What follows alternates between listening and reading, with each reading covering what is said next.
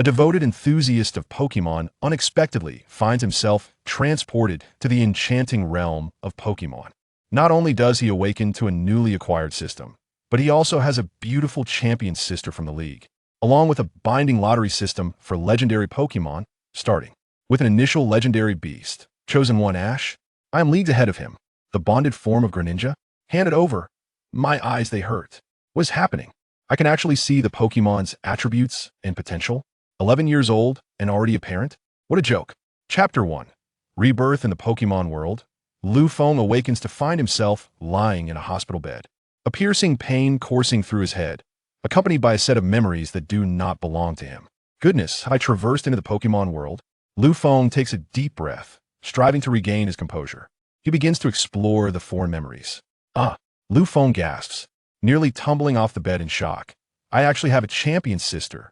Indeed, Lufeng's sister is none other than the champion of the Kalos region, Karenai, who is also a renowned actress. How peculiar! How did I end up in this hospital bed? Lufeng muses, observing the bandages that encase his body, a bemused smile creeping onto his face. Upon inspecting his injuries, he finds them not particularly severe. I could see that moment. The door to his hospital room swings open, and a woman clad in white enters. Lufeng cannot help but think that the stars he admired in his past life pale in comparison to her beauty. It is simply breathtaking. Upon seeing Lufeng sitting up, the woman rushes into his embrace, tears streaming down her face as she cries out, "Brother, you scared me to death." Yes, she is Lufeng's sister, Karenai. Unsure of how to console her, Lufeng replies they're imperfectly fine.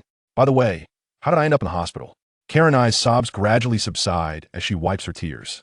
She explains, you sneaked out of the house today and encountered robbers. Fortunately, when the Pokémon attacked you, you managed to evade them, but you tumbled down a hillside. Thankfully, some residents found you, though you sustained a head injury. How do you feel now? I'm fine if that's a relief. You should rest for a while. I have some matters to attend to. Here, take this food. I'll visit again tomorrow. Karenai places the fruit in his hand and departs. Lufeng lies in bed, contemplating his future. He possesses the memories of this body, knowing it exists in a world where Pokémon coexist with humans. He reflects, in my previous life, I was an ardent Pokémon fan, having consumed countless stories. Yet, typically, protagonists who traverse worlds possess a system. Why am I so ordinary? But then again, I remind myself I have a champion sister. What need have I for a system? This is infinitely preferable to starting as an orphan in a hellish scenario. Lufeng chuckles to himself, feeling no shame in clinging to the support of his sister. Lufeng spent 2 days in the hospital, and after confirming that his health was satisfactory, he was finally discharged. Upon leaving, he discovered that Karuna was, unexpectedly, a doting sister. In her determination to ensure Lufeng's safety, she stationed herself alongside her Shinado, refusing to part from him even for a moment, neglecting her own work. After much heartfelt persuasion, Lufeng managed to convince Karuna that he was indeed fine, almost exhausting himself in the process. But eventually, she felt reassured enough to return to her duties. Lufeng understood that if Karuna continued to neglect her job as the champion of the Alliance, she would be burdened with numerous responsibilities and limited time. Nevertheless, Karuna decided to temporarily keep Shinado by Lufeng's side to prevent any potential danger, a gesture that Lufeng found quite touching. In the blink of an eye, Lufeng turned 9. Thanks to his memories from a past life, he grasped new concepts with remarkable speed, as if he were a reincarnation of a sage.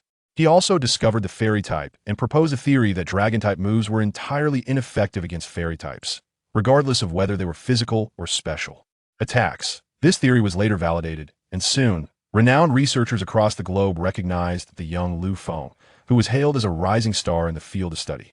Dr. Bratano even sought Lufeng out personally, inviting him to participate in research experiments, only to be astounded by the breadth of knowledge possessed by such a young child, which surpassed even his own. Later, Dr. Bratano inquired whether Lufeng would be interested in spending some time in his laboratory, expressing a desire to nurture this prodigious talent in the research community. However, Lufeng politely declined, stating that his dream was to become a Pokémon trainer. Dr. Bratano, understandingly, did not press the matter further, suggesting that Lufeng inform him when he was ready to receive his first Pokémon, so he could prepare in advance. Now at the age of 9, Lufeng was eligible to collect his initial Pokémon, though he still had to wait until he turned 10 to embark on his journey as a trainer. Upon arriving at Dr. Britanno's research facility, Lu Feng was presented with 3 initial Pokémon from the Kalos region, commonly referred to as the starter trio. Dr. Britanno remarked, "These 3 starter Pokémon have been meticulously selected for you. Each possesses boundless potential and is a fully attributed Pokémon, tailored specifically for you. Choose whichever one wishes to accompany you." Grateful, Lu Feng chose Froakie without hesitation, inspired by the striking appearance of Ash's Greninja from the animated series, eager to see if he could cultivate it into something similar. However, just as Lu Feng grasped the Pokeball containing Froakie, a sudden voice resonated in his mind. Initial Pokémon acquisition successful. System officially activated. Congratulations, Master, on the initiation of the system. System, task reward, skill examine acquired. The Master may now assess the qualifications and potential of Pokémon, aiding in providing suitable training for them. In simpler terms, you are now a walking Pokédex. Eagerly, Lu Feng employed the examine skill on the Pokeball in his hand. Pokémon. Froakie. Potential. Champion. Strength. Mid-elite. Type. Water. Ability. Torrent. Hidden trait. Fluid. Transformation. Not bad. Dr. Britanno did not deceive me. He had actually received an elite intermediate Froakie, which was quite commendable for a starter Pokemon that I in this world. The classification of Pokemon strength is as follows: Juvenile, Ordinary, Elite, Champion, Master, Tier 3 Deity, Tier 2 Deity, Tier 1 Deity, Mythical Beast, and the Creator Deity. Aside from the enigmatic Creator Deity, the others are generally divided into 4 substages: early, mid, late, and peaked. Out of course, there are exceptions, such as Quasialite and Quasamaster. After bidding farewell to Dr. Britanno, Lu Feng walked home, casting a probing technique on his protective Shiny Sylveon. Pokémon, Shiny Sylveon. Potential, Champion. Strength, Mid-Champion. Type, Psychic Fairy. Ability, Synchronize. Hidden ability, Copy. My sister's Shiny Sylveon has actually reached Mid-Champion. In the league, each champion is guaranteed to possess at least 1 Pokémon of champion caliber. Lu Feng was astounded his sister had only recently become a champion. Yet her Sylveon had achieved such a level. Truly, talent runs in the family. Lu Feng mused. His sister's potential was indeed formidable. Before he realized it, he had arrived home. As he pushed open the door, a chime echoed, and the system's voice resonated once more. Congratulations, Master! You have received a novice gift pack and obtained the power of all things Waveguide. A novice gift pack? Waveguide power? I can't believe the system is so generous. Lu Feng grinned, immersing his consciousness into the system. Open the novice gift pack. The novice gift pack has been opened. Congratulations, Master. You have obtained Fate's Chosen 1 Protagonist Luck Aura and 1 chance for a Divine Beast Lottery. Wow, a chance for a Divine Beast Lottery? Does that mean I could obtain a Divine Beast right away? What a way to start. System, if I use this opportunity, can I acquire a Divine Beast directly? Not necessarily, it is merely a lottery chance. The Divine Beast Lottery can yield Pokémon of Divine Beast Strength, but does not guarantee a Divine Beast. Still quite remarkable. I shall proceed with the draw. Ding. Congratulations, Master. You have obtained the Sea God Lugia. What? My luck is extraordinary. Lu Feng could not help but exclaim. The Sea God Lugia, a Tier 1 deity. A radiant light enveloped his hand, revealing a Master Ball. Hey, I didn't expect to receive a Master Ball as well. However, even a Master Ball can only barely withstand the power of a Divine Beast. I must find a secluded spot to release it. Lu Feng hurriedly ran to a desolate area since his sister was a league champion. Their home was quite affluent, and the villa was located in a relatively remote area, ensuring few passers-by. After surveying his surroundings and confirming the absence of onlookers, he declared, "Come forth, Lugia." In a flash of light, Lugia materialized. With its white feathers and blue dorsal fin, it was undoubtedly the Sea God, Lugia. Lu Feng initiated a probe on Lugia. Pokémon, Lugia. Potential, Mythical Beast. Strength, Mid-Mythical Beast. Type, Psychic Flying. Ability, Multi-Scale. Hidden traits, Sense of Oppression, Telepathy. Wow, I am invincible. Haha, I shall be untouchable from this moment forward. To have obtained a mid-tier legendary Pokémon, Lugia, at the outset of my journey, what a stroke of fate. It is no wonder that Lu Feng is so exhilarated. A mere level 1 deity can obliterate an entire region, and the might of a legendary Pokémon is beyond imagination. He had scarcely received his initial Pokémon when he was bestowed with such a divine creature. Lugia, do you possess telepathy? Lu Feng inquired, having noticed Lugia's hidden trait. Indeed, Virtually all legendary Pokémon possess the ability of telepathy, came to response, resonating within his mind without the need for speech. Oh, so that is how it is. Very well, you may return for now. Lugia nodded and willingly retreated into the Pokeball. This is the brilliance of the system. Lugia's affinity and loyalty are at their zenith, ensuring absolute fidelity even for a creature of such legendary stature. I wonder how my sister will react upon seeing Lugia. Lu Feng mused, feeling no need to conceal this from his beloved sister. He hurried home, eagerly anticipating her response. Chapter 2. The legendary Pokémon Lugia. Upon returning home, Lu Feng cautiously opened the door, only to be met with a piercing roar. Lu Feng, where have you been? Do you have any idea that your reckless wandering a few days ago nearly cost you your life? The volume was so high that it pained his ears, prompting him to hastily cover them. His sister, if she were in a past life, would undoubtedly be a master of the lion's roar technique. He had never quite acclimatized to her intensity over the years. Of course, this was merely a passing thought. Should she ever discover his musings, well, that would be quite the predicament. Lu Feng raised his gaze to meet his sister's eyes. Despite having seen her countless times since childhood, he was still struck by her beauty and striking figure, which could undoubtedly rival many a celebrity from his previous life. So where did you go? You weren't trying to flirt with some young girl again, were you? Karuna inquired from the sofa, regarding Lu Feng with an expression akin to that of a judge assessing a defendant. It was no wonder that Karuna harbored such suspicions. Lu Feng had been quite the charming child, adorable enough that the first thing Karuna would do upon returning from work was to pinch his cheeks. The mere thought of it still sent shivers down Lu Feng's spine. Now, however, he had shed his youthful navet, emerging as a strikingly handsome young man. So much so that he had to don a mask and hat whenever he ventured outside, lest he captivate the attention of women drivers, causing them to become so entranced that they might meet with an accident. What do you mean again? I'm still quite young. When have I ever flirted with any girls? Lu Feng retorted indignantly. Huh. Karuna scoffed derisively. Then explain this. What was the situation with the girl, Selena, whom you were photographed with at Professor Oak's summer camp in Kanto? And what about May and Toko from Unova? You seem to be quite the charmer, don't you? A palpable aura of intimidation emanated from Karuna, rendering Lu Feng hesitant to meet her gaze. Was this what they referred to as bloodline pressure?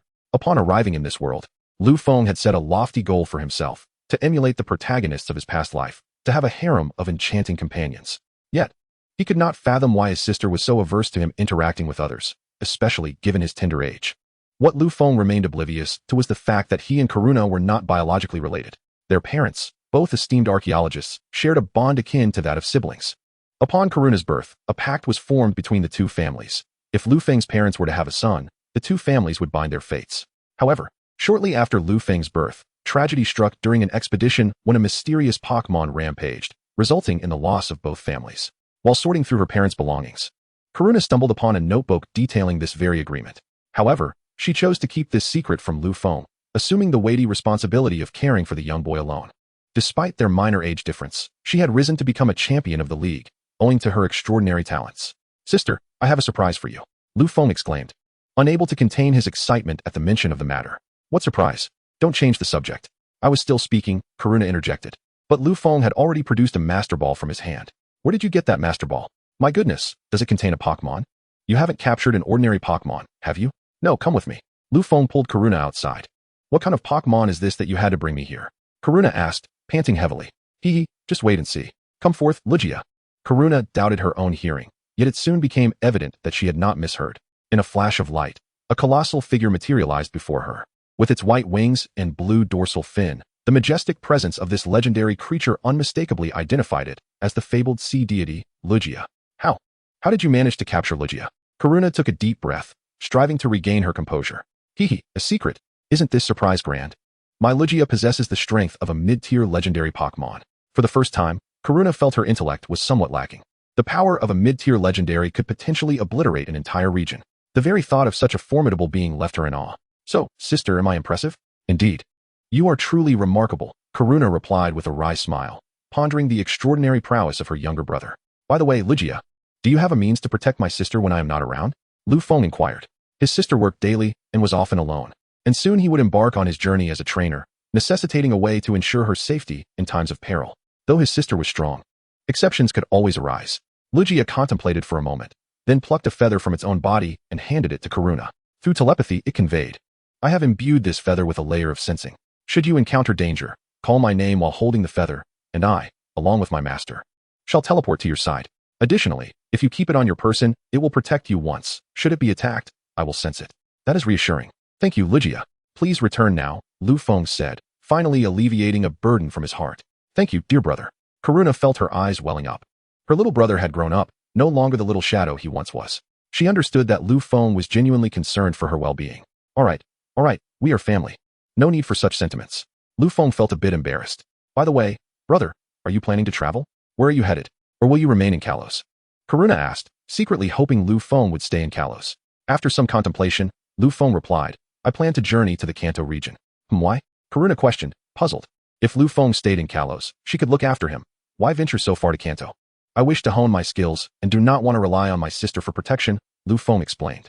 Sigh. Well, if that is your desire, then go ahead. I am quite familiar with Kanto's ice-type champion, Kana.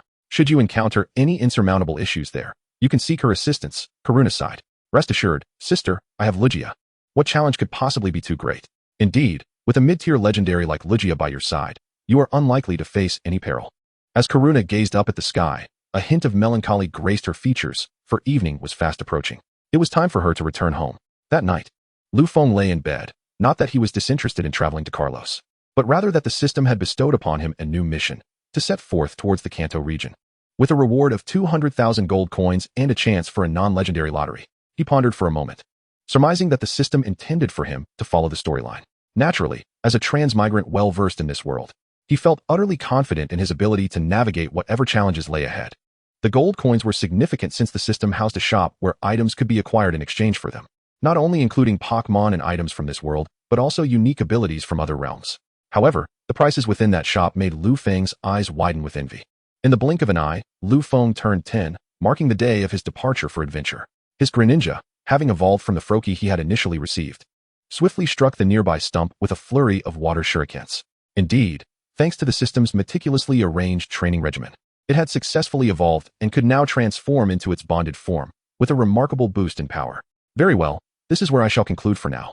Today, I embark on my journey to Kanto, Lu Feng declared as he returned Greninja to its Pokeball. Upon entering his room, he gathered his passport and Pokédex before heading to the airport. Brother, you've arrived, Karuna exclaimed, having prearranged his flight given that Lu Feng had never visited an airport before. If you encounter Ho-Oh in Kanto, try not to release Lugia. While Lugia possesses the strength of a legendary Pokémon, caution is always prudent. Understood, sister. I shall take my leave now. Go ahead, take care of yourself out there. Don't forget to eat and buy whatever you desire. If you run short on money, I shall provide for you. Is this how you care for me when I'm not home? You've always treated me as your mere subordinate, he teased. And avoid consuming unhealthy foods. Clearing her throat, Karuna felt a tinge of embarrassment. Safe travels, and do be careful, all right? Of course, I wouldn't dare disregard your esteemed instructions, Lu Feng replied. Embracing Karuna, as she held him tightly, a blush crept upon her cheeks. Hurry now, the plane is about to take off. Nodding, Lu Feng said no more and turned to board the aircraft. Even as a transmigrant, he felt a pang of reluctance towards parting from his sister. Watching the plane ascend into the sky, Karuna murmured to herself, Little one, perhaps when you return, it will be time for me to share that secret with you. 2 days later, upon landing in Kanto, Lu Feng immediately heard the system's notification chime. Ding. Mission accomplished. Reward, 200,000 gold coins and a chance for a non-legendary lottery. At last, it was in his grasp, Lu Feng thought. I wonder if Ash has already set off? He decided to visit Professor Oak, seizing the opportunity to explore. Chapter 3. Arrival in Pallet Town and Challenges with Gary. Is this truly Jinshin Town? Lu Feng mused as he disembarked from a long and arduous journey that had lasted a day and a night. Upon surveying the town's visage, he noted that it bore a striking resemblance to the animated depiction he had seen in his previous life. A sigh of relief escaped his lips. Lu Feng harbored a secret, one so profound that even his sister was unaware. He was extraordinarily directionally challenged, so much so that, in his childhood, he struggled to find his way home. Fortunately, his sister had always guided him, and the fact that he had traversed from Kalos to Kanto felt nothing short of miraculous. This Jinshin Town is indeed akin to the one from my past life. Thus, Professor Oak's laboratory should remain in its original location, he muttered to himself. 3 hours later, Lu Feng found himself exclaiming in disbelief, Where am I? The reality of his situation confirmed his fears. He had lost his way. Wandering into a desolate mountainous area devoid of any human presence, though abundant with ground and rock-type Pokémon. Lu Feng produced a map of Jinshin Town, scrutinizing it closely while murmuring to himself, I must not have gone astray. The map indicates this route. He cursed the unscrupulous vendor who might have sold him a misleading map. With no other recourse, he ambled about the vicinity. resigning himself to the notion that he might as well use this time for training, hoping to encounter some potent Pokémon. As he surveyed the area, however, he found only ordinary creatures, leaving him somewhat disenchanted. Just as he was about to concede defeat, his gaze caught a glimmer of something extraordinary. Oh, a Pokémon of champion caliber, he thought, spotting a Nidoran nestled beside a large tree to his left. Pokémon, Nidoran type, poison potential, champion strength, elite early stage ability, poison point hidden ability, rivalry to his delight. This Nidoran exhibited champion potential, both in appearance and prowess. Approaching the creature, he declared, I wish to capture you. Should you lose, will you accompany me? Nidoran opened its eyes, adopting a battle stance. Lu Feng nodded, calling forth. Come forth, Greninja. In a flash of light, a blue figure materialized before Nidoran. Greninja, use water shuriken. Greninja soared into the air, unleashing several water shurikens that effectively sealed Nidoran's escape routes. Despite Nidoran's refusal to concede, it was swiftly struck and sent reeling, succumbing to a state of dizziness. Go! Pokeball! Lu Feng commanded, and with little resistance, Nidoran was captured. Come forth, Nidoran. Lu Feng released the Pokémon and administered some healing items to restore its strength. Nidoran opened its eyes and regarded Lu Feng, understanding its newfound allegiance, offering no resistance. Fear not. As long as you stay by my side, I shall ensure you grow immensely powerful, Lu Feng assured it. After a brief respite, Lu Feng inquired, by the way, do you know of a nearby town called Jinxing Town? Nidoran nodded in affirmation. Possessing the power of aura, Lu Feng, despite lacking the ability to comprehend Pokémon language, could discern their meanings with clarity. Yet, upon hearing Nidoran's response, he was taken aback. He had inadvertently strayed nearly 10 miles in the opposite direction. At that moment, Nidoran was hastily summoned to lead him. By evening, they finally arrived at Mosera Town. Just then, they encountered a researcher who had stepped out not far from the door. Under the researcher's guidance, Lu Feng finally reached Professor Oak's laboratory. Lu Feng pushed open the door and saw Professor Oak engrossed in his research. Upon noticing Lu Feng, Professor Oak looked up and inquired, who are you? Are you here to receive your starter Pokémon? I apologize, but you have arrived too early. It begins tomorrow. Hello, Professor Oak. I am Lu Feng from the Kalos region. I have come to visit you, Lu Feng replied. You are the Lu Feng? The one who discovered that dragon-type moves are ineffective against fairy types? Professor Oak exclaimed, suddenly standing up in excitement. Lu Feng was taken aback by the professor's enthusiastic reaction. Oh, I'm sorry for my late arrival. I was capturing a Nidoran on the mountain over there, which delayed me a bit, Lu Feng explained, omitting the fact that he had gotten lost and wandered onto the mountain. I see. So, how is that Nidoran? May I see it? Professor Oak asked eagerly. Of course, Lu Feng said as he released Nidoran from its Pokeball. Professor Oak examined Nidoran and remarked, what a splendid specimen. Upon inspection, I would estimate it possesses the potential of a champion. Lu Feng nodded in agreement, secretly astonished. It was no wonder that Professor Oak, who had once won the Kanto League championship in his youth, could discern Nidoran's potential at a mere glance. It's quite late, and you probably have nowhere to stay. Why not stay here with me? Professor Oak suggested suddenly. Is that all right? Lu Feng asked, surprised. Why not? It's perfect timing for us to discuss my current research, Professor Oak replied with a smile. Very well, I graciously accept your offer, Lu Feng said with a smile of his own. Professor Oak nodded, his eyes filled with unspoken admiration. He had little patience for those who were indirect, and Lu Feng's straightforwardness was precisely to his liking. They proceeded to engage in a discussion about various academic topics. Before they knew it, dawn was approaching. Lu Feng, you should go get some rest. When it's time to receive your starter Pokémon, I will have someone call for you. There will be too many people at that time, and you won't be able to sleep, Professor Oak advised. It's all right, Professor. I have greatly benefited from our conversation, Lu Feng replied sincerely. Despite being a traveler from another world, he could not help but respect Professor Oak's vast experience. Returning to his room, Lu Feng glanced at the time. It was already past 4 o'clock. He had not realized how long they had talked. Lu Feng collapsed onto his bed. At first, he did not feel tired, but soon his eyelids grew heavy, and he drifted off to sleep. At 7 o'clock, a group of 10-year-old children gathered at Professor Oak's laboratory, selecting their starter Pokémon. Soon, the Pokémon were all claimed. Lu Feng rubbed his bleary eyes. Having gone to bed so late, he did not feel quite refreshed. He walked to the bathroom to tidy his clothes. By the time he emerged, most of the children had already made their selections. Oh, Lu Feng, you're awake. Come and choose your starter Pokémon. One of the children called out. Is that allowed? Lu Feng asked in astonishment. Haha, what could possibly be wrong? The ideas you shared with me yesterday have significantly advanced my research. I cannot thank you enough. After all, what are these initial Pokémon? Professor Oak chuckled heartily. Thank you, Professor. Lu Feng expressed his gratitude and turned to a group of Pokémon to perform an inspection technique. At last, he discovered a highly promising Charmander. Charmander, the fire-type Pokémon, possessed exceptional potential, with its abilities peaking at an ordinary level. Its characteristic was Blaze. Lu Feng selected his target and approached the Charmander. extending his hand and asking, "Would you like to accompany me?" The Charmander stood up and embraced Lu Feng's hand. These initial Pokémon are issued by the League, so they do not exhibit hostility towards humans like their wild counterparts. Congratulations, Lu Feng. This Charmander is quite impressive. You must nurture it well. Professor Oak remarked as he approached, his keen eyes recognizing the extraordinary potential of the Charmander. Hey, since you've received an initial Pokémon, do you dare to battle me? Came the voice of a slightly arrogant boy nearby. Shame on you, Shigeru. Stop misbehaving and come back here, Professor Oak admonished the boy. This is Lu Feng, I apologize. This is my grandson, Shigeru. He is often uncontrollable and rather rude, Professor Oak explained. Now I understand, Lu Feng thought, realizing why the boy was so brash. He was indeed a fierce rival of Ash. However, why had Ash not arrived yet? Had he overslept as depicted in the anime? Grandpa, stop talking. Just tell me if you dare, Shigeru insisted. Professor Oak, since Shigeru wishes to battle me, then let us proceed, Lu Feng replied, turning to Shigeru. It's too cramped here, let us go outside. Come forth, Charmander. Lu Feng decided it was fitting for the novice Charmander to participate in its inaugural battle, providing an opportunity for growth. Come out, Squirtle. Shigeru released his Squirtle, which was indeed the same Pokémon he had in the original story. You're destined to lose. Water-type Pokémon have an advantage over Fire-type, Shigeru declared smugly. Not necessarily. Charmander, use Scratch. Lu Feng commanded. A white light enveloped Charmander's claws as it lunged towards Squirtle. Squirtle, use Tackle to knock Charmander away. Shigeru shouted anxiously. Squirtle charged forward, aiming to collide with Charmander. Charmander adeptly dodged to the left, tripping Squirtle with a swift kick. What are you doing, Squirtle? Get up and use Water Gun. Shigeru yelled in frustration.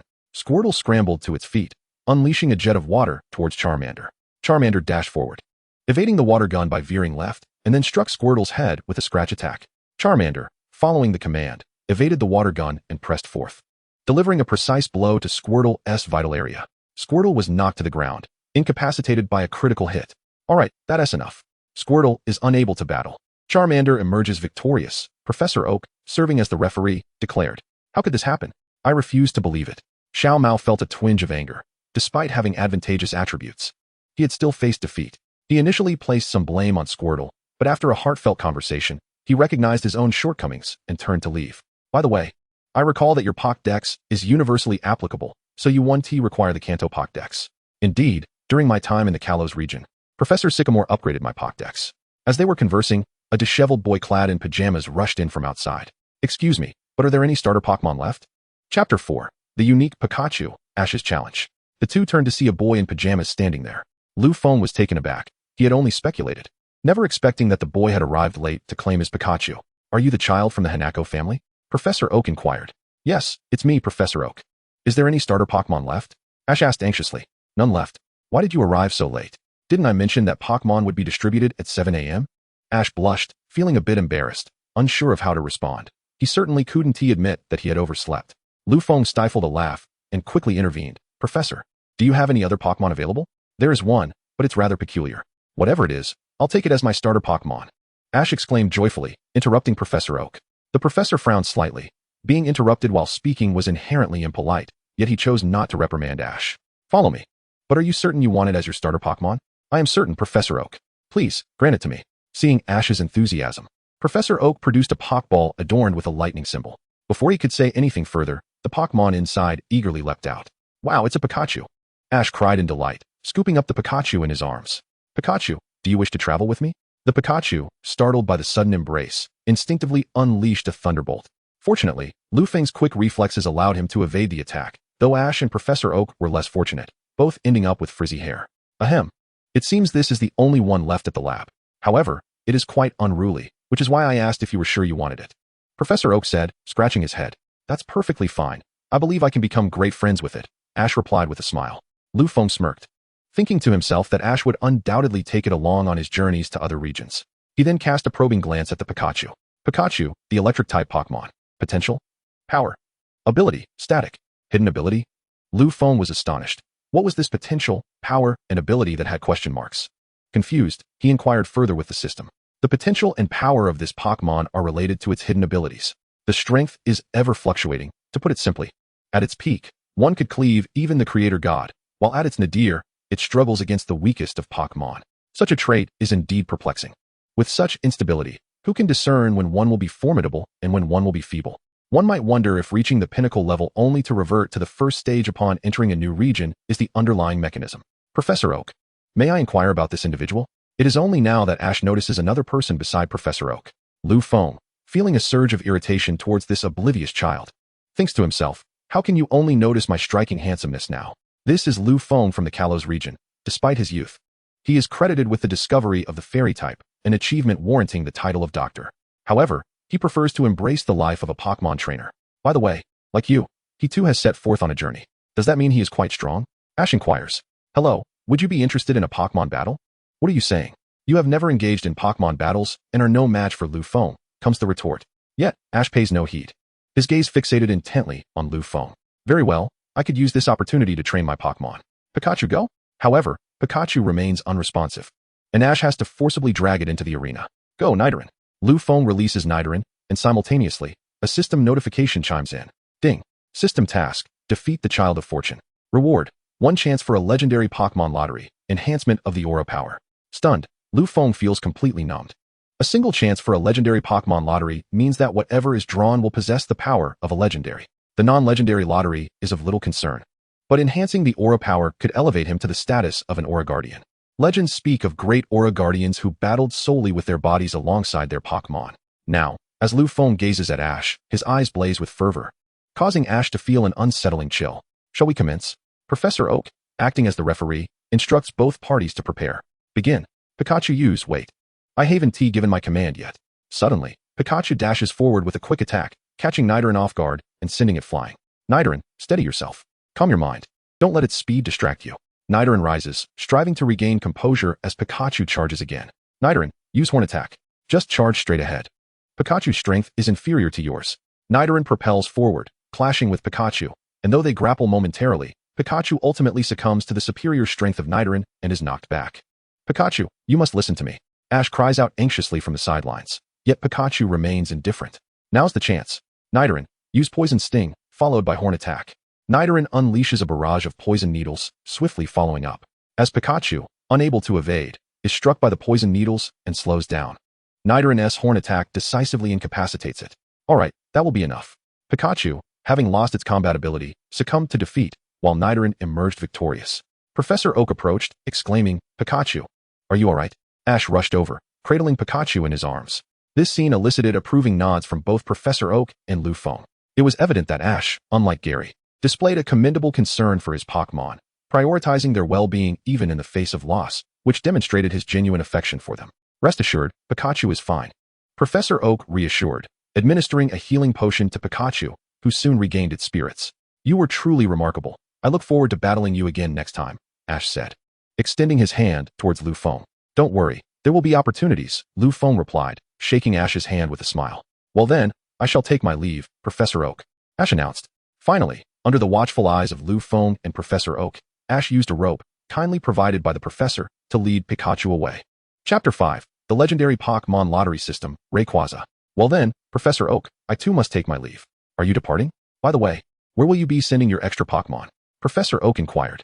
Lu Feng pondered for a moment, stating, if I have surplus Pokémon in the future, I will send them to my sister, and I will ask her to assist with their training. Professor Oak nodded, recognizing the truth in Lu Feng's words. It was well known that Karuna possessed exceptional skills, making her an ideal choice for training. Upon exiting Professor Oak's laboratory, Lu Feng chose not to head directly to Viridian City. Instead, he procured various training supplies and provisions for his Pokémon.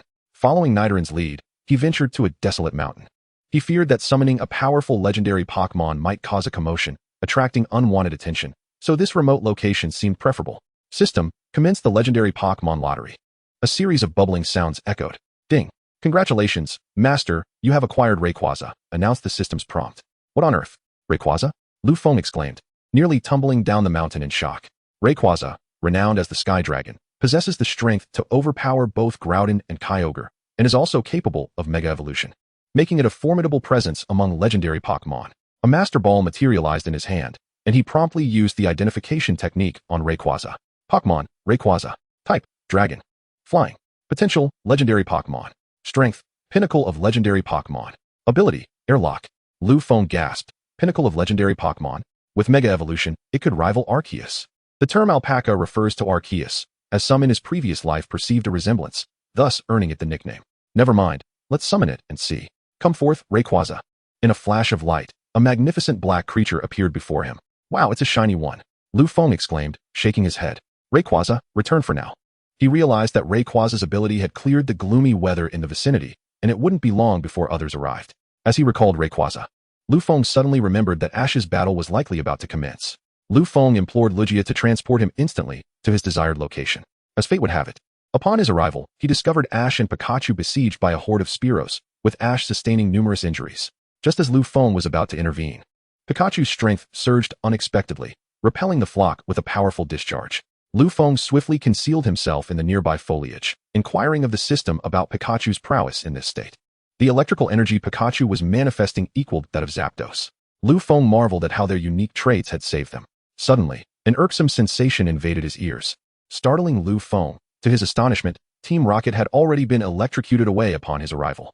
At that moment, a vibrant rainbow appeared in the sky, and a magnificent red bird soared forth from its arc. Lu Feng employed his analysis technique on the legendary Pokémon Ho-Oh. Pokémon Ho-Oh. Type, Fire, Flying. Potential, Divine Beast. Strength, Peak Level 1 Deity. Ability, Pressure. Ho-Oh ascended towards the distant horizon. Master, do you wish to capture Ho-Oh? At that juncture, Lugia's voice resonated unexpectedly. What is it, Lugia? Lu Feng inquired. Nothing much, but if you wish to capture Ho-Oh, allow me to battle it first. While the Lugia and Ho-Oh clans share a cordial relationship, I am eager to ascertain which of us is superior. Very well, take your turn. Lu Feng released Lugia, who ascended into the sky and launched an aerial explosion towards Ho-Oh. Unprepared, Ho-Oh was struck down to the ground but quickly regained flight, glaring fiercely at Lugia. With a resounding cry, Ho-Oh ignited in flames of an extraordinary hue, transforming into a blazing bird and hurtling towards Lugia, executing its signature move, Sacred Fire. Lugia, unflinching, countered with its own exclusive technique, Aerial Burst, meeting Ho-Oh's Sacred Fire head-on. In an instant, the fiery bird was shredded, and the aerial burst struck Ho-Oh directly, scattering many of its feathers and propelling it higher into the sky. Had Ho-Oh possessed the strength of a mid-tier divine beast, it might have equaled Lugia. But the harsh reality was that Ho-Oh only wielded the power of a level 1 deity, rendering it incapable of contending with the might of Lugia, a divine beast. Seizing the opportunity, Lugia transformed into a colossal dragon shadow, emanating an aura of relentless menace, executing Dragon Dive. It collided with Ho-Oh, who, still reeling from the aerial burst, was sent crashing to the ground. Even Ho-Oh, faced with such an onslaught, succumbed to unconsciousness. Lu Feng promptly approached, spending 50,000 gold coins in the system's shop to procure a Master Ball, the only vessel capable of withstanding the power of a divine beast. Of course, should they choose to resist, even a Master Ball would be futile. With Ho-Oh now unconscious, it posed no struggle and was readily captured. Lu Feng hastily released Ho-Oh and tended to its injuries. Due to Ho-Oh's inherent ability to wield the eternal flame, any signs of recovery would ignite the flames. Akin to the concept of rebirth through fire in his previous life, the Phoenix King rose to its feet, gazing quietly at Lu Feng, fully aware that it had succumbed to him. However, given the pride of the Phoenix King, accepting this reality would undoubtedly take some time. Phoenix King, you have been captured by me. Will you consent to become my Pokémon? Lu Feng inquired. I have already been captured by you. Is it not too late to pose such a question? The Phoenix King replied, its voice cool and distinctly feminine. Ah, you are female? But aren't legendary beasts supposed to be genderless? Lu Feng exclaimed, taken aback. Did not the Lugia inform you? Legendary Pokémon do possess genders. Save for a few exceptional cases, the Phoenix King explained. With this revelation, Lu Feng regained his composure and returned to the matter at hand. Will you become my Pokémon? If you are unwilling, I can release you. At this statement, the Phoenix King's eyes widened in surprise, and even Lugia and the Rayquaza within the Master Ball exchanged bewildered glances. You would release me? The Phoenix King queried, equally perplexed. Master, you mustn't. What if she returns to her kin and reports back? If we let her go, she may harbor resentment towards you, Lugia urged anxiously before Lu Feng could respond. Raising a hand to silence Lugia, Lu Feng reassured, it's all right, Phoenix King. If you do not wish to accompany me, you are free to leave. However, do you truly respect me? Rather than coercing you to stay, it may be best to let you go. Of course, if you desire to depart, you are welcome to do so. Above all, I wish for you to live happily, for that is the essence of a true trainer's duty. Lu Feng spoke with a calmness that suggested he was merely discussing an inconsequential matter. Thank you, Master. I am grateful for your consideration on our behalf, Lugia said, bowing its head with emotion. Lu Feng smiled gently and shook his head. Then what is your decision, Phoenix King? After a moment of silence, the Phoenix King replied, I am sorry, but I cannot accompany you. I have my own mission. Once I have fulfilled it, I will seek you out. I understand. I shall keep your Pokeball safe, waiting for your return. Are you not afraid I may flee? With your pride as the Phoenix King. How could such a thing even cross your mind? Lu Feng responded. Thank you, human. Your name is Lu Feng, correct? Here is one of my feathers. No matter where you are, I will find you. Lu Feng accepted the feather, and without further delay, the Phoenix King soared into the distant sky. Chapter 6. Journey to Chuangpan City. As Lu Feng watched the Phoenix King disappear, he recalled Lugia and decided to return it to its Pokeball. Suddenly, he remembered Ash and turned around, only to discover that Ash had vanished. I recall he fell into the river and was then rescued by Misty. I must check on him. This is a real world, and it differs from the original. I cannot let anything happen. Lu Feng hurried to the riverbank. Noting that the weather had changed, likely due to the battle between the Phoenix King and Lugia, causing the river to swell dangerously. This is bad. Something has truly gone awry. Lu Feng raced downstream, activating his aura abilities in search of Ash, but he could not detect his presence at all. Could it be that he is too far away for me to sense? As the weather worsened, Lu Feng found himself seeking refuge beneath a large tree. If things continued this way, he would have to send Lugia to search for help. He could not allow his predicament to endanger anyone else. He retrieved his map, noting that if he continued in that direction, he would reach Pewter City, where perhaps his friend had already arrived. At that moment, a girl approached, carrying what appeared to be a charred bicycle. She set the bike down and, panting, inquired, "Hello, may I take shelter from the rain here?" "Of course," Lu Feng replied. "But what happened to your bicycle?" He recognized her as the protagonist from the original story, Misty. This mention sparked her ire. "I have no idea. I was fishing over there when a person holding a Pikachu suddenly rode off with my bicycle. By the time I discovered it on my way back, it was in this state. I have no clue where he ran off to. I suspect he might have gone to Pewter City. When I find him, I will certainly hold him accountable." "Was this person a little boy wearing a hat?" Lu Feng asked. "Yes, that's him. Do you know him?" "Kind of. He was being attacked by a flock of Spearow. I spotted him being swept away by the river, so I rushed over. Pikachu must be gravely injured. He likely went to the Pokémon Center in Pewter City. Even so, he shouldn't have damaged my bicycle like this," Misty lamented. "It's ruined." "Well, once the weather clears, we can head to Pewter City and inquire about him," Lu Feng suggested, relieved that Ash had gone to Pewter City, which meant Pikachu was likely safe. After a while, the skies finally cleared. "All right, let us go to Pewter City," Lu Feng announced, only to find Misty hoisting the damaged bicycle onto her back. "What are you doing? That bicycle is beyond repair," he questioned. "I'm worried that guy might try to avoid responsibility. Who knows what kind of person he is." "Fine, just put it in my backpack. I'll carry it for you. My backpack is a spacious one made by Hohen's Devon Corporation." "Really? Is that allowed?" she asked, surprised. "Of course. It's still a long journey to Pewter City. Do you really want to carry that for the whole morning?" "Thank you. By the way, I haven't introduced myself. I'm Misty, from Cerulean City. I'm Lu Feng, hailing from the Kalos region." "Oh, you're from another region. But why are you traveling in Kanto?" "Just consider me a trainer on a journey," Lu Feng replied, taking the bicycle, which nearly toppled him over. He looked at Misty in astonishment, realizing her extraordinary strength. No wonder she had single-handedly carried it to Pewter City in the original tale. "Let us go," he said, and the two set off together. By evening, they finally arrived at Pewter City and made their way to the Pokémon Center. As expected, Ash was there. Misty dashed forward and seized Ash by the collar, while Lu Feng took out the bicycle and chose to ignore their quarrel, handing over his Pokémon to Nurse Joy for safekeeping. Of course, he did not include Lugia or Latios in the exchange. This matter must remain known only to his sister. According to the original story, Team Rocket might soon cause trouble. Nevertheless, their audacity is truly remarkable. They dare to create chaos in the city of Tokiwa, where the leader of Team Rocket, Sakaki, serves as the gym leader. Sakaki, known as the Earth's Sakaki, possesses formidable strength, with rumors suggesting his power rivals that of the champion. Yet, why does Sakaki tolerate the antics of Team Rocket's trio? Lu Feng recalls that the original text mentioned something about it, but he cannot quite remember. Never mind. He thinks, shaking his head. Just as he prepares to dine, a sudden explosion reverberates through the air. Chapter 7. Defeating Team Rocket. "What, so soon?" Lu Feng exclaims, rising to his feet.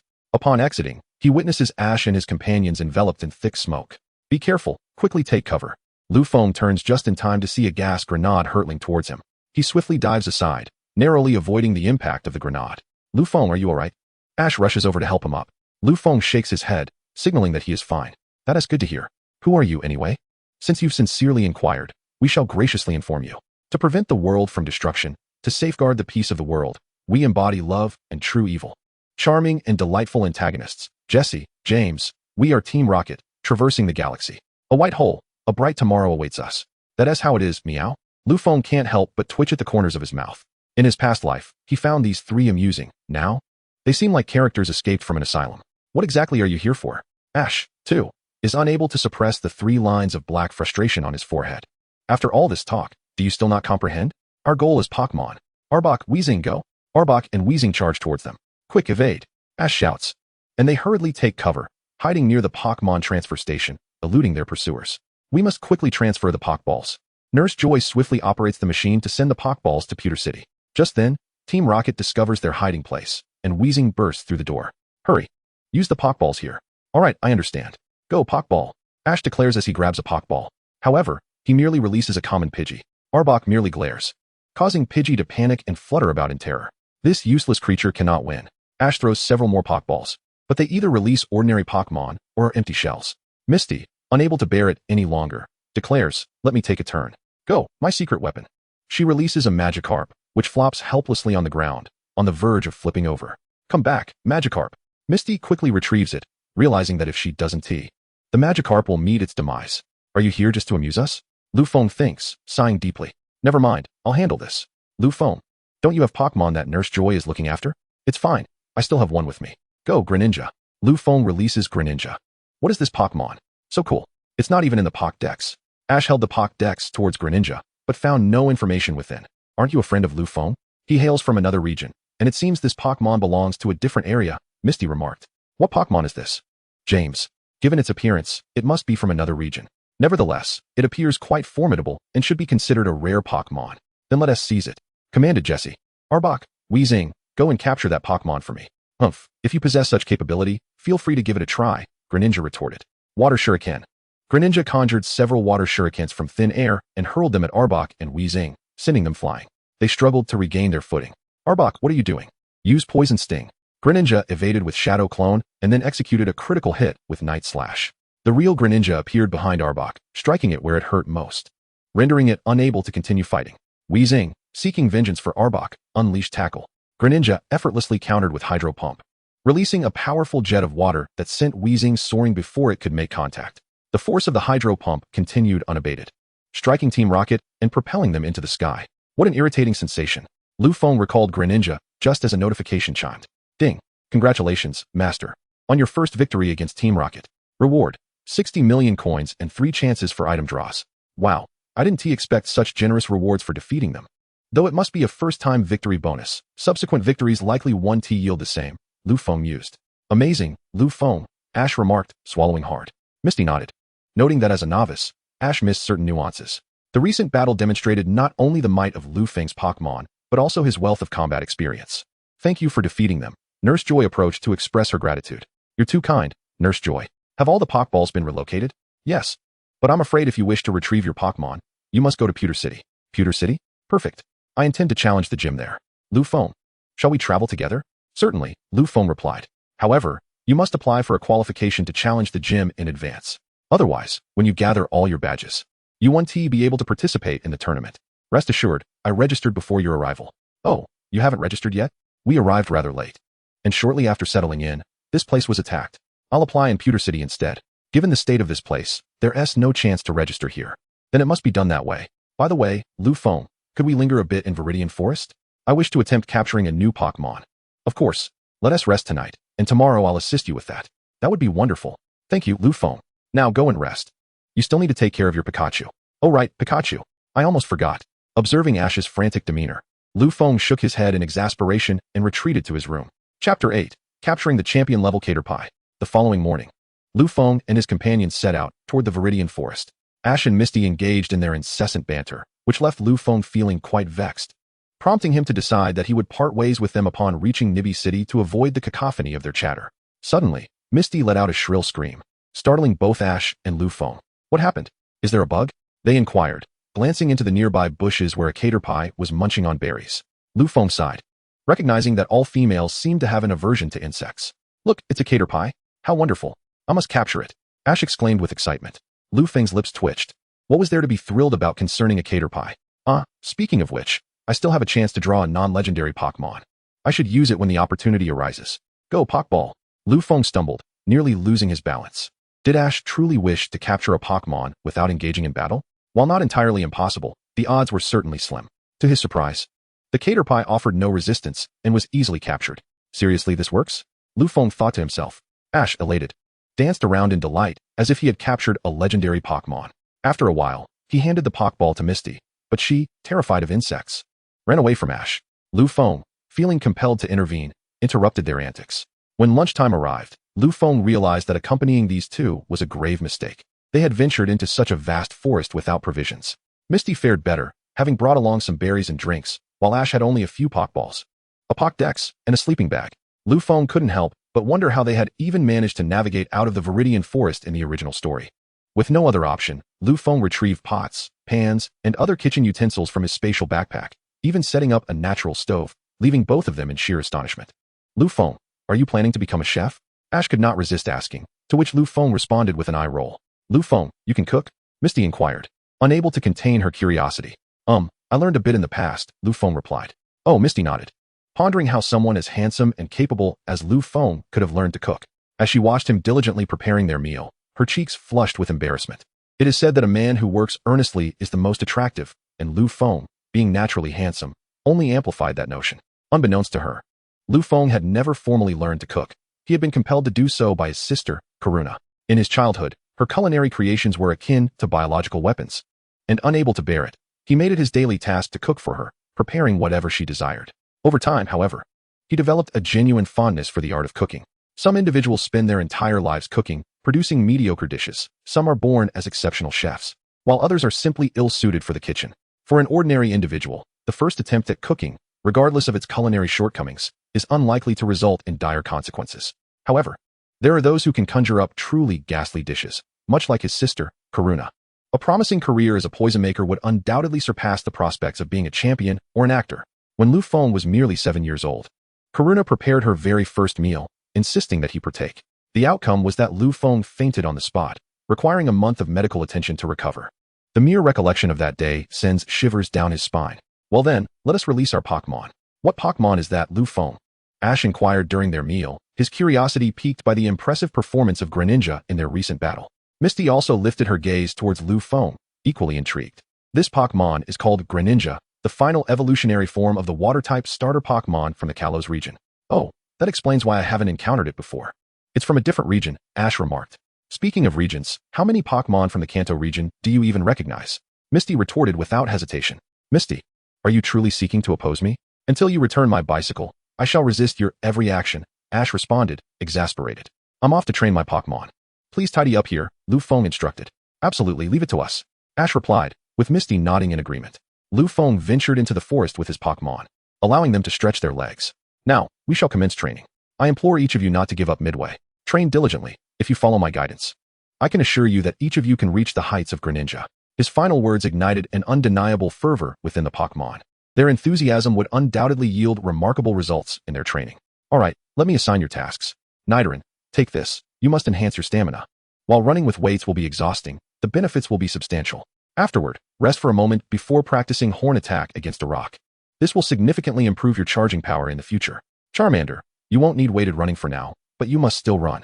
Upon your return, Greninja will use Water Gun on you. You must not evade it, but rather counter with Fire-type moves. This will elevate your control over flames and their intensity while simultaneously bolstering your resistance to Water-type attacks. Greninja, your strength is already formidable, so I shall not burden you with excessive training. However, be mindful that your movements tend to be linear, making it easy for opponents to predict your dodges and charges. Thus, your task is to vary your movements and refine the timing of powerful moves and the stiffness that follows their execution. You understand that techniques like Hydro Pump require charging, and the aftermath can leave you vulnerable, so you must find ways to minimize that duration.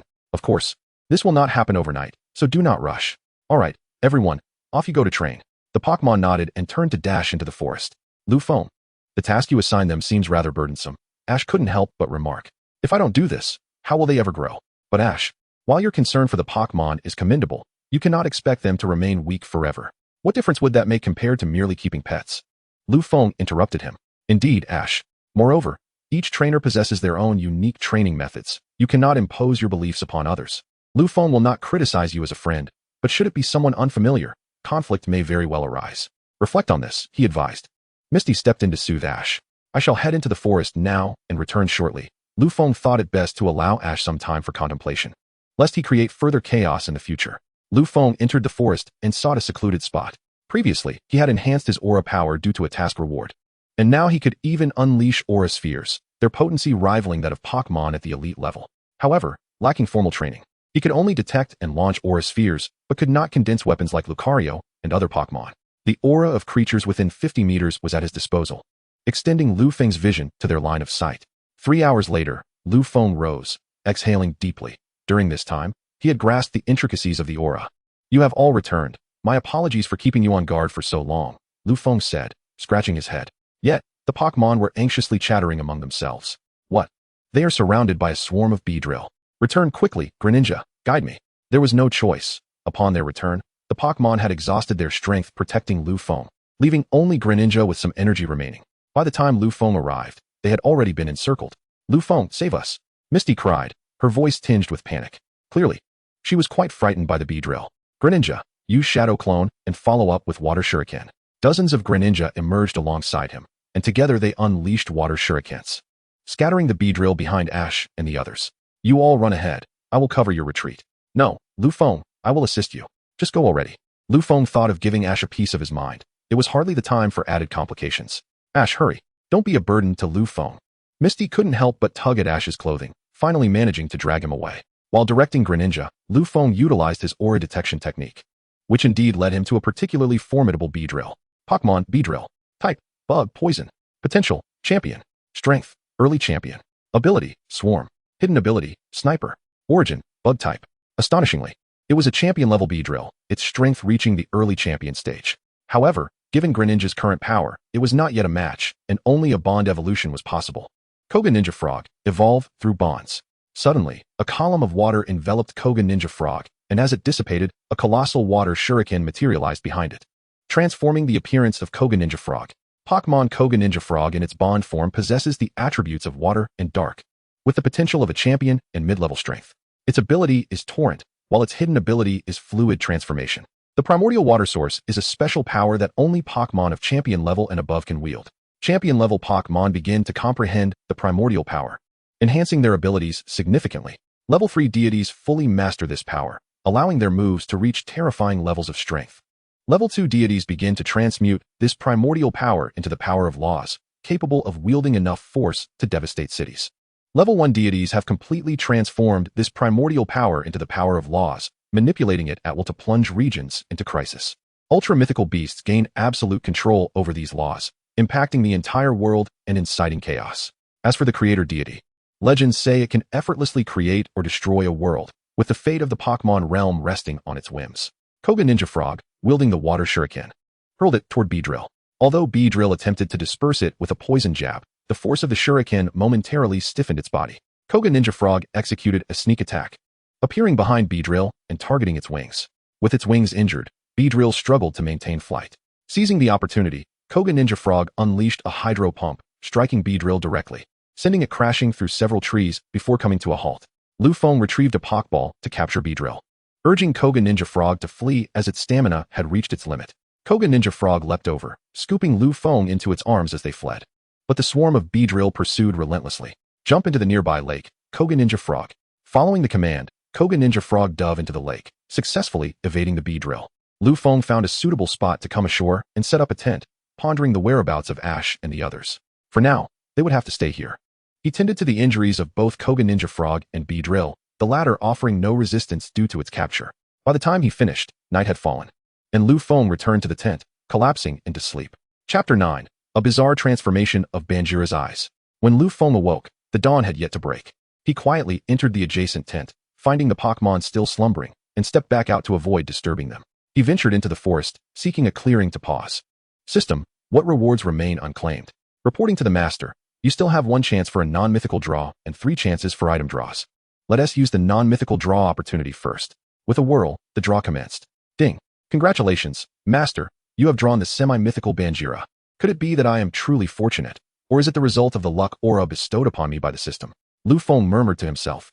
In his hand appeared a high-grade Pokeball as he employed a detection technique on the Pokémon, Banjira.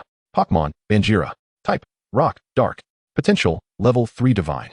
Strength, Mid-Champion. Ability, Sandstream. Hidden ability, Tension. Origin, Rock, Dark. To Lu Feng's astonishment, Banjira's potential had reached the remarkable Level 3 Divine, and it had even comprehended dual origins. Some Pokémon, due to their dual attributes, are capable of mastering 2 types of origins. Of course, a single origin can be advantageous, allowing for a focused mastery, while dual origins demand greater effort. Moreover, Not all dual-type Pokémon can necessarily master both origins, often. A lack of understanding of one attribute restricts them to temporarily grasping just one. Lu Feng's own Greninja and Beedrill found themselves in a similar predicament, which made Lu Feng's surprise at Banjira's dual mastery all the more profound. System, I have used all 3 chances for item draws. Ding. Congratulations, Master. You have obtained 1 potential fruit. Ding. Congratulations, Master. You have acquired a Super Rod. Ding. Congratulations, Master. You have obtained the dual eyes of Uchiha Sasuke from Naruto. Wait. System, are you jesting? Is this even from this world? Indeed, Master. The special abilities encompass myriad realms, not confined solely to the Pokémon universe. This cosmos contains numerous dimensions, which you will come to understand. These abilities can be purchased in the system store or obtained through draws. How remarkable, System. Lu Feng rose and strode toward a nearby lake, where his reflection revealed his eyes transformed into the eternal Mangekyo Sharingan and the 6th Tomo Rinnegan. Unleash myself, he exclaimed. Fortunately, it was the eternal Mangekyo. Lu Feng let out a sigh of relief. While the Mangekyo Sharingan is indeed more potent than the ordinary 3 Tomo Sharingan, it ultimately leads to blindness for its wielder. The eternal Mangekyo not only possesses greater ocular power, but also eliminates the risk of blindness.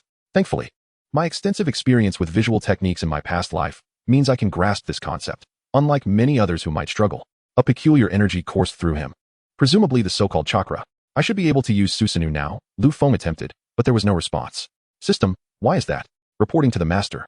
The chakra within you is that of Uchiha Sasuke, thus it is not yet compatible with your body. Hence, Susanoo remains inaccessible. When will it become compatible? Based on your current condition, it will require at least another year. That long. So, these eyes are essentially useless for now? Reporting to the Master, aside from Susanoo. All other techniques can still be utilized. That is a relief. Oh, it seems the Rinnegan also records 3 ninjutsu techniques. Lu Feng seated himself on the ground, entering a state of meditation to comprehend them. An hour later, he opened his eyes. I can't believe these are the 3 techniques, he muttered. The techniques he had just comprehended included Sasuke's fire style, fireball jutsu, and Kirin. While he found the latter somewhat unfamiliar, he felt confident in executing the first 2. Let us first try the fireball jutsu.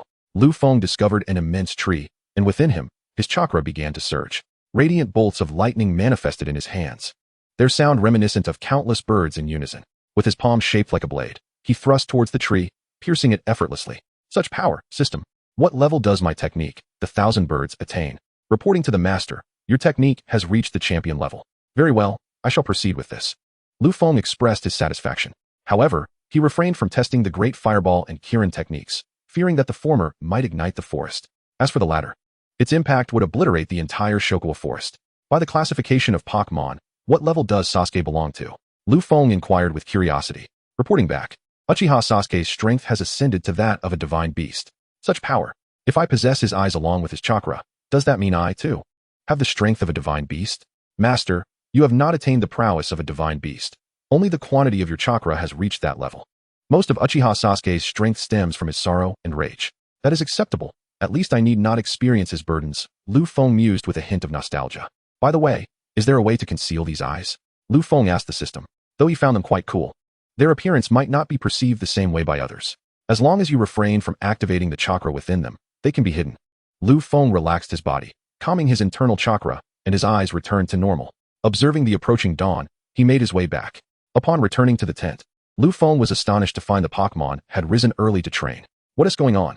Why are you all so diligent today? He asked, intercepting the eager Greninja.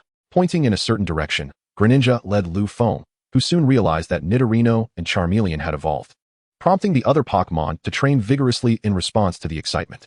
He utilized his appraisal technique on the 2 Pokémon, Nidorino. Type, Poison. Potential, King. Strength, Pseudo-King. Ability, Poison Point. Hidden ability, Heart of Battle. Pokémon, Charmeleon. Type, Fire. Potential, King. Strength, Elite Peak. Ability, Blaze. Hidden ability, Solar Power. Congratulations on your successful evolution. The 2 little ones approached Lu Feng, seemingly eager to show off their accomplishments. He affectionately patted them. All right, everyone gather around. The training Pokémon halted and looked at Lu Feng with curiosity. Today, I would like to introduce a new companion. I hope you all get along well. Come forth. Banjira. The Pokémon welcomed Banjira with enthusiasm, and soon he mingled with them effortlessly. Lu Feng smiled, contemplating the growing number of his Pokémon: Greninja, Beedrill, Banjira, Nidorino, Charmeleon, Lugia, and Rayquaza. The count had already surpassed 6. The reason no Pokémon was transported away is that the Pokéballs utilized by Lu Feng are all products of the system. not the ones from this world or the Alliance. The decision to abstain from using the Alliance's Pokeballs stems from the fact that the Alliance does not function as a protector of world peace. As depicted in the original narrative, the Alliance is not a monolithic entity. It is plagued by numerous corrupt officials and infiltrated by malevolent forces. For instance, the Pokeballs employed by the Alliance are embedded with surveillance devices, enabling them to monitor both trainers and their Pokemon. However, certain powerful families possess the capability to manufacture their own Pokeballs, which are not only free from the constraints of Pokemon carrying limits, but also considerably safer. In this era, innovations such as spatial backpacks and various peculiar items have emerged, alleviating any concerns regarding storage. Of course, even when using the Alliance's Pokeballs, there are methods to bypass carrying limits, albeit requiring bribery of higher-ups, for fairness is a rare commodity in this world. After finishing his breakfast, Lu Feng instructed his Greninja to train with Banjira, guiding it to comprehend the essence of Dark-type moves. Once you grasp the dual essence, your Dark-type techniques will attain remarkable potency. By the way, I almost forgot, you are still a champion. Here, take this. It will elevate you to the level of a true champion. Lu Feng presented a potential fruit to Greninja. Upon consuming the fruit, Greninja's strength astonishingly surged to the pinnacle of the champion tier, prompting a nod of approval from Lu Feng. The potential fruit serves solely to enhance potential, not actual strength. However, Lu Feng had advised Greninja to suppress its power during its mid-champion phase. After years of accumulation, it achieved a sudden breakthrough, reaching the champion peak in that instant. Alright, refrain from seeking Banjira today. First, familiarize yourself with your newfound strength. By noon, after finishing lunch, Lu Feng recalled his Pokémon and prepared to journey to Nibby City. Chapter 10. Arrival at Nibby City and acquisition of the gym badge at this pace. Lu Feng mused while examining the map. He would likely reach Nibby City in about an hour. Fortunately, the latter part of the route to Nibby City was a straight path. Otherwise, given Lu Feng's lack of direction, he might have spent 3 months wandering in the forest. At that moment, Ash and Misty approached Lu Feng on Miss Junch's motorcycle. What are you doing here? Lu Feng inquired. After escaping the encirclement of Beedrills, we feared another pursuit and decided to head to Nibby City. We enlisted Miss Junch's help to find you, but we searched the area all night without success. Misty speculated you might be on your way to Nibby City, and here you are. Lu Feng, are you alright? How did you manage to escape? I provided cover for your escape and was subsequently pursued by the Beedrills. I eventually jumped into the water and followed the river until I found a place to surface. Exhausted, I set up a tent there to rest. I see. That explains why we couldn't locate you. Indeed, I had briefly stepped away. How did you provoke the Beedrill? Lu Feng's inquiry prompted Xiaoxia's expression to darken immediately. Unable to restrain herself, she remarked. Isn't it because this fellow attempted to capture a caterpie and ended up scaring it away? That caterpie must have returned home to report, leading to the Beedrill's pursuit. Ash scratched his face awkwardly. It wasn't intentional. It was that person who challenged me that caused the caterpie to flee. Xiaoxia huffed. You share the blame as well. Fortunately, Lu Feng was unharmed. Otherwise, your future days would not bode well. Now, everyone, the individual you sought has been located. Please escort him back to Nibby City. Miss Junsha urged from the side. Yes, let Lu Feng return to Nibby City for some rest, Xiaoxia added in encouragement. 20 minutes later, Lu Feng finally arrived in Nibby City. Upon reaching the Pokémon Center, he entrusted Nurse Joy with the care of his Pokémon. I will seek accommodation. What about you all? He inquired. I am preparing to challenge the gym, Ash replied with enthusiasm. I have no pressing matters. I will wait for you here at the Pokémon Center, Xiaoxia waved her hand dismissively. Lu Feng ventured out to find a place to stay and was fortunate enough to secure a room, nearly missing out on availability. Upon returning to the Pokémon Center, he called his sister. When Karuna saw Lu Feng, she immediately entered a frenzy. Her outburst stemming from the fact that he had been in the Kanto region for several days without a single call, prompting her to nearly travel to Kanto herself. After finally calming Karuna, he also had to deal with Selena, Mei, and Toko, which left Lu Feng quite overwhelmed. Managing such a harem was no simple task. He called Selena, and soon the strikingly beautiful Selena appeared on the computer screen. Ah, Lu Feng, I heard you were traveling in Kanto. Why have you only just now called? Selena feigned anger. It's a long story, Lu Feng began, recounting his recent adventures to her. You've had quite a thrilling few days. But promise me you won't engage in any more dangerous activities. Otherwise, Mei and the others will ignore you. Alright, I understand. Wait, Mei and the others? You. Lu Feng was taken aback. Did you think I was unaware? When I visited your home, I saw their photos and phone numbers. After returning home, I reached out to them, and we became good friends, maintaining contact ever since.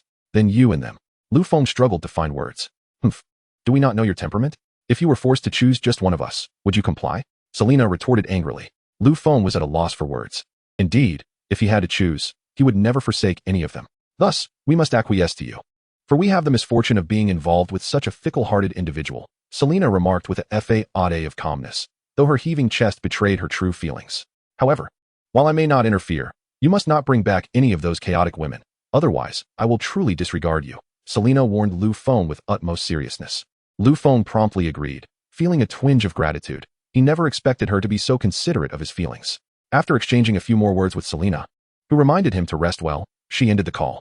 Lu Feng still had to contact Mei and Tuko, both of whom appeared on the screen. Ah, Lu Feng. How could you be calling me? Mei exclaimed dramatically. Humph, so you choose to call Mei first and not me, Lu Feng?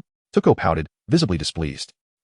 Considering you two are practically inseparable, isn't it the same no matter whom I call? Lu Feng chuckled awkwardly. I don't care.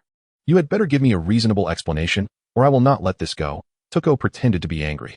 After much effort, Lu Feng finally managed to appease the two, leaving him feeling quite overwhelmed as he collapsed onto the sofa. He would rather face a swarm of Beedrills than deal with such matters. Despite having lived 2 lives, he still found it challenging to navigate relationships with women. Your Pokémon is no longer in critical condition. Lu Feng retrieved his Pokémon from Nurse Joy. Thank you, Nurse Joy. And please assist me in registering for the Indigo Conference, Lu Feng said, handing her his Pokédex. Certainly, please hold on for a moment. She replied as she took the Pokédex. Here you go. However, to participate in the Indigo Conference, you must challenge various gyms and collect 8 badges first. Conveniently, there is a gym nearby where you can start your trials, Nurse Joy advised. Thank you. I will give it a try. Lu Feng expressed his gratitude and departed without further delay, heading towards the pewter gym. Upon arrival at the pewter gym, Brock was seated across from him. Another challenger. Well, I hope you are not like the one who came before, he remarked. Lu Feng, slightly puzzled, thought he must be referring to Ash. The last challenger didn't even understand type advantages and ended up losing terribly, Brock continued. Lu Feng couldn't help but think that it was undoubtedly Ash who had sent Pikachu against Brock's Onix. You can use only 2 Pokémon, and only the challenger has the right to substitute Pokémon during the battle. Understood? Lu Feng nodded. Alright, my first Pokémon is this one. Go Geodude. Brock called forth Geodude. Lu Feng assessed his opponent before releasing Nidorino. It seems you are as foolish as that previous challenger. Don't you know that a poison type like Nidorino is weak against rock and ground types? Brock sneered. Well, one must battle to learn, Lu Feng retorted. Nidorino. Use Horn Attack. Muff. Geodude. Dodge and use Rollout. Nidorino charged forward with its Horn Attack, but Geodude deftly sidestepped the attack. As Geodude spun to unleash Rollout, Lu Feng seized the moment. Got you. Nidorino, use Poison Sting. He commanded. Nidorino sprayed a stream of venom toward Geodude, who was struck and fell into a poisoned state, even halting its rollout. What? Brock exclaimed, a look of disbelief on his face. Now, Nidorino, follow up with Horn Attack, and then use Rock Smash. Lu Feng seized the opportunity, issuing commands to Nidorino. Be careful, Onix, dodge. Brock shouted urgently. Unfortunately, things did not go as planned. The poisoned Onix was in a constant state of agony, which slowed its movements, allowing Nidoking to strike it with a powerful Horn Attack, followed by an exceptionally effective Rock Smash that rendered Onix unable to continue fighting. Brock recalled Onix and inquired about Nidoking's Poison-type move and why it had such an effect on Onix. Although Onix is a rock and ground type, it is not immune to Poison-type attacks. The effect is simply diminished. I see. Thank you. Brock expressed his gratitude to Lu Feng. After all, this was a piece of knowledge a trainer should possess, and Lu Feng's willingness to share it greatly increased Brock's admiration for him. This is my second Pokémon, go. Steelix. Steelix, you say? Lu Feng mused, then addressed Nidoking. You may rest now. It's time for the others to take the stage. Nidoking nodded, and after recalling it, Lu Feng sent out Charmeleon. However, Brock was hesitant to underestimate this new contender, having learned a harsh lesson from Nidoking. Take the initiative, Charmeleon, use Slash. Charmeleon dashed forward and aimed a slash at Steelix's head. Yet, Steelix remained unfazed, showing no reaction upon being struck. Steelix, use Rock Tomb. Brock commanded. Steelix summoned rocks that came crashing down towards Charmeleon, who was unable to evade and was struck directly. Is its ability Rockhead? Lu Feng inquired. Indeed. My Steelix possesses the Rockhead ability. Not only does it prevent damage from recoil moves, but it also renders its head exceptionally hard, Brock explained. I understand now. Lu Feng nodded as Charmeleon unleashed Flamethrower. With a fierce roar, Charmeleon directed Flamethrower at Steelix.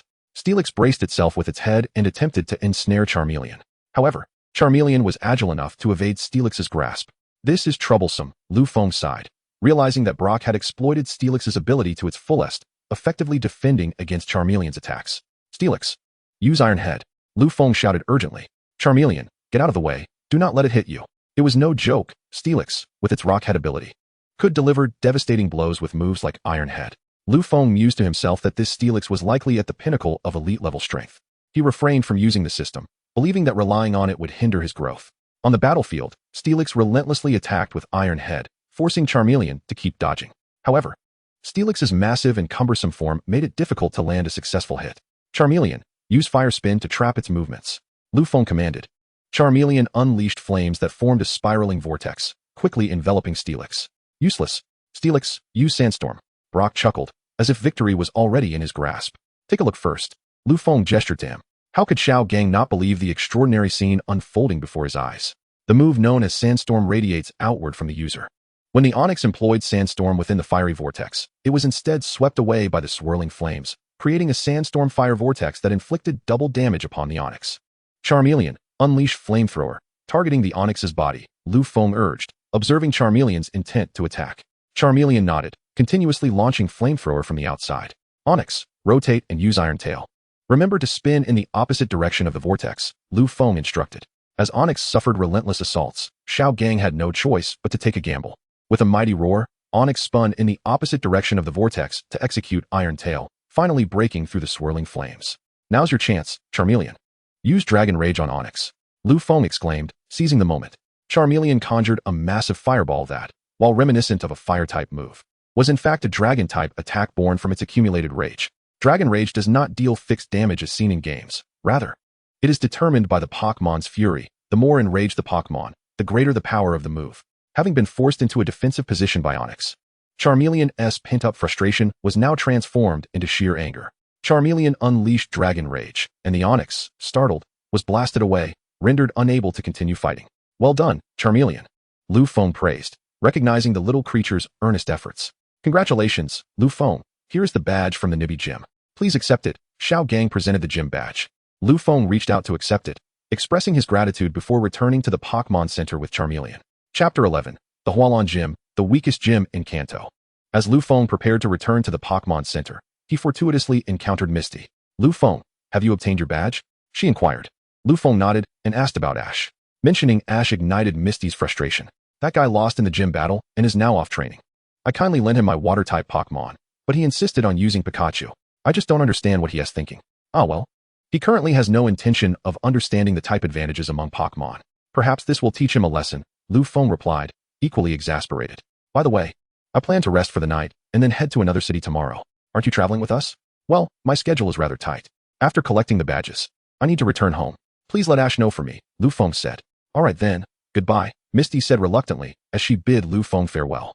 After sending Misty on her way, Lu Feng pressed his fingers to his temples, silently reflecting on finally getting rid of the pair. He certainly did not wish to play the role of their full-time caretaker. Upon returning to the hotel, Lu Feng contemplated that if he were to travel to Hualon City, he would pass by the Yuejin Mountain along the way. On Moonview Mountain, there should be a Moonstone. With the Moonstone, Nidorino can evolve into Nidoking. Lu Feng murmured to himself. Early the next morning, he departed from Nibby City and journeyed to Moonview Mountain. Along the way, Lu Feng intended to capture Onix. But upon encountering one, he found its potential lacking and chose to forego the opportunity. Help! As Lu Feng was searching for Pokémon, he suddenly heard a cry for help. He hurried over to find a person at the cave entrance being assaulted by a swarm of Zubat. Isn't that Liku from the original story? I must rescue him first, he thought. Go, Charmeleon, use Flamethrower. Lu Feng released Charmeleon, who unleashed flames that drove the Zubat back into the cave. Are you alright? Wow, thank you. Liku exclaimed dramatically, rushing toward Lu Feng. Lu Feng swiftly dodged, causing Liku to stumble and fall to the ground. Covered in dirt, Liku got back up, and Lu Feng quickly stopped him, lest he try to embrace him again. Hello, I am Liku. Thank you for saving me. I am Lu Feng.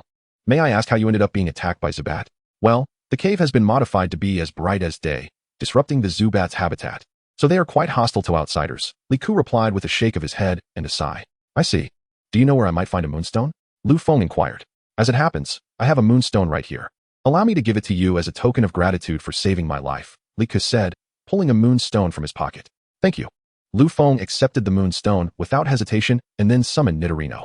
Nidorino, this is the Moonstone. It will allow you to evolve into Nidoking. Lu Feng handed the Moonstone to Nidorino, who, upon contact with the stone, was enveloped in a radiant glow of evolution. Stepping back, Lu Feng watched as the brilliance faded, revealing Nidoking before him. Lu Feng employed a scanning technique on Nidoking. Pokémon, Nidoking. Type, Poison Ground. Potential, King level. Strength, near King level. Ability, Poison Point. Hidden ability, Rivalry. Not bad, quite impressive, Lu Feng nodded, thoroughly satisfied. Nidoking, return for now and acclimate to your newfound power. He recalled Nidoking. Li Ku congratulated Lu Feng, noting that Nidoking's aura clearly indicated its formidable strength. By the way, are you here searching for a moonstone? Li Ku changed the subject.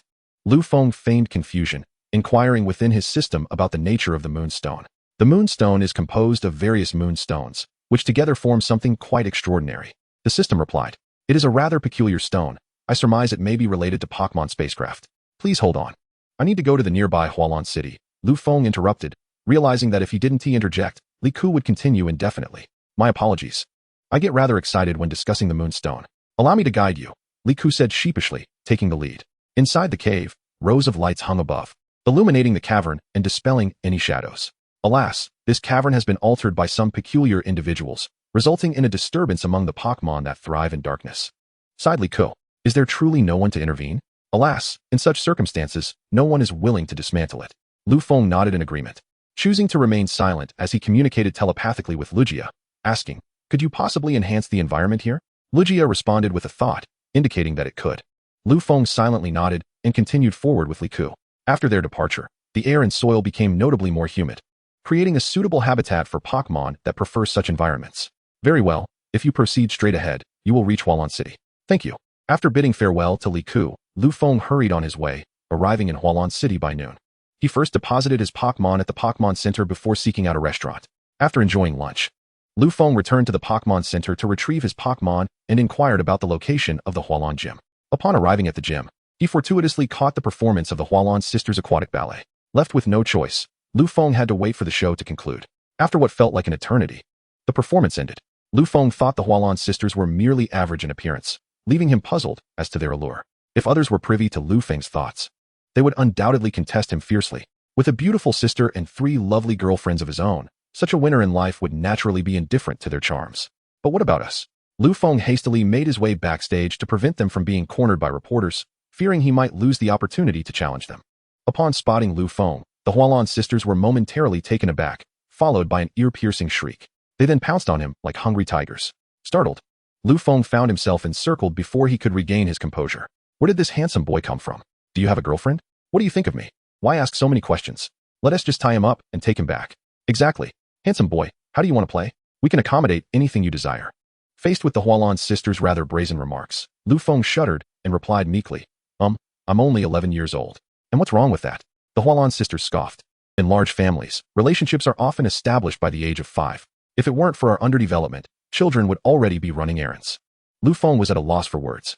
Although this world deems one an adult at 15, if a family possesses sufficient clout, one could marry at even 1 year old. I came to challenge the gym." "You needn't bother with a challenge. Our Pokémon are currently hospitalized. We can simply grant you the badge." One of the Hualan Sisters, Sakura, stated while summoning a small seal from the water to present the badge to Lu Feng.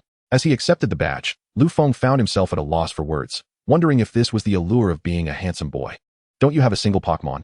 Lu Feng asked, somewhat reluctantly. "There is indeed one, however." Sakura retrieved a Pokeball, releasing a Magikarp that was on the verge of flipping over. Lu Feng stood at the entrance of the Hualan Gym, utterly perplexed as to how he had made his way outside. Unable to contain himself, he covered his forehead with his hand. The Hualan Gym truly deserved its reputation as the weakest gym in all of Kanto, nay, the entire world. Chapter 12. Charmeleon, to stay or to leave. Upon returning to the Pokémon Center, Lu Feng discovered his Pokémon gazing at him with expressions of deep resentment, particularly his Beedrill. Given that the battlefield at the Hualan Gym was a water-type arena, Lu Feng had initially intended to send Beedrill into battle. However, the unexpected turn of events had left him flustered. "Ahem, Beedrill, stop staring at me like that. I never anticipated this outcome." Lu Feng chuckled awkwardly. Beedrill remained silent, its mournful eyes sending shivers down Lu Feng's spine, as if to say, "If you don't let me fight, I shall continue to fixate upon you." "Well, I plan to head to the next city tomorrow. If I encounter any trainers along the way, I shall let you battle, all right? For now, why don't you go train with Greninja?" Lu Feng replied, feeling helpless against Beedrill's sorrowful gaze. After sending Beedrill away, Lu Feng glanced at the map and resolved to proceed to Leaf Green City, as indicated in the original narrative. He had originally intended to depart Hualan City in the afternoon, but he had unwittingly delayed his departure due to the performance of the Hualan Sisters, and thus it was already evening. The following day, Lu Feng purchased some heavy protective gear for his Pokémon training. Departing from Hualan City, he released his Pokémon. He had acquired 3 sets of protective gear, designated for Greninja, Charmeleon, and Nidoking. Greninja had reached the pinnacle of its strength, and equipping it with protective gear would help enhance its stamina and endurance. In a few days, once the gear was removed, Greninja's explosive power would reach astonishing levels. Charmeleon primarily required training in stamina and endurance, and in the days to come, Lufeng also intended to enhance Charmeleon's flame intensity. Without sufficient stamina and endurance, Charmeleon would struggle to persevere. As for Nidoking, its inherent strength was already formidable, rendering the protective gear somewhat superfluous. However, as Nidoking had just evolved, it was still acclimating to its new body, and the weighty gear would assist in this adjustment. Lufeng then led his 3 Pokémon in a running regimen. Initially, all was well, but soon their stamina began to wane. The first to falter was Charmeleon, its endurance inferior to that of its companions, and the heavy gear Lufeng had purchased ultimately proved too much for it. Greninja fared somewhat better due to its superior strength, yet it too was nearing the brink of collapse. Nidoking, despite carrying the heaviest gear, remained the most resilient. Being a powerhouse, albeit slow in speed, Lufeng ran ahead, his aura allowing him to perceive all that transpired behind him. By channeling his aura, he stirred Charmeleon's consciousness, causing it to shudder back to awareness. Similarly, he roused Greninja, pulling it back from the edge of collapse. Keep running. Lufeng's stern voice echoed in their minds. 2 Pokémon shivered, continuing their relentless pursuit. Unbeknownst to them, this was merely the beginning. As noon approached, at Lufeng's command to rest, the Pokémon lay down on the ground in unison. During this interval, Charmander fainted 7 times while Greninja succumbed 3 times. Yet, Nidoking did not faint even once, though it teetered on the edge of collapse, as running was not its forte. Upon regaining consciousness, Charmeleon expressed its discontent, discarding its protective gear and incinerating it in a burst of flames. It then lunged at Lufeng with claws extended, appearing to have lost its rationality. Nearby, Greninja, resting under a tree, sprang to Lufeng's side upon sensing the commotion. Witnessing Charmeleon attacking Lufeng, it was instantly filled with rage and delivered a powerful kick that sent Charmeleon flying. To Greninja, Lufeng was not merely a trainer but a beloved family member. Thus, Charmeleon's assault triggered thoughts of eliminating it altogether. Lufeng restrained Greninja with a gentle hand and sighed, making his way toward Charmeleon. Greninja hurriedly followed, ready to defend Lufeng from any further attack. Having received a kick from Greninja, Charmeleon was now more lucid, fully aware of the disgraceful nature of its previous actions. As Lufeng approached, Charmeleon instinctively turned its head away. Charmeleon, I require an explanation, Lufeng inquired, his demeanor indifferent as if nothing had transpired. However, Greninja recognized that Lufeng was genuinely angered this time. Charmeleon dared not meet Lufeng's gaze, but still let out a low growl in his direction.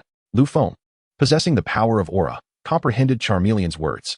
With a cold smirk, he remarked, so you believe that Greninja's strength surpasses yours, hence its prolonged endurance? Allow me to enlighten you.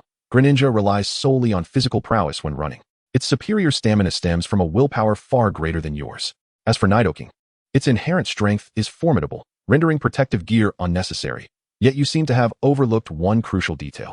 Nidoking is not particularly swift. That it has not fallen behind is already beyond my expectations. As for you, I had high hopes, yet. Lufeng shook his head, choosing not to elaborate further. Charmeleon lowered its head but still let out a defiant roar. Lufeng, now visibly irate, struck a nearby tree with his fist, toppling it with ease. As he had not employed chakra to shield himself, the force fractured the bones in his hand. Indeed, I did not wear protective gear, so I cannot fathom the true sensation of running.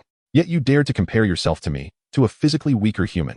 Impressive, Lufeng retorted, ignoring the pain in his hand as his body trembled.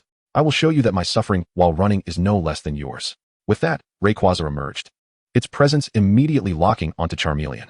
Having witnessed the events unfold from within its Pokeball, it was not one to overlook Charmeleon's transgressions. Rayquaza, let it experience the weight I bore earlier. Rayquaza nodded and let out a mighty roar. Suddenly, Charmeleon felt as if it were burdened by an immense mountain, pressing it down to the ground.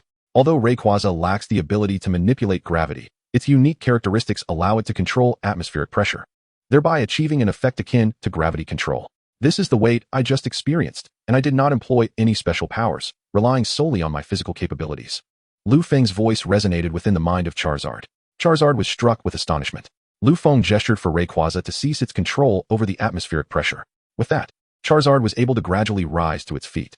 If you wish to grow stronger, don the armor of Greninja and run 10 laps. Alternatively, if you wish to depart, I shall not hinder you. As he spoke, Lufeng produced Charizard's Pokeball and the armor of Greninja. Rayquaza, you will accompany him in the skies. Should he desire training, you will ensure his safety. Should he wish to leave, you will escort him to the nearest town adjacent to where I first encountered you. The farther the better. With that, Lufeng turned to make his way back. Chapter 13, Thunder Strikes and the Fierce Battle with Zapdos. Charizard gazed at the Pokeball and armor in its grasp, hesitated for a moment, then gritted its teeth and donned the armor, beginning its journey back. Meanwhile, Rayquaza soared into the clouds, overseeing Charizard's efforts. Lu Feng returned to tend to his injuries, perhaps due to the presence of special powers within him. His self-healing abilities surpassed those of an ordinary person, and in a few days, he would fully recover. All right, everyone. We shall spend the night here and continue our journey tomorrow, he announced. Due to the need to wait for Charizard, their schedule had to be postponed by a day. The Pokémon expressed their enthusiastic agreement, with Nidoking even collapsing onto the ground, perceiving this training as a torment. Remembering how it had struggled to keep pace with the two ahead during its earlier run, Nidoking felt a surge of indignation, having waited from noon until nightfall for Charizard. After completing its final lap, Charizard collapsed, unresponsive to Rayquaza's attempts to rouse it. Lu Feng stood up and utilized his aura to assess Charizard's condition. Sighing in relief upon confirming that it was merely excessive fatigue, he then instructed his Pokémon, please prepare a basin of warm water and place Charizard inside, ensuring its tail remains outside, otherwise it would truly be disastrous. The Pokémon, not daring to delay, sprang into action. Upon returning to the tent, Lu Feng found he lacked a basin of that size. Reluctantly, he instructed Banjira to fell a tree, while Greninja and Beedrill crafted a wooden basin.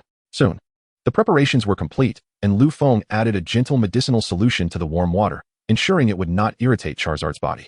After completing these tasks, he had Greninja place Charizard into the basin and then erected a tent to shelter both the basin and Charizard.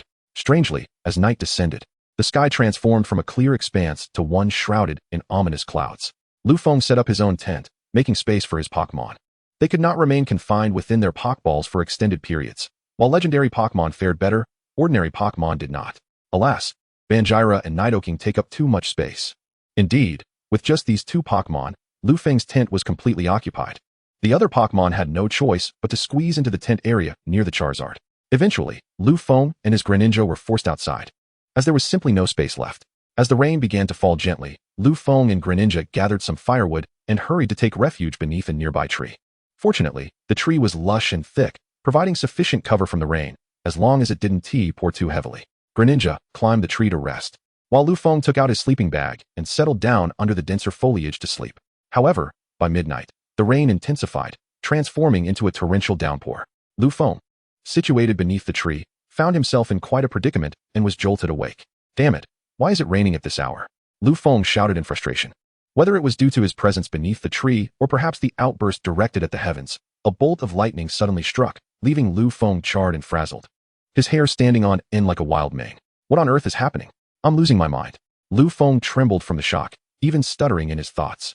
Reporting to the master, a Zapdos is hovering above, causing the weather changes in this area. When you curse the heavens, it mistook your words as an insult directed at it, thus retaliating with a thunderbolt. Whatever that bird is, it's a menace for striking me. Lu Feng's ire was directed at the Zapdos in the sky. After his outburst, an ear-piercing screech echoed from the clouds, and a large yellow bird, crackling with electricity, emerged from the darkness. Its feathers were all standing on end, resembling a creature that had just been electrified. Indeed, it was Zapdos, known for its volatile temperament. Upon hearing Lu Feng's insult, Zapdos swooped down without hesitation and unleashed a thunder attack at Lu Feng. He quickly dodged and made a hasty retreat from the tree. Remaining there would only invite disaster. Seeing Lu Feng under attack, Greninja conjured several water shurikens and hurled them fiercely at Zapdos. The electric bird disdainfully shot a glance at Greninja and effortlessly deflected the shurikens with a flap of its wing. After Lu Feng evaded, he employed a reconnaissance technique on Zapdos. Pokémon, Zapdos. Type, Electric, Flying. Potential, Level 3 Deity. Strength, Early Level 3 Deity. Ability, Pressure. Hidden ability, Static. This Zapdos, despite being an early Level 3 Deity, is still beyond what Greninja can contend with at the moment, Lu Feng pondered. Greninja, it's time for Bond Evolution. Greninja nodded, synchronizing its spirit with Lu Feng. A column of water enveloped Greninja, and as it dissipated, a massive water shuriken materialized behind it, transforming Greninja's appearance. Now, Greninja's strength had risen to the mid-level of the Level 3 Deity rank, although slightly stronger than Zapdos. The fact remained that Zapdos was a legendary beast with type advantages over Greninja. Caution was still imperative. Lu Feng thought to himself, Greninja, Water Shuriken. The colossal water shuriken on the back of the Frogadier was hurled towards the Zapdos, its power amplified by the rain. Zapdos intended to deflect the water shuriken with a wing, yet the current strength of Frogadier surpassed its own, sending the massive projectile hurtling into the sky. The struck Zapdos let out a piercing cry as arcs of lightning danced around its form, shattering the water shuriken into fragments. Now, shorn of its arrogance, Zapdos regarded Frogadier as an equal adversary, unleashing a thunderbolt aimed directly at it. Frogadier evade. With a leap, Frogadier attempted to dodge the thunderbolt, but to its surprise, the electric attack veered unexpectedly, surging towards it. In a moment of desperation, Frogadier crossed its arms for defense, but the thunderbolt struck with the ferocity of a tempest, propelling it through the air and crashing through several trees before finally coming to a halt. Damn it, electric-type moves are bound to hit in the rain. Frogadier. Unleash Dark Pulse. Frogadier concentrated, forming a dark, violet beam of energy and launching it at Zapdos. In response, Zapdos countered with Air Slash, the clash of their moves resulting in a spectacular explosion of energy in midair. Frogadier, use Shadow Clone and approach it, then execute Night Slash. As Frogadier conjured multiple clones, they surged towards Zapdos, who, in a fit of desperation, unleashed Discharge, transforming the surrounding sky into a tempest of electrical currents. While the clones shattered, the true form of Frogadier remained undetected. In a sudden twist, Frogadier appeared behind Zapdos, delivering a swift Night Slash to its back, sending it crashing to the ground. Frogadier. Follow up with Dark Pulse. In the air, Frogadier launched another Dark Pulse at Zapdos, who had just regained its footing, caught off guard and struck again, creating a deep crater upon impact. Frogadier, another Water Shuriken. Lufeng seized the opportunity, denying Zapdos a moment's respite. Frogadier retrieved the massive Water Shuriken from its back and hurled it at the still reeling Zapdos. As it staggered from the previous blow, the new Water Shuriken struck, further widening the crater beneath it. Surely it can't rise again. Lufeng wiped the sweat from his brow. After the bond evolution, any damage Frogadier sustained would also reverberate through Lufeng, causing his body to tremble slightly from the electric assault of Zapdos. Suddenly, a furious cry erupted from the pit, and the battered Zapdos ascended into the sky. Unbelievable, it's still airborne. Lufeng gasped in astonishment. Without warning, a bolt of lightning descended from the heavens, aimed at Frogadier. Due to the tumultuous weather, Frogadier found itself unable to evade the strike, suffering significant damage from the impact. Ugh, that hurts. Is this the power of an electric-type move? So formidable, Lufeng clutched his chest, trembling from the shock. Zapdos, relentless in its assault, launched another thunder towards Frogadier, unable to evade. Then meet it head-on. Frogadier, use Water Cannon. The Koga Frog unleashed a colossal jet of water towards the thunder. The powerful water cannon and the thunderclap clashed fiercely, ultimately extinguishing each other. The Koga Frog then employed Shadow Clone technique, synchronously launching another water cannon. This time, there was no stalemate. The thunder was forcefully pushed back, and the water cannon concentrated its assault on the Zapdos, which let out a mournful cry before plummeting to the ground once more. The Koga Frog, alongside its clones, prepared to finish the battle with Hydro Pump. With great vigor, they drew forth an enormous water shuriken from their backs and hurled it towards the Zapdos. At this juncture, the Zapdos was devoid of any capacity for retaliation, succumbing to the barrage of water shurikens and losing its fighting spirit. Lufeng produced a Master Ball to capture the legendary bird, knowing well that such a divine creature could not be allowed to escape. After successfully capturing the Zapdos, Lufeng collapsed onto the ground, and the Koga Frog reverted from its bond form. Exhausted yet fulfilled, he mused to himself with a smile. He then hoisted the Koga Frog onto his back and returned to the shade of a tree. The rain had subsided, allowing Lufeng to wash himself briefly before crawling into his sleeping bag to continue his slumber. Chapter 14, The Battle with Ash, Pikachu's Sit-Ups. As dawn broke, the skies cleared and sunlight filtered through the treetops, casting a warm glow upon Lufeng's face, rousing him from his slumber. The aftermath of yesterday's rain left the air refreshingly crisp, and the Pokémon had already awakened, engaging in their training routines. Lufeng released the Zapdos, which had acknowledged him following their fierce battle. He introduced the Zapdos to his Pokémon companions, who soon welcomed it into their fold. Charizard approached Lufeng to apologize, to which he merely cautioned it not to repeat its earlier mistakes, allowing the matter to pass. After a hearty breakfast, Lufeng resumed his journey, only to inevitably lose his way. By noon, he spotted a structure in the distance and approached, noticing a sign that read Pokémon League Informal Gym, 98 consecutive victories. It dawned on him that this was the territory of the infamous Beast Master, Ash, from the original narrative. Lufeng smacked his forehead in realization. Ash was the teacher's favorite, known for his exceptional performance in mathematics, a quintessential model student. Upon entering, Lufeng observed Ash arguing with a person sporting dark green hair in the arena, while Misty and Brock greeted him from the stands. Hello there. What is Ash up to? Lufeng inquired. Don't even get me started, Misty sighed, explaining, Ash lost the match and is now blaming the arena for being faulty. He's in quite the dispute. Lufeng could only shake his head in bemusement. Noticing Lufeng's arrival, Ash called out, Lufeng, I used a flying-type Pokémon and still couldn't defeat his ground-type. Isn't that unfair? Come on, he won fair and square. You simply weren't his match, Misty interjected. Unable to contain herself, Lufeng chuckled, why don't you step down? I'll give it a try. All right, Lu Feng, make sure to teach him a lesson. Ash glared at the opponent as he stepped down. Are you here to avenge that guy? The opponent asked, crossing his arms. Is it time to begin? Of course. Go ahead, Sandshrew, Lu Feng replied, cautioning. Be careful. This Sandshrew is formidable. Sandshrew. Then let us summon Charmeleon, Lu Feng commanded, unleashing his fiery companion. Charmeleon, unleash Flamethrower. The creature exhaled a torrent of flames toward Sandshrew. In a remarkable display, Sandshrew curled into a ball, effectively shielding itself from the flames. It's our turn, Sandshrew. Execute rollout. With determination, the curled Sandshrew charged directly at Charmeleon, undeterred by the fire. Charmeleon, cease the flames and evade, Lu Feng urged. As Charmeleon halted its fiery attack, Sandshrew lunged forward, and Charmeleon hastily dodged. Charmeleon, use seismic toss. Charmeleon seized Sandshrew and hurled it away with great force. Don't give up, Sandshrew, Xiaoming exclaimed, striking the air with his whip. The moment Sandshrew regained its footing, it instinctively burrowed underground, responding to the whip's crack. Is it relying on the whip's sound for commands? Charmeleon, stay alert, Lu Feng instructed, channeling his aura power. All living beings resonate with aura. I can detect Sandshrew's location. Now, Charmeleon, dodge left and prepare to use slash. Responding swiftly to Lu Feng's command. Charmeleon leaped left just as Sandshrew emerged from its burrow. Caught off guard, Sandshrew was met with Charmeleon's slash, sending it tumbling back into the hole. Seizing the moment, Charmeleon unleashed Flamethrower into the burrow, catching Sandshrew unprepared as it was engulfed by the flames. Sandshrew, come out, Xiaoming shouted anxiously, feeling helpless as he hoped for Sandshrew's survival. After a brief moment, Sandshrew emerged from the opposite side of the burrow, visibly wounded and bearing the marks of burns. Curse it. In that case, Sandshrew, utilize Fissure. Fissure, akin to a guillotine, was a skill that could obliterate upon impact. Sandshrew struck the ground, and a massive crack began to extend towards Charmeleon. Charmeleon, leap atop Sandshrew. Following Lu Feng's command, Charmeleon ascended on his Sandshrew, who was caught off guard and found itself pinned beneath Charmeleon's foot. Seize it and execute seismic toss. Charmeleon grasped Sandshrew and prepared to throw it once more. This time, Sandshrew succumbed, losing its fighting spirit. I am victorious, Lu Feng declared, calling Charmeleon back. Indeed, you have triumphed, Xiaoming sighed. I managed to achieve 99 victories. Only to falter in the crucial 100th match. Truth be told, you need not hold a tournament here. It does little to aid your journey.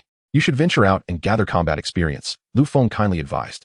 Yes, I am preparing to embark on a journey. If we meet again, I shall surely defeat you then, Xiaoming asserted. We shall see when that time comes, Lu Feng replied. If we were to meet again in the future, the outcome would remain unchanged. Lu Feng, you are remarkably strong. Let us engage in a Pokémon battle. Ash exclaimed, grasping Lu Feng's arm. You are being too loud. Ash, Lu Feng's Pokémon also need to rest, Misty interjected, approaching and tugging at Ash's ear. It's fine. Clement, may I borrow your arena? Lu Feng asked. Of course. Clement generously offered his battleground. Splendid. Lu Feng, how about a 3-on-3 battle? Lu Feng nodded in agreement. All right, go, Pidgeotto. Ash sent forth his Pidgeotto. Pidgeotto, is it? Then I shall summon Beedrill, Lu Feng declared, releasing Beedrill to spare it from its daily glances of longing. Lu Feng, you are certain to lose this match. My Pidgeotto is a flying type, while your Beedrill is an insect type, naturally at a disadvantage, Ash boasted triumphantly. Not necessarily, Lu Feng retorted. Beedrill, use Twin Needle. Beedrill launched its Twin Needle attack at Pidgeotto, striking it before it could react. Goodness, such speed. Pidgeotto, use Whirlwind. Pidgeotto whipped up a gust of wind directed at Beedrill. Beedrill, use Agility to dodge, then follow up with Poison Sting. Beedrill accelerated, evading the whirlwind and approaching Pidgeotto, delivering a Poison Sting. Pidgeotto succumbed to the attack. Unable to continue fighting. Return, Pidgeotto. Next, go Butterfree. Ash called back his Pokémon and sent out Butterfree. Beedrill, return. Charmeleon, take the stage. Lu Feng announced, swapping out Beedrill for Charmeleon. Ash's spirits plummeted. How could he compete when his Pokémon were already at a disadvantage? Indeed, with a single flamethrower. Charmeleon decisively ended the battle. Darn it. Pikachu, you're up. Ash sent in his final ace, Pikachu. Charmeleon, return. Nidoqueen, take the field. As Nidoqueen faced Pikachu, everyone, including Lu Feng, began to silently pray for the little creature. Pikachu, don't be afraid. The opponent is merely larger. Use your speed to confuse it. Quick attack. Ash encouraged. Pikachu, emboldened by Ash's words, charged at Nidoqueen with a quick attack, but Nidoqueen stood firm, sustaining no damage from the impact. What an intimidating defense. Pikachu, use Thunderbolt. Pikachu unleashed a Thunderbolt, yet Nidoqueen, being a ground type, was immune to electric type moves. You fool, electric type moves are ineffective against ground types, Misty remarked, rendered speechless. Oh, I forgot. Ash slapped his forehead in frustration. Now it's my turn. Nidoqueen, follow up with a Mega Punch, then Horn Attack. Nidoqueen delivered a powerful punch, sending Pikachu soaring into the sky, and as Pikachu was about to descend, Nidoqueen struck again, launching Pikachu further. Pikachu, stabilize yourself. I believe in you, Ash shouted desperately. And to everyone's astonishment, Pikachu managed to regain its balance mid-air.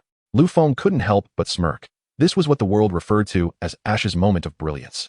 As one approaches the moment of triumph over an adversary, only to have them suddenly revive with a shout, it can be exceedingly vexing.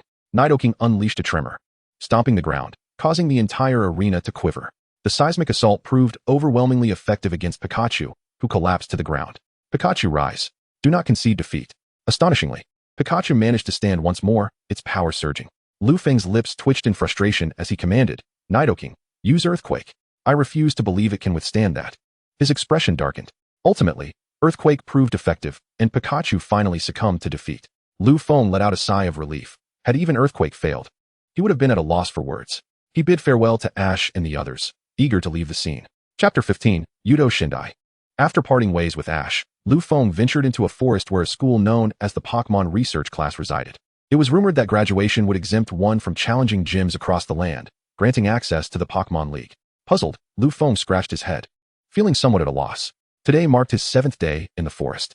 The previous days had been consumed by training, and it was not until the 5th day that Karuna had called him, urging him to visit Principal Yudo of the Pokémon research class. Lufeng had readily agreed, primarily to see his granddaughter, Yudo Shindai, who, in her youth, had insisted on marrying him. Why must the school be so elusive? As if I have wandered into another dimension? Lufeng lamented, gazing skyward. By the 9th day, his frustration reached a breaking point. Lugia, please sense where a school may be nearby and teleport me there. Typically, Lufeng refrained from asking Lugia for assistance, as it detracted from the essence of his journey. However, the urgency of the situation compelled him to seek help. Very well, Master, Lugia replied, stifling a chuckle, having found Lufeng's predicament amusing. Feeling a bit lightheaded, Lufeng was soon standing not far from the school. He shook his head and approached, only to be halted by 2 guards. Greetings. I am here to visit Principal Yudo, he announced. Where do you hail from, little one? You are quite dirty, and I have not heard of the principal expecting anyone. Begone, lest I throw you out, one guard sneered after casting a disdainful glance at Lufeng. Indeed, while Lufeng possessed handsome features, appearances can be deceiving. Having been lost for 9 days, his hair was unkempt, and his clothing was far from clean. He looked rather disheveled. Lufeng's expression darkened. I kindly ask you to allow me entry or fetch Miss Yudo. Did you not hear what I said? You wish to see Miss Yudo? One guard gripped Lufeng's shoulder. At that moment, Lufeng's patience waned. He seized the guard's arm and, with a forceful motion, flung him against the wall. As another guard witnessed his companion being struck, he aimed a punch at Lufeng. Lufeng seized his hand and deftly dislocated his shoulder, eliciting a cry of pain. Subsequently, Lufeng delivered a powerful kick to the guard's face, sending him flying. I am not in the best of moods today. How dare you seek trouble with me? Lufeng spoke coldly. Despicable. You seek your own demise. The 2 guards summoned their Pokeballs, releasing 2 Zubat that lunged at Lufeng. It is you who are courting death. Go, Greninja, use Cut. Lufeng unleashed Greninja, who swiftly dispatched the 2 Zubat with a single strike. Impressive. What should we do? One guard asked the other. What else can we do? We must summon Miss Yudo, came the reply. The 2 guards fled in defeat. Shortly thereafter, a cheerful voice echoed, followed by a girl rushing into Lufeng's embrace. Brother Feng, it has been so long, she exclaimed. Haha, 2 years have passed. And who would have thought that Xiaosheng would still remember me? Of course I remember. How could I forget my future husband? She replied. Years ago, when Xiaosheng visited Lufeng's home, she developed a crush due to his striking looks and insisted that she would marry him. It was surprising that she still recalled this childhood vow. The 2 guards were taken aback, astonished to discover that this young man had such a formidable background, being the future husband of Miss Shengdai. Brother Feng, come, let me take you inside, Shengdai said, completely disregarding the 2 guards as she pulled Lufeng along. The guards were left in a daze, unable to comprehend the situation until they had entered. Once inside, many students turned their attention toward Lufeng. Who are you? Don't you know that one cannot associate with Miss Shengdai? At that moment, a flamboyantly dressed boy, exuding arrogance, approached with a group of followers, encircling them. Lufeng found himself momentarily bewildered, bemused by the notion of a so-called femme fatale. What are you doing, Kuroda? Shengdai demanded angrily. Just ensuring that a lowly creature like this does not linger by your side. I am merely teaching him some manners, Kuroda replied with a smirk. Lowly creature? This is my brother, Shengdai asserted defiantly. Brother? Shengdai, I am aware of many of your relatives, yet I have never heard of this one, Kuroda said, raising an eyebrow. How dare you pry into my affairs, Kuroda? Are you not afraid that my grandfather will seek retribution? Even your father will be unable to protect you then, Shengdai warned, glaring at him. Kuroda's expression shifted uncomfortably.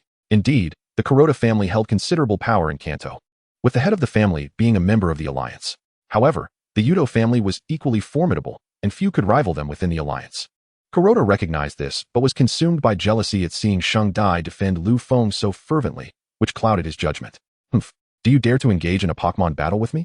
If you lose, you must leave Sheng Dai, Kuroda challenged Lu Feng, ignoring Sheng Dai's words.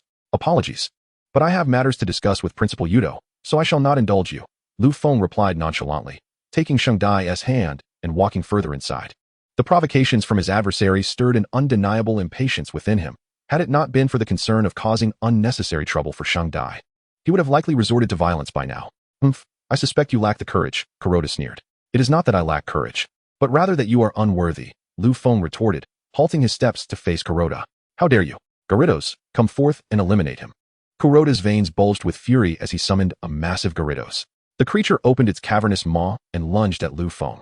Lu Feng swiftly cradled Sheng Dai and evaded the attack. A surge of energy erupted from his feet, creating an explosive force upon contact with the ground, propelling him several meters back, thus widening the gap between himself and Gyarados. Do not flee, Gyarados. Use Hyper Beam, commanded Kuroda. The Gyarados concentrated a devastating beam of energy, unleashing it fiercely towards Lu Feng. Once again, Lu Feng skillfully evaded the attack, yet the beam struck a nearby academic building, sending students scattering in panic. Some were unfortunate enough to be struck by falling debris. Lu Feng's expression shifted dramatically as he shouted urgently, "Cease at once. You risk harming innocent bystanders." Initially stunned, Sheng Dai quickly regained her composure and exclaimed angrily, "Kuroda, how can you be so heartless? Do you truly value human life so little?" Kuroda, aware of the chaos he had instigated, continued to command Gyarados to assault Lu Feng, exclaiming, "So what? I can simply compensate for the damages later, with my father's status. How could I possibly face repercussions? You must be out of your mind. Greninja, please assist in saving them." Lu Feng released Greninja from its Pokeball, clutching Sheng Dai. He found himself unable to act swiftly enough to rescue everyone, thus entrusting the task to Greninja. Upon its release, Greninja darted through the falling rocks like a streak of blue lightning, rescuing students while demolishing the debris. You never cease to amaze with your foolishness in sending your Pokémon to save others. Gyarados, do not harm Sheng Dai. Do as you wish with everything else. Kuroda taunted. Gyarados swung its massive tail, forcing Lu Feng to perform a roll and evade to the other side. The relentless assaults from Gyarados cornered Lu Feng. Now let us see how you escape this predicament. Gyarados seized Sheng Dai from his grasp. Kuroda cackled maliciously. Gyarados opened its gaping mouth, causing Sheng Dai to shut her eyes in fear, pressing against Lu Feng. After a moment of silence, realizing no attack had occurred, she opened her eyes to find Lu Feng holding Gyarados' jaw with one hand while protecting her with the other. How is this possible? Kuroda was left in a state of shock, unable to comprehend how one could lift Gyarados' jaw. I had no intention of engaging with you, but you insisted on courting death, Lu Feng remarked coolly, fixing his gaze on Kuroda. The latter stumbled back, unable to believe the sight before him. Lu Feng's eyes had transformed into something terrifying, each radiating an eerie light, yet distinctly different from one another. Humph, Lu Feng scoffed softly, and the hand that held Gyarados' jaw suddenly crackled with electricity, the current coursing through Gyarados' body. The Gyarados convulsed violently from the electric shock, and Lu Feng casually tossed it aside as he approached Kuroda. Don't come any closer. Kuroda stumbled and fell to the ground. Lu Feng set Sheng Dai down, his eyes returning to normal. She had not seen the true nature of his gaze earlier, shielded by his arm, but she had witnessed his hand crackling with electricity, leaving her momentarily bewildered. Feng, brother Feng, are you a human or a Pokémon? Sheng Dai asked, her voice trembling. Lu Feng glanced at the quaking Sheng Dai, gently patted her head, and replied with a smile, "Child, I am undoubtedly human. Are you not aware that some individuals possess extraordinary abilities?" Sheng Dai's expression shifted to one of realization. She was aware of such phenomena, but had not anticipated Lu Feng to be among them. Let us not dwell on that for now. What should we do about this fellow? Lu Feng cast a glance at the visibly shaken Kuroda. I'll go find Grandpa. No need. I have already arrived. An elderly voice resonated beside them, as a man of around 70 emerged from the school's administrative building. Grandpa, Sheng Dai exclaimed, rushing into the old man's embrace in a display of affection. Indeed, this elder was Sheng Dai's grandfather, the esteemed Principal Yudo, the very reason Lu Feng had come for a visit. Principal Yudo affectionately ruffled Sheng Dai's hair, inquiring, "Are you all right? Did you get hurt anywhere?" Sheng Dai shook her head and pulled Lu Feng closer. "Grandpa, do you still remember who he is?" Haha, how could I forget? It's been ages since we last met. Little madman. Principal Yudo laughed heartily. "Greetings, Grandpa Yudo. But must you still call me Little Madman?" Lu Feng replied with a wry smile. Don't be ridiculous. Your audacity when you challenged me as a child remains unforgettable. If I don't call you little madman, what else should I call you? At this, Principal Yudo rolled his eyes, chuckling. Lu Feng could only smile faintly and nod in acknowledgement. During his childhood, Principal Yudo had spent a few days in Kalos for work. Lu Feng, having heard of the principal's past as a Pokémon trainer rivaling champions, sought him out for a challenge. Naturally, he was thoroughly defeated. Yet he returned the very next day, gaining invaluable experience from their encounters, albeit with consistent losses. After 2 weeks, Principal Yudo returned to Kanto. By the way, Grandpa Yudo, what should we do about this guy? Principal Yudo's jovial demeanor faded as he replied solemnly, rest assured, I will handle this matter. The Kuroda family has become increasingly arrogant in the league. This incident presents a perfect opportunity to strike back. Lu Feng nodded, then asked, by the way, Grandpa Yudo, is there a communication device here? Of course, let Shirdai take you there. I still have matters to attend to. Shirdai led him to a telephone booth. As soon as the connection was established, Karuna appeared on the screen, her eyes widening at the sight of Lu Feng's soiled attire. What happened to you? You look like a refugee. Lu Feng recounted the events that transpired, and Karuna coldly remarked, what a disgrace. The Kuroda family has dared to target my brother. Xiao Feng, I'm tied up with other matters at the moment. However, I will have Kina address this issue. You just continue your journey. I will handle the rest. Lu Feng nodded and engaged in a brief conversation, before Karuna had to hang up due to pressing matters. Brother Feng, Grandpa is calling for you, said Shengdai, who had approached from the side. All right, let us go, he replied. The two made their way to Principal Yuding's office, where the principal was seated, savoring tea. Upon noticing their arrival, he greeted them with a smile. You are here. Grandpa Yuding, I have managed to resolve the matter, Lu Feng said as he settled into a chair. Indeed, it is rather perplexing. Aside from our family, one of the 4 kings, Kina, has also intervened in this affair. It seems the Kuroda family will not enjoy peaceful days ahead, Principal Yuding remarked with a hint of schadenfreude. Huh, they deserve it, Lu Feng responded. By the way, Grandpa Yuding, is there something else you wish to discuss? Oh dear, I nearly forgot, the principal exclaimed, slapping his forehead. Little madman, you should be preparing to depart soon. Right? Well, I had initially planned to leave tomorrow, provided there were no unforeseen circumstances, Lu Feng replied honestly. Tomorrow? Shengdai exclaimed, taken aback at the thought of Lu Feng leaving so soon. Shengdai, please sit down. Lu Feng, I would like to ask you for a favor if I may. Principal Yuding continued. Grandpa Yuding, you are too kind, Lu Feng said, startled as he stood up and waved his hands. Please, speak your mind. I will certainly oblige if it is within my power. Haha, rest assured, it is nothing morally reprehensible. In fact, it is quite simple for you. I wish for Shengdai to accompany you on a journey. Grandpa Yuding, are you certain you are not mistaken? Shengdai is still in school. Allowing her to travel with me would hinder her studies, Lu Feng said, somewhat perplexed. Fear not, her academic performance will remain unaffected. She has already completed the curriculum for higher grades. She only needs to return occasionally for examinations, and this will not pose a significant impact. It would also allow her to experience the world beyond. Very well, but I must ask Shengdai if she is willing, Lu Feng said. I am willing. I want to go with Brother Feng. Shengdai exclaimed joyfully. In truth, even if Principal Yuding forbade her, she would find a way to sneak out. Oh, you little imp. Principal Yuding said, casting her a disapproving glance. I have had your belongings packed. While you are away, you must listen to Lu Feng and prioritize your safety. I understand. I understand, Shengdai replied dismissively. Oh, you little girl, you are hardly affectionate towards your grandpa. Well, take Lu Feng and let him rest for a while.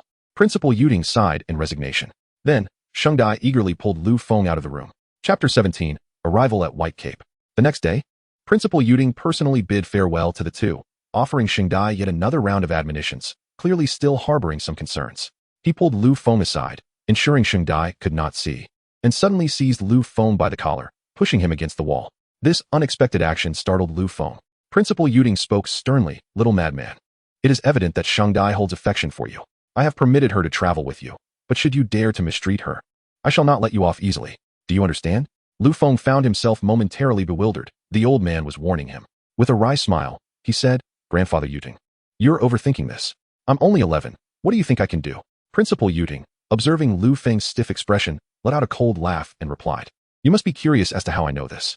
Let me tell you, ever since I returned to Kanto a year ago, I have had people observing you.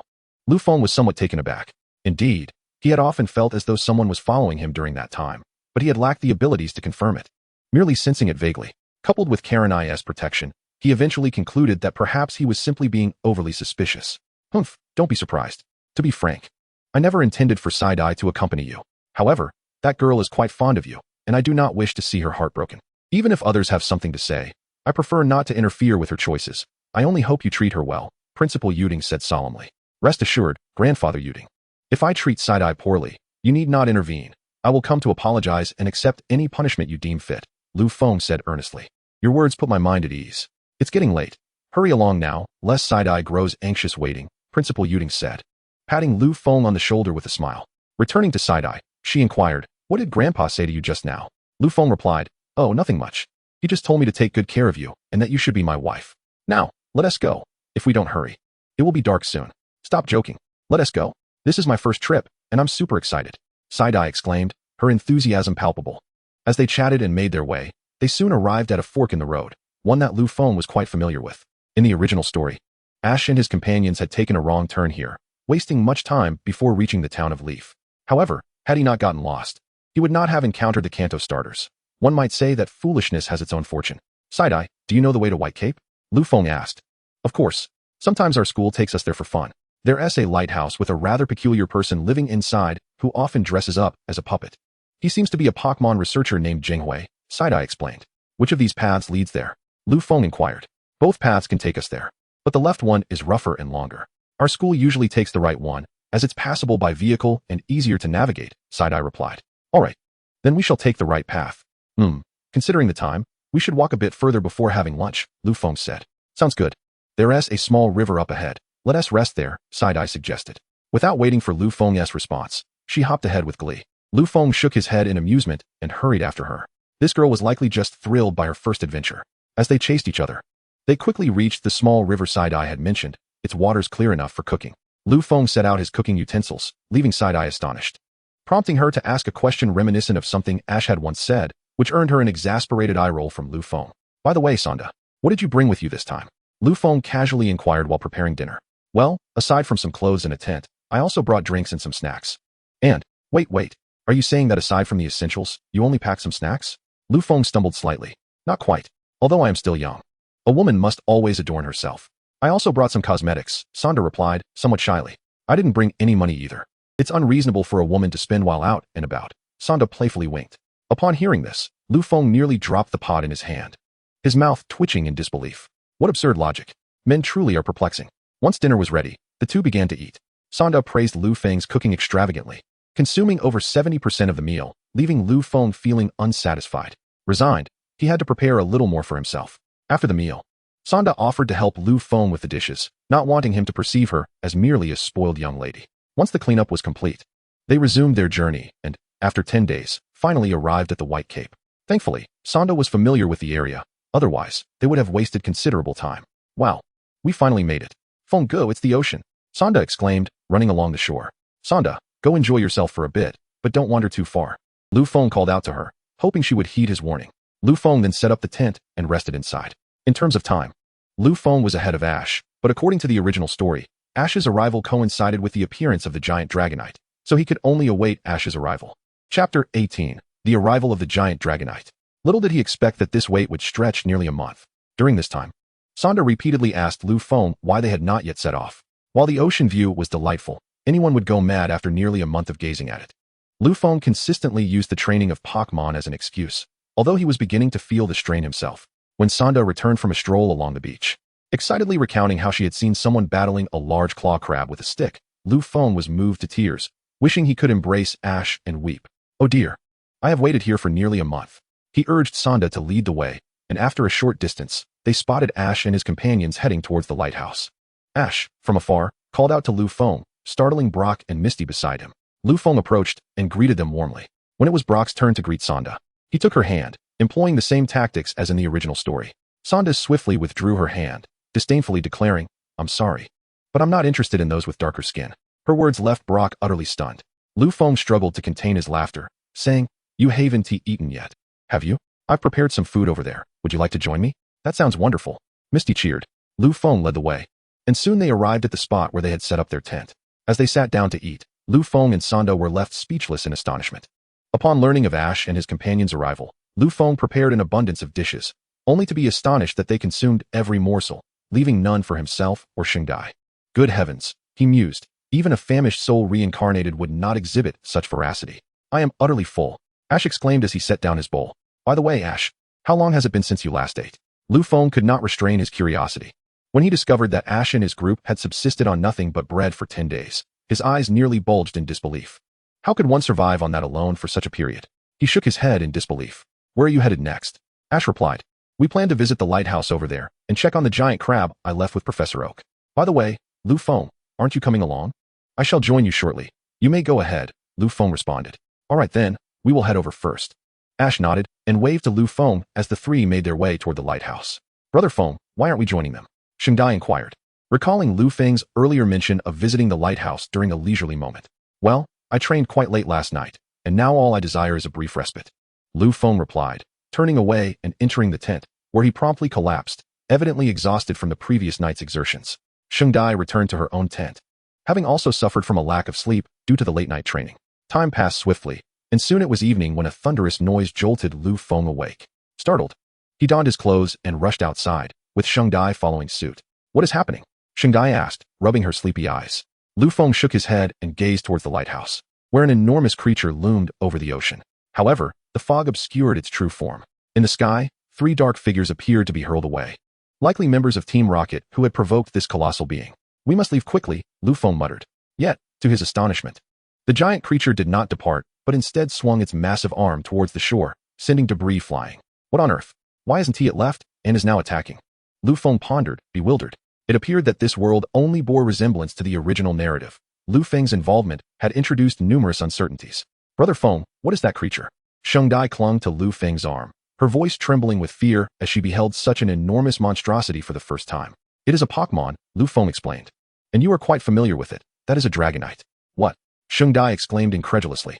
Dragonite is sizable, but not to that extent. Lu Feng chuckled. This is no ordinary Dragonite. I cannot precisely explain why it is so immense. As Lu Feng conversed with Shengdai, the colossal Dragonite continued to batter the beach, suddenly directing its fury towards the lighthouse, though it struck the nearby cliff instead. This is bad. The giant Dragonite has been provoked. Shengdai, we must hurry. Soon, the two arrived at the lighthouse, where Xiaoji and a young man were taking shelter beneath some large rocks. Upon seeing Lu Feng, Xiaoji shouted, Lu Feng, don't come over. What is going on? Just a moment ago, everything was fine. Why did it suddenly attack? Lu Feng replied, it's all because of Team Rocket. Those three fools provoked this colossal creature, and now they've enraged it. Truly, they are asking for trouble. Lu Feng pulled Shengdai to hide beneath the boulders and then used his detection technique. Pokémon, Dragonite. Potential, Champion. Strength, Level 3, High Tier. Types, Dragon, Flying. Ability, Inner Focus. Hidden ability, Multiscale. This is a unique Dragonite that has survived since ancient times, surpassing the limits of potential. Lu Feng was genuinely taken aback. Generally, potential indicates the heights one might achieve in the future, but once reaching the critical point, further enhancement becomes exceedingly challenging. However, it could still be exchanged for in the system's shop. Intrigued, he called out, Go, Greninja, Banette, Beedrill. Facing a one-on-one scenario, he knew they would not stand a chance and had to attack together. Banette and Beedrill were exhilarated, as this marked their first battle outside with Lu Feng. Greninja entered its Bond evolution form, while Banette unleashed a dark pulse, and Beedrill executed a swift attack with its twin needle. Greninja dashed forward with its shadow clones, running across the surface of the sea towards the colossal Dragonite. The enormous Dragonite, unable to distinguish the true Greninja, unleashed a torrent of flames, but missed its mark. In the next moment, Greninja leapt onto Dragonite's back, delivering relentless strikes to its head. The colossal Dragonite shook its massive head, attempting to dislodge Greninja. Suddenly, large stone spikes erupted around it, trapping the creature, though the effectiveness of Banette's stone attack was diminished due to the water's presence. Just then, Beedrill appeared like a specter, landing a poison jab to Dragonite's face. As Lu Feng prepared to give another command, the Dragonite let out a resounding roar, and bolts of lightning began to cascade from the sky, surrounding the creature in a crackling electric aura. This is bad, retreat, Lu Feng shouted. In an instant, a surge of cosmic electricity erupted, enveloping Dragonite, and the conductive seawater ensured that even Banette on the shore was caught in the onslaught. Clearly, the colossal Dragonite was now revealing its true power. Chapter 19, Capturing the Colossal Dragonite. The surface of the sea was a tempest of electric light, rendering visibility nearly impossible. Lu Feng and his companions hastily sought refuge beneath a massive boulder. Ash shouted in bewilderment, questioning the sudden frenzy of their adversary. Lu Feng, communicating through the wave of aura, did not respond to Ash, but suddenly recalled something important. He glanced at the lighthouse and exclaimed, We must vacate the vicinity of the lighthouse. It acts like a lightning rod, attracting thunderbolts. With that, Lu Feng lifted Shengdai and retreated towards the beach, leaning against the stone for support. Ash and the others quickly followed suit. Upon reaching the shoreline, Lu Feng gently set Shengdai down just as lightning began to converge upon the lighthouse. Ash and his companions swallowed hard, realizing that had it not been for Lu Feng's timely warning, they would have been charred to a crisp below. Zapdos, you too? Lu Feng discreetly released Zapdos, confident that the mist and time-space distortion would obscure the sight from Ash and his team. As Zapdos emerged, it soared into the storm clouds, gathering the electric energy within. Lu Feng assessed the condition of his Pokémon. On the shore, Banjira fared reasonably well, sustaining only a minor injury. Gekuga also appeared unharmed. In a critical moment, it had summoned its primal power to conjure a water vortex, deflecting most of the lightning strikes. Though it sustained some damage, it was still capable of battle. What astonished Lu Feng the most was Beedrill. In a dire moment, Beedrill had evaded all the time-space lightning with its rapid movement, a stroke of remarkable luck indeed. Lu Feng exhaled in relief. All was well. Gekuga, use Dark Pulse. Beedrill, execute Pin Missile. Banjira, unleash Hyper Beam. Beedrill was the first to strike, darting towards Dragonite and landing a hit on its face. Dragonite cried out in pain, swinging its arm forward, but Beedrill had already vanished from sight. Next came Gekuga's Dark Pulse, striking Dragonite's left leg, causing its massive frame to sway. Banjira's Hyper Beam then struck Dragonite's chest, knocking it directly into the sea. Dragonite emerged from the water, unleashing an ice beam that swept across the battlefield. Gekuga seized Beedrill, deftly evading the icy blast, which froze everything in its path. Lu Feng found this turn of events quite fortuitous, as Banjira was finally able to enter the fray. With a thunderous roar, Dragonite's antennae crackled with electricity, signaling another impending thunder attack. Now's the moment. Zapdos, use thunder. Lu Feng commanded. Suddenly, a colossal bolt of lightning descended from the clouds, striking Dragonite. The creature let out a mournful cry before collapsing back into the sea, severely injured. Dragonite knelt, gasping for breath, and unleashed a luminous sphere skyward. Once it reached a certain height, the sphere exploded into a myriad of shooting stars, cascading down upon the ocean's surface. By the heavens, Dragon Starfall. Banjira, prepare Stone Edge. Lu Feng shouted. Gekuga summoned its shadow clones, hurling water shuriken into the sky, yet some of the stars still managed to crash into the stone columns. Banjira roared as columns of stone rose from the sea, ready to absorb the impending assault. Gekuga's clones joined forces, flinging water shuriken towards the heavens, but still, some rogue stars struck the stone pillars. However, the stone pillar did not topple. Lu Feng let out a sigh of relief, grateful that he had managed to fend off the Beedrill and its toxic sting. The Zapdos unleashed a thunderbolt, striking the Dragonite on its back. The Dragonite staggered and collapsed into the sea, succumbing to the effects of the venom, its face contorted in agony. Finally, it was over. Lu Feng exchanged for a heavy ball from the system, which materialized above the Dragonite's head and captured it. Without greeting Ash and the others, he summoned Lugia to transport them to a remote location, where he released the Dragonite.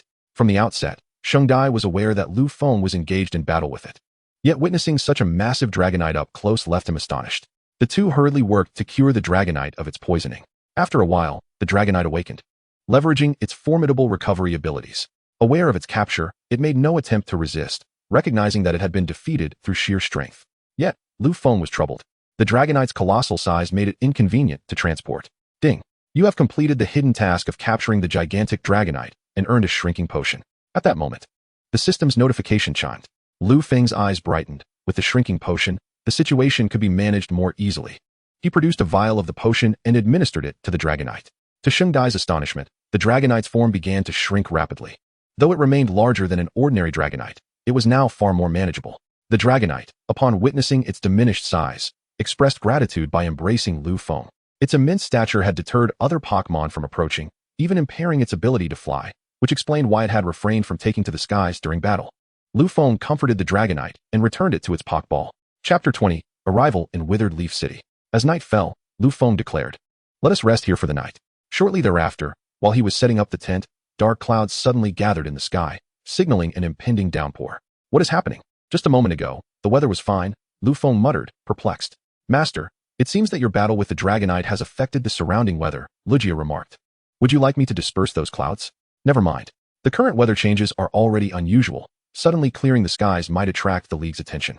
While we are not afraid of them, I do not wish to be constantly in their sights, Lu Feng replied after a moment's hesitation, shaking his head. Having completed the setup of his tent and Shengdai's, Lu Feng was soon met with the patter of raindrops, which quickly intensified. While resting inside the tent, a loud crash outside startled him awake. Grabbing his jacket, he rushed out to find a tree had fallen onto Shengdai's tent. Lu Feng hurried over to help her, clearing the fallen tree away. The tent was abruptly flattened, tearing open, and Lu Feng swiftly crawled inside. To his relief, he found Sheng Dai unharmed, though the exit was blocked by a fallen tree trunk, leaving her trapped and immobile. Lu Feng tore away the fabric above her head and cleared the clutter that had fallen in. Woo-woo, brother Feng. Sheng Dai clung to Lu Feng, sobbing uncontrollably. He gently patted her back, draping his coat over her shoulders, and lifted her toward his own tent.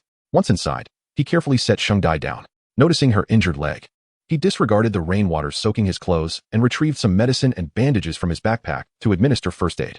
After tending to her wounds, he picked up a towel to dry her hair. Sheng Dai, do you have any spare clothes? Lu Feng inquired. No, they're all in my backpack, which is trapped under the tent, she replied. All right, wait here. I'll head to the nearby town to buy you something, Lu Feng said, rising to leave the tent. Wait, brother Feng, it's pouring outside. Maybe you shouldn't go, Sheng Dai urged, grasping his arm. It's nothing. I'm tough enough to handle a little rain.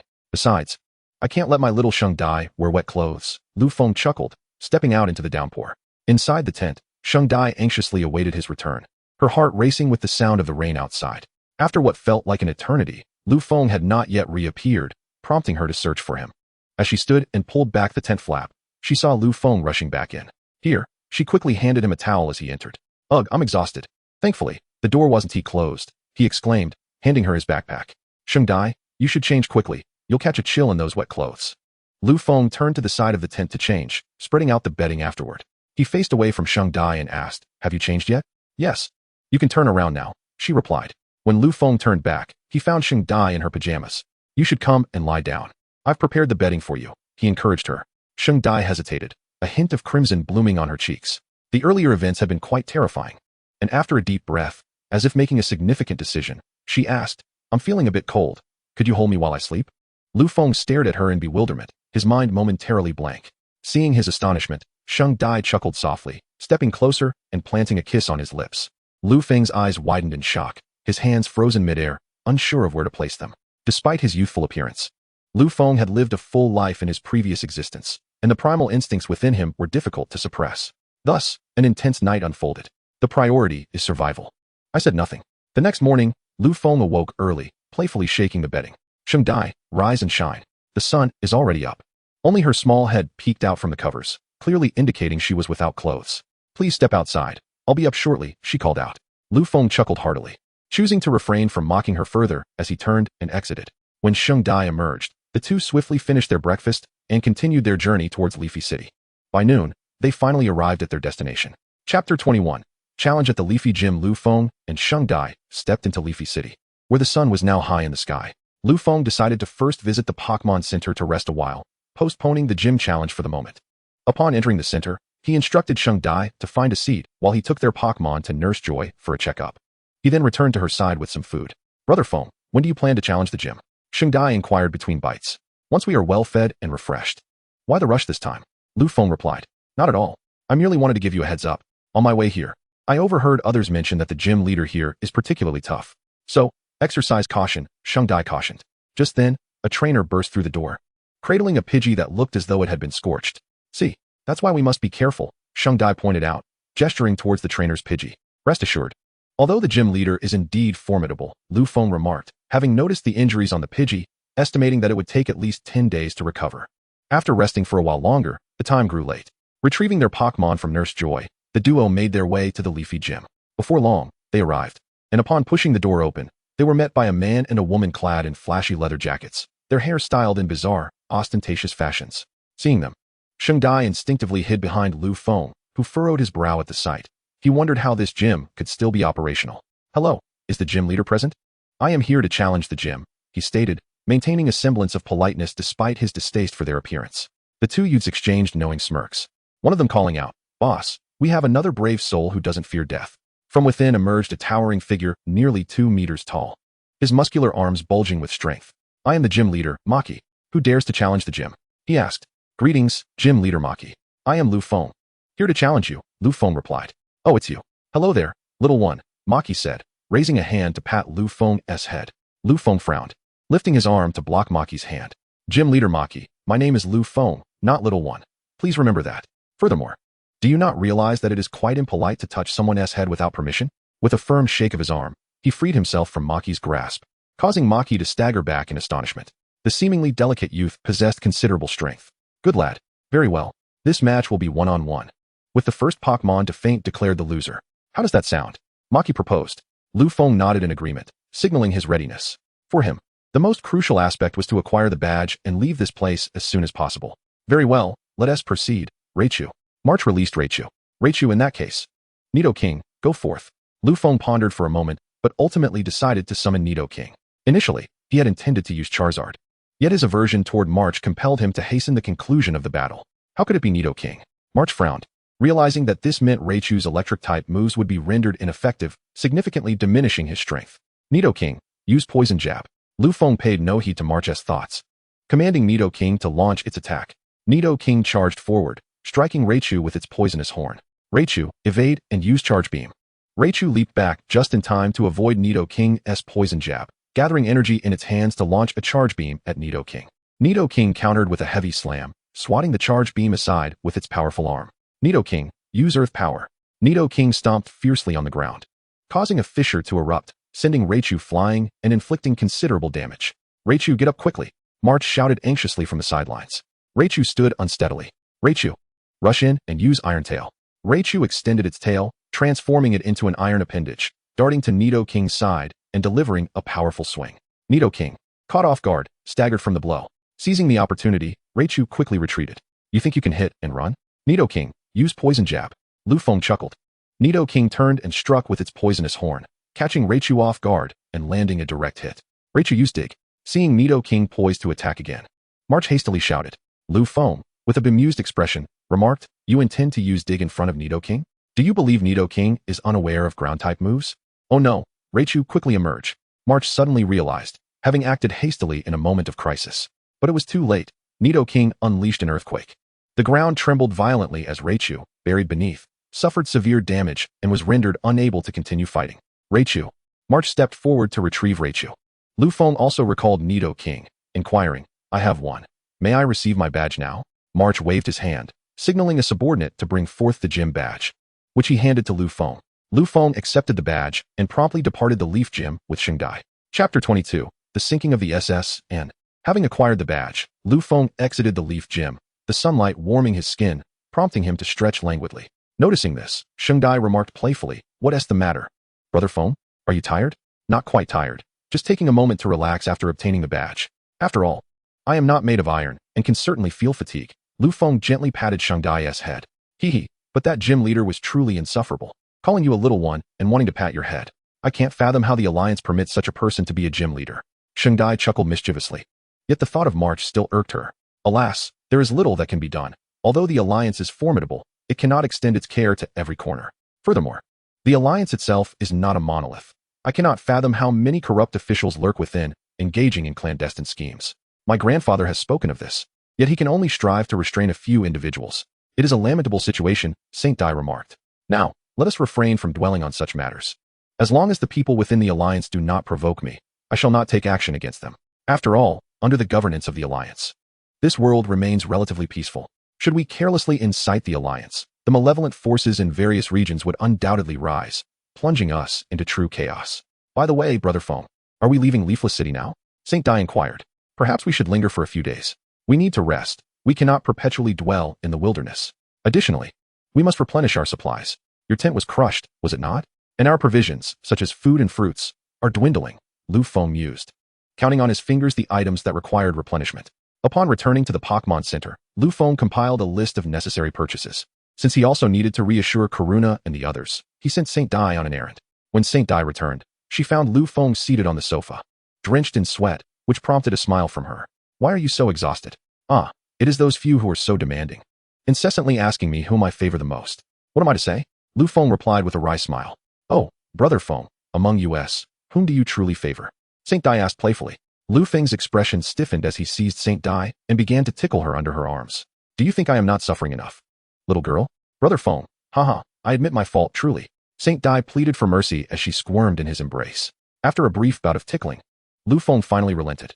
For the next few days, Lu Feng and Saint Dai remained in Leafless City, indulging in leisurely strolls, shopping for clothing, and savoring local delicacies to unwind. During this time, they refrained from training their Pokémon, allowing them ample rest, for a balance of work and leisure is essential. Lu Feng. Early one morning, Saint Dai roused him from slumber. What is it? Lu Feng mumbled, still groggy. I have acquired 2 tickets for the S. And, what do you think? Shall we embark together? Upon hearing S, and Lu Feng recalled the incident in the original story where Ash and his companions encountered turbulent waves and capsized. He hesitated, mentally calculating the time frame, and deduced that they should not encounter such misfortune. Let us go, then. However, Lu Feng soon regretted his decision. He had miscalculated. Ash and his companions had indeed arrived on the S, and which meant that the ship was destined to capsize. Ash and the others did not notice Lu Feng, nor did he approach them. Instead, he retreated to his room and fell into a deep sleep, while Saint Dai wisely chose not to disturb him.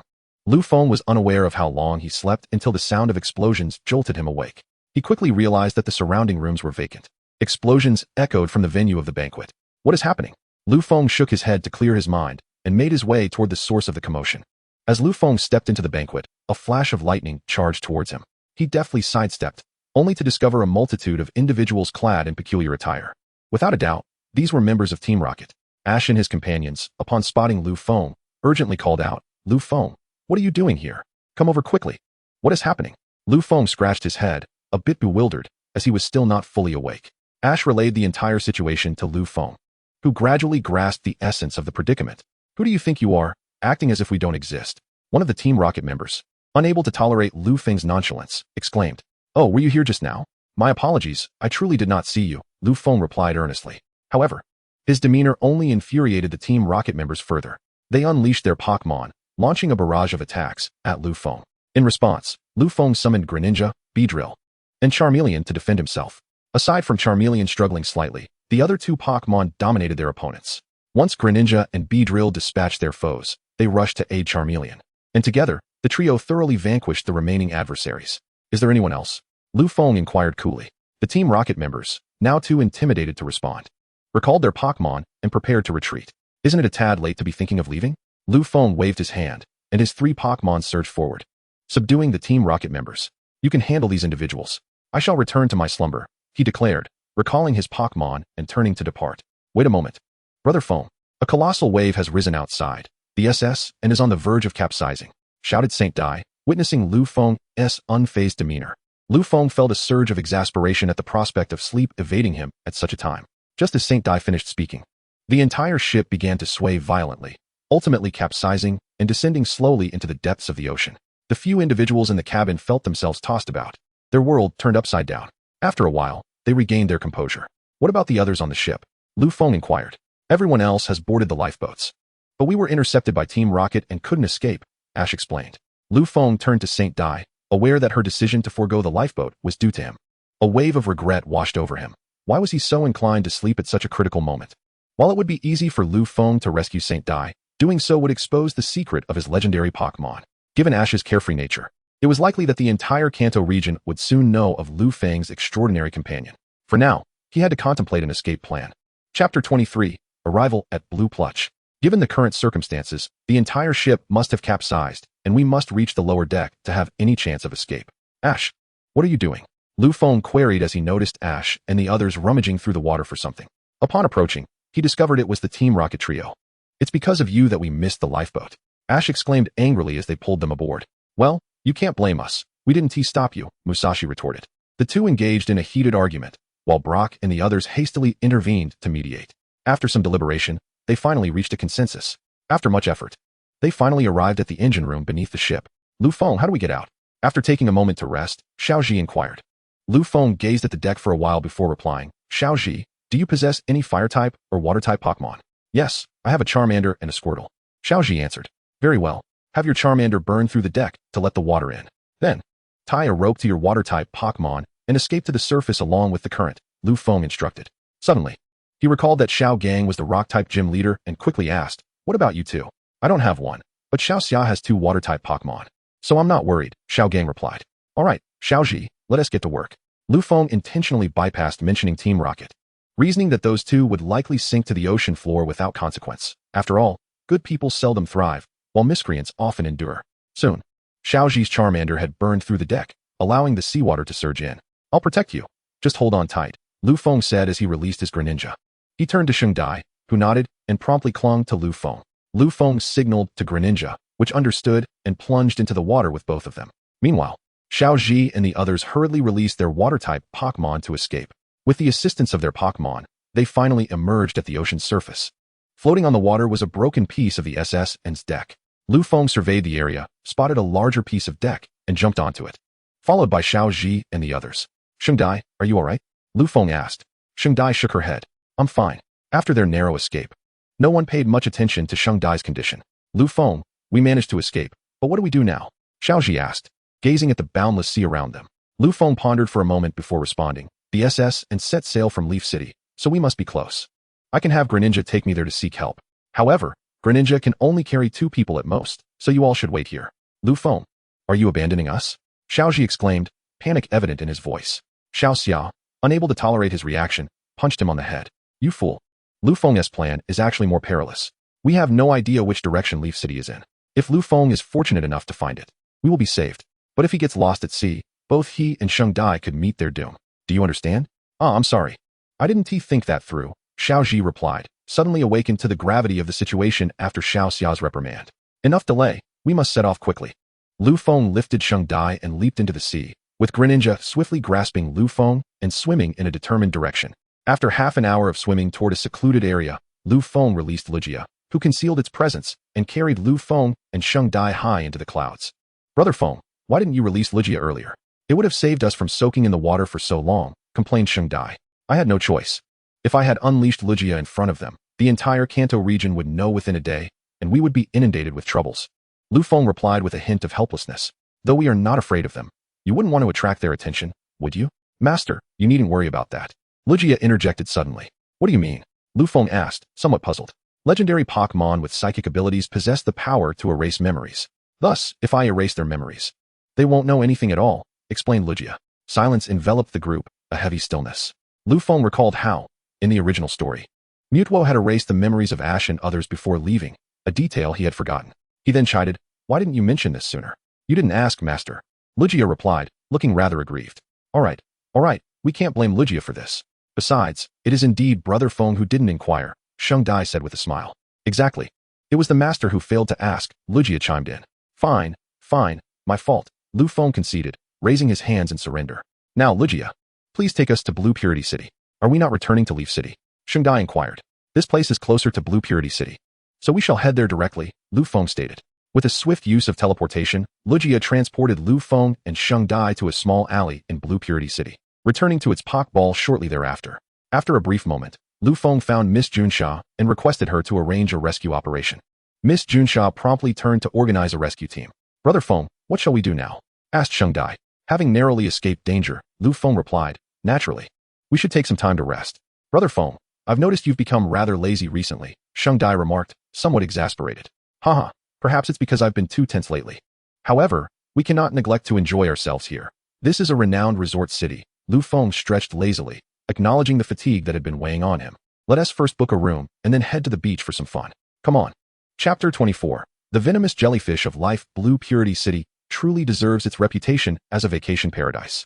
Lu Feng relished the experience, particularly enjoying the sight of numerous beautiful women in swimsuits along the beach. Yet, during his few visits to the shore, he found himself unnerved by Sheng Dai's palpable aura of hostility, which seemed to transform into something tangible, making Lu Feng's heart race. Brother Feng, when are we going to eat? Sheng Dai suddenly stood up, slamming her hand on the table, and asked loudly. Lu Feng had been growing increasingly laid back, a necessary respite after such a long journey. However, each time they ventured out, they passed the beach, where he would inevitably steal glances at the swimsuit-clad beauties. Those women, captivated by Lu Feng's striking looks, exchanged flirtatious glances, leaving Sheng Dai with an unsettling feeling that he might be whisked away by someone else. Startled by Sheng Dai's outburst, Lu Feng nearly dropped his cup, bewildered by her intense reaction. After reflecting for a moment, he said, Indeed, we have been here for quite some time. Let me see how we can depart. There's a dock nearby. I've heard there's a place called Maiden Gorge over there. It seems a festival is approaching, and if we take a boat, we might just make it in time. Lu Feng pointed to the map as he spoke. The festival intrigued Sheng Dai, and after a moment's thought, she agreed. Very well, let us prepare and head to the dock shortly. Lu Feng folded the map and returned to his room to gather his belongings. His possessions were few, and he quickly finished packing. Sitting on the bed to rest for a moment, he was suddenly startled by what seemed to be distant explosions. He opened the door to find Sheng Dai standing outside, gazing intently at something. What's the matter? Lu Feng asked in alarm. Brother Feng, It seems something has happened at the dock, Sheng Dai replied in a low voice. What kind of incident? I'm not sure. While I was packing, I heard what sounded like faint explosions and felt uneasy, so I stepped outside to take a look. Some passers-by mentioned that something had occurred at the dock, but they weren't certain, Sheng Dai explained. I heard the distant explosions too, but I thought I was mistaken. It seems there is indeed trouble. I'll go check it out. You stay here with Rayquaza. The last words were directed at Rayquaza. Rest assured, master. I will protect her. Lu Feng handed Sheng Dai Rayquaza's Pokeball and stepped out. He hailed a taxi that swiftly took him to the city near the dock. Before long, he discovered the source of the explosions. A tsunami had struck, flooding the city and damaging its electrical systems, causing circuits to explode intermittently. Soon, the city would be plunged into complete chaos. In the waters before the dock, a gigantic tentacruel, so massive it could rival the original Dragonite, was wreaking havoc. Leading a swarm of onyx jellyfish, it had broken through the dock and invaded the city. What has Team Rocket done to make this creature so colossal? Lu Feng gasped in astonishment. In the original story, Team Rocket had seemingly poured some unknown substance on a tentacruel, causing it to grow to an extraordinary size. Lu Feng employed a scanning technique on the tentacruel. Pokémon, tentacruel. Potential, king of potential. Strength, champion. Type, water, poison. Ability, clear body. Hidden ability, rain dish. Tentacruel has grown abnormally large due to an unknown substance. Its strength surpasses its potential limits as a result of burning its life force for temporary power. Burning its life force, no wonder, he muttered. Master, can you assist it? Although Tentacruel bears the title of the ocean's rogue, Pokémon typically do not attack cities. Rayquaza's voice was unexpectedly choked with emotion. As the deity of the sea, all oceanic Pokémon were its kin. Witnessing Tentacruel, willing to sacrifice its life to assault the city, filled it with confusion and sorrow. Do not worry. If this incident is indeed the fault of humanity, I will ensure that those responsible will face the consequences. As the tsunami surged forth, the majority of individuals sought refuge in the higher floors of buildings. Lu Feng, with great effort, managed to rescue a person from the water.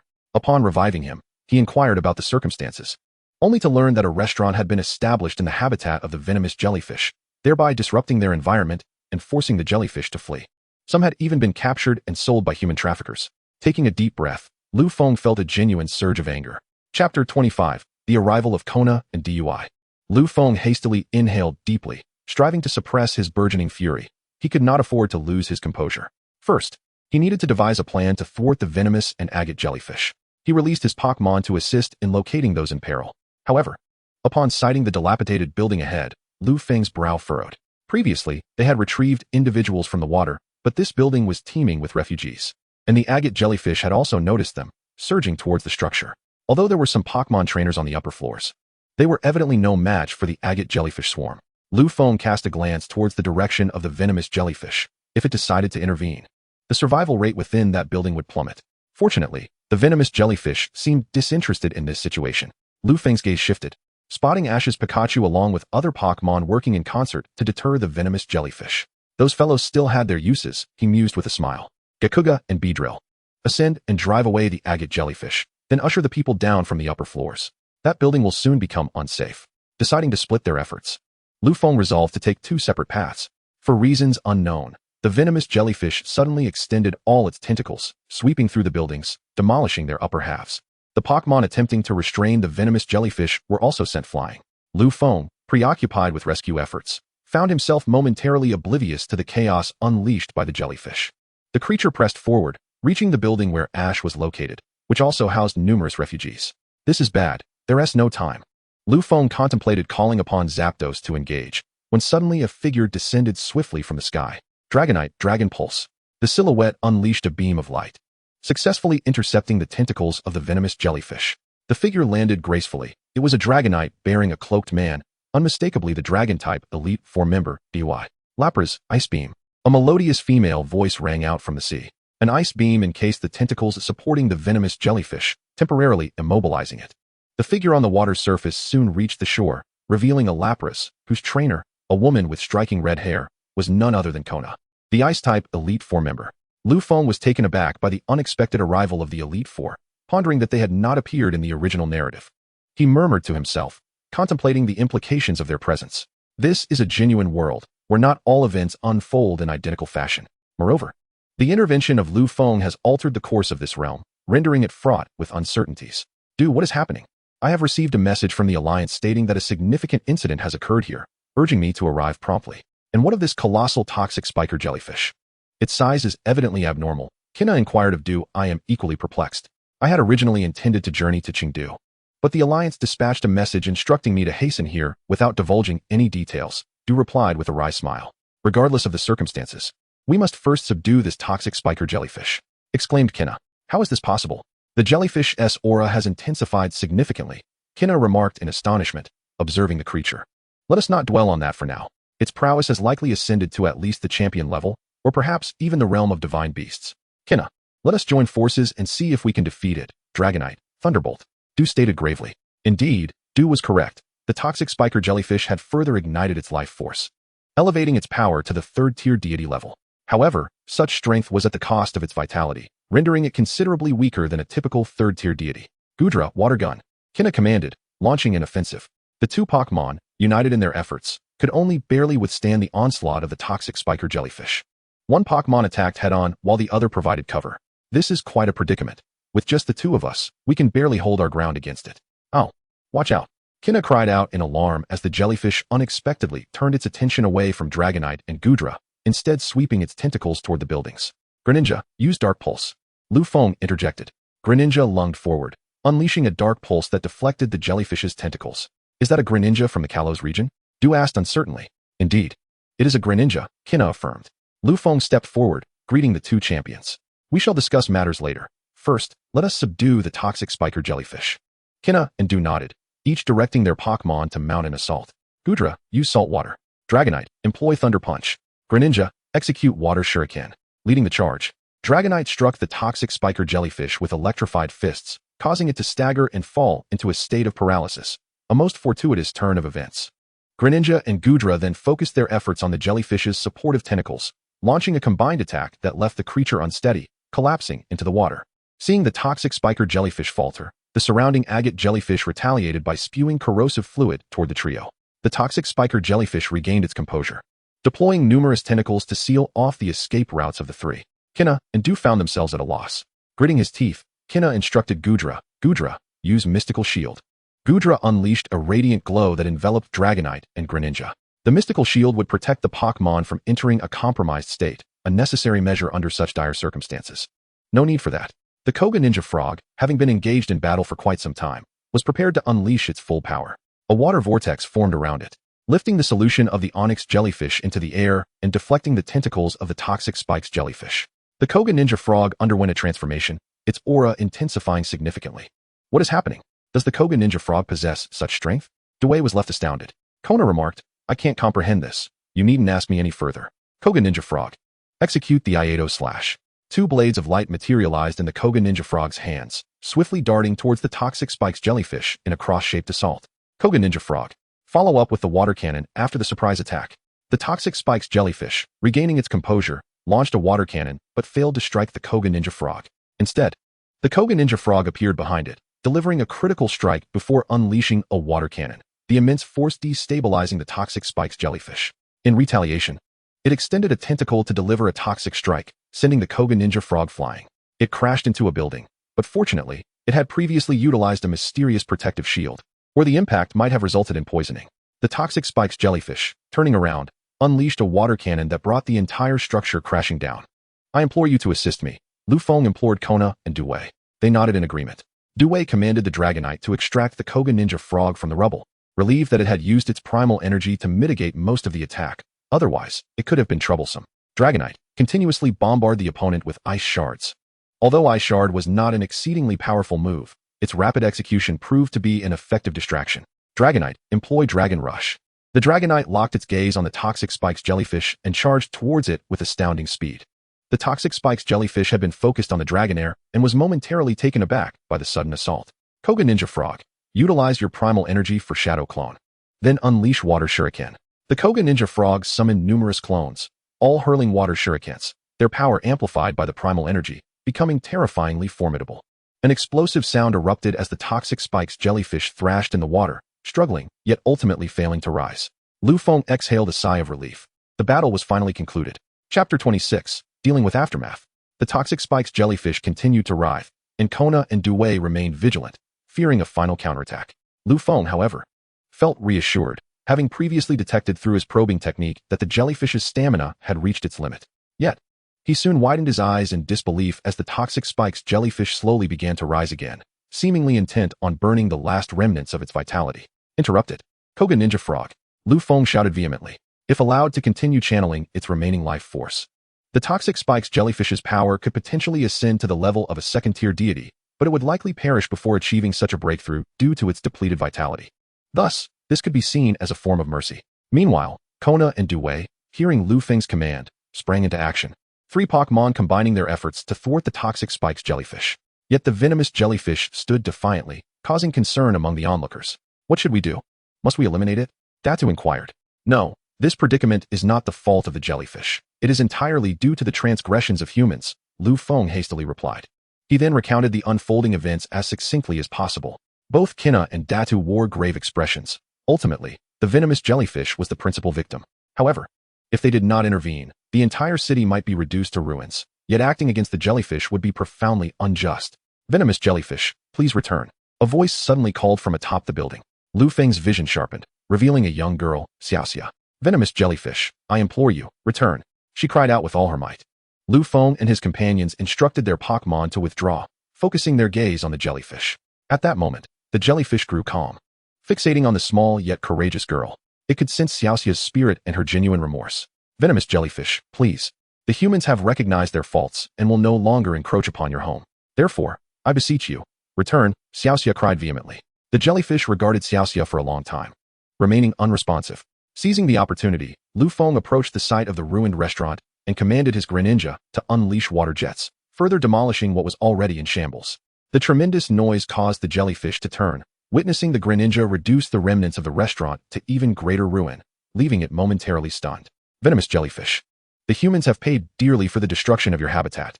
These 2 individuals are formidable among humans.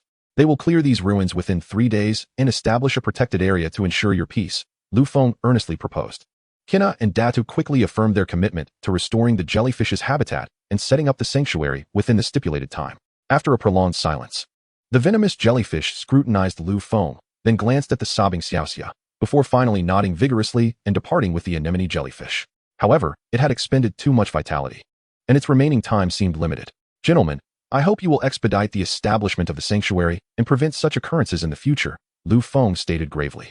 Rest assured, Kina and I will assist over the next few days. Grant me 2 days to establish the sanctuary, Datu assured him. Lu Feng nodded and continued. Furthermore, please locate the instigator and impose severe penalties to provide the jellyfish with justice. Leave that to me.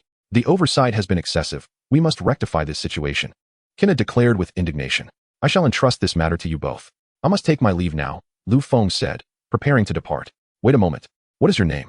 Datu called out, swiftly detaining him. I am Lu Feng, hailing from the Kalos region. Lu Feng introduced himself.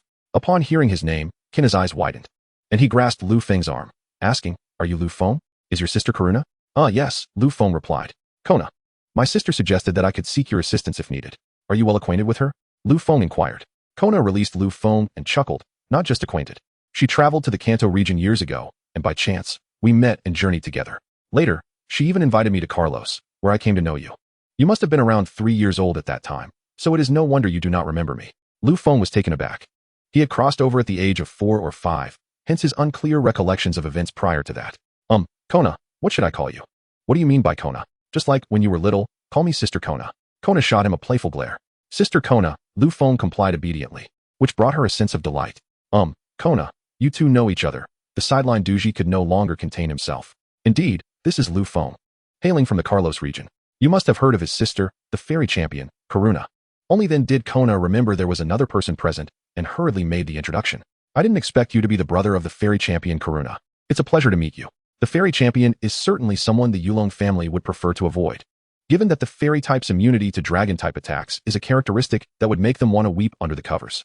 After some conversation, the 2 champions dispatched staff to restore the jellyfish's habitat and established a protected area, declaring that no one was permitted to disturb the jellyfish's existence. After 3 days of diligent effort, with everything settled, Lu Feng prepared to depart with Xingdai. Although Kona wished to join them, her pressing work obligations prevented her from doing so. The 2 boarded a boat to the Maiden Gorge, but due to the delay, the local festival had already concluded. Lu Feng could only express his apologies to Xingdai, who shook her head, smiled, and casually strolled with him as they set off for their next destination. Chapter 27, Arrival at Golden City. After leaving Maiden Gorge and enduring a long journey, they finally reached their next gym location, Golden City. Lu Feng brought Shangdai to the Pokémon Center to rest, ensuring they were in the best condition for the upcoming challenge. Brother Feng, I checked some information for you. The gym leader of Golden City is named Naji, who specializes in Psychic-type Pokémon. Moreover, Naji herself is a Psychic, and her partnership with Psychic Pokémon is formidable. So be cautious, Shangdai advised Lu Feng, noting that individuals with special abilities are quite rare. Alright, a Psychic? I am curious to meet her, Lu Feng replied, intrigued. Brother Feng, do not underestimate Naji. I've received word from my grandfather that her psychic prowess rivals that of the Unova region's psychic champion, Cadelia. Thus, her true strength may very well surpass that of even the Elite Four, Shangdai stated earnestly. Wow, she is that powerful? Lu Feng was genuinely astonished. A psychic capable of matching the psychic champion Cadelia must possess terrifying abilities. Just then, the long silent system chimed, ding. Congratulations, Master, on reaching Golden City. You have unlocked a special ability, Psychic Power, and received one special lottery opportunity. As Lu Feng activated his special ability for a unique lottery, he found himself somewhat bewildered. The reward was indeed impressive. With the addition of the power of the wave within him and his extraordinary sight, this marked his third unique ability. Pausing momentarily, Lu Feng decisively utilized the special lottery. Ding! Congratulations, Master, you have drawn the charm enhancement. Lu Feng was taken aback. What kind of reward was this? He was already strikingly handsome. What further enhancement was necessary? Brother Feng, Saint Dai waved her hand in front of Lu Feng, jolting him back to reality. He smiled apologetically, explaining that he had been lost in thought. After a brief respite, Lu Feng instructed Saint Dai to procure some necessary items and then set off to challenge the gym. Upon arriving at the gym, he noticed a multitude of individuals engaged in various exercises to hone their super abilities. The sheer number of superpowered individuals was astonishing, though their strength left much to be desired. Lu Feng shook his head in disapproval. Who are you? I've never seen you before. Came a voice from a red-haired man wearing a mask as he approached. Hello, my name is Lu Feng, and I am here to challenge the gym, Lu Feng replied. Challenging the gym? Huh, that's amusing. You stand no chance against Miss Nasi. Watch closely. The red-haired man produced a spoon, straining with effort as his face flushed. After nearly 5 minutes, the spoon gradually bent under his will.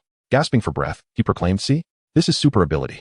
But Miss Nasi's powers are 100 times stronger than mine. I suspect that 100 times is merely your own exaggeration. If Nasi is truly as formidable as Saint Dai claims, then her abilities must exceed yours by an unfathomable magnitude, Lu Feng retorted, exasperated. Grabbing a spoon from a nearby table, he unleashed his own super ability, instantly warping the spoon into a twisted form. The red-haired man recoiled in fear. And no, this is impossible. He stammered in disbelief. Now, can you take me to find Nasi? Lu Feng inquired. The red-haired man nodded vigorously, leading Lu Feng to the competition arena. Upon arrival, he knelt on one knee and announced, Miss Nasi, this individual wishes to challenge you. It appears he possesses super abilities as well. Very well, step aside, a feminine voice replied from across the room. The red-haired man exited, closing the door tightly behind him. Hello, I am Lu Feng, here to challenge the gym, Lu Feng stated. The curtain was drawn back, revealing a delicately beautiful girl holding a doll, which bore a striking resemblance to Nasi herself upon closer inspection. Accepted. The match will be a one-on-one battle. The first side whose Pokémon is unable to continue fighting will be deemed the loser. However, should you lose, I shall transform you into a doll to keep me company. Are you in agreement? The doll in Nasi's hand spoke. Agreed. Please commence. Lu Feng gestured gracefully. I can sense that you are unlike the ordinary trainers. Thus I shall fight earnestly this time. Go, Hudi. Nasi summoned her Pokémon. Lu Feng employed his detection technique, assessing Hudi's strength as that of a mid-tier champion. Formidable indeed. Hudi is it? Very well. Charizard, take the stage. Lu Feng called forth his own Pokémon. After departing from the Maiden Gorge, the fire dinosaur finally evolved into a Charizard, its power soaring to the mid-level of the Elite Four, perfectly matching the strength of Alakazam. Charizard, seizing the initiative, launched a wing attack. Accompanied by Naji's command to begin, Lu Feng directed Charizard to strike. Charizard soared before Alakazam, unleashing its wing attack, which Alakazam evaded with its teleportation. Alakazam, employing Psychic Beam. Charizard, taking to the skies to evade. Alakazam unleashed Psychic Beam, but Charizard adeptly dodged, skillfully avoiding the barrage aimed at it from above. Charizard, executing Flamethrower. Charizard released a stream of flames towards Alakazam. Alakazam, utilizing Light Screen. This technique diminishes the potency of special attacks, effectively reducing the power of Flamethrower. With the Light Screen in place, Alakazam significantly mitigated the impact of the Flamethrower. Alakazam retaliated with a Psychic Beam that struck Charizard. Charizard, re-establishing its stance, unleashed Thunder Punch. Stabilizing its descent, Charizard's electrifying fist struck Alakazam fiercely, Thunder Punch, being a physical attack, rendered Alakazam's light screen ineffective in reducing the damage. Alakazam, employing Psychic. Steadying itself. Alakazam exerted Psychic Force to restrain Charizard, then forcefully slammed Charizard into the ground. Charizard, executing Air Slash. Rising, Charizard flapped its wings vigorously, launching 2 air slashes that struck Alakazam, causing it to stagger backward. Charizard, closing the distance, unleashed Wing Attack. Charizard soared close to the ground, its wings glowing with a brilliant light. Just as Alakazam regained its balance, it was knocked down again by Charizard's Wing Attack. Charizard, employing Dragon Claw. Alakazam, teleporting. Charizard lunged forward with Dragon Claw aimed at the grounded Alakazam, but it suddenly vanished and reappeared in a corner of the arena. Alakazam, using Recover. This skill allows it to restore half of its health, and after utilizing Recover, Alakazam appeared almost as it had at the start of the battle. This is troublesome. I did not anticipate it would use Recover. Charizard, employing Flamethrower for cover. After unleashing Flamethrower, Charizard concealed itself behind the flames. Alakazam, using Psychic. Alakazam exerted Psychic Force to control the Flamethrower, and Charizard emerged from behind the flames. Charizard, employing Dragon Claw. Charizard swung its Dragon Claw, sending Alakazam flying. Charizard, do not send it flying. Close the distance and use Dragon Claw in succession. Lu Feng furrowed his brow. Charizard's combat awareness was still somewhat lacking. In that situation, it should not have sent Alakazam flying, as it would make closing the gap exceedingly difficult. Fortunately, Alakazam did not react in time and could only endure Charizard's relentless assault. Suddenly, Alakazam vanished, reappearing behind Charizard and striking it with a Shadow Ball, propelling Charizard away. Lu Feng's eyes widened. In that situation, Alakazam should not have been able to use teleportation, which meant it was Naji who intervened. Isn't this excessive? Engaging in a one-on-one battle while receiving assistance, Lu Feng remarked. Humph, there is no rule in official competitions that prohibits the use of supernatural abilities, Ness said coolly. Lu Feng was rendered speechless, indeed. There was no argument to be made here. However, since you resorted to supernatural abilities, I shall not hold back either. Charizard, use Flame Vortex. Charizard unleashed a swirling vortex of flames, ensnaring Alakazam within its fiery embrace. Do you really think this will be effective, Alakazam? Use Teleport. Alakazam executed Teleport and escaped from the flame vortex. Lu Feng surveyed the arena and suddenly commanded, Charizard, unleash Flamethrower towards your left front. Although Charizard was puzzled, it complied and directed Flamethrower to the left. In an instant, Alakazam appeared right in front of the flame, struck directly by the torrent of fire. How could this be possible? How did you know where Alakazam would materialize? Supernatural abilities do not grant such foresight, Naz exclaimed in astonishment. Lu Feng merely smiled in silence. Indeed, supernatural powers did not endow such capabilities, nor did he intend to rely on them. His abilities had only just awakened and were untrained. Allowing him to utilize Teleport a mere few times, against Naz, he would only meet with annihilation. However, the Wave Guidance power was an entirely different matter. Every living being possessed a Wave Guide, and by harnessing this power, he could discern Alakazam's location, thus rendering Naz's advantages moot. Chapter 28, Battle against Eliga. Though I am unaware of the abilities you wield, do not presume that you can triumph over me with such tactics. Alakazam, utilize Shadow Clone. Naz commanded. Alakazam split into numerous clones, encircling Charizard, and then followed up with Shadow Ball. The multitude of Alakazam gathered energy to form Shadow Balls, launching them towards the center where Charizard stood. Lu Feng had initially intended for Charizard to ascend into the sky to evade the attack, but reconsidered upon realizing Naz's supernatural prowess, ultimately abandoning that plan. Charizard, encircle yourself with Flame Vortex. Charizard released a Flame Vortex, enveloping itself. The Shadow Balls collided with the vortex, but were repelled by its swirling force. Alakazam, retreat quickly, Naz urged. It's too late. Charizard, use Dragon Tail. Charizard burst forth from the Flame Vortex, executing a powerful sweep with its tail, sending Alakazam crashing into the arena wall. This ends now. Charizard, unleash Eruption.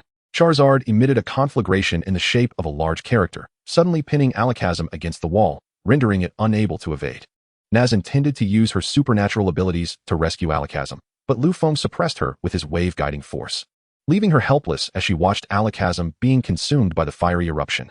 As the smoke cleared, Alakazam was revealed, utterly devoid of combat capability. After all, Alakazam's stamina was not particularly robust. It was remarkable that it had withstood even one strike from eruption. Naz inspected Alakazam's injuries, confirming its safety before recalling it into its Pokeball. She turned to Lu Feng and said, "You have one. Here is the gold badge. Take it." Naz produced the gold badge, extending it towards Lu Feng. "Thank you," Lu Feng replied as he accepted the badge, offering a brief expression of gratitude before turning to depart. Nazi called out to him, wishing to accompany him on his journey, and he consented, for Lu Feng's prowess far exceeded her own. She had an affinity for the strong. Early the next morning, Lu Feng and his companions departed from Jinhuang City. Lu Feng observed a common flaw among most superpowered individuals. Their physical stamina was woefully inadequate. Even someone as formidable as Nazi was not exempt. After only a few miles, her legs trembled with fatigue. "Allow me to carry you," Lu Feng suddenly offered after a brief respite. Nazi was taken aback and replied, "No need, I can manage on my own." "Well, the physical endurance of superpowered beings is equally essential," Lu Feng remarked. "In critical moments, stamina may prove pivotal in determining victory." Nazi pondered this. Indeed, there were times when one's abilities would wane, yet possessing physical strength could extend one's endurance, potentially swaying the outcome of a battle. "You make a valid point. I shall endeavor to train my stamina," she conceded. Lu Feng nodded in approval and inquired about Sheng Dai before they continued towards their next destination, Rainbow City. However, although Jinhuang City and Rainbow City were relatively close, the journey could not be completed in a single day. As evening approached, Lu Feng discovered a small stream and decided to set up camp beside it. When it came to pitching a tent, Nazi was utterly inexperienced, holding the tent without a clue on how to proceed. Lu Feng stepped in to assist her. Nazi requested that Lu Feng teach her the art of tent assembly, but he shook his head, saying, "In the future, leave such laborious tasks to me. I could hardly bear to have you struggle with tent pitching." Afterward, he went to help Sheng Dai with her tent. He then busied himself preparing dinner, with Sheng Dai assisting him. Nazi sat aside, suddenly feeling superfluous. Even when Sheng Dai was helping Lu Feng, she felt unsure of how to contribute. "Nazi, could you assist me by washing the vegetables?" Lu Feng suddenly called out. Nazi paused, looking up at him. Seeing his warm smile filled her with a sense of comfort. She nodded and hurried to the stream to wash the vegetables. Lu Feng, observing her retreating figure, could intuit what Nazi was contemplating, even if unspoken. Before long, they had prepared a meal, and Lu Feng's culinary skills had flourished, thanks to the rare ingredients he used to cater to Nazi's preferences, rendering the two women nearly speechless with delight. After dinner, Nazi and Sheng Dai busied themselves cleaning up, leaving Lu Feng feeling somewhat redundant, so he retreated to the tent. The next day, they progressed towards Rainbow City. Due to the proximity of the two cities, they arrived in less than 2 hours. Upon reaching Rainbow City, they first visited the Pokémon Center to restore their strength. Sheng Dai, having heard of the delightful perfumes available, urged Lu Feng to accompany her in selecting some. Nazi also expressed keen interest, and seeing the enthusiasm of the two women, Lu Feng decided to postpone their gym challenge for the time being. Upon arriving at the renowned perfume shop in the city, Sheng Dai and Nazi eagerly sampled an array of fragrances, guided by the recommendations of the staff. The two ladies exchanged glances with Lu Feng, seemingly seeking his approval. Lu Feng nodded, indicating that if they found something they liked, they should proceed without consulting him. Their joy was boundless. However, Lu Feng soon found himself regretting this decision. The two women proceeded to purchase several bottles of every scent in the store. While he wasn't particularly concerned about the expense, all the fragrances ended up in his possession, leaving him as nothing more than a mere holder of shopping bags. "By the way, which perfume do you think would suit him?" Sheng Dai suddenly pointed at Lu Feng. He was taken aback and quickly waved his hands, saying, "Sheng Dai, don't be silly. Using perfume would be a waste on me." In truth, the staff had already noticed Lu Feng. Yet, due to the presence of Sheng Dai and Nazi, they hesitated to approach him. After scrutinizing Lu Feng for a moment, one of the attendants spoke. "Sir, based on your demeanor, we believe you wouldn't require a fragrance with an overpowering scent. This particular one I have on hand is quite subtle and refreshing, possessing a natural aroma that I think would suit you well. What are your thoughts?" With a wry smile, Lu Feng replied, "I'll defer to your judgment. I don't know much about perfumes." The attendant spritzed him with a few sprays, and an invigorating scent enveloped him. Although his attire remained unchanged, Lu Feng's aura appeared more serene and composed, exuding an intellectual charm. Nazi and Sheng Dai gazed at him with sparkling eyes and flushed cheeks, not to mention the attendants, who were equally captivated. "How do I look? Why are you all staring at me?" Lu Feng asked, glancing at the mirror, noticing no significant change aside from the pleasant fragrance. Turning back, he saw the women looking at him as if they were about to devour him, prompting a nervous sweat to bead on his forehead. "All right, stop looking at him like that. You're scaring him," called out a woman in a kimono, who emerged from the back of the store, laughing as she waved her hand to disperse the crowd. "Sir, do you enjoy perfumes?" the woman in the kimono suddenly inquired. Lu Feng was momentarily taken aback, scratching his head before replying with a smile. "Well, I wouldn't say I particularly like perfumes, but I do believe their fragrance can uplift one's spirits and enhance a person's charm." The woman in the kimono seemed taken aback, her cheeks flushing. Lu Feng, still retaining some youthful innocence in his features, coupled with his bashful gesture, appeared quite endearing. "You speak quite intriguingly, and I can tell your words come from the heart. I am Eliga. It's a pleasure to meet you," she said with a slight bow. "Eliga, are you the master of the Rainbow Gym?" Lu Feng inquired hastily. "Indeed. That is I," Eliga confirmed. "Hello, Master Eliga. May I challenge you to a gym battle?" "Oh, I see you are here to challenge the gym. Of course, that can be arranged. We can use the battle arena in the back, so you won't have to go all the way to the gym. What's wrong? Sheng Dai asked. Lu Feng informed her of Eliga's identity as the master of the Rainbow Gym, to which Sheng Dai's eyes widened in surprise. The gym master is here running a shop. How intriguing. Why don't you all head to the battle arena? I will change into appropriate attire first. Lu Feng awaited at the battle arena for a while before Lugia arrived, having changed into casual attire. The rules of the match were clear. Each trainer could utilize 3 Pokémon. However, the gym leader could not substitute their Pokémon during the battle, while the challenger had the liberty to swap theirs as they pleased. Any questions? Lugia announced the rules, and Lu Feng nodded in agreement, signaling her to send forth her Pokémon. All right, you may commence first with your Venusaur, Lugia declared. Charizard, it's your turn. Lu Feng contemplated briefly before deciding to deploy his Charizard. Charizard, unleash Flamethrower. Lu Feng initiated the attack. Charizard expelled a torrent of flames directly toward Venusaur. Ah, Venusaur. Evade it. Lugia shouted in a panic. However, Venusaur could not escape the onslaught of fire and was engulfed by the flames, only to be rescued by Charizard's swift intervention. Lugia rushed forward, assessing Venusaur's condition, relieved that Charizard had pulled it away in time. Otherwise, the consequences would have been dire. Lugia recalled Venusaur, casting a forlorn glance at Lu Feng before sending out her second Pokémon, Weepinbell. Weepinbell, use Razor Leaf. Weepinbell launched several sharp leaves, yet they merely struck Charizard without causing any discernible reaction. How could this be? Lugia was incredulous, questioning the defensive capabilities of Lu Feng's Charizard. The truth was not that Charizard possessed superior defense, but rather that Lugia's Pokémon were significantly weaker, their overall strength resting at the mid-tier of the elite class. Charizard, employ Air Slash, Lu Feng commanded. Charizard flapped its wings vigorously, releasing 2 blades of air that knocked Weepinbell off its feet. Lugia looked at Lu Feng with a hint of resentment. You've made this far too easy for yourself, leaving me quite embarrassed. Lu Feng could only shrug, acknowledging that Lugia's Pokémon simply could not withstand Charizard's might. Lugia's final choice was Gloom. She had intended for Charizard to intentionally miss a few attacks, but upon seeing Gloom, she reconsidered. Sorry, but Flamethrower will suffice, Lu Feng replied. How utterly unchivalrous of you, Lugia remarked, recalling Gloom with a hint of annoyance. Lu Feng felt awkward, offering a wry smile as he defended. Fire-type moves against grass types are overwhelmingly effective. Very well, I shall let this slide. Here, take this rainbow badge. Lugia said, noticing the awkward expression on Lu Feng's face, which finally coaxed a smile from her. Thank you. If there is nothing else, we shall take our leave. Lu Feng said as he accepted the badge, bidding farewell to Lugia. He departed the perfume shop accompanied by Nasi and Sheng Dai. Chapter 29, The Compulsory Breakthrough System. Eyes reawakened. Upon exiting the perfume shop, Lu Feng could not help but let out a deep sigh. Sheng Dai curiously inquired, Brother Feng, why do you appear somewhat discontent? It's not discontent, rather a realization that the average strength of gym leaders in the Kanto region is rather lacking. The trio from the Cerulean Gym was preoccupied with performances, and now the Rainbow Gym is focused on selling perfumes. Alas, during my travels in Kanto, only Nasi's gym has posed a genuine challenge, Lu Feng said, gently ruffling Sheng Dai's hair, expressing his exasperation. Uffed, Sheng Dai chuckled and said, Brother Feng, are you seeking defeat? Should I invite Sister Nazi to give you a taste of her prowess? Nazi seemed intrigued, her hands playfully squeezing together, exuding an eager demeanor. Lu Feng hastily waved his hands, pleading for mercy. With a smile, Nazi relented and spared Lu Feng. I've noticed you've been smiling more lately. Have you started to harbor feelings for me? Lu Feng remarked with a grin, captivated by Nazi's laughter. Nazi was taken aback, quickly retorting, Who said I like you? Is it wrong for me to smile?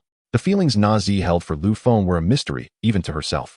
While she did not lack admiration for him, the attentive care he had shown during a particular period had opened a small crack in her heart.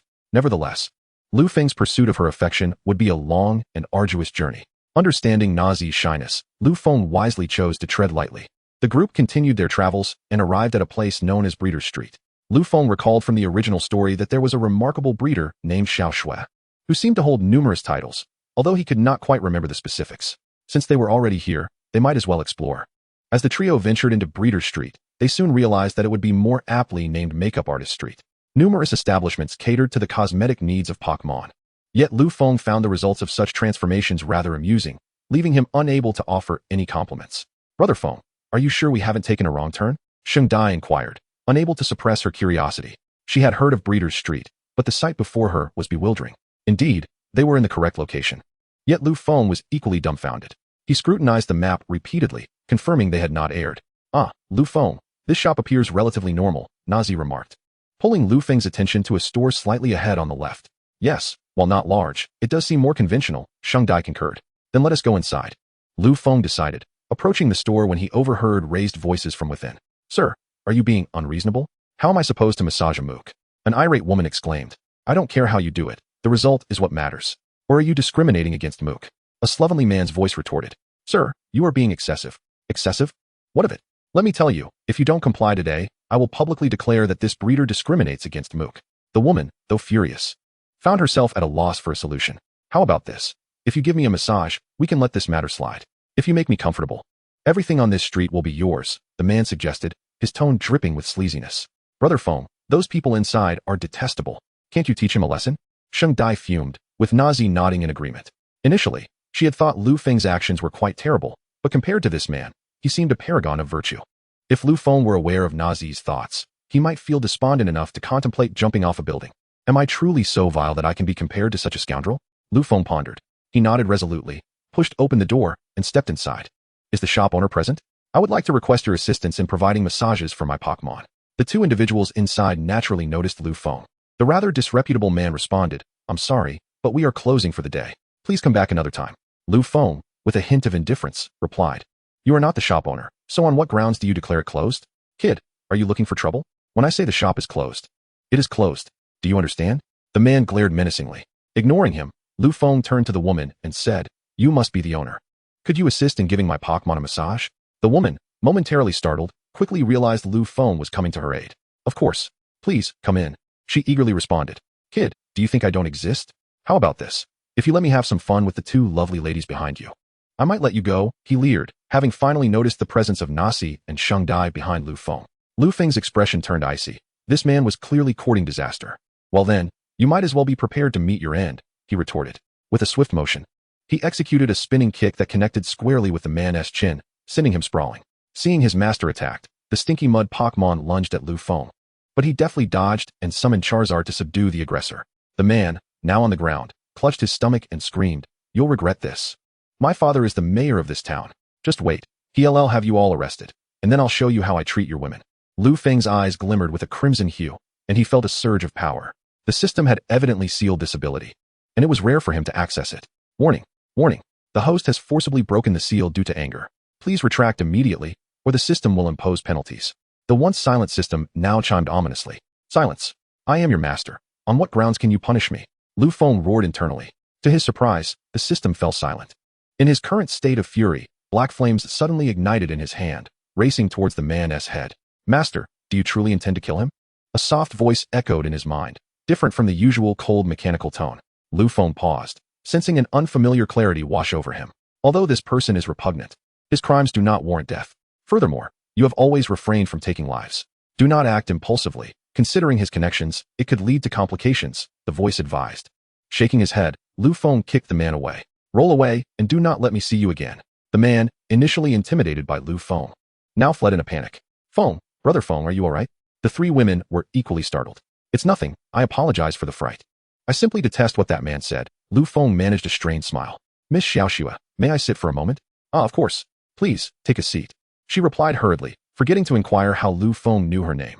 Lu Feng chuckled softly, his eyes gradually returning to their normal state.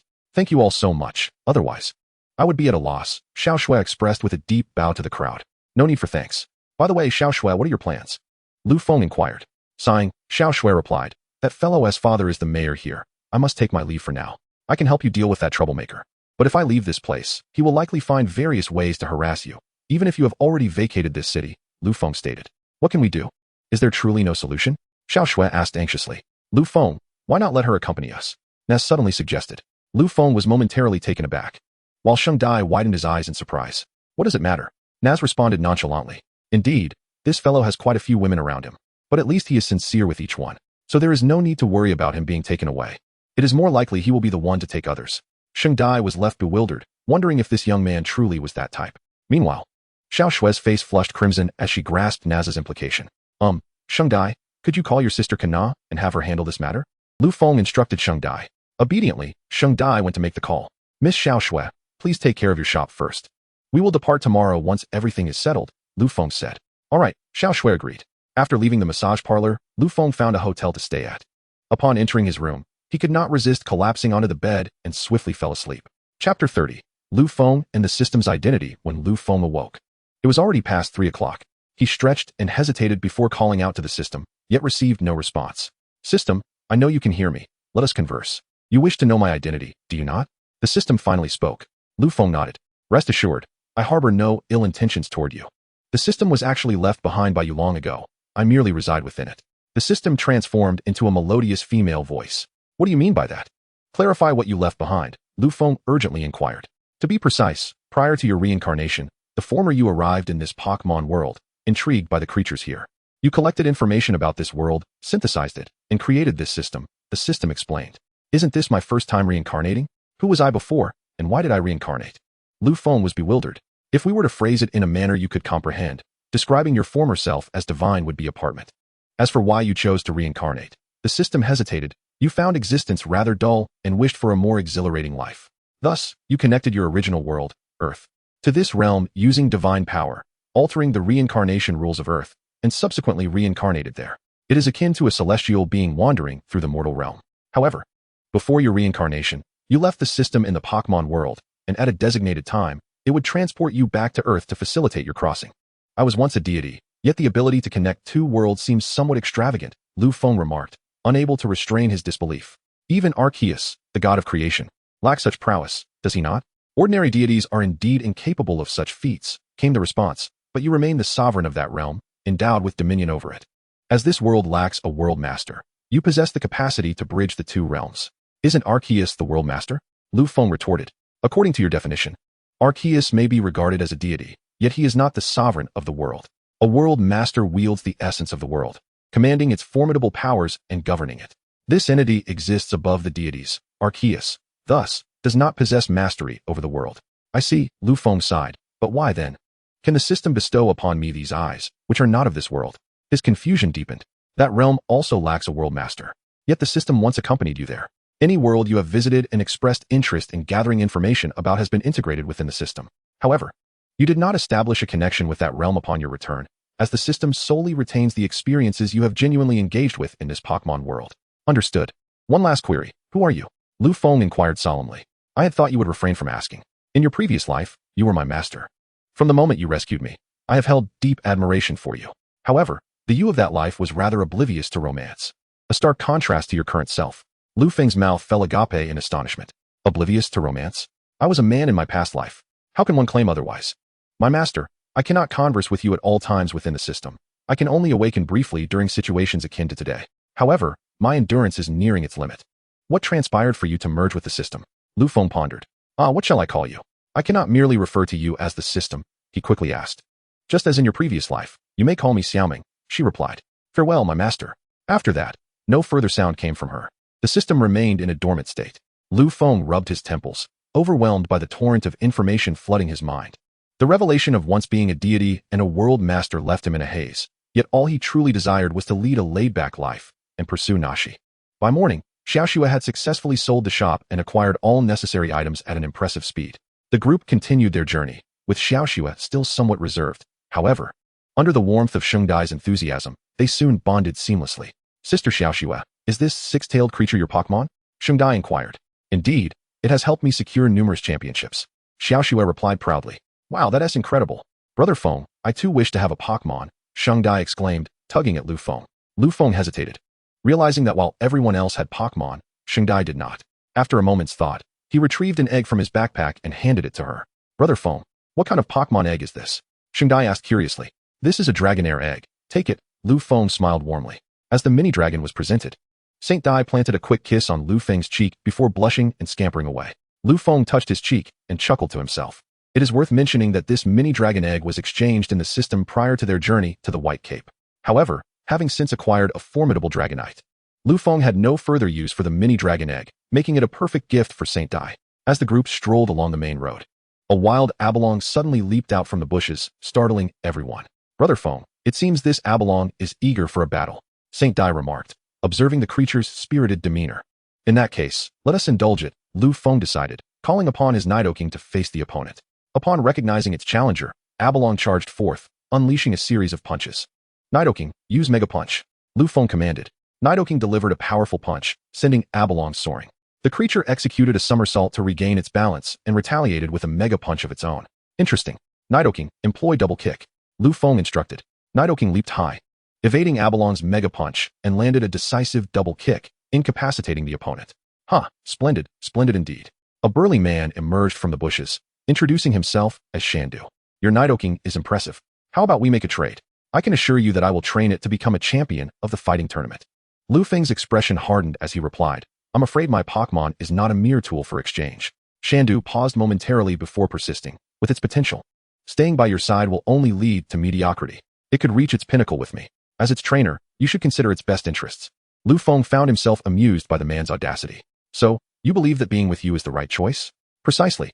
Shandu continued, follow me, and I will mold it into a champion of the fighting tournament. Observing his shameless demeanor, Lu Feng's eyes grew cold, and he was about to take action when Nasi intervened. With her psychic abilities, she hurled him aside, causing him to yelp in pain. Humph, continue to pester us, and I won't hesitate to end you, Nasi declared icily. Under Nasi's chilling gaze, Shandu felt a shiver run down his spine, silencing him. Suddenly, a girl dashed across the road, positioning herself in front of Shandu. Please wait. I beg you, spare my father. You are his daughter? Nasi inquired. Yes. My name is Aimei. My father has caused you much trouble, and I sincerely apologize. Aimei bowed deeply to Lu Feng and the others. Nasi was about to retort, but Lu Feng restrained her. Let us show mercy this time. Miss Aimei, please take your father and depart. We shall part ways here. The group sidestepped them and continued their journey. That man was incredibly annoying, demanding others' Pokémon upon first meeting, Saint Dai remarked. Indeed, this outing has truly opened my eyes. Even the usually gentle Shui could not help but comment. Alas, this world is filled with all kinds of people. We need only to focus on ourselves and not dwell on such matters. Lu Feng responded with a sense of resignation. By the way, Lu Feng, where's your next gym challenge? Asked Nashi. I have already made up my mind. I wish to challenge the Qianhong Gym in Qianhong City. By the way, Xiaoxua, do you have anything you wish to do? Lu Feng inquired. Me? I don't have any particular goals at the moment. I just want to wander around and see the sights. Xiaoxua was taken aback, pleasantly surprised by Lu Feng's concern for her. All right then, if you have anything in mind, just let me know. I can't just have you accompany me to the gyms all the time, Lu Feng remarked. The three girls exchanged glances. A smile shared among them. Now, let us see what lies ahead that might be suitable for setting up camp. Lu Feng continued on toward Qianhong City. Chapter 31. Kino wants to travel together. The group continued their journey when suddenly they heard a series of explosions ahead, startling everyone. That scared me. What is happening up there? Shengdai exclaimed, having instinctively dropped the mini dragon egg she was holding due to the fright. Fortunately, Nashi reacted quickly and caught the egg with her psychic powers. Who knows? Oh my, here it comes again, Lu Feng remarked as another explosion echoed. Let us go take a look at what is going on. Lu Feng approached the source of the explosions and discovered a gathering of numerous Pokémon trainers, with someone on stage seemingly addressing the crowd. Upon mingling with the throng, he learned the situation. Brother Feng, what is going on? Shengdai asked upon Lu Feng's return. It appears they are trying to construct something here, but for some reason, the Diglets keep causing trouble. Look over there. That chaotic pile of trucks is proof of it. Lu Feng pointed to a nearby large pit filled with overturned or wrecked vehicles. No way. Why would the Diglets do that? Shengdai questioned. Oh no. Here come the Diglets again. Before Lu Feng could respond, the speaker on stage suddenly shouted. The ground then heaved, and one after another, Diglets burst forth from the earth. Now watch me. Go, my Pokémon. To Lu Feng's surprise, little Matsu, Professor Oak's grandson, was also present. But the Pokeball he threw did not release any Pokémon. He stood there, bewildered. Subsequently, he tossed out more Pokeballs. Yet none of them yielded any Pokémon. How can this be? Little Matsu could hardly believe it. Other trainers, undeterred by the oddity, also threw their Pokeballs. But to no avail, no Pokémon emerged. Alright, now it's my turn, Little G declared, having appeared seemingly out of nowhere, throwing his Pokeball. Yet, Pikachu inexplicably blocked him, though Little G, unable to restrain himself, let the Pokeball fly anyway, and still, no Pokémon appeared. What on earth is happening? Shengdai asked. Perplexed. I don't know. You all stay here. I'll go check it out, Lu Feng replied. He approached Little G, who was currently arguing with Little Matsu. Upon seeing Lu Feng, Little G greeted him as usual, while Little Matsu bowed deeply. Lu Feng, I apologize for leaving you with a bad impression last time. Little Matsu spoke without straightening up. Lu Feng was taken aback. Let us put the previous matter behind us. Your ability to amend your ways is indeed commendable. However, I implore you to remember the words I spoke last time, for I shall not be lenient should a similar situation arise in the future. Yes, ever since that moment, I have diligently kept your words in mind, and have also regained the trust of my Squirtle, remarked Green. Indeed, raise your chin when you speak. What kind of demeanor is that? Lu Feng interjected. Many eyes were already upon them. Green straightened his posture and addressed Lu Feng. Would you be willing to engage in another battle with me? Perhaps another time, The current circumstances are not conducive to a duel. Lu Feng waved his hand dismissively. What do you perceive this situation to be? Lu Feng inquired of Green. After a moment of contemplation, Green replied. It appears that the Pokémon are exhibiting signs of resistance. Yet I am perplexed as to why all of their Pokémon are resisting. Lu Feng chuckled softly. As expected of Professor Oak's grandson, you possess considerable insight. Indeed, they are resisting. But the reason behind the collective defiance of all the Pokémon remains a mystery to me. Green was taken aback. Then, Pikachu. Could you enlighten us as to why you intervened to prevent Ash from releasing his Pokémon just now? Lu Feng suddenly addressed Ash's Pikachu. Yes, Pikachu. What prompted you to stop me? Ash also inquired. Just as Pikachu prepared to respond, Lu Feng interrupted. Hold on. Allow me to summon someone first. He called over the three girls and instructed Naz to release her Alakazam. However, Alakazam remained unresponsive. Lu Feng then told Naz to clarify that Alakazam was not meant to confront the Diglett, and only then did it emerge. Lu Feng requested Naz to establish a telepathic connection with Alakazam and subsequently translate Pikachu's words. After listening to Pikachu, Naz whispered something in Lu Feng's ear. Lu Feng raised an eyebrow in surprise at the revelation. What is it? Green and Ash's group inquired. Please wait, Lu Feng murmured to the three girls, who nodded and dispersed. He then addressed the others. If a reservoir were to be constructed here, it would inundate the entire forest, leaving the Pokémon with nowhere to reside. How infuriating. I shall confront them. Ash exclaimed impatiently, eager to reprimand those responsible. Lu Feng halted him with a firm grip. What is your haste? I have yet to finish my statement. Their blasting of the mountains has injured numerous Pokémon, and tragically, there have been casualties. Lu Feng spoke slowly. The group fell silent. Green turned to Lu Feng and asked, What shall we do? Do not fret. I have dispatched Naz and Side-Eye to evacuate the nearby Pokémon, while Koyuki is notifying Miss Junsha in the vicinity. You all should gather the trainers here. And I will take care of the reservoir, Lu Feng instructed. The group promptly set to work, rallying the nearby trainers. Once Lu Feng noted that a sufficient number had gathered, he released his Banette, commanding, Banette, use Earthquake to obliterate this reservoir. With a mighty roar, Banette stomped fiercely on the ground. The earth trembled violently, and the unfinished reservoir could not withstand such an impact, collapsing in an instant. What is going on? What are you doing? The overseer stormed out, seizing Lu Feng by the collar and shouting angrily. The gathered trainers were equally bewildered, unable to comprehend why Lu Feng had chosen to destroy the reservoir. Banjira seized the manager with a firm grip and hurled him away, then adjusted Lu Feng's collar. Lu Feng addressed the assembled trainers, stating, The reason I obliterated this reservoir is that its completion would submerge an entire forest. I need not elaborate on the fate of the Pokémon here. Furthermore, the blasting operations executed by these individuals have injured numerous Pokémon, with some even succumbing to their injuries. The trainers below were left in utter shock, casting incredulous glances at the reservoir's management personnel. The manager, drenched in cold sweat, stubbornly retorted, You speak nonsense. Our blasting operations were initiated only after confirming that no Pokémon were in the vicinity. How could we possibly harm them? No. Lu Feng interjected, We discovered the corpse of a Rattata that perished from the explosion, its body bearing unmistakable signs of detonation. At that moment, Nasi and Sheng Dai emerged from the nearby thicket, the latter cradling a Rattata's lifeless form. Moreover, we have unearthed the remains of buried Pokémon in various locations. Just then, a woman with red hair entered, flanked by Miss Junsha and Xiaoxua, followed by a contingent of police officers. Sister Kina, what brings you here? Lu Feng inquired, genuinely astonished. It seems I arrived just in time. These individuals are affiliated with an illicit corporation. I had just suppressed their gang when I saw Xiaoxua seeking Miss Junsha's assistance. After interrogating the company's executives, I discerned the full extent of the situation and hastily made my way here. Kina replied with a smile. Very well. I shall leave the remaining matters in your capable hands, Lu Feng stated. Kina waved her hand, and with the assistance of numerous Pokémon trainers, the police swiftly subdued the perpetrators. Miss Junsha escorted them to the nearby city for judicial proceedings. Hey, Sister Kina, why didn't you return with them? Lu Feng asked. Bewildered. What? Are you eagerly awaiting my return? Kina shot him a teasing glare. No. Lu Feng quickly waved his hands in denial. Kina, with a playful roll of her eyes, replied, I've finally managed to take a break, and it is the perfect opportunity for us to travel together. You must include me. Lu Feng's astonished exclamation echoed through the forest, prompting many departing trainers to gaze skyward. What is happening? Could it be the vengeful spirits of the Pokémon that perished here are at work? With this thought, the trainers hastily vacated the area. Chapter 32, The Desperate Nido King. Observing Lu Feng's incredulous expression, Kina chuckled. I said I want to travel with you. Did you comprehend? But you're a champion. What about the League? Lu Feng asked, utterly perplexed. Humph, those cunning old foxes in the League only seek to create trouble. The last time with the Tentacruel, I was on vacation. Had the situation not escalated, I wouldn't have intervened. If they dare to waste my time again, I shall unleash my Dragonite upon them. Kina declared, her voice laced with indignation. We depart early tomorrow. You mustn't abandon me. Kina waved her hand, leaving Lu Feng with a striking silhouette. Lu Feng stood in a daze, having finally garnered some affection from Nasi, and with the system yet to restart, he now found himself entangled in another predicament. The situation regarding Xiao Shui was unavoidable, and Nazi resigned herself to it. However, it wasn't long before another complication arose, prompting even Nazi, with her typically indifferent demeanor, to potentially erupt with frustration. Brother Feng, what did Sister Kana say to you? Asked Sheng Dai with curiosity.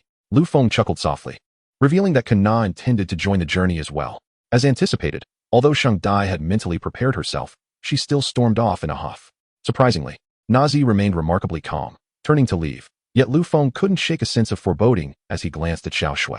Xiao Shui shot Lu Feng a peculiar look before also departing. Since the last time Lu Feng had aided her, perhaps unbeknownst to herself, she had developed a certain fondness for him. After all, saving someone in distress left a profound impression. With the three women gone, Lu Feng stood alone in the stillness. That evening, he found himself amusing one on the east, entertaining another on the west, and coaxing the last on the south. Eventually, all three women agreed, leaving Lu Feng in awe of his own ability to charm these three formidable personalities. The following day, Kana awaited them as promised. Lu Feng introduced her to the three women, and Kana, devoid of any airs of superiority, greeted them with a smile, allowing them to bond effortlessly. Lu Feng was perplexed by how swiftly friendships could blossom among women. As they traversed the mountains, they finally arrived at the location of the shallow red dojo. Brother Feng, this house is so unique, exclaimed Sheng Dai. Indeed, such architectural styles are rare to find nowadays, Lu Feng replied. However, I quite appreciate this aesthetic. It exudes a certain ancient charm, Xiao Shui remarked. Yes, I share your admiration for this style, she continued. By the way, Lu Feng, the dojo master here possesses formidable strength, Kana informed him. How so? Lu Feng inquired. The dojo master is named a Ju, specializing in poison-type Pokémon, and his prowess is likely sufficient to be considered at the elite level. He is currently one of the reserve elite four in the Chengdu region. Kana cautioned Lu Feng. How did a dojo master from Kanto end up as a reserve elite in Chengdu? Xiao Shui asked, intrigued. Kanto and Chengdu are both headquarters of the Pokémon League, and given their close ties, such occurrences are not unusual. For instance, Dato holds titles as both the Dragon-type elite in Kanto and the champion of Chengdu, Kana elaborated. Oh, I know that Dato is also the champion of the Johto region, but why doesn't he challenge for the championship in Kanto? Sheng Dai questioned curiously. That's because Dato is not my match, Kana chuckled. Dato is indeed powerful, having reached the champion level long ago. Even when teaming up, neither Grandma Kikuko nor Shiba could best him. However, his Dragon-type Pokémon are severely countered by my Ice-type Pokémon. Although it's not as extreme as the Fairy-type immunity to Dragon types, it still poses a considerable challenge. Over the years, Dato has participated in numerous championship challenges, but I have thwarted him each time, which is why Kanto lacks a champion. Kana couldn't help but laugh. Poor Dato, Xiao Shui remarked, unable to contain her sympathy. If letting were to realize that he had fallen to the level of being pitted, it would surely cause him even greater distress. By the way, Nasi, have you ever considered challenging the position of the champion? Kina inquired, believing that Nasi possessed sufficient strength to assume the title. I have little interest in such matters, and being the champion may not be as glorious as it seems, Nasi replied. You make a valid point, Kina acknowledged with a nod. Those individuals in the league bombard us with tasks daily, which can be quite bothersome. In urgent situations, even when one is on leave, the league can summon you back. However, where is everyone? Sheng Dai exclaimed, glancing around, when suddenly a few shurikens flew out from the doorway ahead. Nasi reacted swiftly, using her psychic abilities to control the shurikens. Nasi, can you use your powers to check if there are similar traps ahead? Lu Feng suggested. Nasi nodded and focused her abilities to probe the area. After a brief moment, she declared, all traps have been neutralized. Additionally, how should we deal with this person? With a flick of her hand, she pulled forth a girl clad in a pink ninja outfit from the shadows. Who are you? Lu Feng asked. That hurts. Who are you? Why did you suddenly attack me? The girl in the pink ninja outfit exclaimed loudly. I am Lu Feng, and these are my companions. As for why we attacked you, that is a question I should pose to you. And you, hiding over there, you can come out as well. Lu Feng called towards the corner. From the shadows emerged another figure dressed in a black ninja outfit, who inquired, how did you discover my presence? My companion here is a psychic, and while surveying the dojo, she naturally detected you, Lu Feng explained with a smile. I see. I am Aju, the master of the shallow red dojo. Greetings to you all. Not so good, Master Aju. On our way here, we encountered numerous traps, some of which could be lethal. If this issue escalates, it may jeopardize your chances of becoming the champion, Kina remarked. Earlier, while traversing a suspension bridge, it had unexpectedly collapsed. But Nasi had utilized teleportation to rescue everyone. Aju furrowed her brow at Kina, feeling a sense of familiarity but unable to recall from where. Suddenly, her eyes widened in recognition, and she cautiously asked, "Are you Champion Kina?" "Indeed, I am Kina. I am primarily accompanying my companions on this journey." "Please proceed with the dojo battle," Kina replied, removing her hat. Her earlier low-brimmed hat had concealed her identity from Aju. "Very well, please follow me to the battle arena," Aju said, leading the way. Upon reaching the arena, Aju explained, "The rules of the shallow red dojo are 2-on-2. Whichever side's Pokémon all lose their ability to battle will be declared the loser." "How does that sound?" "I have no objections." "Then let us commence. My first Pokémon is Mothim." "Mothim, is it? Go, Nidoking. We will take the initiative." Nidoking, use Poison Sting. Nidoking unleashed a flurry of small poisonous needles directed at Mothim. Mothim, ascend into the sky and employ Signal Beam. Mothim soared into the air, evading Nidoking's Poison Sting, and then unleashed a brilliant Signal Beam. Nidoking, lacking in speed, was unable to dodge the attack. Nidoking, unleash Ice Beam. A brilliant blue beam shot forth from Nidoking, freezing the wings of the Mothim.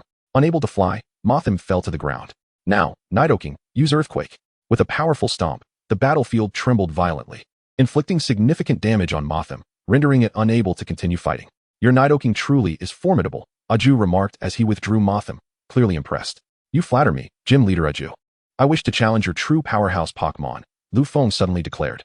Aju paused, instinctively glancing at Kona. He worried that if the newcomer performed poorly, it might cause trouble for him later. However, Kona nodded reassuringly, allowing Aju to relax. "Very well, this is my strongest Pokémon. Go, Crobat." Lu Feng's expression grew serious. Aju's status as a potential champion meant he must possess Pokémon of the highest caliber. Lu Feng surmised that Crobat likely held mid-tier champion strength, while Nidoking was merely at the level of an approaching champion, perhaps not a suitable adversary. Nidoking let out a fierce roar at Lu Feng, its intent unmistakable. Taking a deep breath, Lu Feng commanded, "Nidoking, use Ice Beam." Nidoking unleashed Ice Beam, but Crobat, with its remarkable speed, effortlessly evaded the attack. "Crobat, use Air Slash." Crobat released 4 blades of air that struck Nidoking, forcing it to retreat repeatedly. Nidoking, unleash Flamethrower.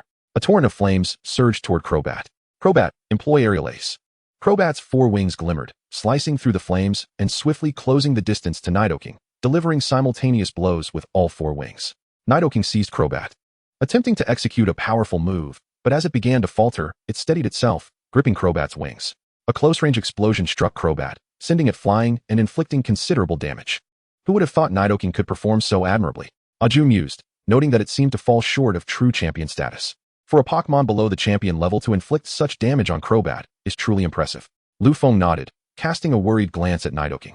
"Are you alright, Nidoking?" With a mighty roar, Nidoking affirmed its condition. "Crobat, unleash a flurry of air slashes."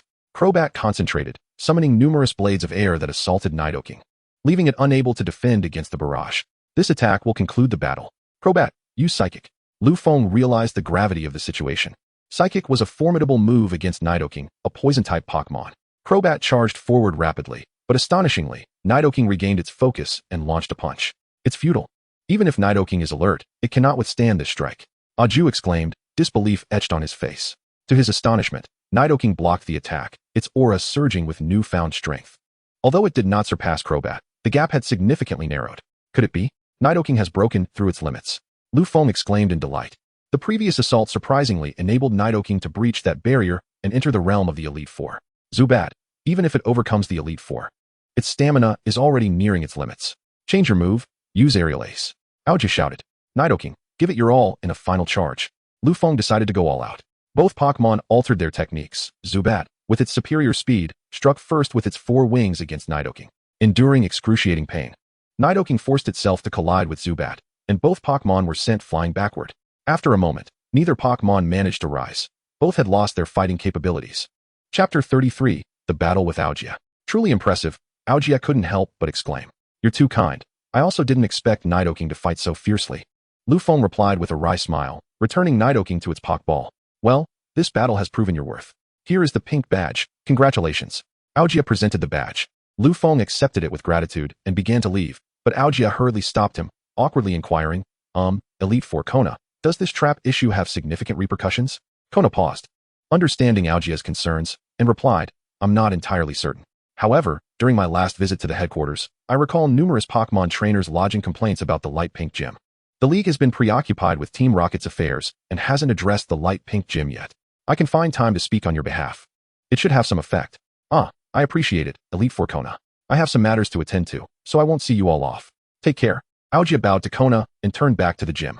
As Lu Feng and his companions descended the mountain, they faintly heard a woman's pleading cries mixed with a man's shouts.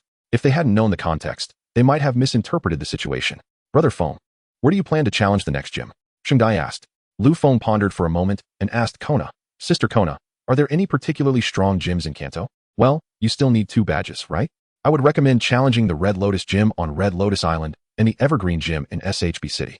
The gym leader of the Red Lotus Gym, Shaba, specializes in fire-type Pokémon and is exceptionally strong, though his temperament is rather eccentric. The leader of the Evergreen Gym, Sakaki, is known as the Earth King in Kanto. His true strength may even surpass mine, making him a formidable contender for the champion title. However, he seems disinterested in the championship position and instead focuses on charitable organizations. His popularity actually exceeds that of the Elite Four, as most see us as aloof. While he utilizes charity to aid ordinary people, Kona elaborated. Sakaki, it would be amusing if he became the champion, Lu Feng mused. Alright, the next gym shall be at Red Lotus Island then. Let me check the map. Wow, that has quite a distance. Lu Feng exclaimed upon seeing the location of Red Lotus Island, nearly cursing. Aren't you looking to challenge strong opponents? I dare say these 2 gym leaders are among the strongest in Kanto, aside from Nagi, Kona chuckled. Sigh, let us proceed to the Crimson Lotus Island. It is time for us to hasten our journey. Oh, by the way, Lu Feng, I glanced at the map and discovered that our route to Crimson Lotus Island passes through a wild wilderness area. I have heard whispers that there may be many dragons residing there. We should certainly investigate. Shengdai exclaimed joyfully. Moreover, this location is renowned for excavating Pokémon fossils. We must explore that as well, Kona added. Let me see. If we quicken our pace, we can reach the wild wilderness area in 3 days. However, the fossil excavation site is a bit farther away, requiring at least 5 days. Well, I only need 2 more badges, so time is on our side. Let us go, Lu Feng declared. 3 days later, the group arrived at the wild wilderness area, only to be halted by the area's guardian, Caesar, who nearly fired a shot at them. I must inform you all that this place only permits the use of wilderness area Pokeballs. Should I catch you violating this rule, do not say I did not warn you, Caesar said, brandishing his firearm as a threat. Understood, Lu Feng replied. Accepting the Pokeballs. These Pokeballs were of such inferior quality that they paled in comparison to even the most basic ones, their craftsmanship quite crude. Very well, I shall relinquish my Pokeballs to you. There are no Pokémon here that I desire, Lu Feng stated. Naz and Kona shook their heads, revealing that there were no Pokémon here that piqued their interest either. Xiaoxue took a few, though her enthusiasm for this venture was rather tepid, leaving the remainder for Shengdai. Brother Feng, want to you join us? Shengdai inquired. I have some matters to contemplate. You all may proceed without me. Lu Feng replied to the 4 girls. Lu Feng meandered around the vicinity, observing the playful antics of the Pokémon, which brought him a sense of tranquility. After some time, he returned and awaited their return. Eventually, Shengdai and the others reappeared. Xiaoxue had surprisingly captured an EV, much to Lu Feng's astonishment. Did this wilderness area truly harbor EVs? Shengdai's face fell, evidently having not caught any Pokémon. The group departed from the wilderness area and continued their journey. After an arduous trek, they finally arrived at the site where Kona had mentioned fossils could be excavated. Is this truly the place where one can unearth Pokémon fossils? Shengdai asked. Indeed, this location is called Big Fool Valley. Look over there, several Pokémon trainers have already gathered to excavate fossils, Kona pointed ahead. Lu Feng glanced forward and noticed Ash and Gary embroiled in a heated argument. As he approached to greet them, he mused that it was no wonder they had not encountered the events that transpired in the original story. It was simply because Ash had walked ahead and resolved those matters. Gary, for some reason, appeared quite respectful upon seeing Lu Feng, while Ash seemed eager for a battle. You fool, Ash. How could your skills possibly match Lu Feng's? Gary chided, giving Ash a light smack on the back of the head. Ouch, Gary, why did you hit me? How do you know my skills are lacking? Ash protested, rubbing the back of his head. Humph, if a challenge is to be made, it should not come from you. Last time, Lu Feng promised me a Pokémon battle. Lu Feng, let us fight this time, Gary proposed. I'm sorry, Ash, but we shall battle another time. I did indeed promise him that. Lu Feng expressed apologetically to Ash. Shall we engage in a 3-on-3 duel? Lu Feng inquired. Very well. I shall summon my Pokémon first. Go, Rapidash. Little Mew dispatched his first Pokémon, Rapidash. Upon seeing the Rapidash, Lu Feng was momentarily taken aback, as such creatures were typically monopolized by the Junsha family, obtainable only through special means.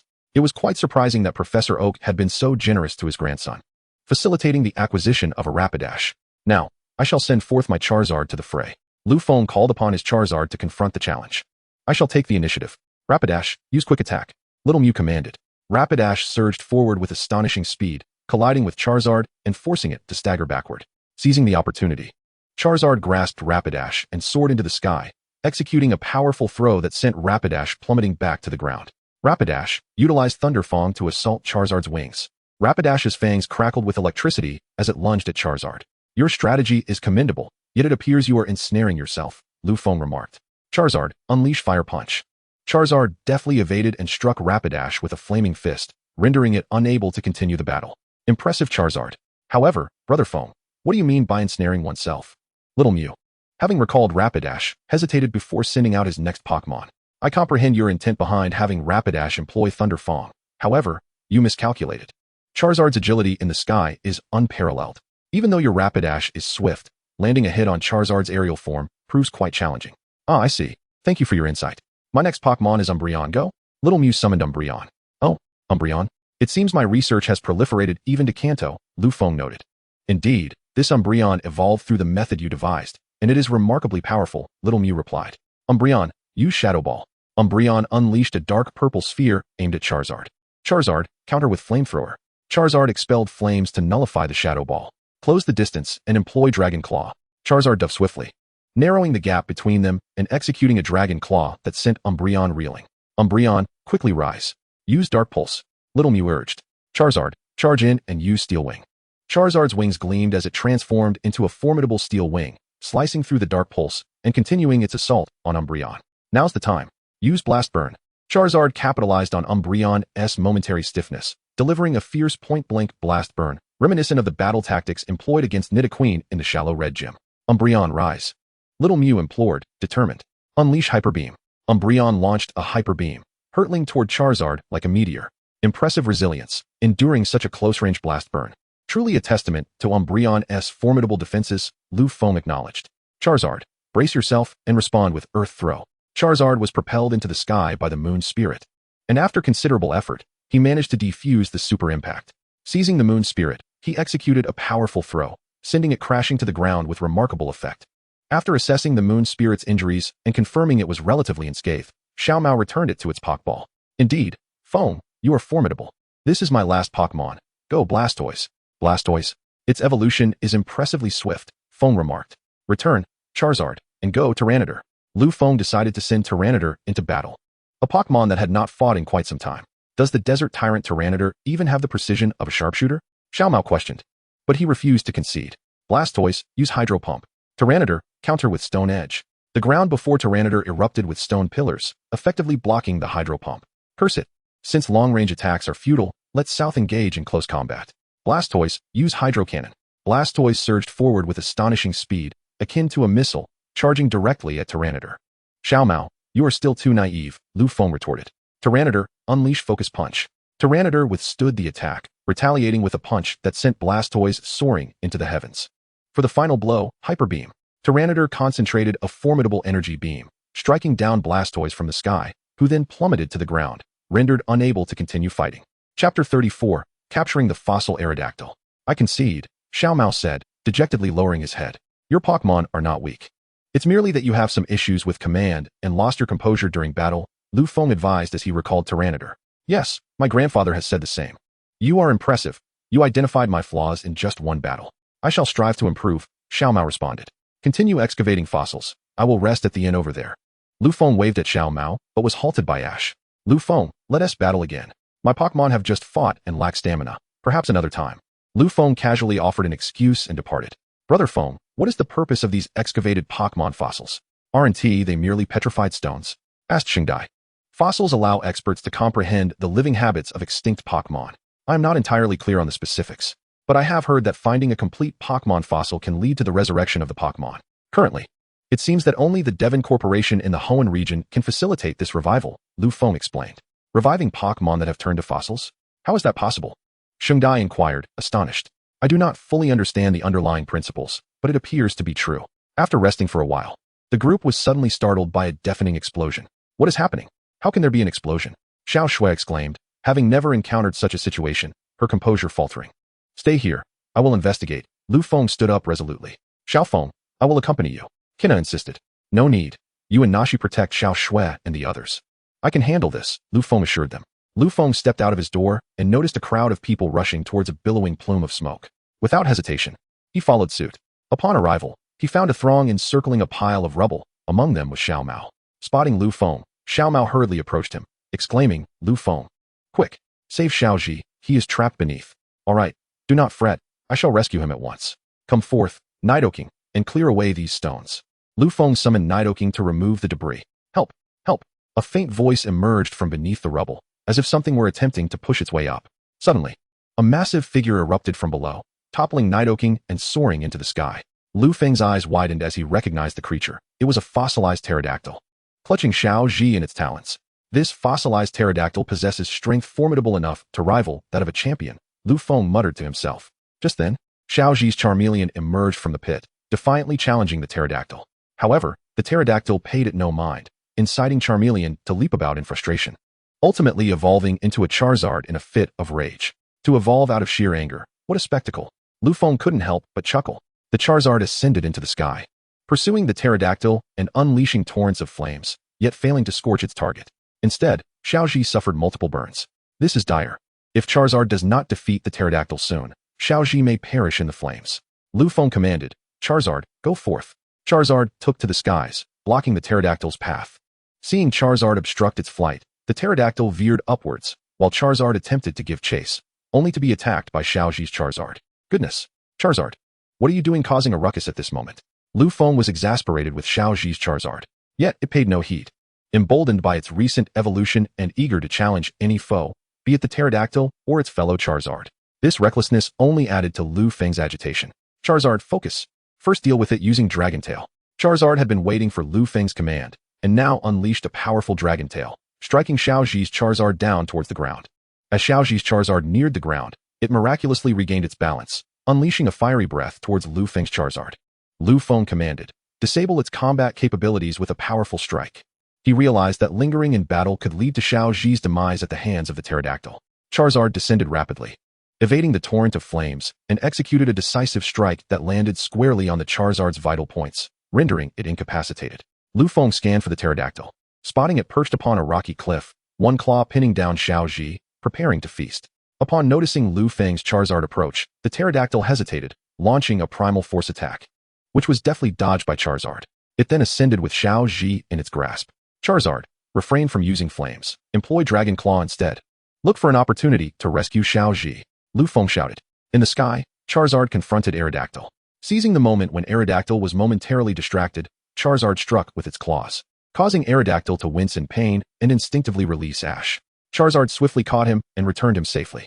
Infuriated at the loss of its prey, Aerodactyl redirected its fury towards Charizard and charged with its claws extended. Everyone step back. Miss Junxiao, please ensure everyone is at a safe distance. Ash, Shota, hurry and assist. Lu Feng commanded. The crowd nodded in agreement and quickly organized themselves to retreat. Charizard, take the battle to the skies. Charizard nodded in acknowledgement, evading Aerodactyl's claws as it ascended into the air, with Aerodactyl hot on its tail. Charizard, unleash your flames. Charizard soared upward, maneuvering behind Aerodactyl, and unleashed a torrent of fire that struck true. Aerodactyl steadied itself and retaliated with a powerful headbutt, catching Charizard off guard and sending it crashing against the mountainside. Damn, its speed is astounding. Charizard is at a disadvantage. Charizard, use Steel Wing. Charizard retaliated with a Steel Wing attack, pushing Aerodactyl back, but Aerodactyl charged once more. Charizard, get away from the mountainside and use Blast Burn, Lu Feng exclaimed, unable to contain his frustration. Aerodactyl was unlike any Pokémon they had encountered. Its predatory instincts were deeply ingrained, and once it set its sights on a target, it would not waver. Charizard evaded the attack, but the mountainside crumbled under Aerodactyl's assault. Charizard executed a Blast Burn, enveloping Aerodactyl in flames, inflicting considerable damage. Charizard, use Dragon Claw. Charizard flew towards Aerodactyl, but Aerodactyl swiftly flapped its wings, dispersing the flames and conjuring a flurry of sharp rocks that rained down on Charizard. The onslaught severely wounded Charizard, sending it crashing to the ground. Cursed be the Stone Edge attack. This creature must possess the strength of a champion, otherwise such an assault would not have incapacitated Charizard. Go, Bankira. Lu Feng recalled Charizard and sent out Bankira. Humph, you're no match in the skies. Let us see how you fare on the ground. Bankira, bring that creature down with Dark Pulse.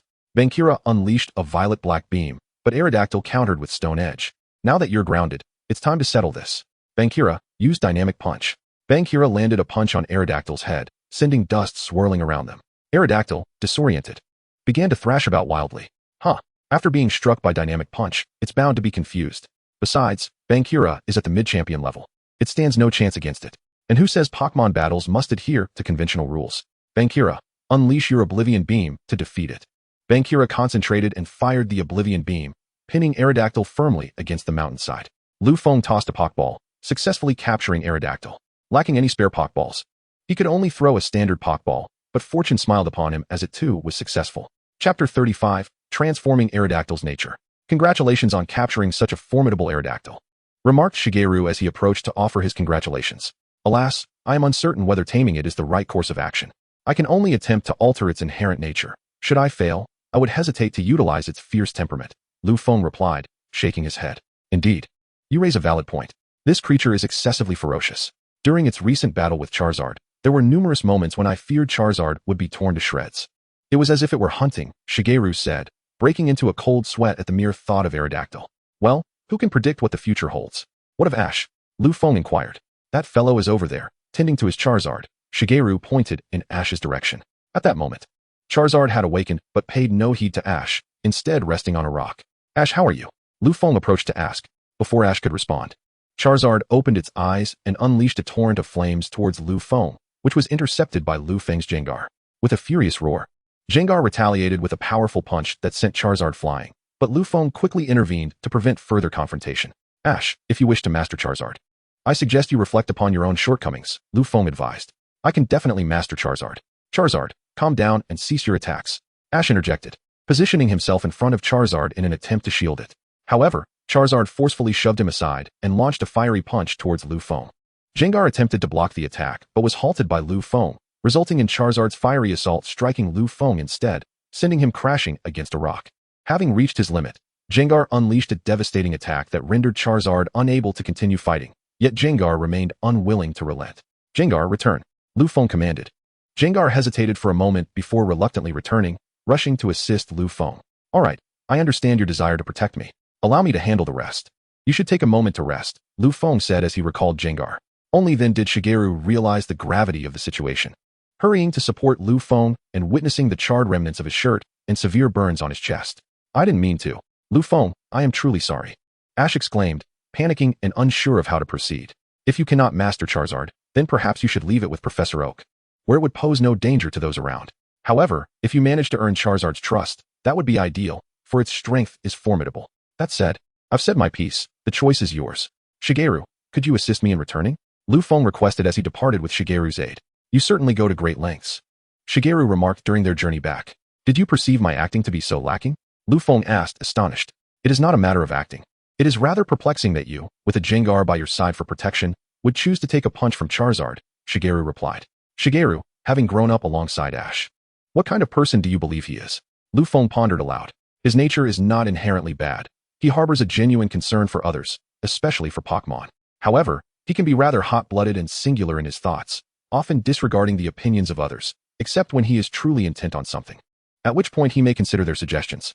Indeed, said Shigeru, you've articulated it well. He is stubborn and dismissive of others' words. Since he refuses to listen, perhaps a different approach is needed. Charizard's reckless attacks on people will surely command his attention and make him realize that some matters cannot be resolved merely by shouting a few words. However, this method is rather painful, Lu Feng remarked with a wry smile. Actually, you are quite a gentle person, Shigeru replied with a grin. Haha, the term gentle hardly suits me. Lu Feng chuckled in response. After Shigeru escorted Lu Feng back, the four girls were understandably shocked to see him injured and hurriedly inquired about the situation. Shigeru recounted the events to them. Sensing the atmosphere was tense, he exchanged a few words with Lu Feng and departed. Once Shigeru left, Naza suddenly erupted, intent on seeking out Ash's Charizard to settle the score, but Lu Feng restrained her. It's alright, don't go. This was my choice. And I believe this experience will aid him in mastering Charizard in the future. Humph, you brought this upon yourself. Why resort to such methods? Kina remarked coldly. Indeed. Lu Feng, do you have any idea how worried we are for you? Shui couldn't help but exclaim. Wah, I won't talk to you anymore. Side-Eye cried, tears streaming down her face in concern.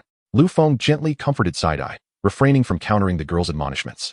Alright, we must first find a way to deal with this Aerodactyl, Lu Feng said as he struggled to rise. Shui and Naza hurriedly assisted him from either side. Latios, Lugia, do either of you have a way to alter its nature? Lu Feng whispered. A Feng, leave this to that big white bird, Latios replied, referring to Lugia. Silence, Black Dragon. A Feng, I can fundamentally rewrite its consciousness. ensuring it obeys you without betrayal.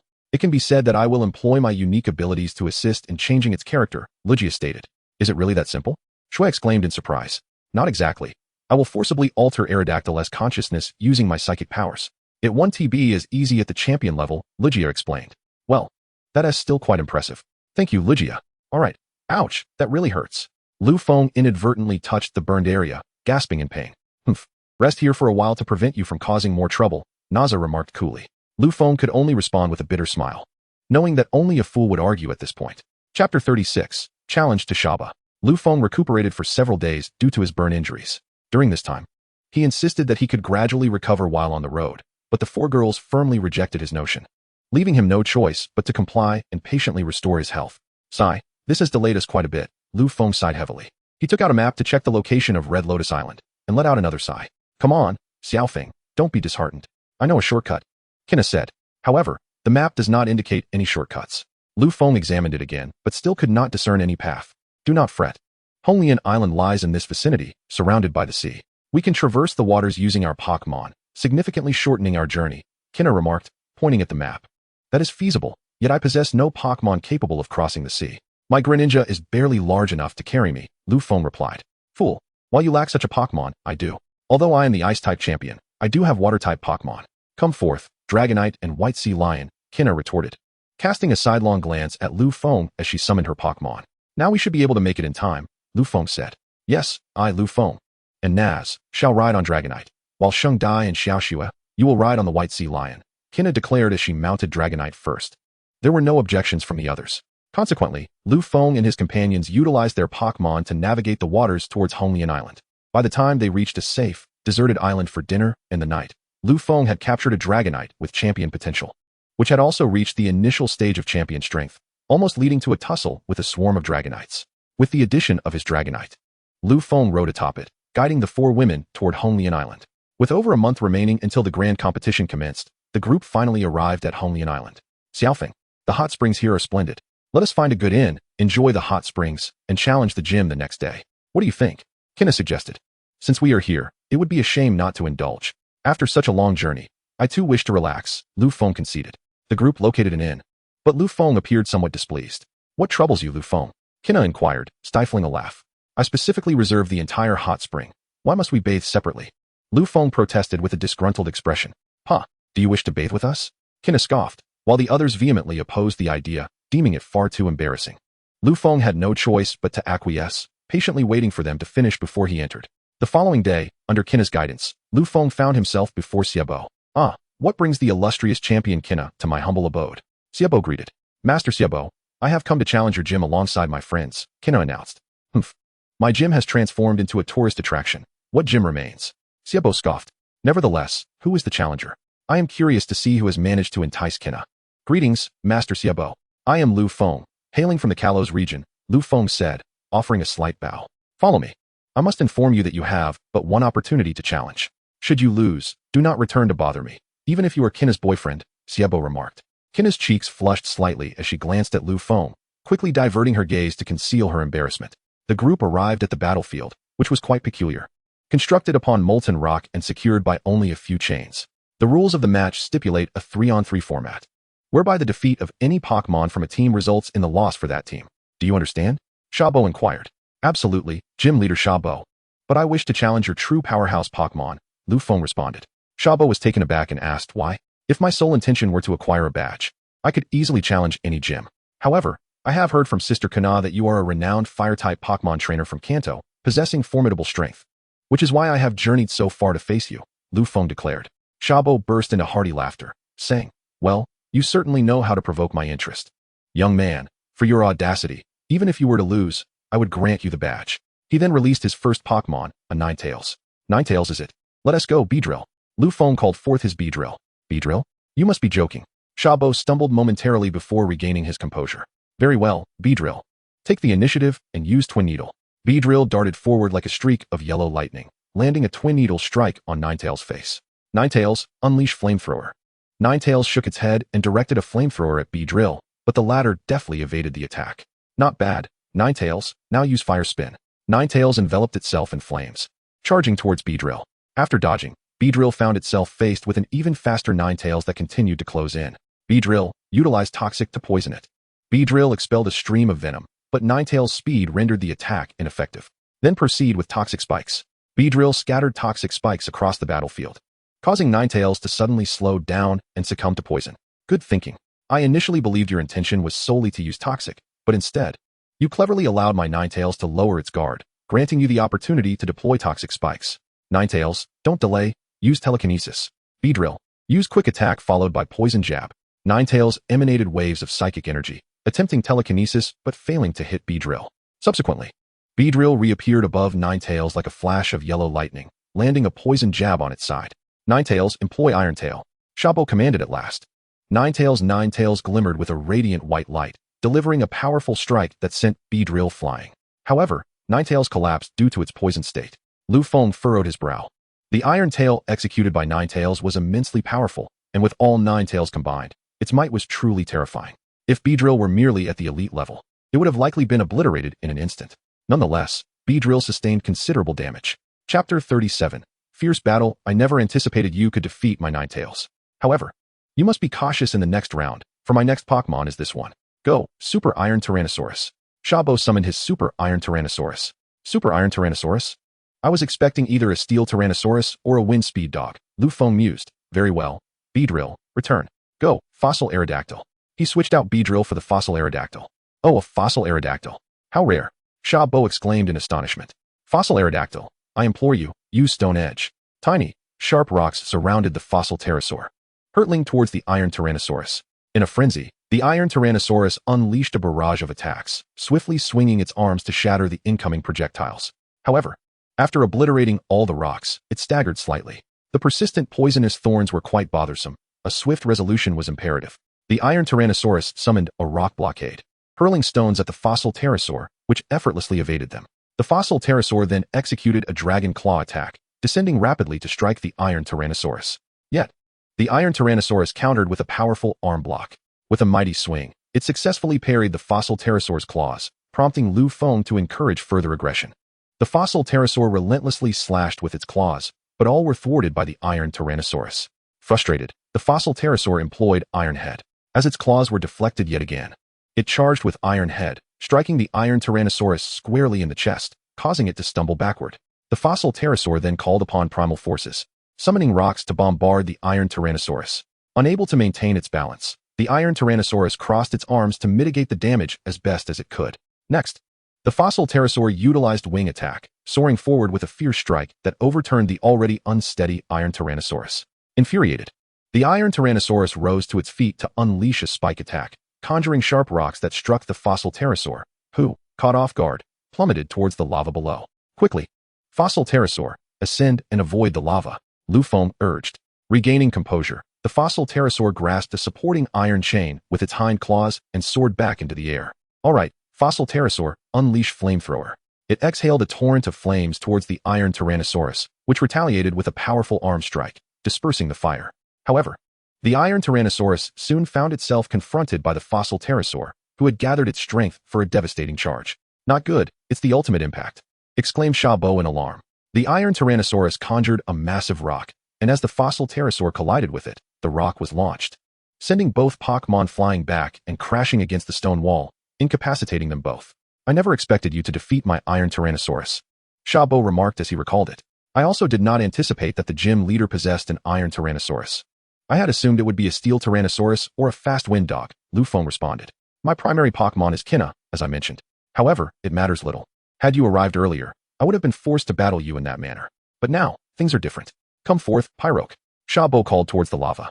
And immediately a column of molten rock erupted onto the battlefield, flooding it and eliminating the poisonous thorns. Pyroke emerged from the lava column, its presence commanding as it blew back the molten rock that filled the arena. Finally, the vexing poisonous thorns have been eliminated. Now, which Pokémon shall you employ? Allow me to remind you, my Delphox has recently evolved and possesses the prowess of a champion at the onset of its journey, so do exercise caution, Shabo advised. Thank you for the warning. Indeed, my visit here has not been in vain, as I summon my Greninja. Lu Feng, brimming with fighting spirit, dispatched Greninja. Greninja, unleash Water Shuriken. Greninja launched several shurikens of water, yet as they neared Delphox, they appeared to be obstructed by an unseen force, failing to make contact. Huh. That is an air lens. My Delphox can heat the air around itself, transforming it into a lens that distorts incoming attacks, Xiaobo elucidated. Impressive indeed. But since you are heating the air, I shall cool it down. Blizzard. Greninja summoned a fierce blizzard that diminished the temperature of the battlefield. Humph. Even without the air lens, we shall not falter. Delphox, unleash flamethrower. Delphox released 2 streams of flame from its hands, directing them towards Greninja. Greninja. Counter with water pulse and push it back. Greninja expelled a massive jet of water, colliding with the flamethrower. Yet, the flames were gradually forced back, ultimately striking Delphox. Such strength from Delphox. Use Brick Break. Let us not be outdone. Employ Aerial Ace. The 2 Pokémon charged at one another, launching their attacks, generating shockwaves that caused the molten rock beneath to churn. Greninja, execute a quick draw. Delphox, employ Fire Punch. Delphox retaliated with Fire Punch as Greninja summoned 2 blades of light, slashing towards it. The 2 Pokémon collided once more, each retreating momentarily. Delphox unleashed an Inferno. Greninja, evade and strike with Night Slash. Delphox released a fiery wave in the shape of a large character, but Greninja adeptly slid out of harm's way, landing a punch on Delphox's leg, causing it to kneel in pain. Greninja, circle around Delphox and unleash a flurry of quick draws. As Greninja circled Delphox, it seized the opportunity to strike repeatedly with quick draw. This is dire. Delphox, spin and unleash flamethrower. Delphox twirled in place, emitting flames in all directions, forcing Greninja to retreat. Delphox, manifest a Spirit Bomb. Delphox concentrated to form a Spirit Bomb and launched it at Greninja. Greninja, charge forward and cleave it with quick draw. Greninja dashed forward, conjuring 2 light blades to slice the Spirit Bomb into 4 fragments before closing in on Delphox. Now's the moment. Use Aerial Ace. Greninja landed a punch on Delphox's jaw, continuing the assault, and ultimately delivered a kick that sent Delphox flying. Damn it, let us make a final desperate stand. Delphox, gather all your primal energy and unleash Explosion Burn, the mightiest fire-type move. We cannot afford to lose either. Greninja, utilize the primal power to unleash Hydro Cannon, the most potent move among water-type techniques. The Charizard unleashed a torrent of explosive flames, while Greninja executed a Hydro Cannon that was swifter and more formidable than its predecessor. The attacks collided, but due to Greninja's advantageous typing and superior strength, it quickly gained the upper hand. Hydro Cannon struck the Charizard, slamming it against the volcanic wall, nearly breaching it. Charizard clung to the wall, rendered incapable of continuing the battle. Chapter 38. Return to Viridian City. You are impressive. My Charizard is no match for you. This Crimson Badge is now yours. Xiaobo retracted his Charizard and handed the Crimson Badge to Lu Feng. Lu Feng accepted the badge and inquired, by the way, Master Xiaobo, has someone named Ash challenged you recently? Ah, indeed, a trainer by the name of Ash did visit. His Charizard was exceptionally powerful at that time. My Charizard hadn't evolved and was defeated. Consequently, I evolved my Pokémon. However, his Charizard doesn't quite heed his commands, Xiaobo replied. Thank you, Master Xiaobo. Well, we shall take our leave now. Lu Feng expressed his gratitude before departing. All right, let us proceed to Viridian City, said Sheng Dai as they emerged. There's no rush. Since we are returning to Viridian City, it would be an opportune moment to visit Professor Oak in Pallet Town, Lu Feng suggested. Oh, you may not make it in time. You still need to return to Kalos, Kona remarked. Not to worry, let Lugia assist us. Lugia, please teleport us to Pallet Town. Lu Feng instructed. Certainly, Master. Please stand together, replied Lugia. Wait a moment, Brother Feng, Sheng Dai interjected eagerly. What is it? Lu Feng inquired. Brother Feng. Could we fly back? I wish to experience the sensation of soaring upon Lugia, Sheng Dai said shyly. Haha, why be bashful, Sheng Dai? Let us ascend to the surface and find a secluded spot to fly back. It will also allow these two to stretch their wings, Lu Feng chuckled. The group summoned their Pokémon and returned to the sea, locating an uninhabited island where they released Lugia and Rayquaza to frolic. Both Pokémon were more than willing to oblige.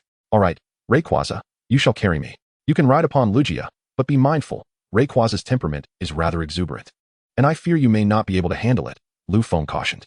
Rayquaza and Lugia took to the skies, navigating through the clouds to avoid detection from those below. Lugia, calm and composed, followed Lu Feng's directives faithfully, while Rayquaza, ever restless, darted playfully through the cloud cover. As evening approached, the group descended from the mountains behind Pallet Town to remain inconspicuous and made their way to Professor Oak's laboratory. Hello, Professor Oak. It has been a while. Oh, and you are here too. Gary, Lu Feng greeted as he entered the lab. Ah, Lu Feng, and you as well, Champion Kona. What brings you to my humble abode? Professor Oak inquired warmly. It has been a long time, Professor Oak. I am here to collect the green badge from the Tokiwa gym, and I thought I would take the opportunity to bother you once more. Lu Feng remarked with a smile. Haha, welcome, welcome.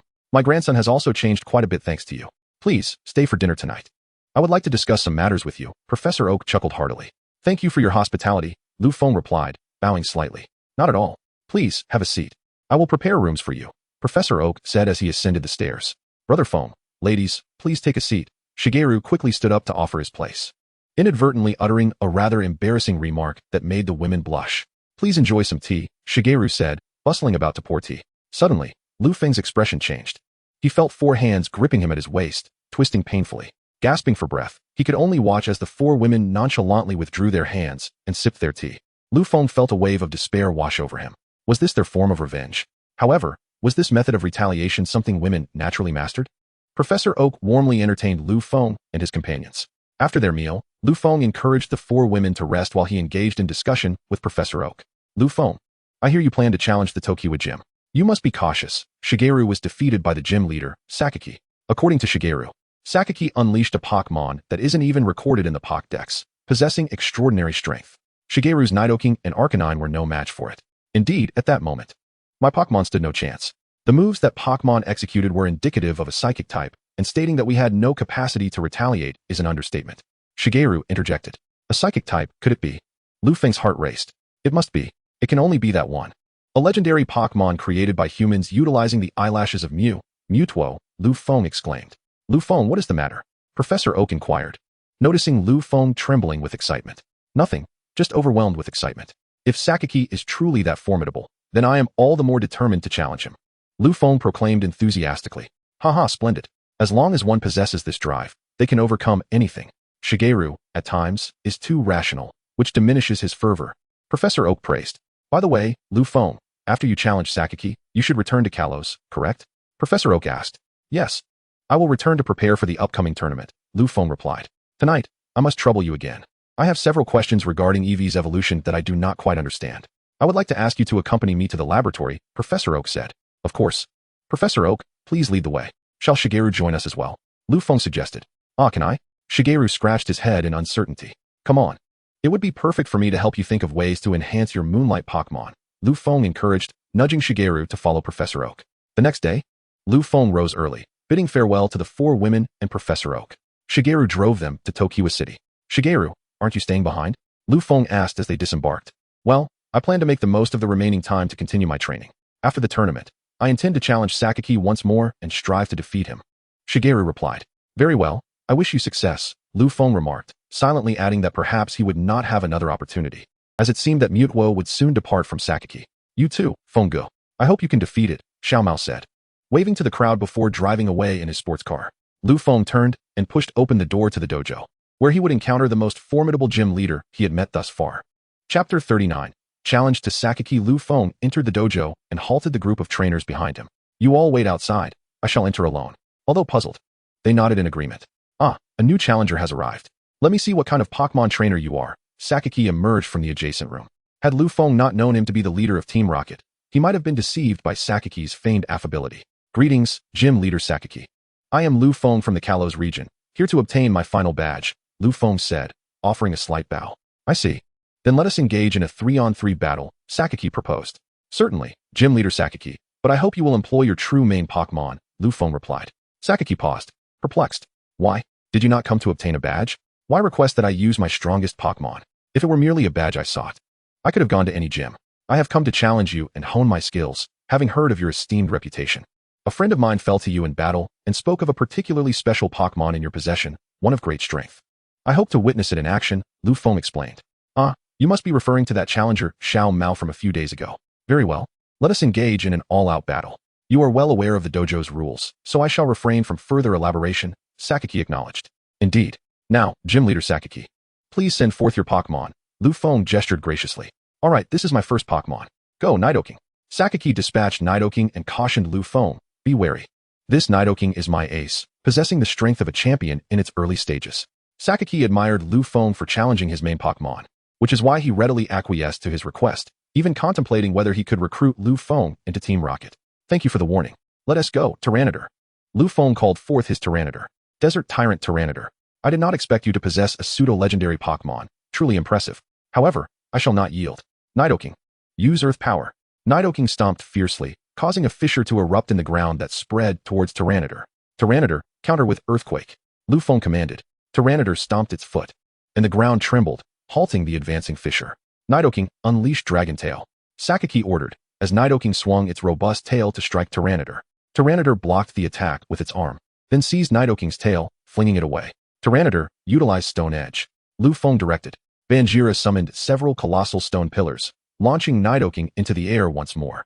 Nidoking, rise swiftly and unleash Ice Beam upon Banjira's feet. Sakaki was taken aback, astonished by Lu Feng's Banjira's formidable prowess. Nidoking emitted a cerulean beam, striking Banjira's foot. The creature staggered back, ice beginning to form upon its appendage. Now, Nidoking, execute a seismic toss to hurl Banjira. Seizing the opportunity while Banjira struggled to regain its footing, Nidoking grasped the creature's arm and executed a powerful throw. Lu Feng furrowed his brow. After all, Sakaki was a seasoned veteran of battle, and he could not afford to let him seize even the slightest advantage. Banjira, break free from the ice with Stomp, then employ Crunch. Banjira forcefully stomped, shattering the icy constraints, and lunged forward, sinking its teeth into Nidoking's arm. Nidoking, shake off Banjira and unleash Mega Punch. In your dreams, Banjira, propel it into the sky and use Meteor Fist.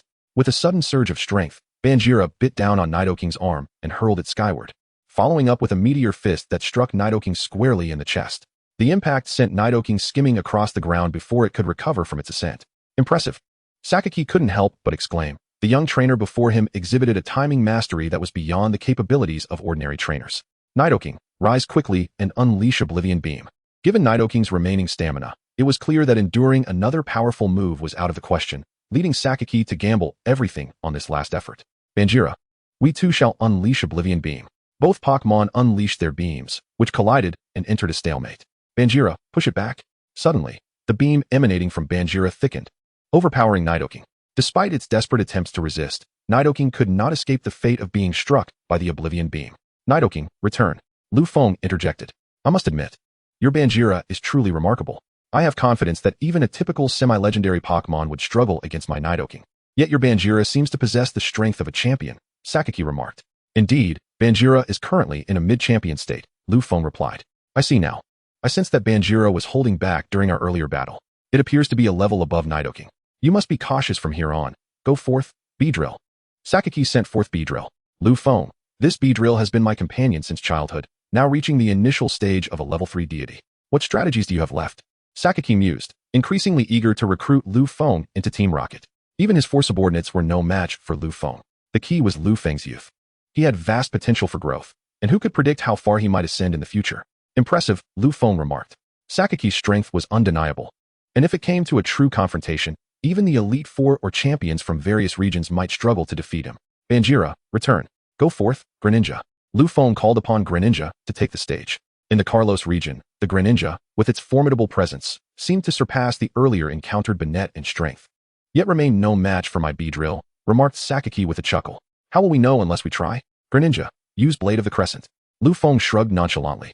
The Greninja charged forward, executing a cross-shaped Blade of the Crescent aimed at Beedrill. Beedrill, defend with Twin Needle, then follow up with Toxic Sting. Beedrill successfully blocked Greninja's strike with its Twin Needle and then retaliated with a lethal Toxic Sting that struck Greninja squarely in the chest, sending it flying. See, you are no match for me. Beedrill rushed forward to unleash Toxic Sting once more. Let us not hold back any longer, Greninja. Let us go all out. Lu Feng said, stretching his neck. Surrounding itself with a towering column of water, Greninja unleashed it, sweeping Beedrill aside, while its form underwent a transformation. Sakaki, I wonder if you can still repeat your previous words, Lu Feng smiled. Chapter 40, The Battle Against Beedrill.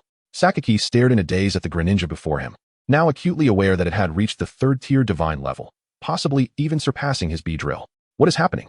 Sakaki gulped and asked, pursing his lips. I'm not certain. It seems akin to a form of evolution, though I cannot specify further, Lu Feng shrugged. Of course, I must remain cautious, after all. I am facing the leader of Team Rocket. Indeed, what an extraordinary transformation, Sakaki mused. Beedrill, use Twin Needle to test the waters. Beedrill brandished its Twin Needle, thrusting toward Greninja. Greninja met the attack with its Blade of the Crescent, conjuring 2 luminous blades to intercept Beedrill's strikes. Beedrill hesitated momentarily, realizing that Greninja could indeed keep pace with its speed. Undeterred, it accelerated to its utmost limit, launching a barrage of Twin Needle attacks that left afterimages in their wake. Greninja also quickened its response, resulting in a fierce stalemate. In a fleeting moment, Greninja seized upon Beedrill's opening, sending it reeling with its dual blades. Beedrill found itself at a disadvantage. Beedrill, utilize agility. Sakaki frowned slightly. Greninja, use Shadow Clone. Beedrill darted through the arena with the swiftness of lightning. Meanwhile, Greninja created several shadow clones of itself. Beedrill, wary of reckless attacks, could only use agility to disrupt Greninja's formation. Beedrill, target that Greninja, Sakaki exclaimed, pointing to the leftmost Greninja. Lu Feng's expression grew grave. Sakaki had discovered the flaw in the shadow clones, truly deserving of his esteemed reputation. Greninja, use Aerial Ace. Greninja charged toward Beedrill, executing the Aerial Ace, yet only striking a shadow clone. The real Beedrill had maneuvered behind Greninja, delivering a toxic sting that sent it crashing to the ground. Greninja, steady yourself and employ Water Shuriken.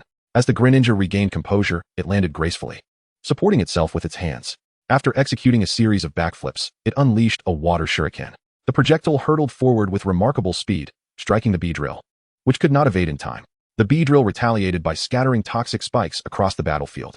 Soaring high, it released its venomous stingers, prompting Greninja to disrupt its move with a Shadow Clone followed by a Dark Pulse. Greninja summoned copies of itself, each emitting purplish-black beams that obliterated the toxic spikes. One of the Dark Pulses hurtled towards Beedrill, which was unable to evade the assault amidst its own barrage of spikes. Beedrill then executed a Twin Needle attack, thrusting its stingers in a cross formation toward Greninja. In response, Greninja drew its Water Shuriken from its back, not to throw it, but to engage in a direct clash with Beedrill's Twin Needle. The two Pokémon exchanged strikes, ultimately retreating momentarily. Beedrill, now emboldened, performed a sword's dance, significantly enhancing its offensive prowess. Greninja, seizing the moment, hurled its Water Shuriken. The Beedrill countered, shattering the Water Shuriken with its Twin Needle and diving down to strike Greninja. Following this, Beedrill unleashed a flurry of attacks, but Greninja conjured a water barrier using its primal energy, mitigating much of the onslaught. However, as Beedrill tapped into its own primal power, the water barrier was pierced. In a moment of desperation, Greninja utilized Substitute, sacrificing a quarter of its stamina to create a decoy, narrowly escaping Beedrill's relentless onslaught. It then launched a swift attack, sending Beedrill, still engaged with the Substitute, flying with a powerful kick. The attack connected, yielding impressive results. Greninja charged at Beedrill, executing a critical strike that landed with precision. In retaliation, Beedrill unleashed a Brick Break just as it was struck, resulting in a substantial effect.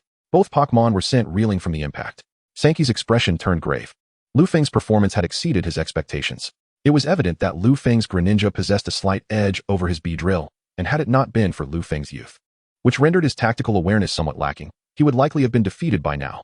Wow, how can a Beedrill use Brick Break? Why not break mountains instead? Lu Feng muttered to himself. Sanki found Lu Feng to be a formidable opponent, while Lu Feng felt increasingly frustrated. Although his Pokémon boasted a slight superiority, he struggled to secure victory due to his inexperience, a fact that had already manifested during his battle with Shaber. Greninja initiated another attack with a quick attack, while Beedrill responded with a Twin Needle. Once more, the two Pokémon clashed, and in this scenario, Beedrill's disadvantages became apparent. Lacking sufficient stamina and already at a disadvantage in strength, it was swiftly caught off guard by Greninja's decisive kick that sent it flying. In response, Lu Feng could only resort to this method, engaging in close combat with the Beedrill, denying Sakaki the opportunity to execute his strategies. Thus, with the formidable strength of the Greninja, victory seemed attainable. Sakaki, however, found himself at a disadvantage, as Beedrill's moves were primarily melee attacks, leaving him to seek opportunities as best as he could. Beedrill, use Twin Needle, commanded Sakaki. The Beedrill launched its attack, and although the Greninja evaded it, it was still forced back. Greninja, Water Shuriken. Upon being pushed back, Greninja hurled its Water Shuriken at Beedrill, but it was swiftly destroyed by Beedrill's Twin Needle. Beedrill then unleashed String Shot, ensnaring Greninja in a web of silk. Greninja struggled valiantly, but the threads were remarkably resilient and not easily broken. Now unleash Solar Beam, Sakaki shouted. Lu Feng, get Greninja free. Lu Feng's heart skipped a beat as he called out urgently. Greninja exerted all its strength to break free. Yet it was in vain, while Beedrill was near completion of its Solar Beam charge. What to do? Lu Feng pondered several strategies, all of which were unfeasible. As he glanced at Beedrill, a thought flickered in his mind. Greninja, charge at Beedrill. Sakaki was puzzled, thinking Greninja was too restrained to disrupt Beedrill's Solar Beam. But Lu Feng was not one to seek folly. What could this reckless maneuver possibly achieve? Greninja dashed towards Beedrill. Greninja, use Beedrill's stinger to cut the silk. Lu Feng commanded. Greninja brushed against Beedrill's stinger, creating a small opening. In a swift motion, Greninja spun, and the silk was entirely severed by Beedrill's stinger. What? Sakaki exclaimed in astonishment, not anticipating that Lu Feng would break the silk in such a manner. Suddenly, Realizing the gravity of the situation, he thought, oh no, Beedrill. Yet Beedrill, now gathering its solar beam, was utterly immobile. Greninja, finish it with Aerial Ace. Greninja summoned all its might and struck Beedrill to the ground with Aerial Ace, causing Beedrill to cry out in defeat, losing its ability to battle. Sakaki sighed in relief, recalling Beedrill, before admitting, Lu Feng, I must concede that your prowess is indeed formidable. I am prepared to send forth my third Pokémon, the one that bested your friend. Thank you for the warning. Please send out your Pokémon, Lu Feng replied. Is it finally time for Mewtwo to battle you? Chapter 41, Mewtwo appears. Sakaki nodded, clapping his hands. The wall behind him began to tremble, rising to reveal a humanoid figure clad in armor. Despite lacking wings, it suddenly took flight. Sakaki gestured towards it, and the humanoid creature approached the battlefield. This must be Mewtwo. I can scarcely fathom the madness of the genius who created it, Lu Feng mused inwardly. Master, be cautious. This entity is peculiar, exclaimed Rayquaza suddenly. Indeed, Master, I sense it possesses psychic attributes, somewhat akin to Mew, it added. However, the extraordinary abilities exhibited by this creature evoke a sensation entirely divergent from that of Mewtwo, embodying an essence of destruction and annihilation. Lugia also cautions Lu Feng to exercise vigilance. Can you discern its strength? Lu Feng inquired. I sense it possesses the power of a level 1 deity, but its might appears to be suppressed due to the armor it bears, currently manifesting at the level of a level 2 deity, Lugia responded. Level 2 deity? Understood. Lu Feng acknowledged. Master Sakaki, what kind of Pokémon is this? I cannot find any information about it, even in the Pokédex, Lu Feng asked, feigning ignorance. Haha, you may refer to it as Mewtwo, a psychic-type Pokémon. Furthermore, I can inform you that it surpasses my Beedrill in strength, so you comprehend its prowess. Sakaki stated. I see. Return, Greninja. Go, Tyranitar. Lu Feng called forth Tyranitar once more. Tyranitar, unleash Dark Pulse. Tyranitar expelled a beam of dark purple energy, hurtling towards Mewtwo. Mewtwo made no attempt to evade. Just as Dark Pulse was about to strike, it abruptly halted before Mewtwo, who then raised a hand, redirecting the attack back towards Tyranitar. Tyranitar, use Crunch. Tyranitar lunged forward, mouth agape, to execute the move. Yet, upon reaching Mewtwo, it suddenly froze in place. After which Tyranitar was inexplicably lifted into the air and forcefully sent crashing into the wall behind. Tyranitar, rise and use Hyper Beam. Tyranitar gathered energy for Hyper Beam and launched it forcefully. Mewtwo finally reacted, raising a hand to effortlessly block the attack. Following this, Mewtwo launched a wave missile, striking Tyranitar and sending it flying. By the heavens! Tyranitar, get up and use Stone Edge. Tyranitar wobbled but managed to stand, causing massive stone pillars to rise from the ground, only to have Mewtwo press them back down with a single hand. What madness is this? Lu Feng exclaimed in frustration. Damn it, it can even counter that. Unperturbed, Mewtwo swiftly waved its arm, sending a psychic blade hurtling toward Tyranitar, who was toppled and rendered unable to continue fighting. Lu Feng, your Tyranitar can no longer battle. Please send forth another Pokémon, Sakaki remarked. Very well, Master Sakaki's Pokémon is indeed formidable. Go, Dragonite, Lu Feng declared, returning Tyranitar and summoning Dragonite. After consuming a shrinking potion, Dragonite may have lost its colossal form, yet its ability to soar was restored. Moreover, with its body normalized, it gained better control over its strength, now reaching the pinnacle of a level 2 deity. However, as it was originally only of champion potential, having already surpassed its limits, its prowess would remain confined to this level due to its current physical constraints. Witnessing Dragonite attain the status of a level 2 deity, Sakaki could no longer remain composed. The intensity radiating from this Dragonite clearly eclipsed that of his Beedrill, rivaling even Mewtwo. Dragonite, unleash Thunder Punch. The Dragonite was enveloped in crackling electricity, darting towards Mewtwo like a bolt of lightning, delivering a powerful punch that caused Mewtwo to stagger momentarily. In response, Mewtwo unleashed a psychic blade, forcing Dragonite back. Dragonite, use Ice Beam. The dragon released a beam of icy blue light, encasing Mewtwo in frost. However, Mewtwo's innate psychic abilities swiftly dispelled the ice. This was the essence of the source, or rather, the law. Its very nature harbored a destructive capacity. Lu Feng's expression grew grave. Dragonite could wield a fragment of this law, yet it could not transform its entire being into it, as Mewtwo did. Was it possible that Mewtwo's strength was merely suppressed, while its comprehension of the law remained at the level of a first-tier deity? This was troubling indeed. Lu Feng sighed. Dragonite, use Dragon Claw. Dragonite surged forward again, its claws grasping Mewtwo's form. Though Mewtwo sustained some injury, its armor absorbed much of the assault. Continue with Dragon Pulse. Dragonite closed in and unleashed Dragon Pulse, sending Mewtwo flying. Mewtwo retaliated, using Psychic to pin Dragonite to the ground. This creature's laws were indeed troublesome, intent on destruction at all costs. Perhaps this was tied to its own tragic fate. Lugia, Employ your psychic ability to connect my consciousness with this creature. Lugia released a psychic wave, establishing a link between Lu Feng and Mewtwo. Mewtwo felt an unusual psychic force forcibly intertwining with its consciousness. It resisted, but the disparity in strength rendered its efforts futile. Mewtwo, can you hear me? Lu Feng projected into its mind. Mewtwo hesitated, realizing the source of the psychic connection was Lu Feng. You have connected with my mind. It is I, Mewtwo. Why do you linger here? Can you not perceive that Giovanni is exploiting you? Human. Do you think I am unaware of his manipulation? At least I possess a purpose for being used. Mewtwo replied coldly. You are searching for the meaning of your existence. Are you not? You need not inquire how I know. Simply answer me. Is it so? And if it is? Mewtwo. Your desire to obliterate everything. What significance does that hold? Your former companion urged you to live joyfully until the end. Have you truly forgotten? How do you know of AI? Who are you? Mewtwo's emotions surged. This was its deepest anguish. Do not concern yourself with my identity. Are you certain you wish to follow Giovanni? I assure you, he sees you merely as a tool. Remaining at his side will only lead to your own ruin. What would you have me do? I am but a creation of humanity, merely a replica of Mew. If you expect me to seek out other humans aside from her, I might as well bring about the world's end. Mewtwo, every being born into this world possesses its own mission. Indeed, you were created from Mew. Yet you are a Pokémon, a life form, unique in this world. I cannot claim to know the true meaning of your existence, but I do understand that every entity, be it human or Pokémon, has its reason for being in this world, including you. Do I possess a meaning of existence? Indeed, everyone does, without a doubt. Charizard, concentrate all your strength and unleash Dragon Dive. With a mighty roar, Charizard locked onto Mewtwo and swooped down from the heavens, colliding with Mewtwo, who fell to the ground and lay still. Though it did not rise, a subtle crack appeared in its armor. I have created a fissure in this armor for you.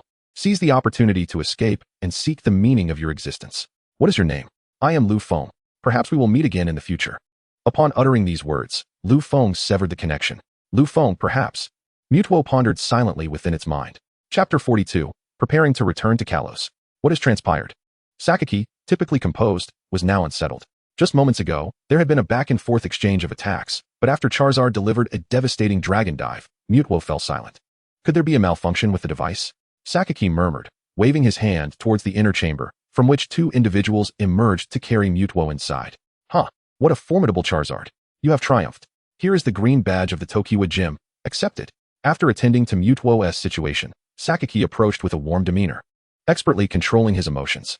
Thank you, Gym Leader Sakaki, Lu Feng replied graciously as he accepted the badge. By the way, Lu Feng, would you be interested in working with me? We could engage in mutual training. I have high hopes for you, Sakaki suddenly proposed. Lu Feng was taken aback, understanding that Sakaki sought to recruit him into Team Rocket. He promptly replied, I appreciate your kind offer, Gym Leader Sakaki, but I must continue my journey. And I fear I lack the time to remain here. Moreover, I do not relish the thought of being constrained. Lu Feng made his intentions unequivocally clear. That is truly a pity, Sakaki lamented. If he could have persuaded Lu Feng to stay, he would have acted upon it. However, Lu Feng's strength was not inferior to his own. Should he fail to retain Lu Feng, it could lead to complications that would prove detrimental. Additionally, I would advise you, Gym Leader Sakaki, against engaging in certain actions that should remain untouched, lest you find yourself filled with regret later. Well then, I have said all that I must. I bid you farewell, Gym Leader Sakaki. Lu Feng's intent was unmistakable, signaling that some matters should remain undisturbed. After Lu Feng departed, the smile on Sakaki's face darkened into a frown. He let out a cold snort. From behind, a figure clad in Team Rocket attire emerged. Boss, this brat is exceedingly arrogant, daring to speak so boldly. He seems to know something. His prior words were a warning to me. Apollo, have our Team Rocket members stationed outside been eliminated? I suspect this Lu Feng may have unearthed some clues elsewhere, Sakaki remarked coldly. Yes, replied the individual addressing Sakaki. One of Team Rocket's 4 executives, Apollo. I am not certain about that. I will need to investigate further. Very well, proceed with your inquiries. I must see what has transpired with Mewtwo. Boss, is Mewtwo truly that powerful? It is merely a replica of Mew. Yet it behaves with such autonomy, as if it were beyond control. Apollo could not help but exclaim, evidently having endured considerable frustration at the hands of Mewtwo. Although merely a replica of Mew, the scientists had asserted that the name Mewtwo signifies transcending dreams. However, before the research could be completed, Mewtwo unexpectedly spiraled out of control, leading to the annihilation of everything on that island. Subsequently, upon encountering Mewtwo, I spared no expense in creating a suit of armor to restrain its powers. Yet it still proved somewhat uncontainable. This clearly illustrates the immense strength of Mewtwo. Though I have never laid eyes on Mew, I suspect Mewtwo's capabilities rival, if not surpass, those of Mew, or perhaps it has already eclipsed it, Bamboo remarked. I see. Then how should we handle this Lu Feng? Apollo inquired. We must thoroughly investigate Lu Feng's background and refrain from taking any action against him or those around him for the time being, Banmu replied. Turning to retreat to his room. Outside, Lu Feng was briefing the ladies on the current situation. Kona chuckled. You have now collected 8 badges, which qualifies you for the competition. You should be heading back to Kalos soon. By the way, how much time is left until the competition begins? Lu Feng asked. Hehe, there is still a month remaining, Xiaoxue responded. A month? Excellent. Let us return to Kalos together, so my sister can meet you all, Lu Feng declared. The ladies blushed fiercely, casting a sharp glance at Lu Feng. Lu Feng was overjoyed, but Shindai suddenly interjected. Brother Feng, I'm afraid I cannot accompany you. Why not? Lu Feng asked, perplexed. I have been away from school for too long and must return to study diligently. I also have an exam in half a month, so. I understand. Clearly, exams take precedence. Shindai, here is the Pokeball for Dragonite. Take it with you, Lu Feng said, presenting the Pokeball to Shindai. Initially, he contemplated giving her either Lugia or Rayquaza, but after some thought, he decided on Dragonite instead. After all, should any situation arise, Dragonite would at least not cause an uproar. Thank you, Brother Feng, Shindai beamed as she accepted the Pokeball. Lu Feng, I fear I too must remain behind. As the champion of Kanto, I need to coordinate the competition, Kona added with a wry smile. What? You can't go either? Lu Feng exclaimed, taken aback. Alas, there are simply too many matters to attend to, Kona replied with resignation. Very well, Lu Feng said, feeling a twinge of disappointment. All right, you should take them for now, Kona said, noticing Lu Feng's despondence. Blushing, she leaned in and gave him a quick kiss. Lu Feng was momentarily stunned, unable to process the unexpected gesture, and broke into a silly grin. Kona rolled her eyes at him and remarked, I have already instructed someone to escort Shindai back. Let me take you all directly to the airport. Yes, Shindai, I will return in a month. Don't forget to cheer for me from the audience, Lu Feng said, ruffling Shindai's hair.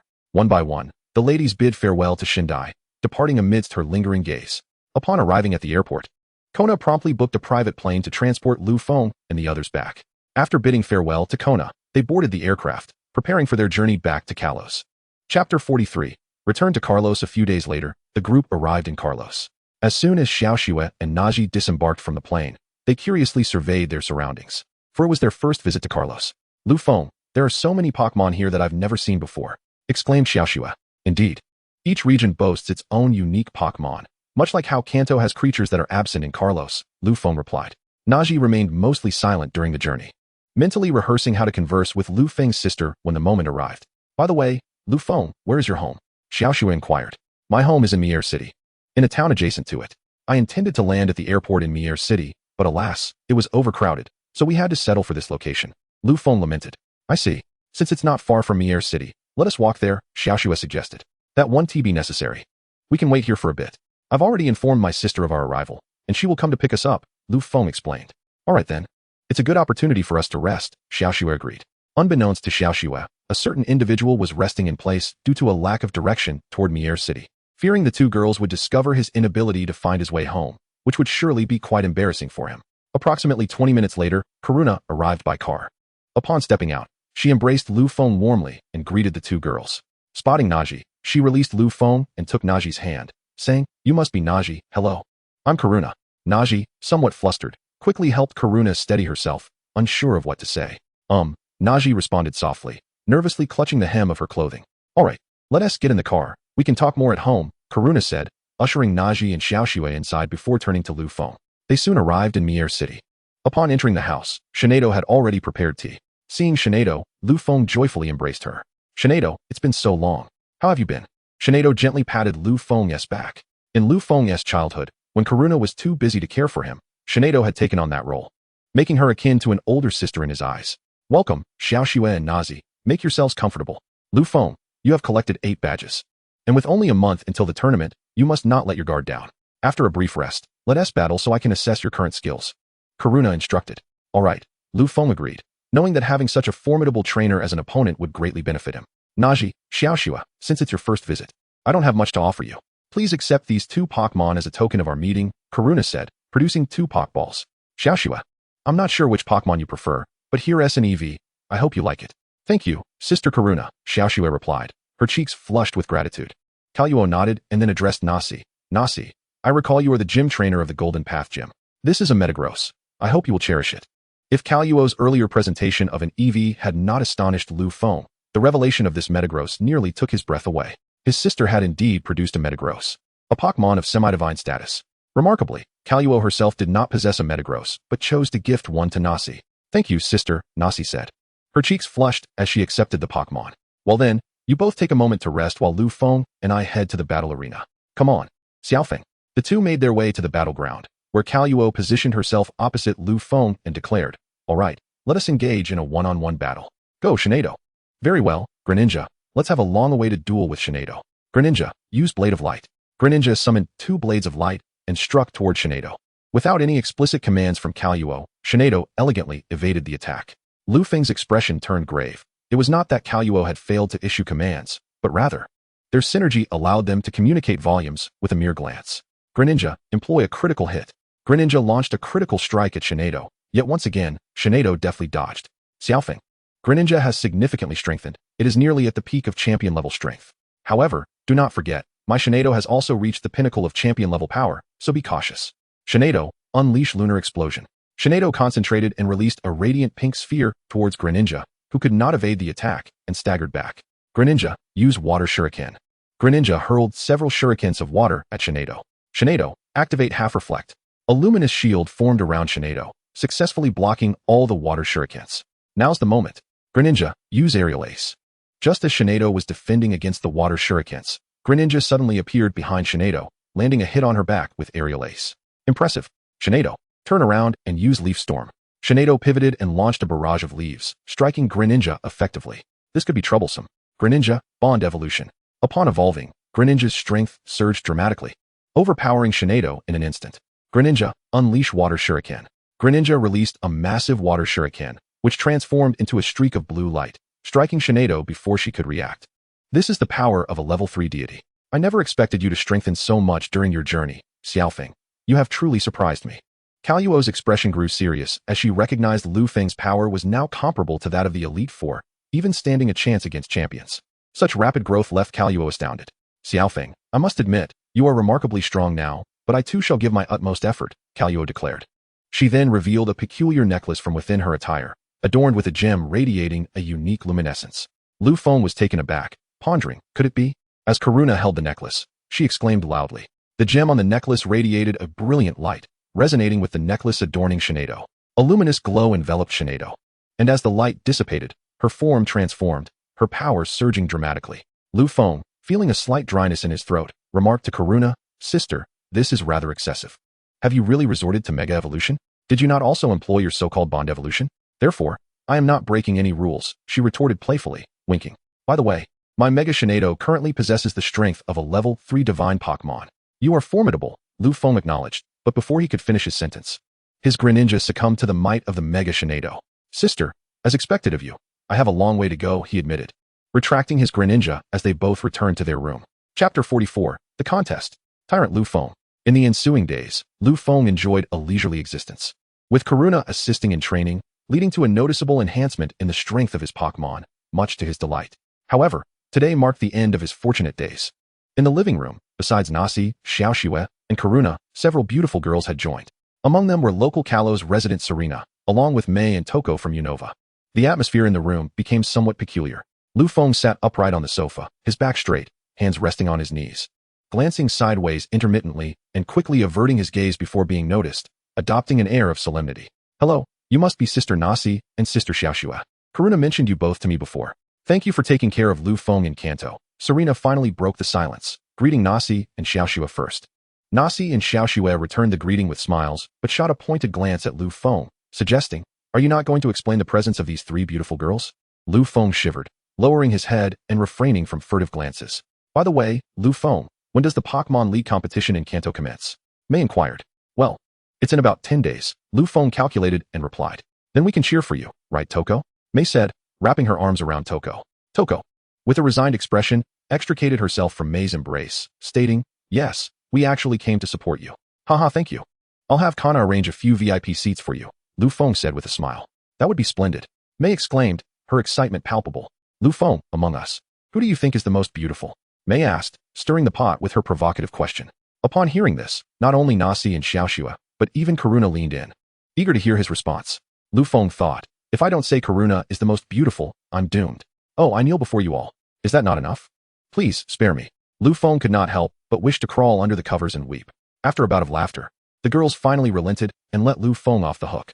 Lu Feng felt a profound sense of despair, lamenting the hardships that lay ahead. Yi, how could you betray me? I will not let this go. He seized the instigator of his predicament and forcefully pinned her on the sofa, vigorously scratching under her armpit. Ah, Lu Feng, I was wrong. Please let me go. Yet Yi cried out, quickly begging for mercy. Humph, you dare to trick me. So now you shall face the consequences. Lu Feng interrogated with a fierce glare. I yield. Just spare me. Yet Yi, sensing a glimmer of leniency, frantically pleaded. Only then did Lu Feng release her. As he stood up, he noticed the other girls staring intently at him, a foreboding feeling washing over him, and he swiftly dashed away. Lu Feng, don't run. It seems your punishment was too light. Come back here. The girls called out as they pursued him. Please, no? Lu Feng shrieked as he was cornered and surrounded by the girls, who united in their retribution. A few days later, Lu Feng, are you ready? Today we are heading to the Quartz Plateau, Karuna inquired. Of course. I have been eagerly awaiting the grand competition, Lu Feng replied, stretching lazily. Do not underestimate this. All participants are elite trainers who have earned 8 badges. If you take this lightly, you may find yourself in dire straits, Karuna warned, her brow slightly furrowed. I understand. Rest assured, I shall secure victory, Lu Feng assured her. All right then, Nazi and the others are waiting outside. Let us hasten to the airport, Karuna stated. Very well. Let us go. 3 days later, Lu Feng and his companions arrived at the venue of the grand competition, the Quartz Plateau. Kona had arranged for them to have prime seating, while Karuna, due to her special status as an invited guest, sat alongside the Elite Four. All right, Sister Kona. I will go handle the registration for the competition. You all can attend to your affairs, Lu Feng announced. Go ahead. We have matters to tend to, Karuna replied. Lu Feng entered the venue to complete the registration, which proved to be quite straightforward. He merely had to present his 8 badges, proving he had challenged 8 gyms, and then show his Pokédex for identification, after which the process concluded. Once his registration was complete, feeling rather idle, Lu Feng wandered near the path where the sacred flame was to be passed. It was said that the flame was that of the legendary Molters. Lu Feng was unaware of the specifics, but in the original story, it was Ash who had passed the sacred flame. As expected, Ash came bounding over with a goofy smile, delivering the sacred flame to President Dam Allen. Soon after, Team Rocket attempted to seize the flame, cornering Ash. Their colossal robot unleashed the flame upon Ash, causing Lu Feng's body to tense. He was ready to spring into action should Ash be in danger. Fortunately, just like in the original tale, the flames that enveloped Ash caused him no harm. Instead, the fire transformed into a fiery bird that obliterated Team Rocket's massive robot, prompting them to exclaim their distaste before retreating into the distant sky. After confirming that all was well, Lu Feng prepared to return to his room to rest and regain his strength. Why do you carry the scent of flames, and not just any flames? As Lu Feng stepped inside, Nazi trotted over, inquiring. I am fine. I was just near the sacred fire platform, where a few incidents occurred. So I may have absorbed a bit of the sacred fire's essence, Lu Feng explained. Ah, you startled me. I thought you had been harmed by some flames. Nazi sighed in relief, grateful that he was unscathed. Rest assured, even that sacred fire could not possibly harm me, Lu Feng reassured her. Nazi nestled in Lu Feng's embrace for a while, and soon he could hear her steady breathing, which made him chuckle softly. He carefully lifted her and placed her on the bed, tucking her in with a blanket before lying down beside her, holding her close as he drifted off to sleep. The following morning, Nazi, what are you doing? Lu Feng exclaimed as he arrived at the venue, only to find a sizable bump swelling on his head. When Nazi awoke and saw someone embracing her, her reflexes kicked in, and she kicked him off the bed. He, still in a deep slumber and unprepared, landed on the floor with a thud, dazed, with a bump forming on his head. Lu Feng, your battle is the first match. The arena is the rock arena. Please prepare yourself, the announcement echoed. Just as he was in a foul mood, needing an outlet for his frustration, the first match commenced. I am the commentator for this grand event. Please treat me well. Applause erupted. First, let me introduce the 4 heavenly kings of Kanto, the Dragon Tamer, Dato, the Ice King, Kona, the Fighting King, Shiba, and the Ghost King, Granny Kikuko. Let us welcome them. The crowd erupted in applause, but when it came to Kona, the applause grew thunderous. Who wouldn't favor a beauty? Kona cast a sidelong glance at the other kings, clearly conveying that their popularity paled in comparison, much to their chagrin. Finally, we have a special guest from the Kalos region, the fairy champion, Karuna. Let us welcome her. The applause reached a crescendo. It is common knowledge that champions are stronger than kings, and Kanto had yet to have a champion. Thus, the kings represented the pinnacle of strength. The presence of someone more formidable than the kings, especially a beauty, sent the audience into a frenzy. Karuna stood and acknowledged the audience with a nod. Now, let us introduce today's combatants. To the left, hailing from Leaf Town, we have contestant Xiaolin. Though she is a petite and adorable competitor, her strength should not be underestimated. After all, Not everyone can collect all 8 badges. To the right, we have a contestant from the Kalos region, just like champion Karuna. Let us welcome him to the arena. Lu Feng emerged from the corridor. Upon seeing Lu Feng, Karuna straightened, surprised that he was the first combatant. Dato and Kona also perked up, having witnessed Lu Feng's prowess before. The battleground was set on the rock arena, and the match would be a 3-on-3 battle, where the side whose Pokémon all lost their fighting capability would be deemed the loser, as the referee announced. Lu Feng pulled out several crumpled papers.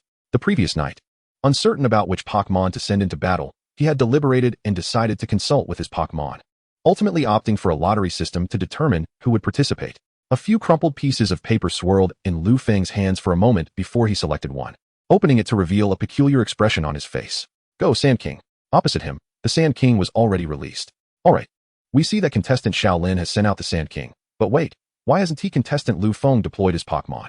Contestant Lu Feng, please send out your Pokémon, or you will be deemed to have forfeited, the commentator reminded. Whatever, let it be. Lu Feng sighed deeply and released his Pokémon. Now, we see that contestant Lu Feng has summoned his Pokémon. Hold on, the Pokémon he has released is Tyranitar, the Desert Tyrant. The commentator's composure faltered. The audience was equally thrilled. After all, this was a pseudo-legendary Pokémon, a rare gem not easily owned by just anyone. As the commentator recalled something, his expression shifted dramatically as he stood up, exclaiming, contestant Lu Feng has unleashed the Desert Tyrant Tyranitar. How could Lu Feng possibly intend to face the petite and adorable contestant Shaolin with such a ferocious Pokémon? Is he attempting to bully this little girl? Lu Feng's face darkened, a desire to punch the commentator for his remarks surging within him, for now all eyes in the audience were upon him, as if he had committed some grievous offense. Haha, I can't take it anymore, this is too funny. Mei laughed uncontrollably, tears streaming down her face. The others could hardly contain themselves either, clutching their stomachs in fits of laughter. Haha, Karuna, who had just taken a sip of water, nearly choked as she doubled over in laughter. Kona and the other 3 champions were also unable to hold back, their laughter resounding throughout the venue. The Sand King pondered. Am I really going to face a pseudo-legendary? Can I win? Do not underestimate the bond we share, you fool. Chapter 45, the first round, victory. Tyranitar roared, its overwhelming presence saturating the arena, causing the opposing Sand King to instinctively retreat 2 steps. Fear not, Sand King. The bulk of the opponent implies sluggishness. Use rollout. Although Shaolin was startled by Tyranitar's imposing aura, she encouraged the Sand King nonetheless. The Sand King curled into a ball, its spines bristling, and rolled towards Tyranitar. Tyranitar, create a pit in the ground before you. Tyranitar bellowed, smashing its fist into the ground, resulting in a large crater. At that moment, the Sand King rolled in, and Tyranitar stepped back, causing the Sand King to tumble into the pit, interrupting its rollout. Tyranitar unleashed Dark Pulse. Tyranitar released a Dark Pulse, a beam of purple-black energy shooting towards the Sand King in the pit, launching it into the air. Sand King, use Sand Tomb. After landing, the Sand King executed Sand Tomb. The ground beneath Tyranitar suddenly transformed into sand, causing it to sink. Tyranitar braced itself with its hands to stabilize. Now's your chance. Sand King, use Brick Break. The Sand King extended its claws in a knife-like fashion, striking at the struggling Tyranitar. Tyranitar, unleash Hyper Beam. Tyranitar gathered energy for Hyper Beam, which it unleashed after a brief moment. After undergoing targeted training, a powerful Pokémon can significantly reduce the time required to harness moves such as Hyper Beam, allowing for consecutive uses while minimizing side effects. When the powerful Pokémon, Onix, was struck by Hyper Beam, it was sent flying and landed on the ground, incapacitated. With Onix unable to continue, the referee approached and raised a flag, declaring, "You have proven your strength. Now, I shall send forth my second Pokémon. Be wary. Go forth, Steelix." Little Lin withdrew Onix and summoned Steelix. In its heart, Steelix thought, I must prevail. Tyranitar, you continue. Use Stone Edge, Lu Feng commanded. Deciding to let Tyranitar remain in the fray, Tyranitar slammed its hands onto the ground, causing sharp stone pillars to erupt. Although Steelix was not launched by the pillars, it found itself ensnared and immobilized among them. Steelix, use Iron Tail to shatter the pillars.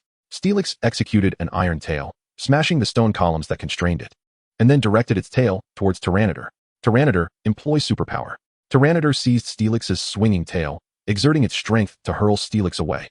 Steelix regained its composure and prepared to strike back with a tail whip. Using its tail as leverage, it secured its position and ensnared Tyranitar's arm, attempting to toss it aside. However, with a surge of power, Tyranitar sent Steelix flying instead. Cursed be the disparity in strength. Steelix exclaimed. Use Iron Tail to strike the ground. As Steelix slammed its tail onto the earth, a cloud of dust engulfed the battlefield, obscuring Tyranitar's vision. Tyranitar, unleash Dark Pulse. Tyranitar discharged a beam of dark energy, sweeping across the area, yet it failed to hit Steelix. Unexpectedly, Steelix emerged from beneath the ground, colliding with Tyranitar and forcing it to stagger back. Steelix, use Iron Head. Seizing the opportunity, Steelix charged at Tyranitar, slamming into it and pushing Tyranitar against the rocks behind. Steelix, finish it with Iron Tail. Steelix swung its tail, striking Tyranitar, causing the rocks behind to crumble and bury Tyranitar amidst the debris. Haha, Steelix, we have triumphed. Little Lin exclaimed joyfully as she celebrated with Steelix. Wait, you haven't won yet, Lu Feng remarked, somewhat resigned. Little Lin paused, glancing over at the rubble, only to see Tyranitar emerging unscathed, brushing off the dust from its body. How could it withstand such an attack and still be standing? Little Lin expressed her disbelief. Lu Feng smiled, knowing that Steelix, being at the peak of elite level, could hardly contend with a champion-level Tyranitar. Tyranitar, focus. Use Focus Punch. Tyranitar charged forward, delivering a powerful punch towards Steelix. Steelix, use Iron Head. Little Lin recognized that Steelix could not evade due to its speed and resolved to fight with all its might. The Onyx Snake mustered all its strength to execute Iron Head, colliding with Banjira, sending dust flying and obscuring the battlefield. As the dust settled, the situation revealed itself. Banjira stood firm while the Onyx Snake lay defeated on the ground, stripped of its fighting capability. The Onyx Snake has lost its fighting ability. Please, contestant Shaolin, send out your next Pokémon, the referee announced. Go Venusaur. Shaolin recalled the Onyx Snake and summoned Venusaur. Venusaur, return, Banjira. Go Charizard. Lu Feng contemplated for a moment before recalling Banjira and replacing it with Charizard. Venusaur thought to itself, am I really going to face Charizard? Can I possibly win? Venusaur, use Leaf Blade. Venusaur unleashed a flurry of sharp leaves from the blossoms on its back, sending them hurtling towards Charizard. Charizard, use Slash. Charizard retaliated with a swift slash, shattering the incoming leaves entirely. Venusaur, use Vine Whip. Two vines extended from Venusaur's back, striking towards Charizard. Charizard, ascend into the sky and unleash Flamethrower. Charizard soared into the air to evade the vine whips, then unleashed a torrent of flames directed at Venusaur. Venusaur attempted to leap aside, but its hefty body hindered a complete escape, resulting in a scorching burn that elicited a pained cry. Venusaur restrained Charizard's movements. Use Stun Spore. Venusaur expelled a cloud of powder from the flowers on its back, sending it drifting towards Charizard above. You think too naively. Charizard, use Heat Wave. Charizard flapped its wings vigorously, generating a fiery gale that incinerated the stunned spore into ashes. Charizard, use Dragon Claw. Charizard swooped down, executing a spinning maneuver before crashing into Venusaur, nearly toppling it over, but Venusaur managed to regain its balance with great effort. Charizard, continue the assault. Charizard relentlessly attacked with its claws. Venusaur, use Petal Dance. In a dazzling display, Venusaur released a multitude of petals that struck Charizard, forcing it to retreat step by step. Ah, even resorting to Petal Dance. It seems you are truly cornered, Lu Feng remarked with a resigned smile. Petal Dance, a move that can induce confusion for 2 to 3 turns, is typically avoided in most circumstances. However, it won't matter. Charizard, use Slash. Charizard swiped its claws, severing the incoming petals and advancing towards Venusaur. Charizard, unleash Fire Blast. Charizard exhaled a massive plume of fire in a distinctive shape that engulfed Venusaur. From a distance, it appeared as though a great fireball had emerged. Venusaur, Shaolin cried out in alarm. Charizard, retract the flames, Lu Feng commanded. Charizard approached Venusaur, absorbing the flames. Yet Venusaur sustained severe burns and succumbed to defeat. Shaolin rushed to Venusaur's side, relieved to find it in no mortal danger, and recalled it, expressing her gratitude to Lu Feng for his mercy. She was acutely aware that had Charizard not shown mercy, Venusaur would have been thoroughly scorched without hesitation. Lu Feng smiled faintly. With Venusaur rendered incapable of battle, the victor was declared to be Lu Feng from the Kalos region. The referee approached at the opportune moment, expressing gratitude for the thrilling contest presented by both trainers and instructing them to retire and rest. The commentator remarked. Lu Feng nodded at the opposing trainer, Shaolin, before turning to exit the arena. Chapter 46. The second round commences. After Lu Feng's departure, the Elite Four engaged in animated discussions, their interest in Lu Feng growing by the moment. Shiba remarked on Lu Feng's impressive Pokémon prowess, suggesting he was at least of their caliber. Indeed, it has been quite a while since I paid attention to the current trainers of the league. I did not expect such a formidable successor to emerge, sighed the Ghost-type Elite Four member, Grandma Kiku. As her age advanced, she realized that within a decade, she would likely step down from her position. Consequently, the league issued a directive preventing her from handling any affairs unless absolutely necessary, a measure taken out of respect for an esteemed elder. This, in turn, diminished her focus on the trainers. Yes, I have witnessed his strength alongside Kona. He undoubtedly belongs to our tier, if not higher, Du stated, the weight of his last words hanging heavily in the air. Stronger than us. I do not dispute his formidable abilities, but I find it hard to believe he surpasses us, Shiba countered. While I do not deny his strength and talent, you must understand that success in Pokémon battles is not solely determined by power. His youth renders him inexperienced compared to us, Grandma Kiku added. Perceiving that Du was somewhat overly praising Lu Feng. However, he possesses a champion sister who is more formidable than any of us, Kona suddenly interjected. At this revelation, both Grandma Kiku and Shiba turned to her, contemplating her words. There are only 2 female champions in this world, Cynthia from the Sinnoh region and Karuna, who was present among them. Suddenly, it seemed they had an epiphany and swiftly looked towards Karuna. The commentator had just mentioned that Lu Feng hailed from the Kalos region, and Karuna was also the champion of Kalos. Did that mean? Karuna met their gaze with calm assurance, stating, "You are correct. Lu Feng is indeed my brother." "Impossible. I have never heard of champion Karuna having a brother," exclaimed Shiba. "Even if he is your brother, what significance does it hold for you to allow him to compete? You helping him train a few Pokémon hardly means he can contend with Shiba," he continued. But upon realizing his rudeness, he quickly apologized upon noticing Karuna's slight frown. "Why must my having a brother become common knowledge? And why can't I have a brother?" Karuna replied, her voice tinged with irritation, creating a palpable tension in the air. "Enough, Karuna." Shiba tends to speak without thinking. "Do not take it to heart," Kona interjected, striving to diffuse the rising tension. If this situation escalated, it could become quite troublesome to manage. Karuna paused for a moment, then nodded and continued. "Although Lu Feng is my brother, I have not provided him with any assistance aside from battling him and helping him rectify some of his flaws. All of his Pokémon have been captured and nurtured by him alone. Furthermore, it is important for you to know that Lu Feng holds a significant reputation in the research community. He is the one who discovered and studied the fairy type and the various evolutions of EV. However, my brother is somewhat reluctant to embrace this path. If he were to become a researcher, he would undoubtedly be among the most renowned scholars across all regions. Because of this, many people outside the research field, including you, are unaware of his accomplishments. I have spoken my piece. Whether you believe me is up to you. I have no reason to deceive you.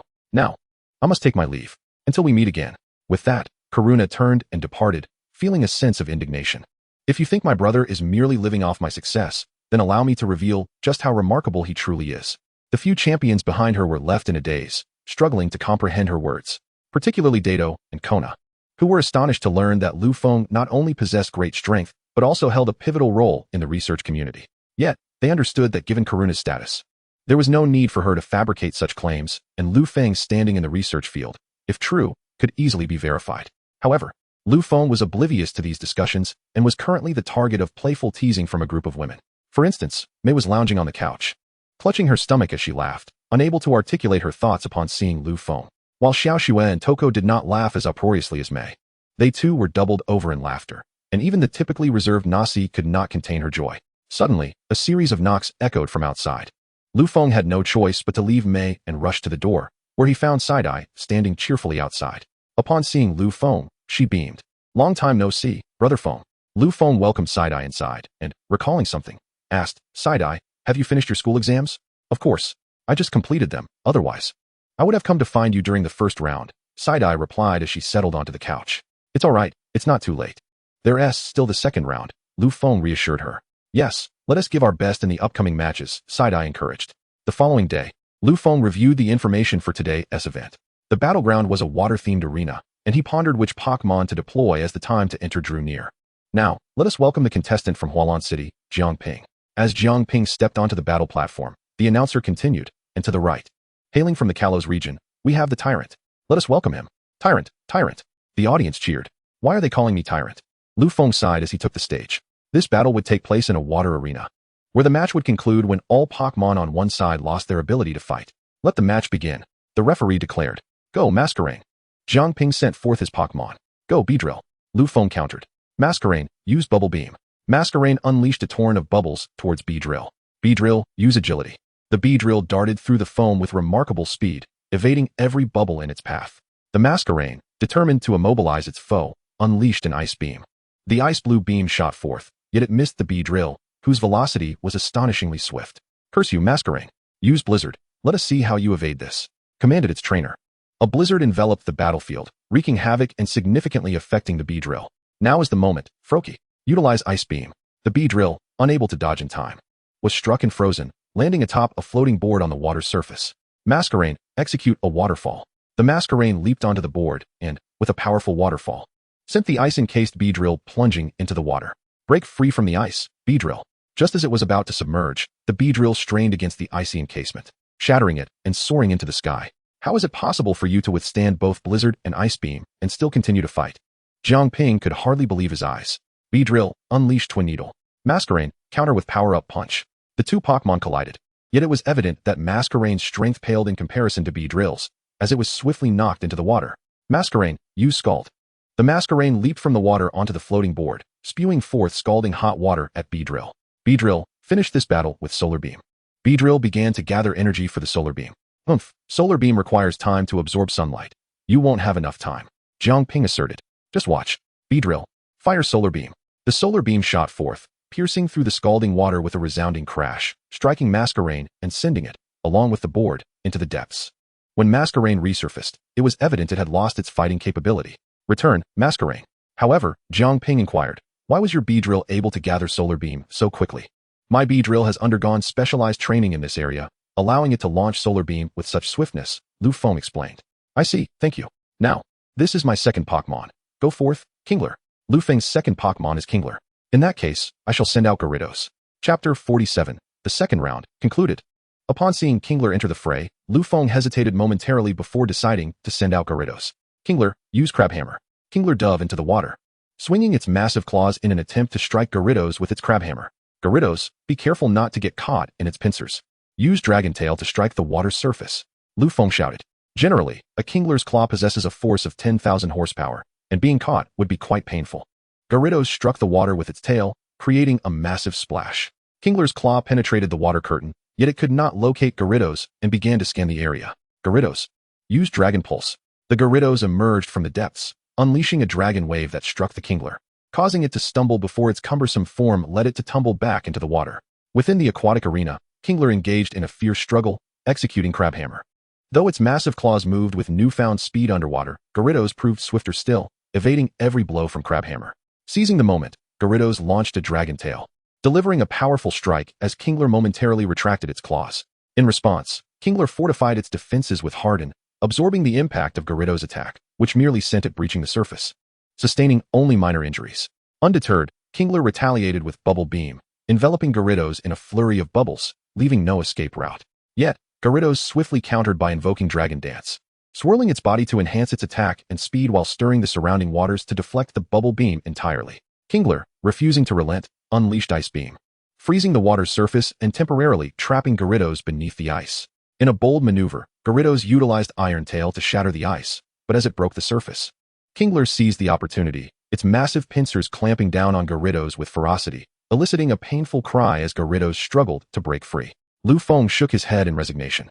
Realizing his previous underestimation had led to this predicament, the strength of this Kingler was not far removed from that of Gyarados. Otherwise, even its formidable pincers would not have held Gyarados captive. With determination, Gyarados executed Water Tail, striking Kingler squarely in the face. The force of the blow caused Kingler to stagger back, its grip loosening just enough for Gyarados to escape. Furious, Kingler initiated Stomp, leveraging the icy terrain to its advantage. With a powerful stomp on the ice, it shattered the surface, sending Gyarados plunging back into the water. Seizing the moment, Kingler prepared a guillotine, aiming for Gyarados while it was still regaining its footing. Should the attack connect, Gyarados would undoubtedly be incapacitated. Yet, Gyarados countered with Hydro Pump, spiraling rapidly underwater to unleash a torrent of water that formed a swirling vortex, drawing Kingler into its whirlpool. Finally, Gyarados launched a decisive Water Tail, leaping from the water to strike Kingler with tremendous force, sending it crashing against the wall beneath the audience, where it succumbed to defeat. The announcer raised the flag, declaring, Kingler is unable to continue. Please, Jiang Ping, select your next Pokémon. Your prowess is commendable, yet I shall not concede defeat so easily. Go forth, my final Blastoise. Jiang Ping sent forth his last Pokémon. Gyarados advance. Use Bite. Gyarados lunged at Blastoise, its maw agape, ready to execute the attack. In response, Blastoise retracted into its shell, invoking Iron Defense to bolster its defenses. Gyarados' fangs clashed against Blastoise's shell, but despite its fervent efforts, it could not breach the sturdy barrier.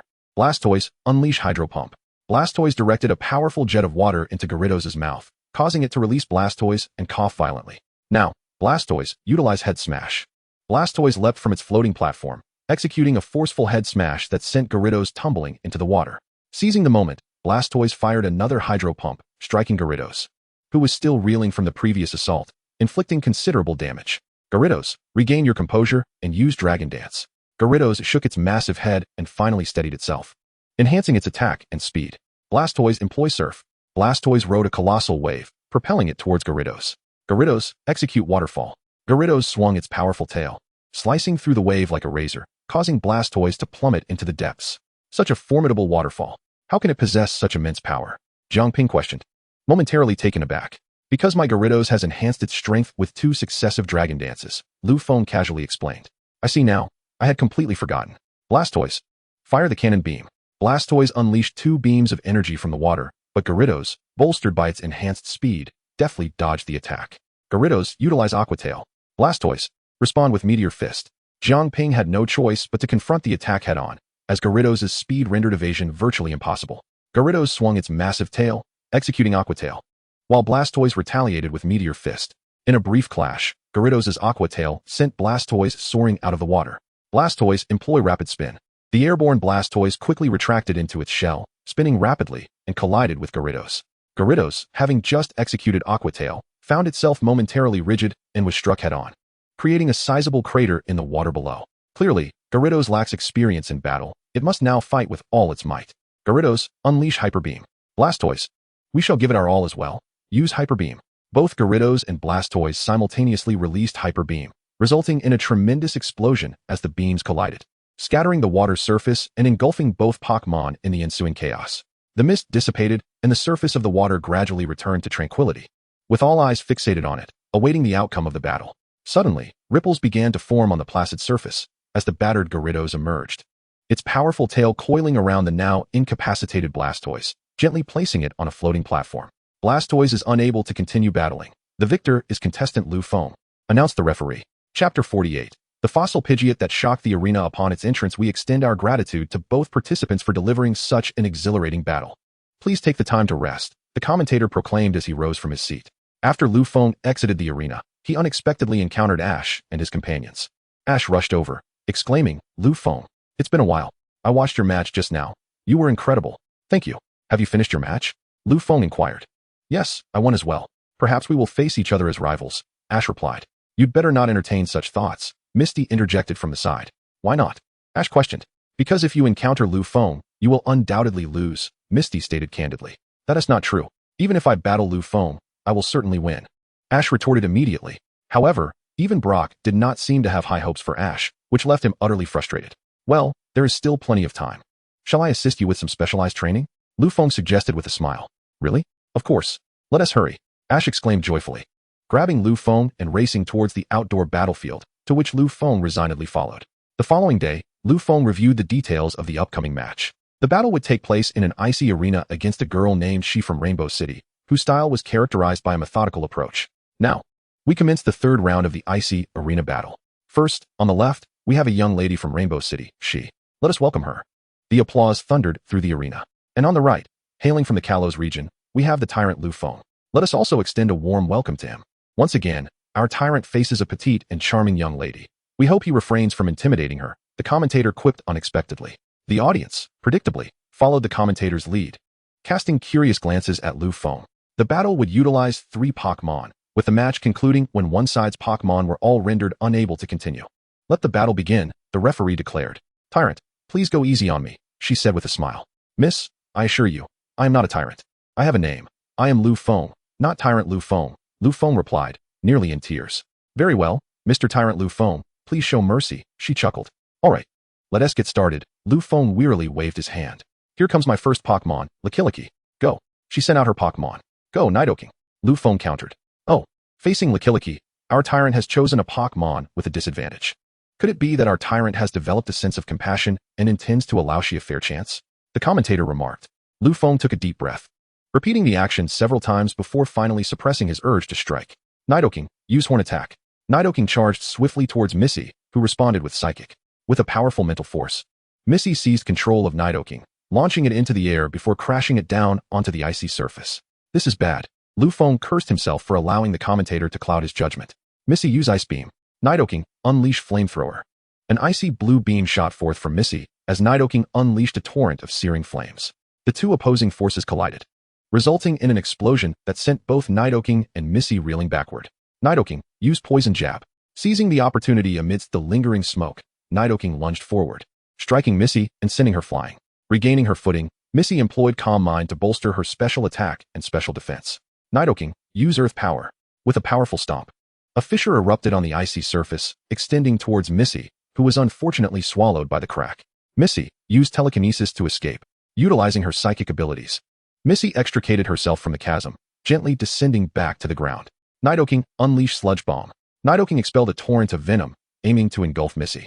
Missy, use Ice Beam to freeze the sludge. She countered with an Ice Beam, transforming the toxic substance into icy pillars. Nidoking, use Iron Tail. With a flash of white light, Nidoking dashed towards Missy, swinging its metallic tail and striking her, causing her to crash against the icy rocks behind her, barely stabilizing herself. Nidoking, use Body Slam. Grasping Missy's arm, Nidoking executed a powerful body slam, slamming her forcefully onto the ice. Already weakened from the Iron Tail, Missy could not withstand this blow and succumbed, losing her ability to battle. Return, Missy. Truly, the tyrant is formidable. This is my second Pokémon. Go, Pidgeot. Yusha released Pidgeot into the fray. Be cautious, Nidoking. This creature boasts a speed akin to Mach 2, an intimidating opponent. Pidgeot, use Wing Attack. Like a bolt of lightning, Pidgeot soared towards Nidoking, striking with its wings. Despite Nidoking's frantic attempts to swat it away, Pidgeot remained elusive. Pidgeot, finish it with Aerial Ace. With wings aglow in white light, Pidgeot struck Nidoking decisively, toppling it and rendering it unable to continue the fight. Nidoking is unable to battle. Tyrant, please send out your next Pokémon. Unbeknownst to him, the referee had unwittingly absorbed the commentator's fervor. Our Tyrant has finally been defeated in one of his Pokémon, a first since the tournament began, thus showcasing Yusha's prowess. The commentator, fervently stirring the crowd's emotions, succeeded in rallying their cheers and exclamations. Lu Feng found himself in a state of helplessness. The strength of Beedrill was no less than that of Nidoking, compounded by its Mach 2 speed and the injuries sustained during its battle with Mismagius. It was indeed surprising that Nidoking could hold its ground. Alas, he had initially intended to reserve some of his strength, but it seemed that would not be possible. Go forth, Aerodactyl. Lu Feng summoned the ancient Pokémon. The Tyrant trainer had unleashed Aerodactyl, a Pokémon long since extinct, whose rarity rivaled that of semi-deities. Furthermore, Aerodactyl was heralded as the ruler of the ancient skies. The commentator exclaimed passionately. I was taken aback, standing up in astonishment. How many hidden cards does this guy have? He even possesses an Aerodactyl. I thought to myself, my own Aerodactyl had required immense effort to revive from its fossil state, and could Lu Feng's be the same? No, I recalled that Lu Feng's Aerodactyl was obtained from the Great Full Valley. At that time, it was in a dormant state, and upon awakening, it wreaked havoc until Lu Feng captured it. Kina explained, this Aerodactyl, preserved since ancient times, is quite fortunate. I opened my mouth wide, expressing my envy. It was clear that this Aerodactyl possessed formidable strength, especially with its underlying aura of ferocity that current Pokémon lacked. Shiba remarked with a grave expression. Indeed, the outcome of this battle is already evident, Grandma Kikuko's side. Even they were not entirely confident in defeating this Aerodactyl, let alone these young trainers. As Aerodactyl made its entrance, it astonished the entire arena, rendering Beedrill a mere backdrop in its presence. Chapter 49, The Indomitable Beedrill. The opposing you could sense the pressure emanating from Aerodactyl, and couldn't he help but let out a wry smile, realizing that this tyrant possessed even such a Pokémon. It seems a bit excessive, Lu Feng mused, feeling the atmosphere of the arena reach a fever pitch. Miss you, shall we commence our battle? Lu Feng gently reminded her. All right. You snapped back to reality, quickly responding and commanding Beedrill to attack. Beedrill, use Fury Attack. Beedrill's wings shimmered with a white light as it flew towards Aerodactyl at Mach 2 speed, slashing down with its wings. Aerodactyl, use Dragon Claw to block. Aerodactyl raised its claws, executing Dragon Claw to intercept Beedrill's attack, and effortlessly tossed it aside. Beedrill, regain your stance and use Hurricane. As Beedrill landed, it quickly gathered its focus and unleashed Hurricane against the ground to slow its descent, allowing it to take to the skies once more. Aerodactyl, utilize Ancient Power.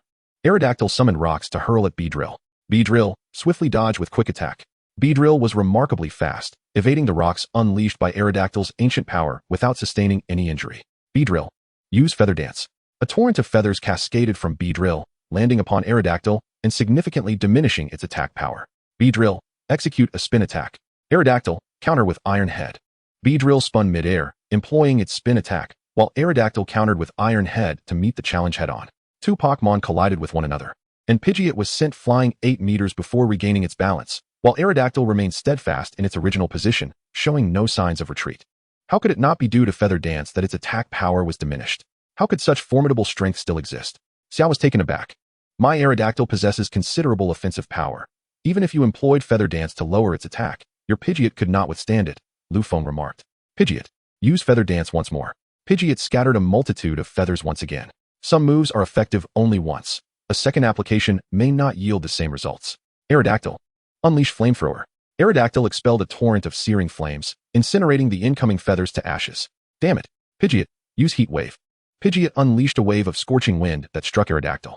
However, Aerodactyl shielded itself with its wings, successfully blocking the heat. Pidgeot. Employ Air Slash. Pidgeot executed Air Slash, sending a razor-sharp blade of air slicing toward Aerodactyl. Is that enough of an attack? Xia inquired. But the next moment, her eyes widened in disbelief as Aerodactyl slowly lowered its wings, appearing to have sustained little to no damage. Impossible.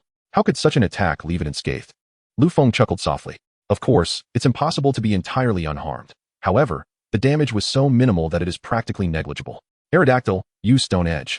Small, sharp rocks materialized around Aerodactyl, and with a powerful flap of its wings, they hurtled toward Pidgeot. The rocks were swift, and Pidgeot, having just executed its move, could not evade in time, being struck directly by the Stone Edge and suffering significant damage. Pidgeot, quick. Use Roost. Pidgeot utilized Roost, recovering half of its stamina. Pidgeot. Go all out. Use Sky Attack. Pidgeot's body was enveloped in radiant light, expanding as it transformed into a luminous bird, charging toward Aerodactyl. Going all out, are we? In that case, Aerodactyl, utilize Hyper Beam. Aerodactyl unleashed a Hyper Beam, meeting Pidgeot's Sky Attack head-on. The two Pokémon collided, resulting in a tremendous explosion that sent both Aerodactyl and Pidgeot crashing onto the icy surface. After a few seconds, Aerodactyl shook its head and stood up. Though it appeared to have finally taken some damage, it still possessed considerable strength. In stark contrast, Pidgeot struggled to rise from the crater it had created in the ice. Pidgeot. Xia's voice trembled. In that moment, everyone present fell silent, the arena so quiet that one could hear a pin drop. All eyes fixated on the struggling figure in the ice pit, hoping it could rise once more. Aerodactyl, too, refrained from taking advantage of the situation to attack, instead watching Pidgeot with a hint of admiration. Earlier, when the two Pokémon had clashed, Aerodactyl had fought with an air of condescension. But it had not anticipated that Pidgeot would unleash such a powerful counter in the final moments, indeed injuring itself in the process. This was all due to the incredible prowess of this Pidgeot, which was nearly on par with that of a champion. The majestic Beedrill continued to struggle, gradually managing to rise once more. Its keen gaze remained fixed on the opposing fossil pterodactyl, and it nodded slightly towards Yuki, acknowledging Beedrill's unwavering resolve. Yuki commanded a high-altitude attack. Beedrill transformed into a radiant bird and surged towards the fossil pterodactyl. However, Lu Feng refrained from issuing further instructions, leaving the fossil pterodactyl stationary. At that moment, the ethereal form of Beedrill scattered, with only the original Beedrill colliding against the fossil pterodactyl's sturdy body, inflicting no harm whatsoever. Yet, Beedrill persisted in its assault, teetering on the brink of collapse. This is futile. Lugia, allow it to rest. If this continues, it may injure itself. Lu Feng sighed deeply, addressing Lugia from the depths of his heart. Very well, Lugia replied, holding a measure of admiration for Beedrill's indomitable spirit, yet recognizing the peril of the situation. It decided to induce a slumber upon Beedrill. Using its psychic powers, Lugia stimulated Beedrill's nerves, causing it to enter a self-protective state of sleep, rendering it incapable of further combat. The referee, moved by Beedrill's tenacity, uttered only a brief statement before remaining silent. Yuki suddenly dashed into the arena, cradling the unconscious Beedrill in her arms, tears streaming down her cheeks. The commentator rose from the podium, his expression solemn, proclaiming, "Though Miss Yuki's Beedrill has lost, it has won my respect, and I believe all present feel the same. Let us give a resounding round of applause for Beedrill." The arena erupted in applause, a tribute to Beedrill's valor. Karuna and the Elite Four, having risen at some point, joined in the fervent ovation. Yuki wiped her tears, returned Beedrill to its Pokeball, and, taking a deep breath, addressed the referee, "Sir, I concede this match." The referee, taken aback, inquired, "Competitor Yuki, you still have one Pokémon yet to battle. Are you certain you wish to forfeit?" "Indeed." Yuki nodded, continuing, "The remaining Pokémon likely cannot contend with the fossil pterodactyl, so I concede. Moreover, I have important companions to attend to, thus I must take my leave." She bowed to the audience and departed the venue. Since competitor Yuki has conceded, this match is awarded to Tyrant. "Congratulations to Tyrant," the commentator announced, though the applause this time was notably less enthusiastic. Lu Feng scratched his head, bewildered, muttering, "Why does it feel like I'm truly a tyrant?" He shook his head in resignation and exited the arena. Chapter 50. The fourth round begins. After leaving the venue, Lu Feng noticed that daylight still lingered, so he made a brief visit to the Pokémon Center to deposit his Pokémon before returning to the arena, where he fortuitously encountered the recently finished battle with Shigeru. "Hey, Feng bro, when did you come out?" Shigeru inquired. "A little while ago. How did your battle go? Lu Feng asked. Haha, of course I won. Don't you know my strength, Feng bro? Shigeru boasted, a hint of pride evident in his demeanor. Don't get too cocky. Be wary of unexpected pitfalls, Lu Feng cautioned. Rest assured, I am fully aware of the situation, Xiao Mao replied. Yet Lu Feng discerned that he had not truly absorbed the words. Consequently, he chose to remain silent. As for Xiao Ji, he had concluded his battle. Lu Feng glanced around, not seeing Xiao Ji emerge, and casually inquired, what about him? Well, I am uncertain. He probably is yet to come out. Let us head over there and check, Xiao Mao suggested, surveying the surroundings. Very well, he seems to be in the ice arena. Let us proceed, Xiao Mao remarked after reviewing the participant information. I just emerged from the ice arena. It seems I was a bit early, Lu Feng scratched his head and confessed. Returning to the ice arena, Lu Feng and Xiao Mao found available seats on the elevated platform behind the audience. They leaned against the platform, observing the ongoing battle. Before them, Xiao Ji's Pikachu was engaged in a fierce showdown with a Rapidash. Xiao Mao, if it were you, how would you counter Pikachu? Lu Feng suddenly posed the question after watching the battle for a while. Xiao Mao pondered for a moment before responding. If I were to face Pikachu, I would employ methods to restrict its movements, but I would not resort to melting the ice. Melting the ice would cause Pikachu to fall into the water, inadvertently granting it the opportunity to utilize its electric-type abilities. It is common knowledge that water conducts electricity, and such a tactic would allow Pikachu's electric attacks to strike with pinpoint accuracy. Indeed, water enhances the potency of electric strikes. It is evident that Xiao Ji triumphed in this battle. Lu Feng nodded in agreement. As anticipated, Xiao Ji's Pikachu defeated the Rapidash, and he exited the arena with a blissful grin. Let us return and prepare thoroughly for the fourth round of the competition. Lu Feng beckoned to Xiao Mao as they departed the venue. The following day, the fourth round of battles in the grass arena commenced. Introducing the competitors, on the left, we have Player Ball from Nibi City. On the right, our familiar tyrant from Kalos. Let us extend a warm welcome to them, the same commentator energetically announced. Despite being dubbed a tyrant, Lu Feng endeavored to calm his nerves before the match commenced, lest he become overwhelmed with emotion and recklessly charge into the fray. Go, Golem. Ball released his Golem into the arena. Go, Charizard. Golem, use Rock Tomb. Golem took the initiative, summoning rocks to block Charizard's retreat. Next, it unleashed spikes. Sharp. Tiny stones materialized around Golem, aimed at Charizard. Charizard, use Cut to defend. Charizard brandished its razor-sharp claws, executing Cut to deflect the incoming spikes and demolishing the Rock Tomb in the process. Charizard, unleash Flamethrower. Golem, use Roll to evade. Charizard spewed forth searing flames into the sky, while Golem rolled across the arena to avoid the attack. The flames engulfed the arena, transforming the grass arena into a sea of fire, encircling Golem and trapping its escape route. Nowhere to run. Charizard, use Dragon Claw. Charizard dove down, its claws striking Golem, stripping away a layer of rock from its surface. Charizard, unleash your Steel Wing and send it into the fiery abyss. Charizard's wings glimmered with a radiant white light, transforming into a pair of steel wings that propelled Rhydon into the flames.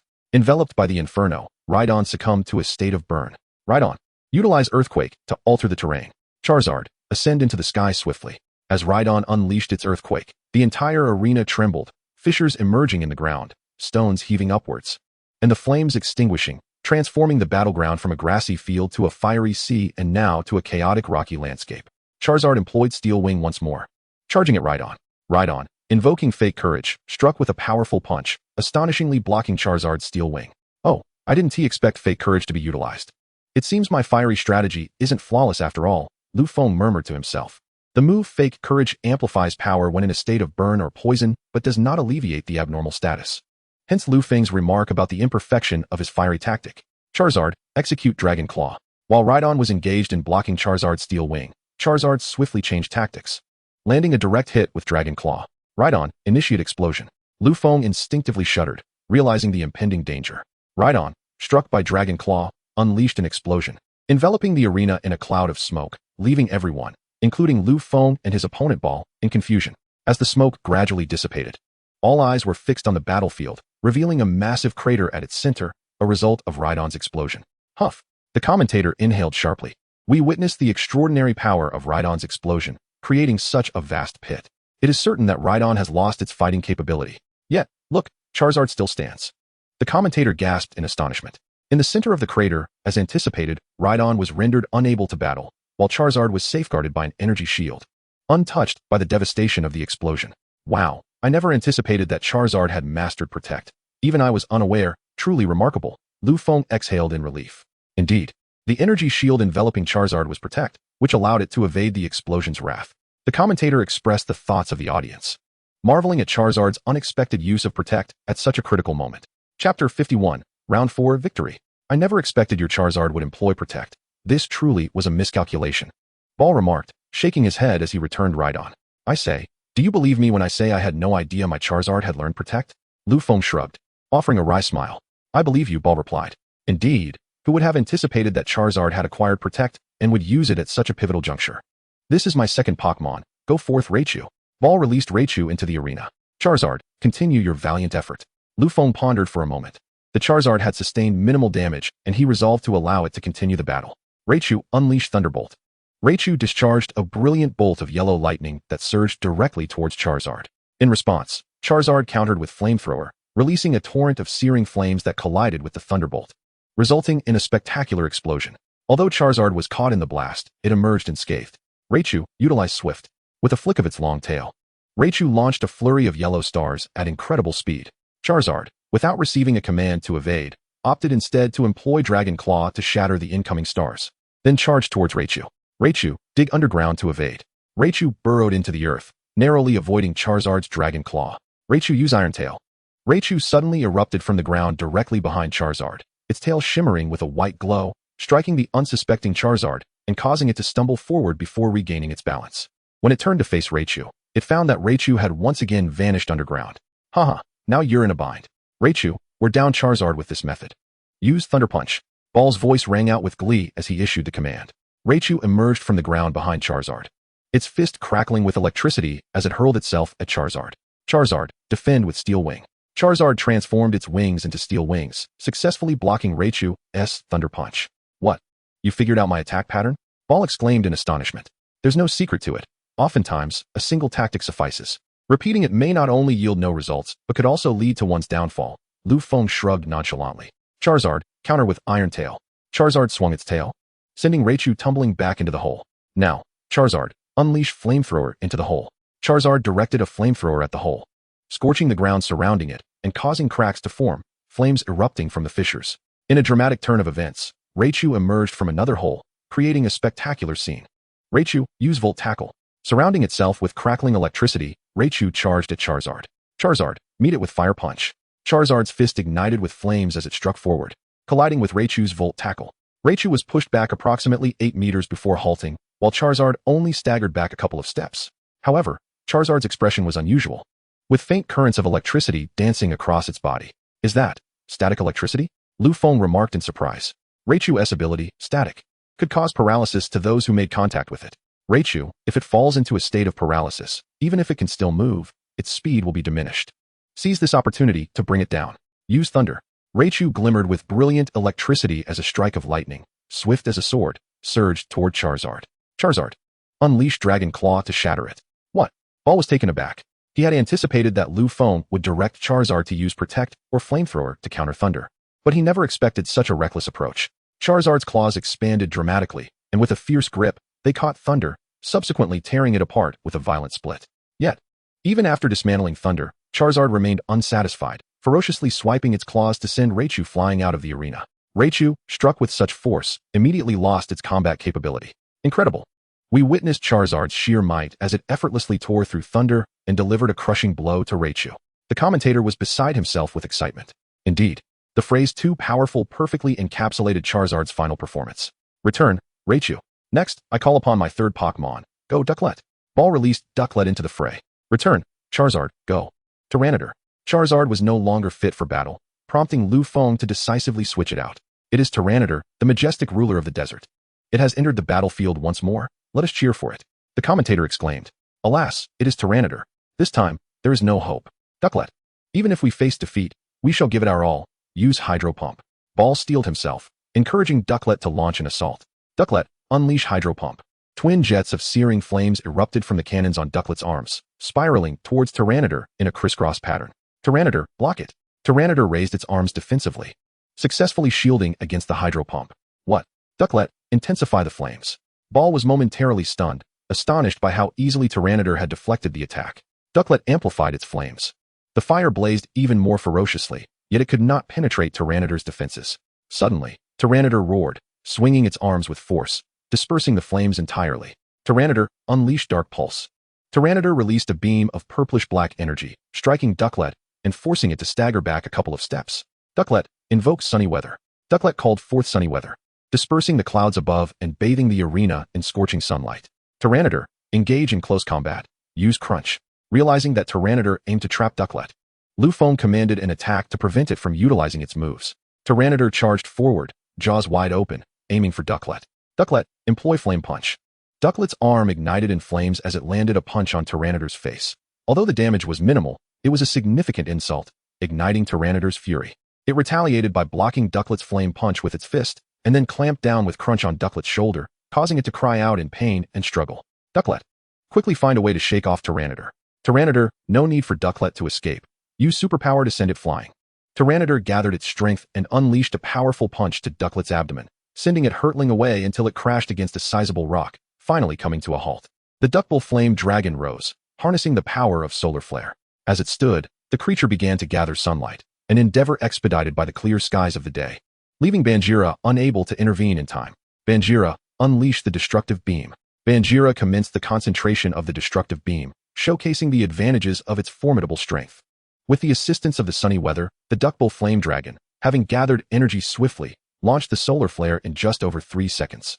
In contrast, Banjira, relying solely on its own power, manifested the destructive beam in merely 2 seconds. The two energies collided, with Banjira's destructive beam clearly overpowering the solar flare, pushing it back and striking the Duckbull Flame Dragon directly. An explosion erupted at the spot where the Duckbull Flame Dragon stood, sending numerous stones soaring into the sky, which then rained down and buried the creature beneath them. Banjira, execute the final Spire attack.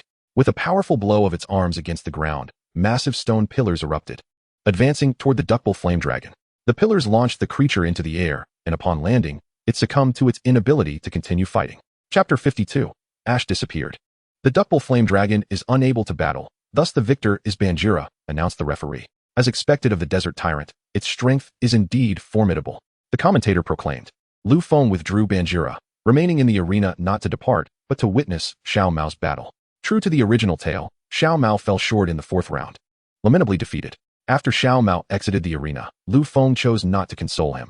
He believed that solitude would serve him better at this moment. Next, he observed Ash's battle, where his opponent, as in the original narrative, showcased the final Horn Bud with remarkable prowess. Employing a sophisticated technique of yielding to overcome Ash's Bulbasaur and Pikachu, ultimately being bested by Mook, who delivered a crushing blow. The technique is indeed impressive, yet alas, the opponent was not easily swayed. Lufone sighed as he turned away from the arena and returned to his quarters. You're back. Where have you been? Naji inquired. Lufone assisted Naji in taking a seat and replied, I went to watch a friend's match, that being Professor Oak's grandson, Xiao Mao, and also Ash. Unfortunately, Xiao Mao lost. I recall Xiao Mao being quite strong. How did he fall in the 4th round? Naji asked. It was unfortunate. His luck was lacking. Encountering a rather formidable opponent in the 4th round, ultimately losing by a narrow margin, Lufone shrugged and continued, well, enough about him. Tomorrow we need to move to the main venue for battle. Let's take a day to rest and perhaps explore a bit, shall we? Are you not planning to train tomorrow? Naji queried. Having finally a day of leisure, I certainly wish to accompany my lovely wives on an outing. Lufone chuckled. Humph. We are not yet married to you, interjected Side-Eye from beside them. Hee, not being married to me now does not preclude the possibility in the future. Lufone grinned. The following day, Lufone accompanied the ladies to the shopping mall. With no matches scheduled, Karuna and Kona also joined in the excursion. As the sole man among a group of women, Lufone found himself the target of envious gazes, which left him feeling quite helpless. 3 hours later, his body was adorned with an array of goods, rendering his hands utterly incapable of carrying anything further. Even his neck bore the burden, making him appear nearly unrecognizable from a distance. 2 hours later, unable to contain his exhaustion, Lufone inquired, Aren't you all tired? Brother Fone. It's surprising that you, as a man, are the first to express fatigue. The rest of us, being delicate ladies, haven't complained yet. Came the teasing response from one of the girls. You've draped all these items upon me. It's only natural that I feel weary. He replied with a hint of resignation. We can't possibly let you, a gentleman, carry all the burdens. You'll just have to endure it for us. Xiaoxue giggled. All right, it's nearly time for dinner. Let us take a break and grab something to eat, Karuna remarked, glancing at the clock. After having a bite to eat, they resumed their shopping. That evening, when Lufone finally set down the items, he collapsed onto the sofa with an exaggerated sigh of exhaustion, while the women remained lively and cheerful. Lu Feng couldn't help but lament internally that accompanying women on shopping excursions was indeed a strenuous endeavor. They seemed unfazed, while he felt utterly spent. Eventually, fatigue overtook him, and he dozed off. After an indeterminate amount of time, Lu Feng sensed someone gently assisting him, struggling to open his eyes. He saw Naz and Xiaoxua helping him up from the sofa. Groggily, he asked, "What are you doing?" Upon realizing Lu Feng was awake, the two girls withdrew their hands. Xiaoxua explained, "You've been lying on the sofa for a while and even fell asleep. Naz couldn't move you, and since the others are busy bathing, we had no choice but to carry you back to your room." I'm sorry. Please, go rest. I can manage on my own," Lu Feng said, scratching his head as he turned to head back to his room. The following day, when Lu Feng arrived at the venue, he was informed that his opponent's Pokémon had sustained severe injuries in the previous match. Understanding that Lu Feng was next in line, his opponent had chosen to forfeit, allowing Lu Feng to advance without contest. Feeling somewhat bemused, Lu Feng made his way to the spectator area, where he found the girls. They paused, surprised to see him there, and asked why he wasn't preparing for his match. Lu Feng recounted the events, and upon seeing his resigned expression, the girls couldn't help but laugh. "Brother Feng, do you realize you currently look rather pitiful?" Sheng Dai remarked. "Indeed. While others yearn for such an opportunity, you stumble upon it and appear so downcast. If anyone else found out, they would surely challenge you to a duel," Mei added with a playful tone. Never mind. I'll just sit down for now," Lu Feng said as he took a seat and turned his attention to the battles unfolding in the arena. After a while, Lu Feng heard someone calling his name and looked in that direction to see Xiaojiang and Xiaoxia approaching him. "It's you two. What brings you here?" Lu Feng stood to greet them. "Lu Feng, have you seen Ash?" Xiaoxia inquired. "Ash should be waiting in the back area. What's wrong? Has he gone missing?" Lu Feng asked, momentarily taken aback. Just before the match, a person named Ahong called Lu Feng, asking him to come over, but Ash still hasn't returned. And Ahong is already inside the competition area. "Look, he's the one over there," Xiaoxia pointed out. Lu Feng gazed into the arena, noticing that a person named Ahong had been standing there for quite some time. He recalled that in the original narrative, it was he who had triumphed over Ash. "Nazi, please use your psychic ability to sense Ash's whereabouts, the one wearing the hat," Lu Feng said, turning to her. Nazi nodded, closing her eyes to perceive Ash's location. After a moment, she opened her eyes and informed Lu Feng, "The person you mentioned seems to be absent from this vicinity. My powers have not detected him." "Not nearby?" Lu Feng reflected on the events from the original story, remembering that Team Rocket had tricked Ash away. He addressed the group of girls. "I will go look for him. Please stay here. I'll accompany you. This way I can sense Ash's position as well," Nazi proposed, rising to her feet. "No, it's best if you stay put. I can manage on my own," Lu Feng insisted. "All right," Nazi conceded, recognizing Lu Feng's concern for her and obediently sitting back down. "Lu Feng, could you please assist me?" "I will inquire with Ahong," Misty said, turning and ignoring Brock's attempt to stop her as she dashed into the arena. Exiting the venue, Lu Feng released his Aerodactyl. "Aerodactyl, take me to the skies," he commanded as he leaped onto its back. The creature nodded and ascended into the air, where Lu Feng began to search for Ash's silhouette. However, as dusk approached, the light began to dim, and Lu Feng found his vision severely impaired, unable to utilize his powers effectively. "Master, the person you seek seems to be located to the east." The voice of Lugia echoed in his mind just as Lu Feng's impatience grew. "Lugia, I completely forgot about you in my haste. Thank you." Lu Feng patted his forehead and directed Aerodactyl to fly eastward. Chapter 53, Ash's Victory. Perched upon Aerodactyl, Lu Feng arrived at the location described by Lugia. It was a dense forest, its lush foliage obscuring his view, leaving him surrounded by a sea of green. "Lugia, where's Ash?" Lu Feng found himself at a loss and turned to Lugia for assistance. "The person you seek is within this forest, though he is accompanied by others," Lugia replied. "Others? Could it be Team Rocket?" Lu Feng pondered, scanning the sky for any sign of Ash. Meanwhile, Ash was confronting Team Rocket. "Team Rocket, step aside. I have an important match to attend," Ash declared. "Let you go? Absolutely not. Bring out Pikachu," Meowth shouted. "Weezing, use smokescreen." James's Weezing released a cloud of smoke, enveloping Ash within. "Haha, let's see how you escape now. Hand over Pikachu, or else," Jessie taunted. "Cough, not a chance." Ash choked, struggling to breathe. "Since you are being so difficult, Weezing, go capture Pikachu," James commanded. Weezing plunged into the fog, colliding forcefully with Pikachu, who was unable to discern Weezing's position in the smoke, resulting in a powerful blow. "Pikachu, how infuriating." Ash lifted Pikachu, determined to break through the fog, only to be knocked back by Weezing. Frustration welled within him. What to do? He pondered. Surrender to us, Weezing, and capture Pikachu," Jessie cackled.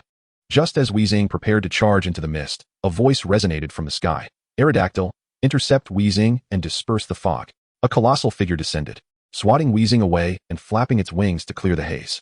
"Lu Feng," Ash exclaimed in delight. "Phew, this place was rather elusive." I circled above for quite some time before locating it, Lu Feng remarked. Oh no, my match. Ash slapped his forehead in alarm. Brock and Misty informed me about you.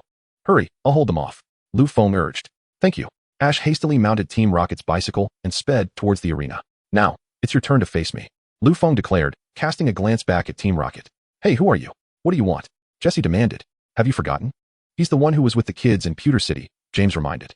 Let us snatch his Pokémon, the ancient ruler of the skies, Aerodactyl, a species now extinct. Meowth added.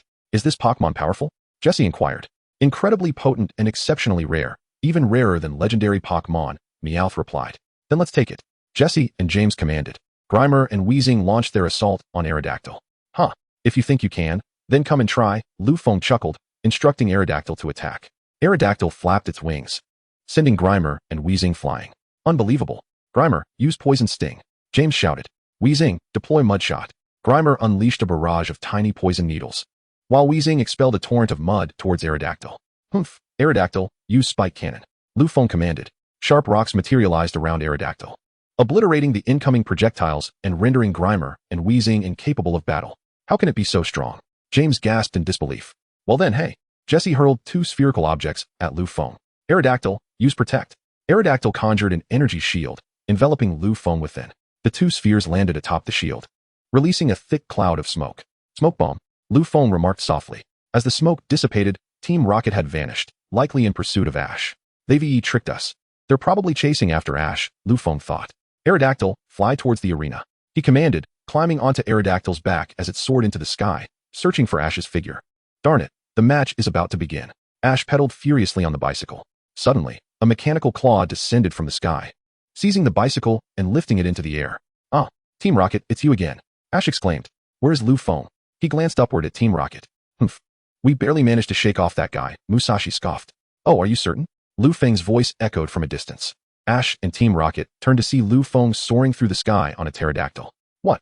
The trio from Team Rocket could hardly believe their eyes. Humph. You actually managed to outmaneuver us. Pterodactyl, use Crunch. The pterodactyl lunged at Team Rocket, its massive jaws shattering the section of the hot air balloon where the trio was seated, sending them plummeting into the forest below. Ah! Ash cried out as the damaged balloon began to sway precariously. Lu Feng instructed Pterodactyl to grasp the hot air balloon, lifting Ash towards the venue. Meanwhile, at the venue, Ahong was pleading on Ash's behalf, successfully securing an additional 10 minutes. Everyone awaited Ash's return. Is Ash not back yet? Misty inquired. No. I wonder if Lu Feng has found him, Brock replied, shaking his head. When the 10 minutes elapsed, the referee approached Ahong, announcing, Ahong, the time has passed. I must declare you the winner by default. Please wait. Outside the arena, Lu Feng perched atop Pterodactyl, which held the hot air balloon in its grasp, with Ash seated within. Ash has returned just in the nick of time, and our tyrant contestant has also arrived, the commentator proclaimed. Ash leaped from the hot air balloon, landing beside Ahong. Ahong, I'm sorry for being late. No worries. Although I am unaware of what transpired, I am genuinely thrilled that you made it, Ahong responded. Thank you. Ahong, I'm uncertain if I can still compete. According to the rules, I am technically late, Ash said. Don't fret, Lu Feng assured Ash after managing the hot air balloon. He then glanced towards the Elite Four, nodding at Karen and Kanna. The two women exchanged glances and turned to speak with the other elite members. Finally, Dato stood and declared, although Ash was late, he arrived just in time for the competition. He may continue to compete, but this is a one-time exception. It shall not happen again. Thank you, Dato. Ash bowed in gratitude. You should be thanking Lu Feng, as he was the one who advocated for you, Dato replied with a smile. Thank you, Lu Feng, thank you. Ash turned to express his gratitude. All right, hurry and compete. By the way, is your Charizard behaving now? Lu Feng suddenly inquired. Ash paused momentarily, then sighed despondently, alas. It remains the same. While it has improved slightly, it still refuses to listen to me. Then don't let it participate in the match.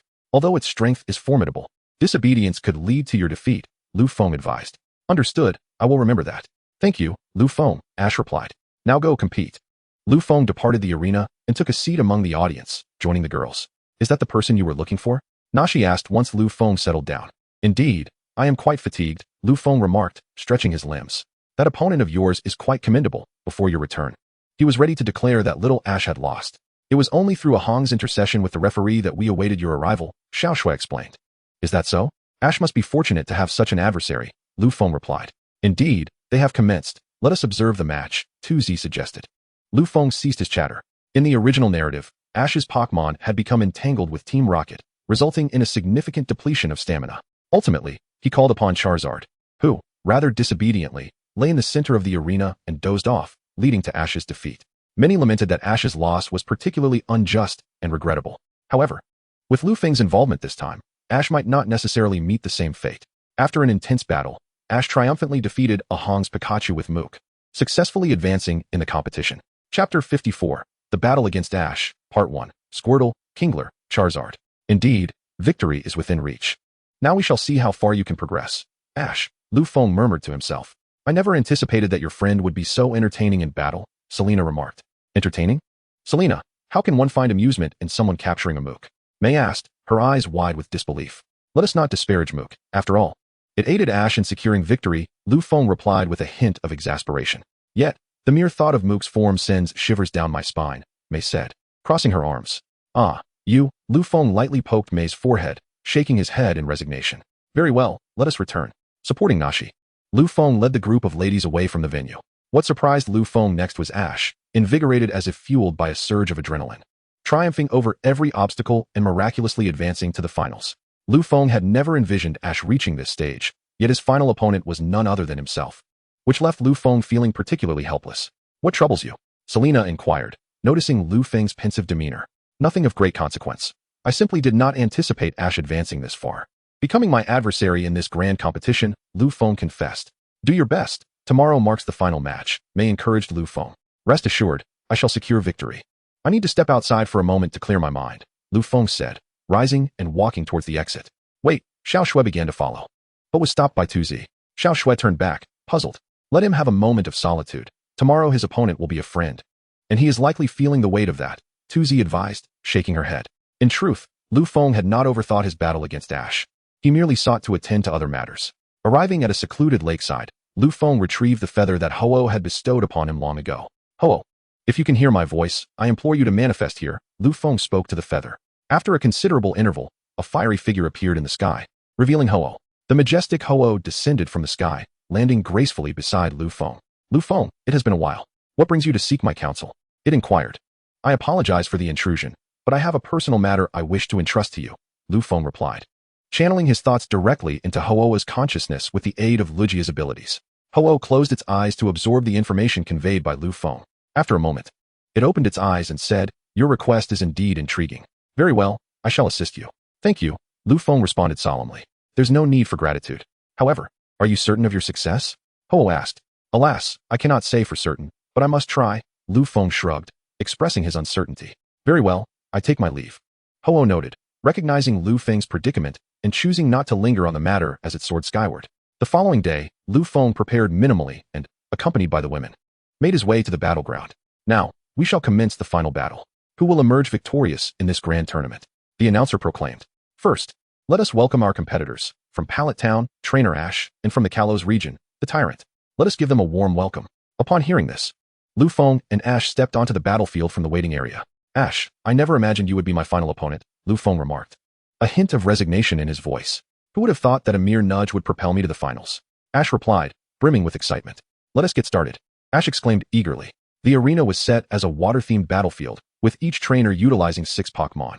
When 3 Pokémon from one side were rendered unable to battle, they would enter a brief rest period, and a random replacement would take their place. The match would conclude when all Pokémon from one side were incapacitated, declaring the opposing side the victor. Let the battle begin, the referee announced. Go, Squirtle. Ash called forth his Pokémon. Charizard, I choose you, Lu Feng declared, unleashing his fiery companion. Aha, Lu Feng, you're in trouble now. My Squirtle has the advantage over your Charizard. This match is as good as won. Ash chuckled. Perhaps, Lu Feng replied nonchalantly, refraining from engaging further in the banter. Squirtle, use water gun, Ash commanded, and Squirtle unleashed a stream of water toward Charizard. However, Charizard merely raised a hand, effortlessly deflecting the attack. What? Squirtle, execute rapid spin, Ash ordered, prompting Squirtle to retract into its shell and spin towards Charizard.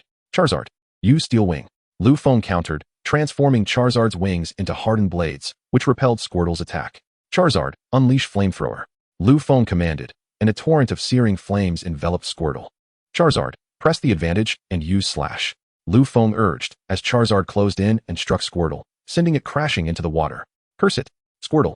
Stay submerged and use Water Gun, Ash instructed, and suddenly, multiple jets of water erupted from beneath the surface, prompting Charizard to ascend into the sky to evade the onslaught.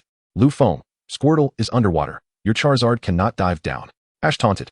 Indeed, it cannot dive, but that does not render it helpless, Lufone retorted. Charizard, use Slash. Charizard swiftly soared towards the water's surface, cleaving through the liquid with a powerful strike. What? Ash gasped in shock. Charizard, use Wing Attack. Charizard flapped its wings vigorously, propelling Squirtle out of the water. Squirtle, use Hydro Pump. Squirtle executed a Hydro Pump in midair, crashing down toward the surface. Huh, it still has stamina? Ash noted, surprised by Squirtle's resilience. Charizard, use Dragon Claw. The disparity in strength became evident as Charizard unleashed its Dragon Claw, colliding with Squirtle's Hydro Pump, sending Squirtle flying out of the arena, rendering it unable to continue. Squirtle is unable to battle. Please send out your next Pokémon, the referee announced. Return, Squirtle. Go. Kingler. Ash called forth Kingler. Charizard, continue. Use Flamethrower. Charizard unleashed a Flamethrower toward Kingler. Kingler, dive into the water. Kingler leapt into the depths, evading the flames. Kingler, use Bubble Beam. Kingler surfaced and launched a Bubble Beam. Charizard, use Wing Attack. Charizard deflected the Bubble Beam with its wings and charged at Kingler. Kingler, use Crab Hammer. Kingler swung its massive claws for a counterattack. The clash of their powers was surprisingly evenly matched. Charizard relentlessly employed Wing Attack, while Kingler retaliated with Crab Hammer, neither gaining the upper hand. My goodness, Kingler's pincers truly possess 1,000 horsepower.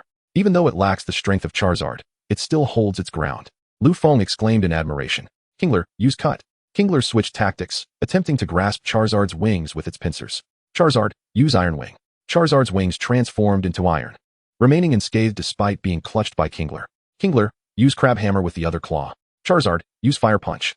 Kingler's Crab Hammer met Charizard's Fire Punch in a fierce showdown. This is frustrating. We seem to be at a standstill, Ash remarked. It won't remain static for long, Lufone chuckled. Ash momentarily paused, but Lufone had already issued his command. Charizard, use Tail Whip. Charizard's tail struck Kingler, sending it flying. Kingler, use Solar Beam. After regaining its balance, Kingler began to gather energy for Solar Beam. Too slow. Charizard, use Dragon Claw. Charizard darted towards Kingler, landing a Dragon Claw strike. Not only did Kingler sustain damage, but it failed to unleash Solar Beam. Kingler, use Guillotine. In a moment of desperation, Kingler resorted to Guillotine, but it was futile. Charizard, use Protect. As Kingler executed Guillotine, any Pokémon caught would be instantly incapacitated. Yet Charizard successfully blocked the attack. Charizard, deliver the final blow with a decisive cut. Charizard seized the opportunity to strike Scyther with a Guillotine, and during the moment of vulnerability that followed, it delivered a critical blow to Scyther's weak point, rendering it incapable of continuing the battle. Chapter 55, The Battle Against Ash, Part 2, Charizard vs. Scyther. Scyther is unable to battle. Please select your next Pokémon. Ash, the referee announced. Return, Scyther. Go, Pidgeotto. Ash called, recalling Scyther and sending out Pidgeotto. Charizard, take a moment to rest. Go, Beedrill. Lufone also replaced Charizard with Beedrill. Pidgeotto, be cautious. Your opponent is Lufeng's Beedrill. Use Quick Attack to strike first. Pidgeotto unleashed a swift Quick Attack against Beedrill. Beedrill, use Agility to evade. Beedrill expertly dodged the Quick Attack. Pidgeotto, employ Aerial Ace. Pidgeotto executed Aerial Ace, a move difficult to evade. Beedrill, counter with Fury Cutter. Beedrill charged forward, intercepting Aerial Ace with Fury Cutter, sending Pidgeotto flying. Pidgeotto, unleash Hurricane.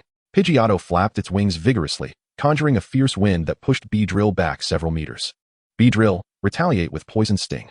Beedrill swiftly closed the distance, landing a Poison Sting on Pidgeotto, knocking it onto a floating platform on the water's surface. Pidgeotto, get up quickly. Use Air Slash. Pidgeotto shook its head, regained its composure, and soared into the sky, launching two slicing blades of air that struck Beedrill. Beedrill, however, managed to maneuver between the two air slashes. Pidgeotto, use Wing Attack. Pidgeotto charged at Beedrill, landing a wing attack that sent Beedrill plummeting from the air. Pidgeotto, press the advantage and use Aerial Ace. Pidgeotto twisted in the air and dove towards Beedrill with Aerial Ace, catching Beedrill off guard and sending it into the water. What do you say, Lufone? Your Beedrill has fallen into the water. Even if it can fly again, it cannot rival Pidgeotto now. It seems I have won. Ash declared triumphantly. Is that so? I beg to differ, Lufone replied, stretching leisurely. Huh. Ash looked at Lufone, puzzled. Beedrill, emerged from the water. Lufone called out. Beedrill surfaced, drenched but seemingly unharmed. Beedrill, use Twin Needle. Beedrill swiftly approached Pidgeotto, striking its wing with Twin Needle before Pidgeotto could react. Pidgeotto cried out in pain, its body beginning to wobble in midair. What? Quickly. Pidgeotto, use Hurricane to push Beedrill back. Pidgeotto struggled to summon Hurricane, but its wings could barely sustain flight, rendering it unable to execute the move. Beedrill, finish it with Poison Sting. Beedrill delivered a decisive Poison Sting to Pidgeotto's chest, sending it crashing into the water. When Pidgeotto resurfaced, it had lost its ability to fight. The Beedrill has lost its ability to battle. As Ash has already had 3 Pokémon incapacitated, a halftime break is now in order, announced the referee. Lufeng and Ash exited the arena, while the Elite Four and Karuna engaged in light conversation atop the elevated platform. Shiba remarked, Dato, I now believe your assertion that he is on par with us, if not superior. Indeed, Dato replied. Earlier, when he commanded the Beedrill, he initially showed restraint, merely dodging attacks symbolically. It was only after emerging from the water that he permitted Beedrill to fight earnestly. Had he been serious from the outset, Beedrill would likely have succumbed in mere 3 moves. Alright, they are returning. Let us observe the match, Kona stated. Following the halftime intermission, the arena transitioned to the rock terrain. The referee declared, the second half of the match commences now, with the terrain changed to rock terrain. Both parties, please summon your Pokémon. I choose you, Mook. Ash declared, sending forth Mook. Go, Aerodactyl. Lufeng responded, releasing Aerodactyl into the fray. Mook, unleash Sludge Bomb. Mook expelled a torrent of sludge towards Aerodactyl. Aerodactyl, employ Air Slash. Aerodactyl executed Air Slash, slicing through the air with twin blades that obliterated the sludge bomb before striking Mook directly. Mook, use Mud Bomb. Mook retaliated with a blast of mud aimed at Aerodactyl. Dodge and counter with Iron Head. Aerodactyl evaded the mud attack and charged at Mook, landing a powerful Iron Head strike. Futile. Mook's form is composed of sludge. What can such an attack possibly achieve? Ash exclaimed in confusion. Yet, to his astonishment, Aerodactyl managed to send Mook flying. Indeed, although Mook's body mitigates much physical damage, the disparity in strength between the 2 Pokémon is too great, allowing Aerodactyl to overpower Mook, Lufeng elucidated. I see. Mook, execute Heavy Slam. Mook lunged toward Aerodactyl, using Heavy Slam to pin it beneath its weight. Aerodactyl, initiate Earthquake. Trapped beneath Mook, Aerodactyl unleashed an earthquake, causing the ground to tremble violently and inflicting significant damage on Mook, whose body was easily cast aside. Mook, launch Mud Wave. Aerodactyl, counter with Stone Edge. Mook expelled a vast wave of toxic sludge, while Aerodactyl retaliated with Stone Edge, shattering the mud wave and striking Mook with piercing force, rendering Mook incapable of continuing the battle. Mook has lost its ability to battle. Please, Ash, summon your next Pokémon, the referee announced. Ash recalled Mook and inquired of Lufeng. Lufeng, why did my Mook's attacks have such little effect on Aerodactyl? Lufeng chuckled and remarked. The move Mountain Press is a standard technique, but against a rock-type Aerodactyl, its efficacy is considerably diminished. Additionally, the poison-type moves of Mook have little impact on Aerodactyl. The reason I instructed Aerodactyl to evade Mook's poison-type attacks was to avoid the risk of being poisoned. I see. Lufeng, allow me to introduce my next Pokémon, Charizard, Ash declared as he sent forth his fiery companion. Upon spotting Lufeng, Charizard let out a thunderous roar, igniting a fierce battle spirit. Oh, does this imply a desire for vengeance? Lufeng smiled knowingly. Indeed, if the opponent is you, Charizard will undoubtedly be motivated. This is precisely why I chose to deploy Charizard, despite knowing its rebellious nature, Ash explained. Very well. Go, Tyranitar. Lufeng commanded as he summoned his formidable Tyranitar. As the saying goes, enemies meet with heightened animosity, and Charizard charged fiercely at Tyranitar, launching a wing attack. Tyranitar, unleash Meteor Mash. Lufeng ordered. Tyranitar swung its fist, colliding with Charizard's attack, sending the latter hurtling backward, nearly dislocating its wing, rendering it momentarily incapacitated. Tyranitar, use Stone Edge. Lufeng continued, as Tyranitar pounded the ground, causing sharp stone pillars to rise. Charizard soared into the sky to evade the impending attack. Can you escape? Tyranitar, execute Dark Pulse. Lufeng commanded, unleashing a dark beam that struck Charizard, sending it plummeting to the ground. Charizard, unleash Flamethrower. Ash called, but instead of the expected move, Charizard conjured a Fire Spin. Tyranitar, charge forward. What? Ash exclaimed in shock. Tyranitar did not evade. It bore the brunt of the Fire Spin as it surged forward. Tyranitar, use Giga Impact. Lufeng commanded, harnessing the momentum to launch a devastating attack, propelling Charizard out of the arena. Charizard crashed into the wall beneath the audience, enveloped in smoke, obscuring its condition. Chapter 56, Battle with Ash, Part 2, Pikachu. Charizard, Greninja. Ash hurriedly rushed over as Charizard emerged from the wall, visibly battered, yet still brimming with spirit. Lufeng was taken aback. He had not anticipated that Charizard would withstand Tyranitar's Giga Impact. With a fierce roar, Charizard charged at Tyranitar, attempting to seize its arm to execute a throw. However, in that fleeting moment, Tyranitar, throw it away. Lufeng commanded. Tyranitar grasped Charizard's wing, spun it around twice, and then hurled it aside. Charizard crashed into the rocky ground, shattering the stones, yet astonishingly, it managed to rise once more. This Charizard is remarkably tenacious, though somewhat arrogant. Its resolve is undeniable, Lu Feng thought, appreciating Ash's Charizard. After regaining its footing, Charizard unleashed another flamethrower towards Tyranitar. Tyranitar, disperse it with Meteor Mash, Lu Feng ordered. And Tyranitar swung its fist, forcefully shattering the flamethrower.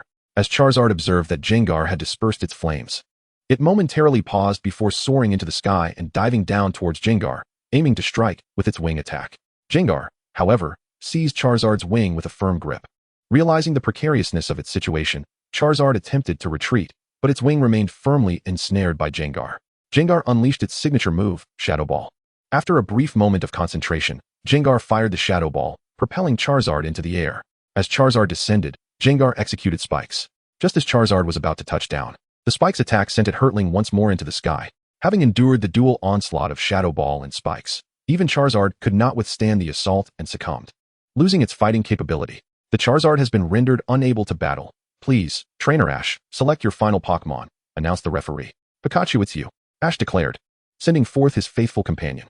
Gengar, take a breather, go forth, Charizard, Lu Feng commanded, switching out Gengar for Charizard. Pikachu, unleash Thunderbolt. Pikachu summoned forth a dazzling bolt of yellow lightning that struck Charizard, causing it to stagger back a few paces. What in the world? Lu Feng raised an eyebrow, taken aback by the fact that Pikachu's electrical prowess had reached a level akin to that of a champion. Charizard, utilize Dragon Claw. Charizard soared towards Pikachu, its claws poised for an attack. Pikachu, use Quick Attack. Pikachu deftly evaded Charizard's Dragon Claw and collided with Charizard's abdomen, surprisingly launching the much larger creature away. Charizard, employ Flamethrower. Regaining its balance, Charizard ascended into the sky and unleashed a stream of flames aimed at Pikachu. Pikachu, evade and counter with Thunderbolt. Pikachu ducked behind a rock to avoid the flames and retaliated with a powerful Thunderbolt directed at Charizard. Charizard, deflect with Wing Attack. Charizard transformed its wing into a defensive barrier, successfully absorbing the impact of the Thunderbolt. Charizard, execute Overheat. Charizard unleashed a fiery explosion in the shape of a large letter, consuming everything in its path, aimed squarely at Pikachu. Pikachu used Thunder. Pikachu called forth a tremendous surge of electricity, encircled by crackling energy, and met the fiery barrage head-on. The two colossal moves collided, resulting in a massive explosion that forced both Charizard and Pikachu to retreat. Pikachu, utilize Quick Attack. Pikachu dashed through the smoke of the explosion, striking Charizard and sending it flying once again. What in the world? This strength seems to rival that of a champion, Lu Feng muttered in disbelief, astonished at how quickly Pikachu had grown in power. Pikachu, unleash Thunder. The electricity surrounding Pikachu intensified, and dark clouds began to gather ominously in the sky, crackling with electric energy. Is it altering the weather? Lu Feng exclaimed, startled. Before he could finish his thought, a colossal bolt of lightning descended from the heavens, enveloping Charizard in its embrace, causing the battlefield to tremble and crack under the strain. As the thunder subsided, all present beheld a vast crater in the arena, where Charizard lay incapacitated. Charizard has lost its fighting capability. Please send out your next Pokémon, Tyrant, the referee announced. The previous blow likely possessed the force of a full power attack from a level 3 deity. Such prowess is unparalleled. Lu Feng could not help but cover his forehead with his hand. Go, Greninja. Lu Feng summoned Greninja to the battlefield. For those unfamiliar with the Tyrant-S Pokémon, it is known as Greninja, the final evolutionary form of the water-type starter from the Kalos region. The commentator's voice resonated at an opportune moment. If the opponent is water-type, employ electric-type moves. Pikachu, use Thunderbolt. Greninja, evade and counter with Water Shuriken. Greninja leapt into the air, deftly dodging the Thunderbolt and retaliating with a Water Shuriken, striking Pikachu unexpectedly. Pikachu, use Quick Attack. As Pikachu dashed towards Greninja, the latter met the charge with a decisive blade of the cutting wind. They exchanged blows repeatedly, neither gaining the upper hand. It seems to have weakened slightly. It now possesses only the strength of a champion, Lu Feng murmured to himself. Pikachu, unleash Thunderbolt. As Pikachu retreated, it released a Thunderbolt, forcing Greninja back. Greninja, employ Night Slash. Greninja charged forward, landing a Night Slash on the retreating Pikachu, sending it flying. Greninja, execute Blade of the Cutting Wind. Greninja pursued Pikachu once more, striking it with another Blade of the Cutting Wind, sending it in a different direction. Pikachu used Thunder. Pikachu's thunder struck Greninja, causing it to stagger back several meters. Pikachu, use Iron Tail. Pikachu transformed its tail into an iron appendage, swinging it towards Greninja. Greninja, employ Shadow Clone to evade. Greninja created multiple clones of itself, and while Pikachu's iron tail hit one of the clones, it was merely an illusion. Greninja, unleash Hydro Pump. The multitude of Greninja encircled Pikachu, all launching Hydro Pumps simultaneously, delivering a devastating onslaught. Pikachu, Ash shouted in alarm. Upon hearing Ash's call, Pikachu struggled to rise to its feet. That's it, Pikachu. Use Thunderbolt. Pikachu rallied its spirit and unleashed a Thunderbolt. Greninja, counter with Blade of the Cutting Wind. Greninja effortlessly deflected the Thunderbolt with its blade, as Pikachu's strength seemed to wane. Pikachu's power was indeed diminishing, seemingly influenced by its stamina. Lu Feng assessed the situation. Pikachu, use Quick Attack. Pikachu dashed towards Greninja with a Quick Attack. Greninja, respond with Aerial Ace. Greninja met the oncoming Pikachu with Aerial Ace, but Pikachu, now weakened, found itself unable to contest with Greninja, ultimately being pushed back after several exchanges. Koga's Greninja unleashed its Water Shuriken in pursuit. The Greninja hurled several shurikens, striking Pikachu, who staggered backward and stabilized itself against a rock. Koga's Greninja then executed its final Water Pulse. The torrent of water slammed into Pikachu, who crashed into the rocks behind and fell, rendered incapable of continuing the battle. With Pikachu unable to fight, the Tyrant Trainer emerged victorious, as declared by the referee. It is over. The champion of the tournament is the Tyrant Trainer. Let us extend our congratulations. The commentator rose from the commentary desk, applauding. The Elite Four and Karuna also stood to applaud, with Karuna joyfully gazing at Lu Feng, whose figure was illuminated by the crowd's attention. This evening, we will hold the closing ceremony, during which we will award prizes to the top 3. Please take some time to rest, announced the commentator. Ash approached Lu Feng, extending his hand and saying, "Congratulations, Lu Feng." Lu Feng shook his hand, replying, "Thank you. Is Pikachu all right?" "Rest assured," Ash reassured, gently patting Pikachu. "This little guy has worked hard." "Haha. All right, let us exit the arena. They need to prepare the venue." Lu Feng waved to Ash, and together they departed. Chapter 57. A change in the weather. After leaving the arena, Lu Feng's phone suddenly rang. He answered, and the voice of Shigeru came through. "Brother Feng, everything you asked me to prepare is ready. But why do you need so many fireworks? They will serve a significant purpose. Please have someone assist in setting them up at the designated places. Actually, I think I should go and do it myself. Please wait a moment." Lu Feng decided to handle it personally. "Is Lu Feng not leaving?" Ash asked upon seeing Lu Feng hang up. "I asked him to help me set up some things." Lu Feng replied. "What things?" Ash inquired, curious. "A secret. You will find out during the evening's closing ceremony. I must take my leave now. See you later." Lu Feng waved at Ash and departed.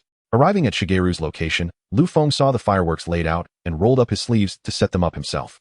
Shigeru, eager to assist, only ended up complicating matters, so he awkwardly ceased his efforts. Once Lu Feng completed the setup, he could not help but ask, "Brother Feng, what exactly are you planning?" "Haha, that's a secret for now. You will know this evening," Lu Feng chuckled. "TCH.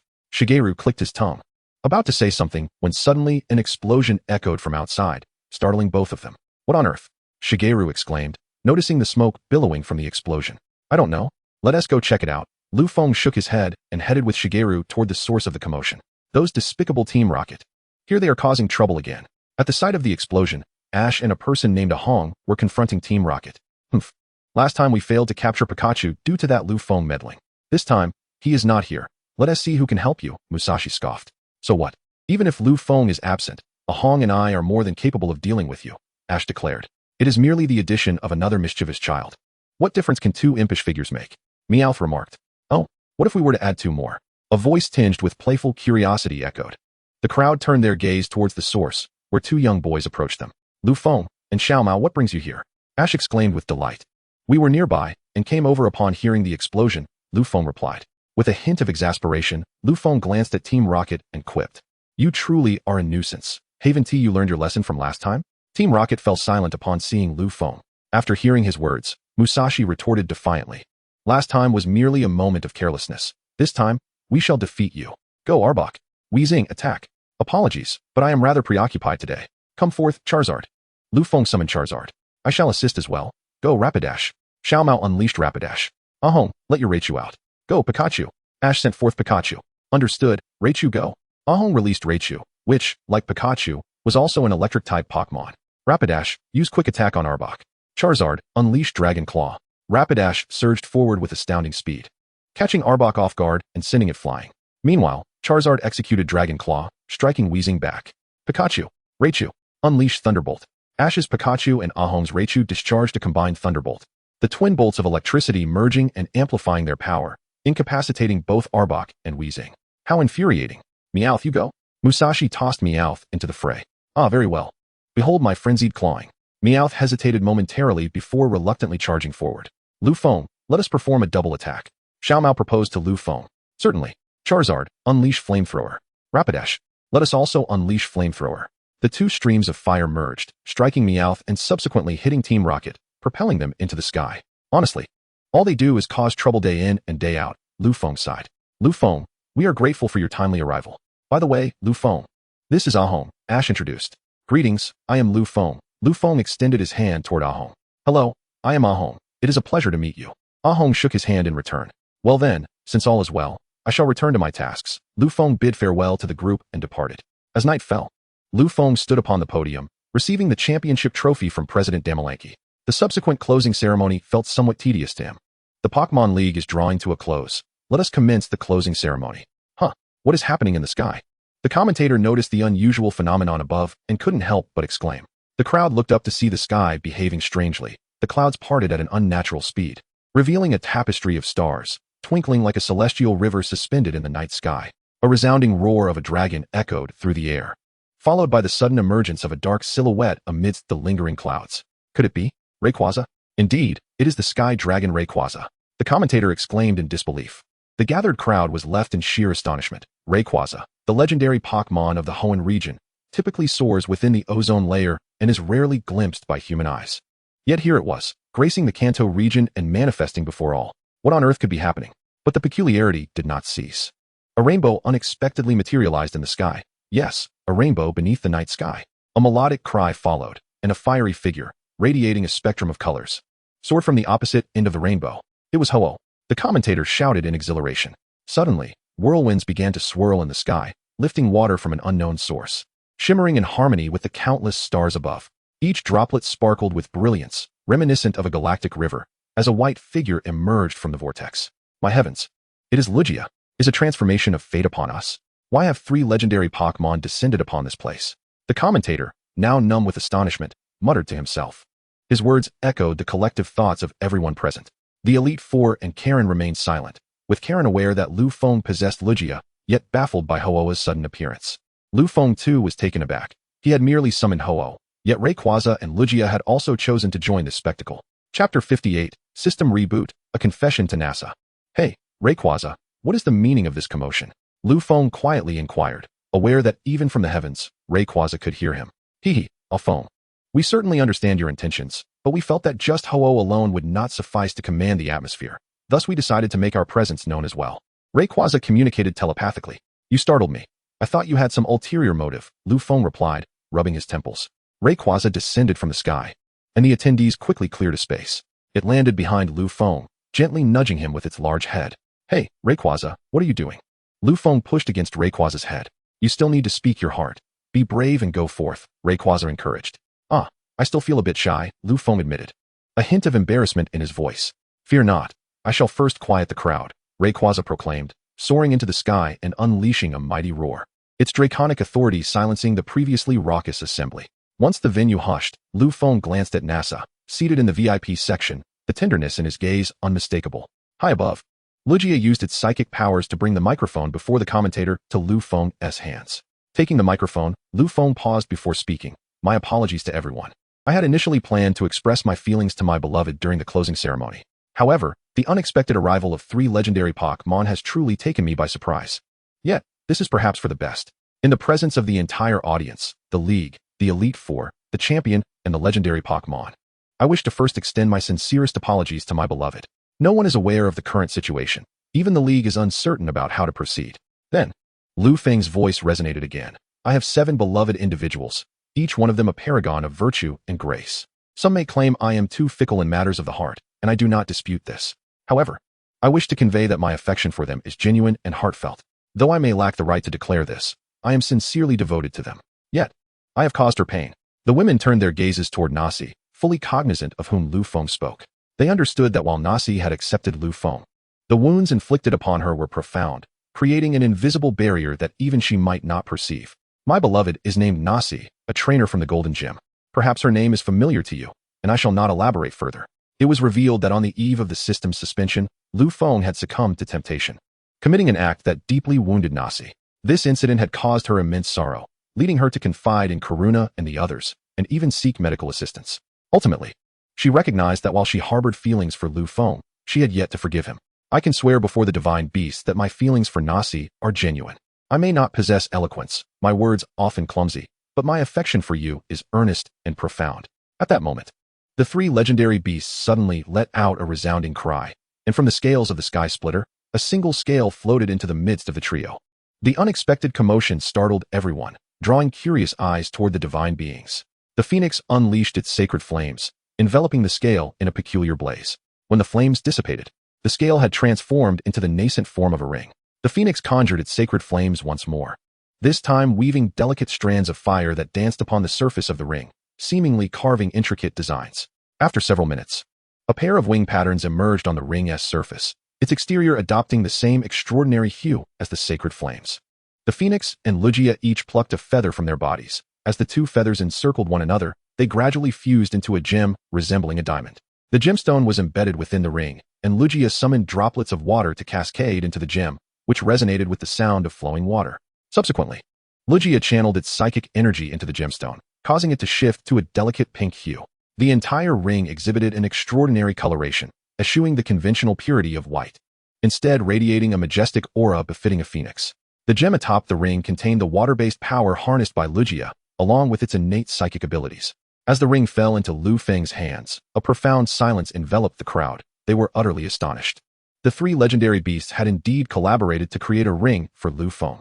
Was it possible that he had some connection with these divine entities? The phoenix cast a glance at the spectators below, and from within, sacred flames erupted, inscribing 8 resounding characters in the sky. True feelings, heaven and earth bear witness. The audience fell into a hushed reverence, their eyes fixed upon the youth holding the ring, whose emotions had moved the very heavens, invoking the aid of the divine beasts.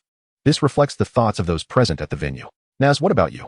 Are you willing to truly accept me?" Lu Feng extended his hand towards Naz, smiling as he spoke. Naz, seated and already in tears, was overwhelmed with emotion. From the sky, Lugia descended, channeling its psychic abilities to create a bridge of flowing water between Lu Feng and Naz. Rising to her feet, Naz stepped onto the bridge, which, though made of water, felt as solid as standing on the surface of a lake, creating ripples that spread outward. Under the shimmering glow of countless stars, the bridge sparkled brilliantly. In that moment of daze, Naz found herself standing before Lu Feng, her face radiant with happiness despite the tears streaming down. Understanding Lu Feng's feelings, she still asked, "Are you truly not motivated by guilt?" Lu Feng grasped Naz's hand earnestly, declaring, "I cherish you. Perhaps my feelings are tinged with guilt. I do not deny that. Yet my affection for you is genuine. To me, you are my most precious beloved, worth far more than all the stars in the sky combined." His heartfelt words moved everyone present, evoking tears in the eyes of some. The crowd erupted in cheers for Lu Feng. "Say yes to him. Agree to his proposal. Look, everyone is urging you to accept," Lu Feng said with a smile. "Humph. Then hurry up and put it on me," Naz replied playfully. "Haha, I stand corrected." Lu Feng took Naz's hand and slipped the ring onto her finger. "It suits you perfectly," he remarked, pulling her into an embrace. Startled, Naz was taken aback, but, considering all that he had done for her, she surprisingly offered no resistance, allowing him to hold her close. Ding! Naz forgives the master. The system reactivates, and abilities are successfully unlocked. However, at that moment, Lu Feng seemed uninterested in the system's activation. Oh my! Who would have thought that the tyrant contestant would confess under the gaze of the masses, and to have 3 legendary Pokémon to celebrate with him? This has never happened in all these years. The commentator exclaimed with excitement. Everyone stood to applaud. And the Elite Four member, DUI, remarked to Karuna, "Your brother is truly full of surprises. It's one thing to summon legendary Pokémon, but to confess at the conference venue, he's likely the only one to do so." "I didn't expect him to pull this off," Karuna replied with a wry smile. "But let them exit the stage first. Not to mention that this makes it impossible to hold the closing ceremony. I can hardly bear to witness this display of affection." Shiba couldn't help but interject. Laughter erupted among the crowd. Eventually, Kina led Lu Feng and the others off the stage, while the legendary Pokémon flew into the sky, allowing the closing ceremony to proceed smoothly. Chapter 59, Battle with DUI Charizard vs Aerodactyl. Lu Feng returned to his room with Naz, and the other girls, upon seeing them, approached with playful teasing. "Wow, I didn't expect Brother Feng to be so romantic, especially confessing at the Pokémon League venue." "Exactly. And he even had Rayquaza and Lugia help him out. What a spectacle. Have you all forgotten?" Lu Feng's words echoed. "Even the countless stars in the sky pale in comparison to you. Indeed, if it weren't for Selena, I might have truly forgotten." "Where did you learn that phrase?" Lu Feng. The ladies chimed in, each adding to the conversation, causing Lu Feng's head to spin, while Nasi's face flushed crimson. All right, let's have a moment of silence," Lu Feng suggested, feeling somewhat embarrassed. "Lu Feng, Sister Karuna called and asked for you to come over," said Xiaoxua. "Is there something she wants to discuss?" Lu Feng inquired. I'm not sure. It seems the four kings are looking for you, Xiaoxue replied. What could the four kings want with me? Let us just go together. Lu Feng decided. Accompanied by the ladies, they entered the venue where the four kings and Karuna were waiting. Upon Lu Feng's arrival, Shiba grinned and said, Lu Feng, how does it feel to have a beautiful companion by your side? Lu Feng, feeling a bit awkward, replied, please, no teasing Shiba. What do you want with me? Nothing too serious. Really, I merely wish to challenge you to a duel, Shiba stated. Lu Feng was taken aback and glanced at Karuna, who nodded and explained. They have taken quite an interest in you, hence my request to bring you forth. Lu Feng responded, no way, I can't possibly battle all of them. My Pokémon wouldn't withstand it. Rest assured, Kono waved his hand dismissively. Only Dato will battle you, we shall observe. Lu Feng hesitated for a moment, and Kona, sensing his apprehension, continued, do not overthink it. While Dato may not surpass me, I must admit, my strength is not superior. I merely maintain an upper hand due to type advantages. Alright, is there a designated battleground? Lu Feng asked. Of course, follow me, Dato led the way. They arrived at the battle arena, and Lu Feng faced Dato, turning to him and proposing, let us engage in a one-on-one battle. Very well, I shall send out my Pokémon first. Go, Fossil Pterosaur. Dato declared as he released his Pokémon. Lu Feng, recalling a technique he hadn't employed in a while, activated his detection skill. Fossil Pterosaur. Type, Rock, Flying. Potential, King level. Strength, Mid-tier King level. Ability, Hard Head. Hidden ability, Tension. A mid-tier King level Fossil Pterosaur. Then I shall respond with Charizard, Lu Feng announced as he summoned his Pokémon. Are you certain you wish to use Charizard? Dato asked, somewhat surprised. Indeed, Charizard. Unleash Dragon Claw, Lu Feng commanded. Then it's your turn, Fossil Pterosaur. We will also employ Dragon Claw. Both Charizard and Fossil Pterosaur charged at one another, their claws clashing. However, their strengths were evenly matched, and neither gained the upper hand. Fossil Pterosaur, use Rock Tomb, Dato ordered. As Fossil Pterosaur summoned rocks to block Charizard's retreat. Charizard, shatter those rocks with Break, Lu Feng instructed. Charizard smashed the approaching rocks, yet unbeknownst to him, Fossil Pterosaur had maneuvered behind him. Now's the moment. Fossil Pterosaur, use Rock Slide. Fossil Pterosaur struck Charizard down to the ground with a devastating Rock Slide, inflicting 4 times the usual damage. That stung a bit, Lu Feng remarked. Charizard, unleash Flamethrower. Charizard rose and unleashed a torrent of searing flames towards Fossil Pterosaur. The Fossil Pterosaur unleashed a barrage of sharp stones. Tiny, pointed rocks materialized around it, colliding with the fiery onslaught, piercing through the flames and hurtling towards the Fire Dragon. After evading, it employed Steel Wing. The Fire Dragon ascended into the sky, dodging the sharp stone attack, transforming its wings into steel wings that struck the Fossil Pterosaur with remarkable effect. The Fossil Pterosaur, regaining its composure, executed Dragon Claw, charging towards the Fire Dragon. The Fire Dragon, unwilling to engage directly, evaded and countered with a powerful move. It folded its wings and rapidly descended, narrowly escaping the Dragon Claw, before spreading its wings once more to unleash a fiery blast in the shape of a large character, which hit the Fossil Pterosaur squarely, leaving it unable to dodge in time. The Fossil Pterosaur launched another sharp stone attack. With such swift speed, the Fire Dragon knew it had to react quickly, transforming its wings into steel wings to defend against the incoming assault. The Fossil Pterosaur then executed its double-edged headbutt. Alarmed, the Fire Dragon barely managed to evade, as this rock-type move could inflict quadruple damage against it. Despite its tremendous power, the move came with a drawback, causing recoil damage to the user. However, the Fossil Pterosaur's hardened head negated this adverse effect. The Fire Dragon had already exerted itself to block the sharp stones, and now its movements were sluggish, forcing it to brace itself with Steel Wing against the double-edged headbutt. The impact was too great. Even Steel Wing could not fully absorb the blow, sending the Fire Dragon crashing to the ground, creating a sizable crater. It appears I have triumphed in this battle, Datu declared. Not yet, retorted the Fire Dragon, summoning a scorching gust of wind. Struggling to rise, it unleashed a wave of intense heat. Meanwhile, the Fossil Pterosaur, having just executed the double-edged headbutt, found itself momentarily stiff and was caught directly by the fiery gale. Now's the time. Fire Dragon, use Earthquake Throw to slam it to the ground. The Fire Dragon soared towards the Fossil Pterosaur, seizing one of its wings and executing a powerful throw that sent it crashing to the earth. In response, the Fossil Pterosaur summoned sharp stones to repel the Fire Dragon. Columns of rock erupted around the Fossil Pterosaur, encasing it. Fire Dragon, shatter it with Dragon Claw. The Fire Dragon's claws expanded dramatically, smashing through the sharp stones and striking the Fossil Pterosaur, which cried out in pain. Now, toss it into the air and finish it with Steel Wing. The Fire Dragon hurled the Fossil Pterosaur skyward and pursued it. Quick dodge, Datu shouted urgently. The Fossil Pterosaur desperately tried to evade but struggled to maintain its balance. The Fire Dragon caught up, delivering another Steel Wing attack that sent the Fossil Pterosaur crashing back to the ground. this time unable to rise, succumbing to defeat. Chapter 60, The Battle with Datu, Part 2, Fire Dragon, Banjira. Datu was momentarily stunned, having never anticipated losing. To his astonishment, he found himself defeated. To my surprise, I was the first to be defeated by a Pokémon. Duz chuckled wryly, acknowledging that Shiba would likely mock him for quite some time. However, the competition must persist. Here comes my second Pokémon, Charizard. Lu Feng was momentarily taken aback, not expecting Duz to possess a Charizard as well. Lu Feng employed his analysis technique to assess Charizard's capabilities. Pokémon, Charizard. Type, Fire, Flying. Potential, Champion. Strength, Near Champion. Ability, Blaze. Hidden ability, Solar Power. The revelation of it being a near champion was indeed somewhat unexpected for Lu Feng. Master, do not underestimate it. That Charizard surpasses the average near champion in strength. The voice of Xiaoming suddenly echoed in Lu Feng's mind. Xiaoming, you're awake? But what do you mean? Lu Feng asked, startled. Hehe, I awakened when the system rebooted. During this time, I've been restoring the system's functionalities and was about to fall asleep again. But I digress, Master. This Charizard has begun to grasp its essence. Albeit only touching the very edge, yet it is indeed stronger than an ordinary near champion. Alright, I understand. Lu Feng nodded and sent out his Tyranitar. Charizard, use Cut. Charizard's claws glimmered with a white light as it charged towards Tyranitar. Tyranitar, unleash Meteor Mash. Tyranitar retaliated with Meteor Mash. Given its superior strength, Charizard, which was already at a disadvantage, was swiftly sent flying by Tyranitar's attack. Tyranitar, emboldened by its advantage, relentlessly pursued Charizard. Charizard, ascend to the skies and create distance.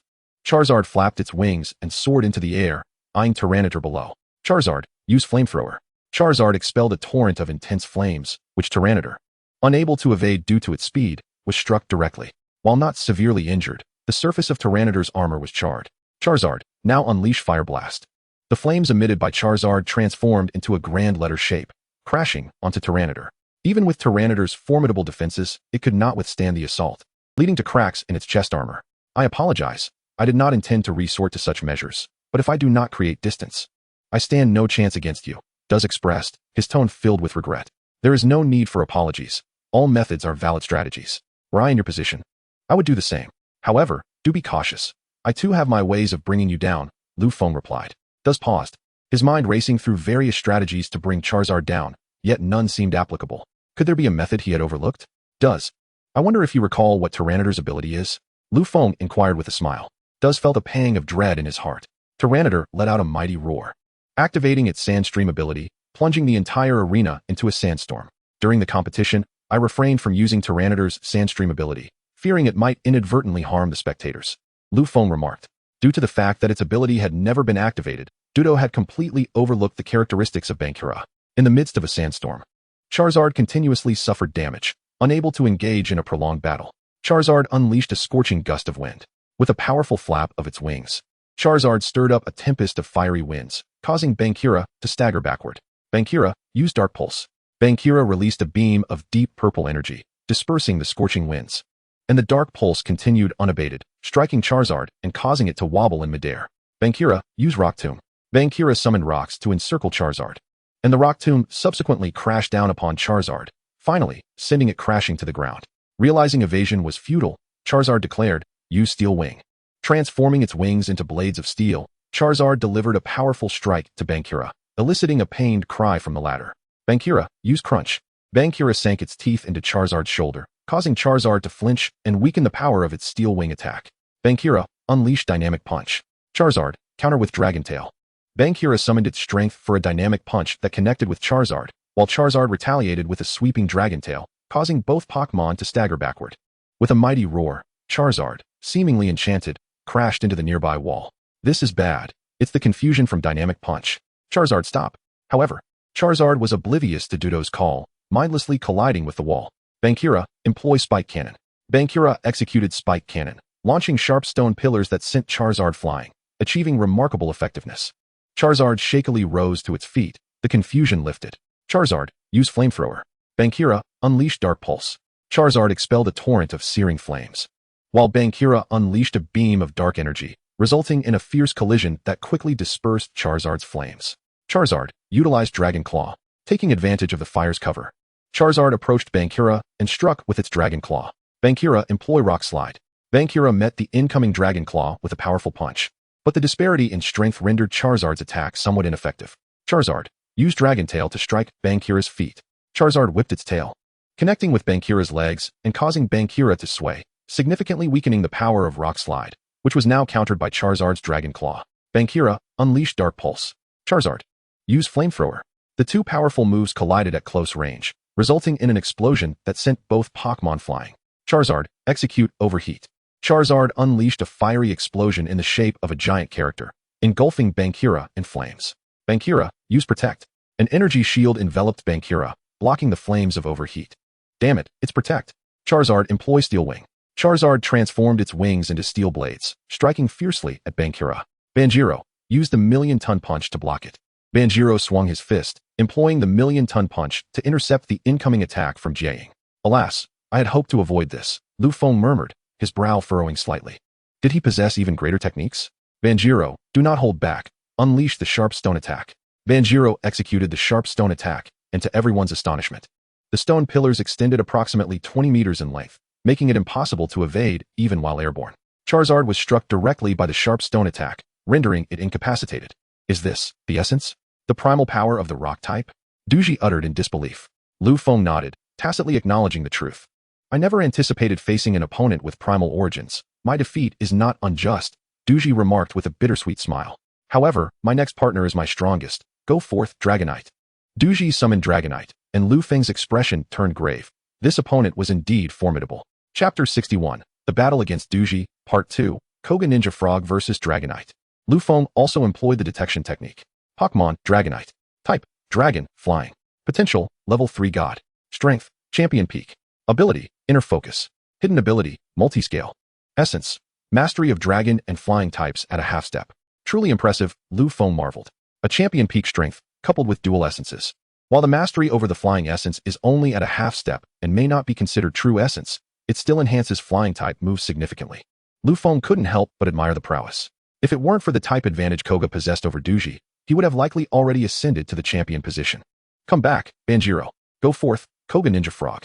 Lu Feng replaced Banjiro with Koga Ninja Frog. Koga Ninja Frog, employ the Water Shuriken. Koga Ninja Frog launched several Water Shurikens at Dragonite, which swiftly deflected them with an arm swipe. Indeed formidable. Koga Ninja Frog, execute the Blade of the Dawn. Dragonite, use Thunder Punch. Koga Ninja Frog conjured two luminous blades and charged towards Dragonite. Dragonite, enveloped in electric energy, blocked the Blade of the Dawn with its hands. Koga Ninja Frog, unleashed the critical hit. Dragonite, employ Dragon Claw. The critical hit and Dragon Claw collided, resulting in a stalemate as both Pokémon were forced to retreat. Koga Ninja Frog, utilize Hydro Pump. Koga Ninja Frog expelled a powerful stream of water towards Dragonite. Dragonite, counter with Thunder. Dragonite's antenna emitted a brilliant light as a surge of electricity intercepted the Hydro Pump. Dragonite, use Dragon Pulse. Dragonite unleashed a fierce Dragon Pulse directed at Koga Ninja Frog. Koga Ninja Frog, use Shadow Clone. Koga Ninja Frog created multiple clones, and the Dragon Pulse struck one of the illusions, failing to impact the original. Koga Ninja Frog, execute the Blade of the Dawn. The multitude of Koga Ninja Frogs charged towards Dragonite, all executing the Blade of the Dawn simultaneously. Dragonite, spin and unleash Hurricane. Dragonite began to rotate in place, conjuring a tempest that formed a barrier of wind around itself. As its duplicates made contact with the barrier, they were mercilessly shredded by the storm, and even the true form of Dragonite sustained injuries. Dragonite, unleashed Draco Dive. Dragonite locked its sights on Greninja and propelled itself forward as a shadowy dragon towards its opponent. How swift! Greninja responded, Water Pulse. It unleashed a powerful torrent of water. Yet Dragonite persisted, continuing its Draco Dive and colliding with Greninja. Greninja, use Water Shuriken. A circle of water spiraled outward, sending Dragonite hurtling away upon impact. Dragonite, employ Thunder Punch. Dragonite charged once more, delivering a fierce Thunder Punch towards Greninja. Greninja, counter with Quick Attack. Greninja met the assault with its own.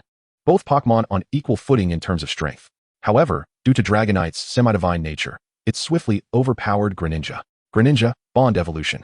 A magnificent column of water enveloped Greninja, repelling Dragonite and transforming its form. I had suspected something was amiss with this Greninja's appearance. Is this a Mega Evolution? No, it can't be. It lacks a Mega Stone. What could this possibly be? Dato inquired. This ability is known as Bond Evolution. It resembles a connection akin to Mega Evolution, formed by the bond between Greninja and myself. In essence, our bond acts as the keystone and Mega Stone, Lu Feng elucidated. How impressive to substitute bonds for stones. Dragonite, exercise caution. First, utilize Dragon Pulse to probe its strength. Dragonite unleashed a Dragon Pulse. Greninja, execute Blade Dance. Greninja sliced through the Dragon Pulse, cleaving it in twain. Dragonite, employ Dragon Claw. Dragonite surged forward with its claws bared. Greninja, use Night Slash. Greninja intercepted, nullifying Dragonite's advance, and then, with a powerful push, pinned Dragonite to the ground. Dragonite, unleash Thunder Punch. Greninja, employ Blade Dance. The clash of Greninja's Blade Dance and Dragonite's Thunder Punch ensued. Yet, Dragonite found itself unable to suppress Greninja, resulting in the Thunder Punch being shattered, and Greninja's strike left 2 wounds upon Dragonite's form. Dragonite, use Hurricane to drive it back. Dragonite flapped its wings, stirring a violent tempest. Greninja, initially intent on pursuing, was forced to retreat before the raging winds. Dragonite, tap into your essence and unleash Draco Dive. Dragonite summoned its inner power, amplifying the ferocity of Draco Dive. Greninja, wield Water Shuriken. Greninja brandished the colossal Water Shuriken from its back, using it as a weapon against Dragonite. To everyone's astonishment, the forceful Draco Dive was shattered by the Water Shuriken. What is happening? How has it become so formidable? Dato exclaimed in disbelief. Now, Dewey was convinced that even an ordinary level 3 deity could not rival Greninja. Dragonite, use Thunder. The tendrils of Dragonite crackled with electricity as a tremendous bolt of lightning surged towards Greninja. Greninja deftly spun its Water Shuriken, deflecting the strike. It whirled the shuriken like a shield of water, redirecting the thunderous assault. Dragonite, unleash Ice Beam to immobilize Greninja. Dragonite released a beam of icy azure light that froze the spinning shuriken, encasing Greninja's hand in ice as well. What an opportunity, Dragonite. Use Thunder Punch.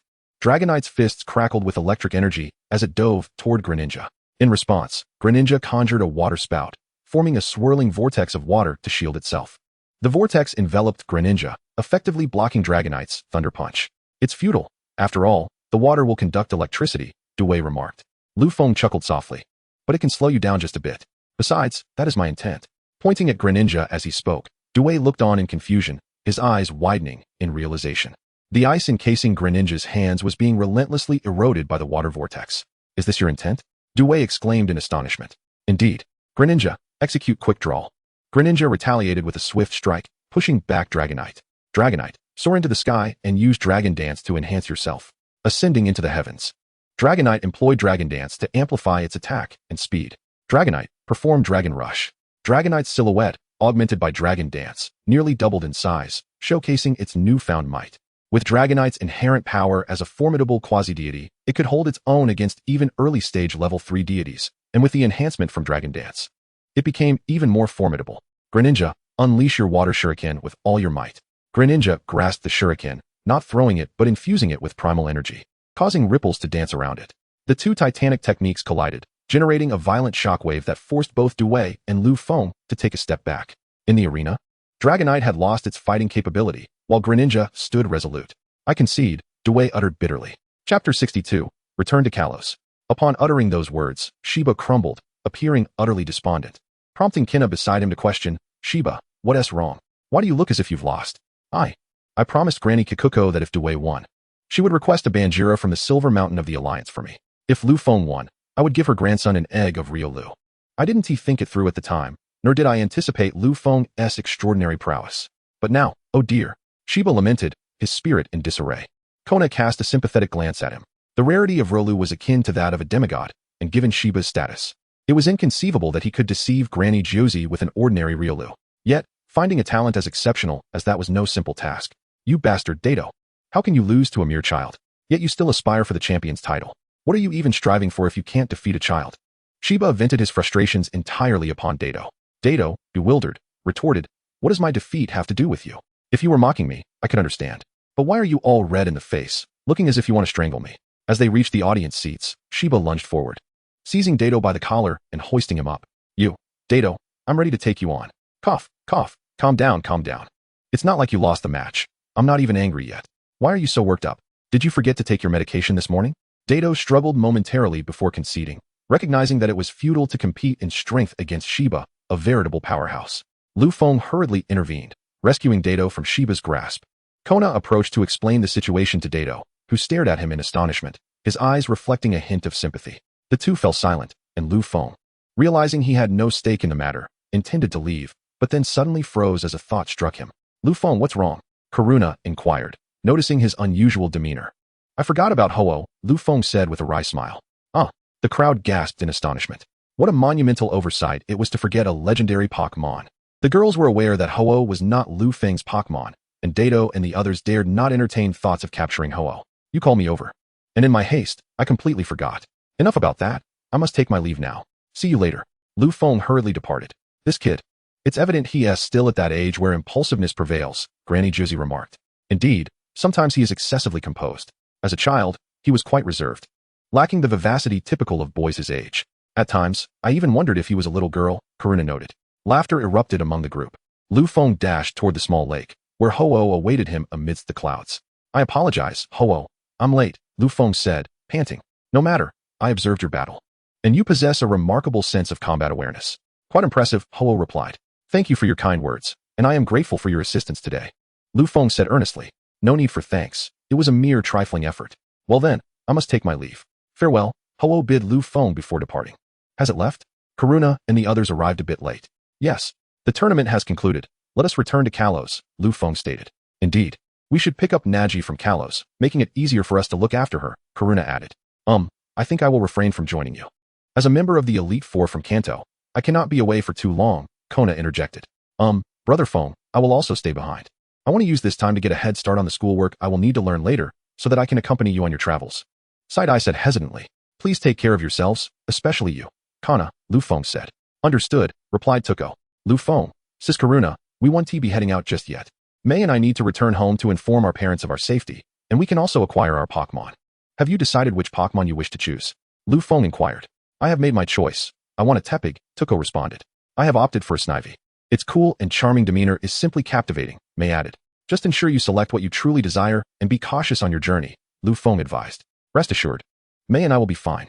You need not worry, May said, confidently patting her chest. Lu Feng, it is precisely you I worry about the most, he retorted. Ah, you insufferable Lu Feng. I shall take you on, May exclaimed, playfully lunging at him. Enough of this, Lu Feng said, restraining May and turning to Shiryuki. What about you? I have no particular concerns. I will accompany you all, Shiryuki answered. Ah, finally, someone is willing to join me, Lu Feng sighed with relief. All right, May and Tuko. Please stay here for the moment. I will arrange for someone to escort you back, if you intend to return to Kalos. It would be best to hurry to the airport, Kana suggested.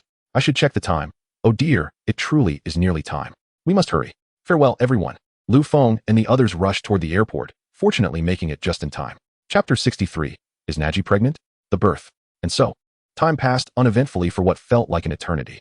During this period, the bond between Naji and Lu Feng deepened significantly, culminating in Naji's pregnancy, which sent their household into a flurry. The doctor, upon observing the 10-year-old Lu Feng, fell into contemplation but said nothing. After much deliberation, Naji decided to keep the child.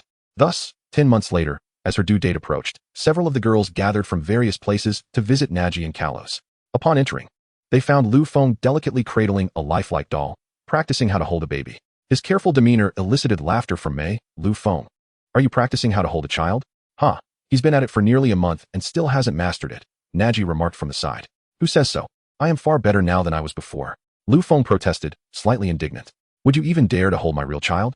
You might either squeeze the life out of them or strangle them, Naji teased. Fear not. I will certainly learn before that moment arrives, Lu Feng assured. Returning to his practice with the doll, Naji shook her head in exasperation, choosing to ignore Lu Feng and continue chatting with the other girls. After a while, Selena noticed several red dots on Naji's pants and asked, Naji, are those red dots on your pants decorative? Naji paused, realizing she had inexplicably acquired some red spots on her pants. Suddenly aware, she shouted towards the inner room, Lu Feng. Lu Feng instantly leapt out of the room, observing the red dots on Naji's pants, and cast her a questioning glance. Naji nodded in response. He swiftly lifted Naji into his arms and dashed out the door, his voice echoing back. We shall take our leave first. I will escort Naji to the hospital. You all follow behind. After Lu Feng rushed out, several individuals took a taxi to the hospital, where they found him seated in the corridor outside the operating room. Lu Feng lifted his head and, upon seeing the women, waved to them. How did you arrive so swiftly? May asked, breathless from her exertion. Run? Why would I run here? I'm not faster than a car. I flew over, Lu Feng replied, momentarily taken aback as he explained. After carrying Naji out, he was unable to hail a cab, and since time was of the essence, he opted to soar over on his pterosaur. By the way, how is Naji? Karuna inquired, regaining her breath and focusing on the most pressing concern. It's been a while since she was taken into the operating room. I wanted to go in, but Naji insisted that I wait for you all and wouldn't let me enter, Lu Feng recounted. Please, let Naji be all right, Shindai said anxiously. Do not worry. At this point, we have no choice but to wait, Lu Feng comforted as he gently ruffled Shindai's hair. 20 minutes later, a doctor emerged from the operating room and, upon seeing the group, asked, "Who among you is the family member?" Lu Feng sprang towards the doctor, grasping his hand tightly. "Doctor, that would be me. How is she?" The doctor hesitated momentarily, taken aback by Lu Feng's youth, but nonetheless replied, "The young lady inside has given birth to a daughter, and both mother and child are safe." A wave of relief washed over Lu Feng as he continued, "May I go in and see her now?" The doctor pondered for a moment before responding, "Yes. But only one person may enter. By the way, our nurse has taken the child to clean her up. Shortly, the young lady will be transferred to a regular ward. And we will bring the baby to you soon." "Thank you, Doctor," Lu Feng expressed, hurrying into the operating room. Naji's beautiful face was etched with exhaustion, her struggle to open her eyes evident. Upon seeing Lu Feng, she grasped his hand tightly and asked urgently, "Lu Feng, where is the baby?" "Rest easy. The child is fine. She has been taken for a cleaning. The doctor said she is a beautiful little girl. You should sleep for a while, and when you wake, you can see her," Lu Feng reassured her, gently stroking Naji's silky hair. Naji nodded, closing her eyes and succumbing to sleep. Earlier, she had fought to stay awake out of concern for her child, but now that she could relax, fatigue overtook her. "Thank you, my love," Lu Feng whispered, planting a soft kiss on her forehead as he wheeled her into the regular ward. The others remained to care for Naji. "May I come in?" Came a knock at the door. "Please do," Karuna replied, opening the door to find a nurse cradling a baby wrapped in a swaddling cloth. "This is Miss Naji's daughter. We have brought her back to you," the nurse announced. "Thank you," Karuna said as she accepted the child. "Lu Feng, here is your daughter," Karuna said, handing the baby to him. With trembling hands, Lu Feng carefully received the child, gently unwrapping the swaddle. The moment he laid eyes on her, he felt as if his heart melted. Typically, newborns emerge with a purplish hue and wrinkled skin due to their recent arrival from the womb, only regaining a normal appearance after a few days. However, this child's skin was soft and fair.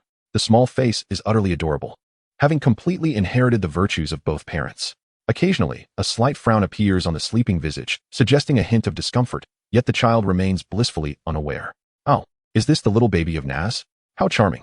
Side-Eye leaned in to catch a glimpse of the infant and was immediately enchanted by the little one. Indeed, this child has just been born.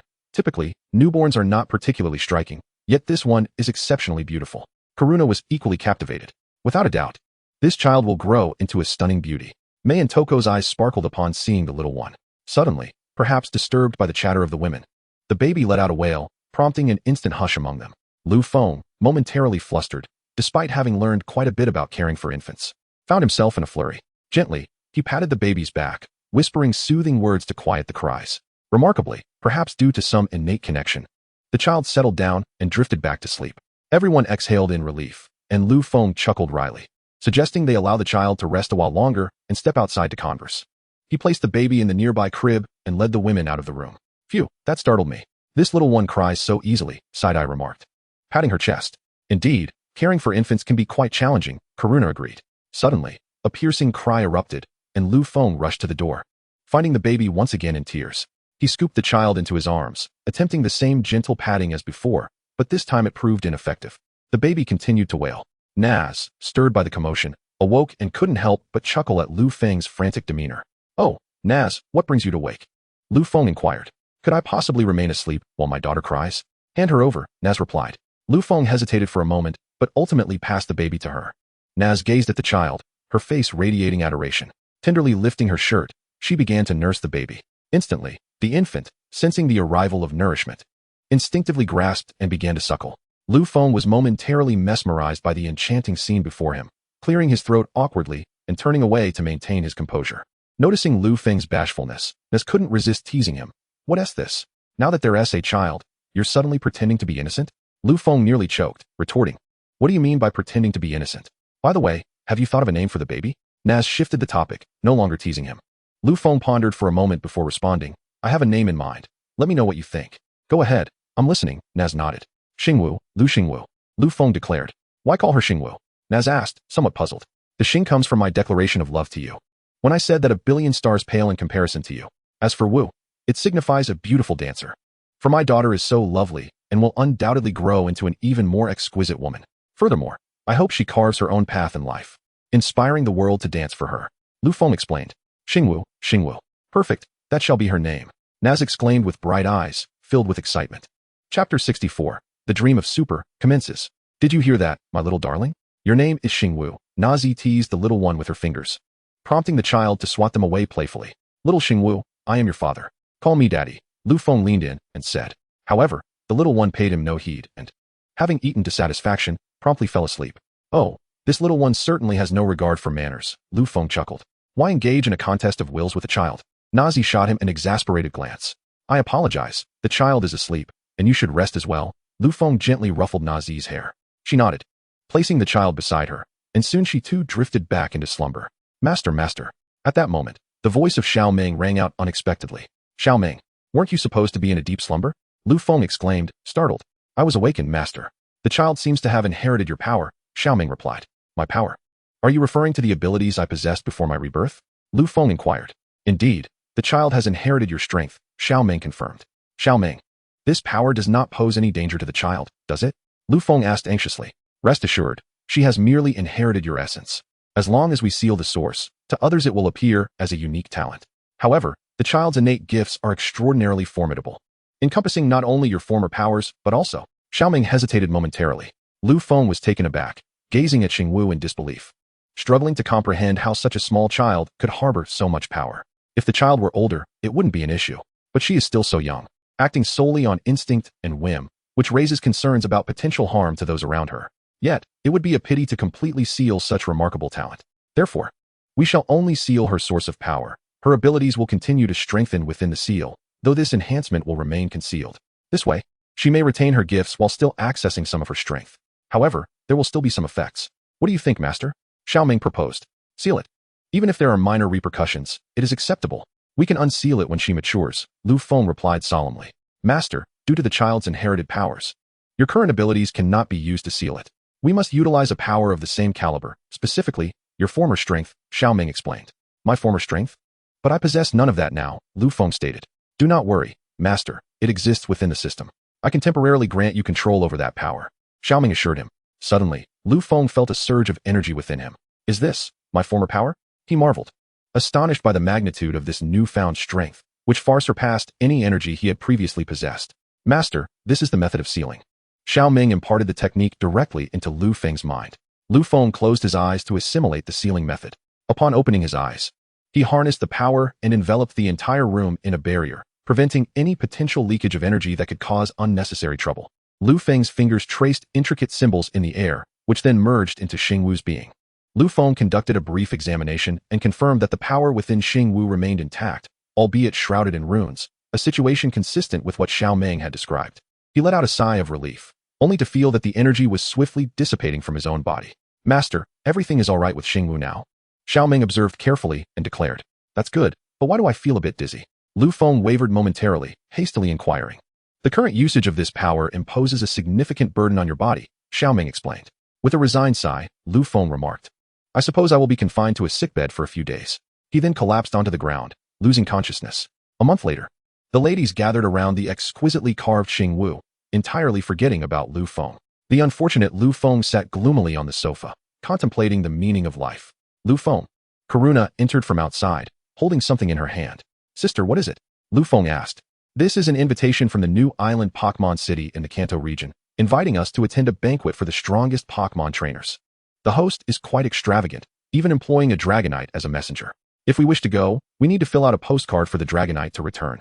Karuna explained. Is the storyline with Mewtwo about to begin? Then let us go. I am curious to see what kind of person dares to call themselves the strongest Pokémon trainer, Lu Feng remarked. All right, I will fill it out. After completing the postcard, Karuna handed it to the Dragonite outside, which took the envelope and soared into the sky. Lu Feng, do we really have to go back to Kanto? Xiao Shui inquired.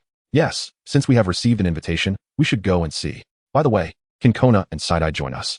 Lu Feng asked. Kona is a member of the Elite Four. She has likely been working tirelessly since Xingwu's birth, and I imagine she is still swamped with work. Side-Eye has an exam and cannot spare the time. Mei and Toko are in Unova and did not book their tickets in advance. They will probably just be arriving in Kanto when we return from New Island. Karuna replied with a hint of exasperation.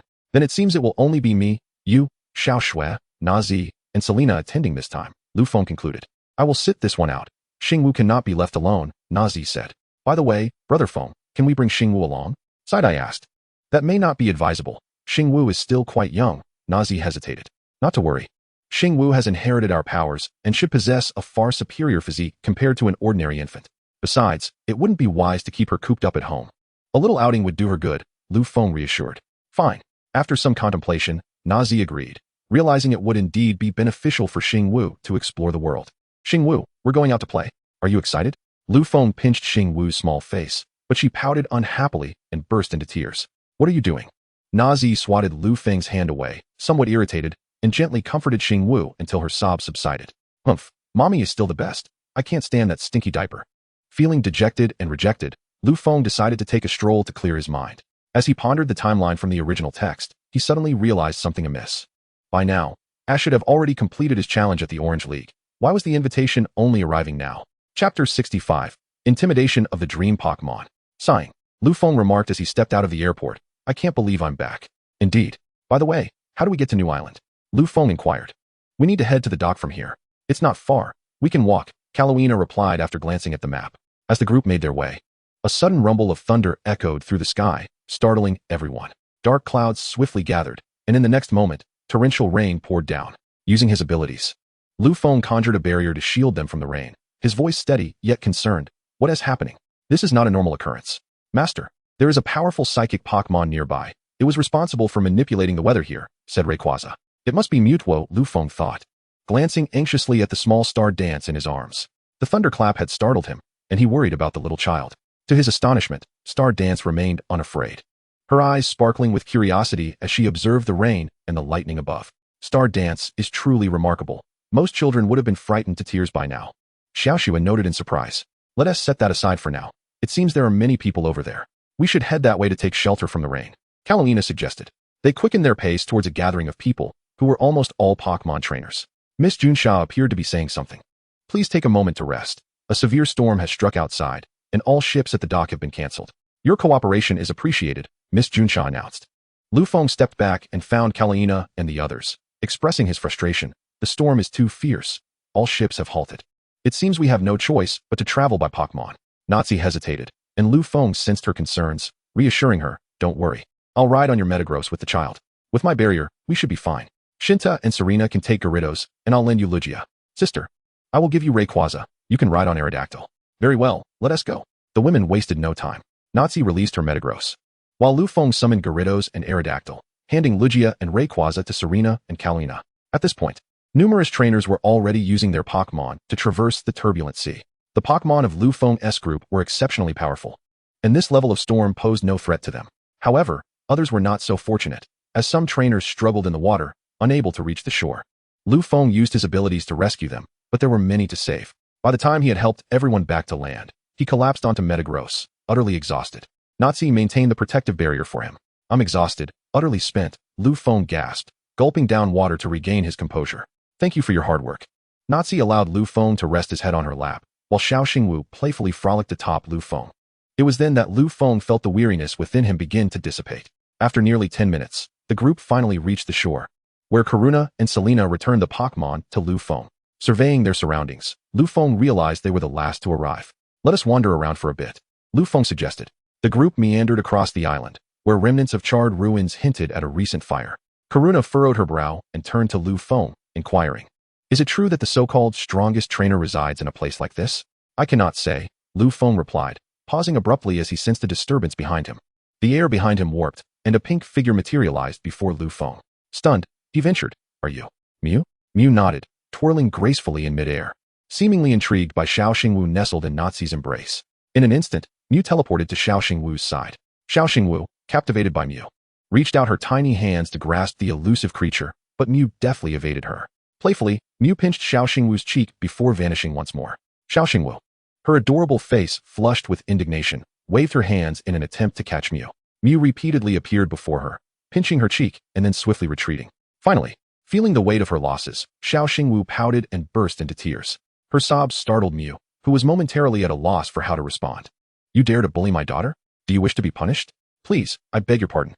Do not strike me. Mew communicated telepathically with Lu Feng, who was astonished to hear a voice akin to that of a child, around 7 or 8 years old. Then, what might you offer in return? Lu Feng inquired with a smile. His mere smile caused Mew to tremble slightly, prompting the creature to timidly ask, what kind of price?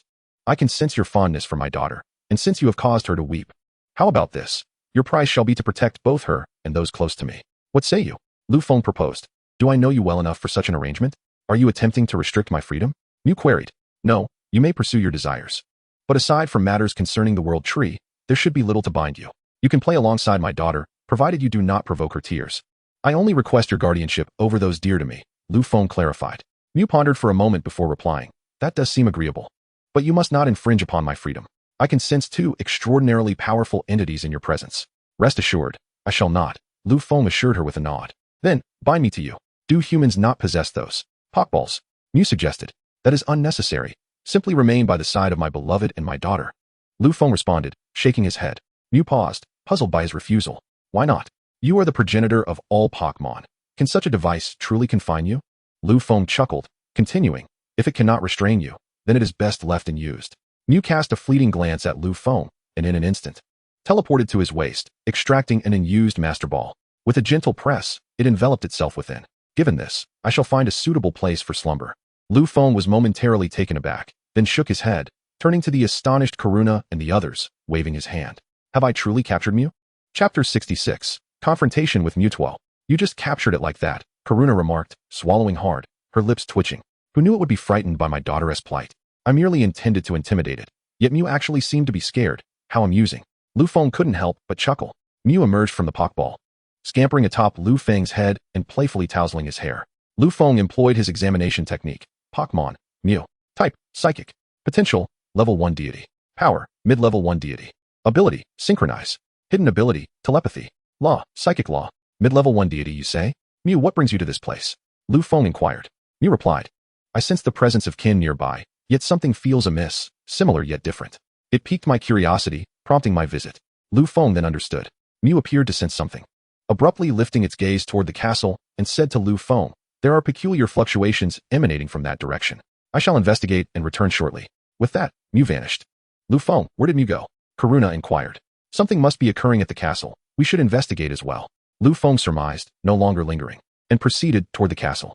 Inside the castle, Ash and several other trainers were confronting Mewtwo, who had created Pokeballs that seized and replicated their Pokémon. Humans, I do not desire your lives. You may leave. Mewtwo communicated telepathically. What nonsense. Return our Pokémon. A trainer shouted angrily. Mewtwo cast a glance at him, and the trainer's body levitated, Mewtwo's psychic power constricting him, rendering him unable to scream. If this continued, he would be reduced to a mere cloud of blood mist.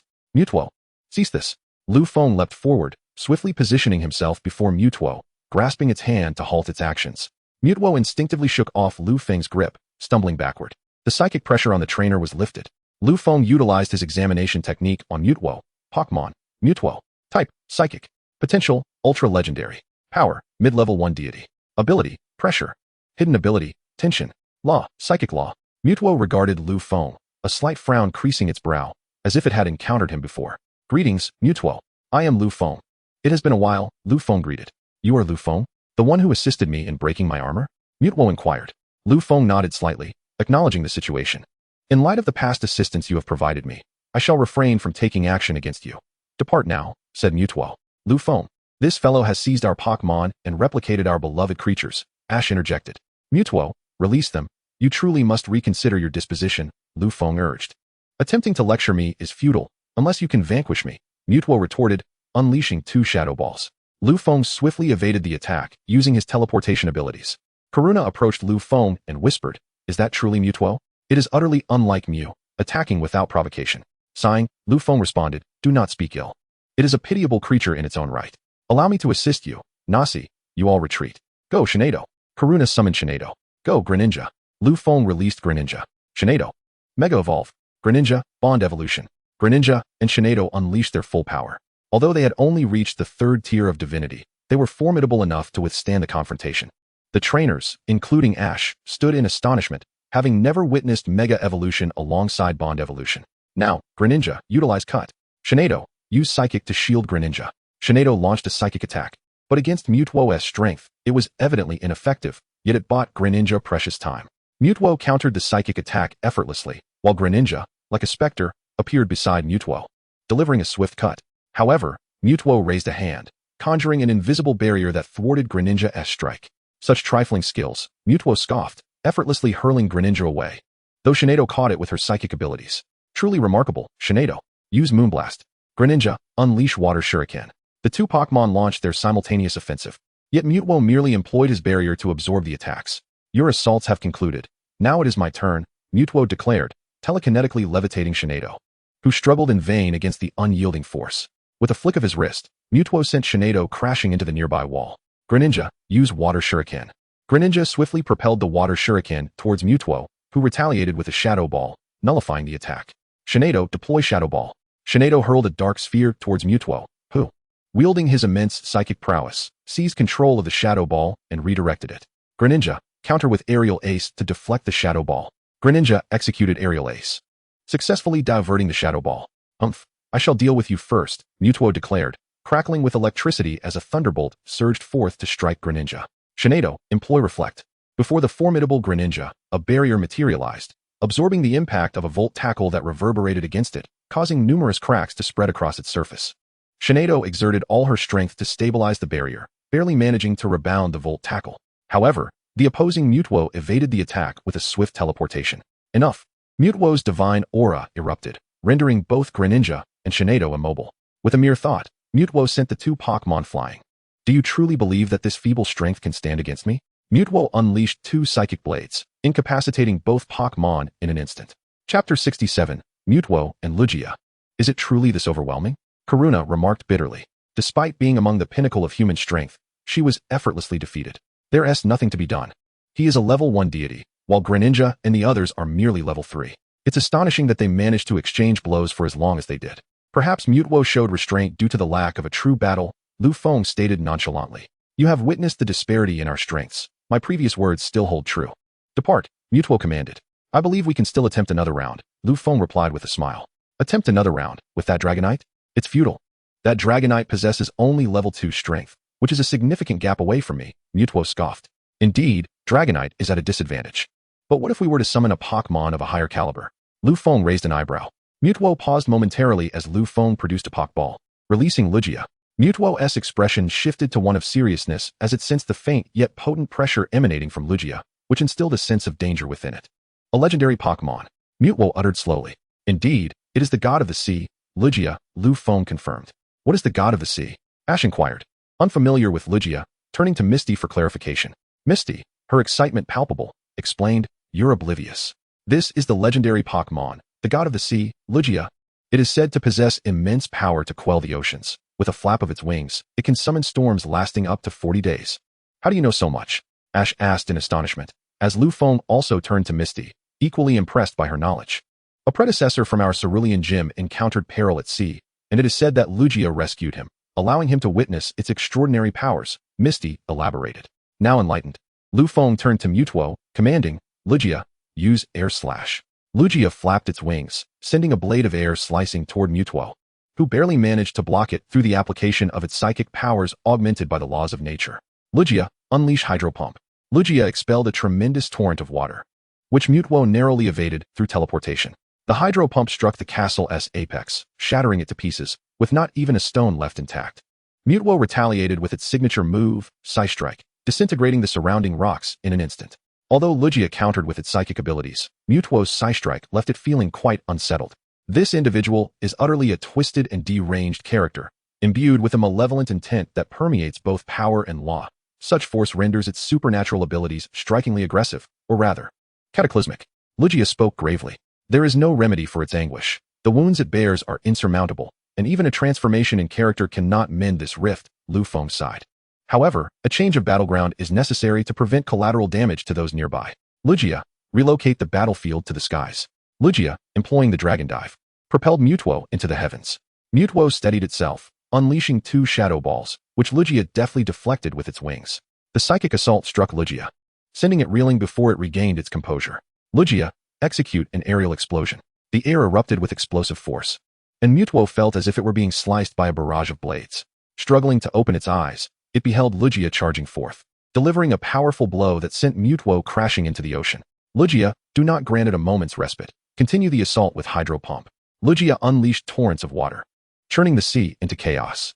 Mewtwo finally emerged from the depths, launching a thunderbolt, which Lugia countered with a psychic command, returning the strike to Mewtwo. Mewtwo evaded the Thunderbolt with Teleport and retaliated with another Psychic Assault, forcing Lugia back. Lugia, do not allow it to utilize Teleport, employ Dragon Dive. Lugia sealed off Mewtwo's surrounding space with its psychic prowess, rendering it immobile, while transforming into a draconic silhouette that collided with Mewtwo, slamming it against New Island, causing the very ground to tremble as if an earthquake had occurred.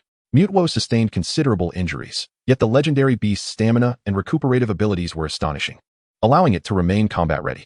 Meanwhile, Lugia, due to Lu Feng's desire to converse with Mewtwo, held back, resulting in neither side finding a swift resolution. Suddenly, Lu Feng sensed a presence near his ear and turned with a smile. Mew, having observed the spectacle for so long, is it not time for you to take the stage? Mew, emerging from invisibility, playfully swiped its tail across Lu Feng's face, seemingly engaging in mischief. Mew, Mewtwo exclaimed, visibly excited at the sight of Mew, launching a shadow ball. Mew, sensing the impending threat, utilized Teleport to evade with Lu Feng. I am born of you. Though a mere replica, I shall prove that I am superior. Mewtwo declared with fury. Mew tilted its head and unleashed a barrage of psychic blades, to which Mewtwo responded in kind. Their techniques collided, yet neither gained the upper hand. Lu Feng and the women retreated to a safe distance, and Xiaoxua, witnessing the scene, felt a pang of distress, turning to Lu Feng. Lu Feng, should we not intervene? Watching them like this pains me. This is their battle. We have no right to interfere, Lu Feng replied, shaking his head. Mewtwo and Mew clashed in the air over 100 times, their strengths evenly matched, rendering it impossible for either to prevail. The Pokémon below were similarly balanced in power. Regardless of the type, any battle between them would inevitably lead to mutual destruction. The ethereal Dream and the formidable Mewtwo collided in a breathtaking display, sending shockwaves that propelled both Pokémon away. Mewtwo unleashed its psychic devastation, while the Dream Pokémon reciprocated with a similar attack. Possessing the genetic essence of every Pokémon, the Dream Pokémon could utilize any move except for Arceus's. Furthermore, it had the ability to transform into every Pokémon, save for Arceus, and could execute their signature moves, even without transforming, as evidenced by its ability to wield Mewtwo's Psychic Assault. Stop! Please stop! Ash exclaimed, interjecting just as the two immense powers were about to collide. Neither Lu Feng nor Lugia could intervene in time. The tremendous attack struck Ash, who gradually fell to the ground. Mewtwo's psychic destruction bore the capacity to obliterate life, and as Ash's vitality waned, he transformed into a stone statue. Ash! Lu Feng finally regained his composure and rushed to Ash's side, swiftly employing his aura to assess the boy's condition. After a brief moment, he shook his head in despair, realizing that his interference had not prevented the tragic outcome he had hoped to avoid. Pikachu hurried over, shaking Ash's body, as Lu Feng gently patted its head. I'm sorry, I am powerless to help. Pikachu clutched Lu Feng's hand, pleading for him to save Ash. Lu Feng turned away, unable to meet its gaze, and said nothing more. Releasing Lu Feng, Pikachu unleashed a thunderbolt upon Ash's motionless form, but there was no response. Undeterred, Pikachu continued its desperate assault. Naz, stepping beside Lu Feng, softly asked, is there truly no way to save him? I cannot do anything in this situation, Lu Feng replied, shaking his head. After countless attempts with Thunderbolt, Pikachu finally exhausted its energy, tears streaming down its face as it gazed upon Ash's unresponsive body. Roar! Surrounding Pokémon, whether clones or originals, softly cried out to Ash, their tears mingling with Pikachu's, forming a radiant luminescence that surged toward Ash's statue. Lu Feng hastily utilized his aura once more to probe Ash's condition, noticing a flicker of vitality returning. Gradually, Ash's petrified state began to dissipate, and he embraced Pikachu tightly upon regaining his senses. Lu Feng observed Ash with relief and turned to Mewtwo, stating, Mewtwo, you must now comprehend that regardless of being a clone or the original, you share a commonality. You are both Pokémon, both embodiments of life. Mewtwo slowly lowered its hands, acknowledging, indeed, let us cease this matter. Perhaps it is best that it remains concealed. Mewtwo levitated all the clones into the sky and, utilizing its formidable psychic powers, erased the memories of everyone except Lu Feng and the women present. Subsequently, it soared into the distance with the Pokémon. Chapter 68, The Kalos Elite Four. Brother Feng, what shall we do with these individuals? Sheng Dai inquired, glancing at the unconscious figures. Confirming their state was merely one of faintness. Lugia, please transport them near the harbor, Lu Feng instructed. Lugia employed its extraordinary powers to transport them all away. Lu Feng waved at Mew, saying, Mew, we are heading back now. Please return to your Pokeball. Mew nodded and returned to its Pokeball, subsequently handing it to Naji, saying, you will hold Mew's ball from now on, allowing it to protect you in my stead.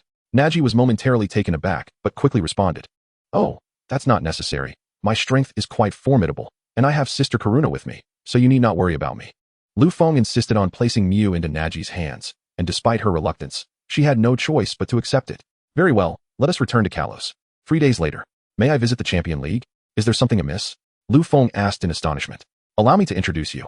All 4 of our Elite Four members are present, and I would like them to meet you, Karuna replied. Is that truly necessary? I am not particularly fond of such gatherings. Lu Feng scratched his head. Do go. I am eager to have another battle with you, Karuna urged. All right. Lu Feng conceded reluctantly and rose to his feet. Side-Eye rushed over, asking, Sister Karuna, can we go too? Karuna replied apologetically, I'm afraid not. Only the Elite Four and the Champion are permitted entry. Lu Feng is allowed in as a family member, but even I am only allowed to bring one family member. I see. What a stringent regulation, Side-Eye expressed with a hint of disappointment.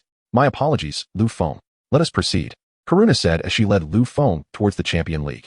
Our esteemed champion, you are quite slow. A strangely dressed woman awaited them at the entrance of the Champion League. Karuna, what brings you here? The woman, Dora Serena, inquired. It is because you mentioned that an important guest would be visiting us, and it is rare for you to refer to someone as such. Is it the little one beside you? Ah, is this your brother? Dora Serena exclaimed, her surprise apparent. Yes, this is Lu Feng, my brother.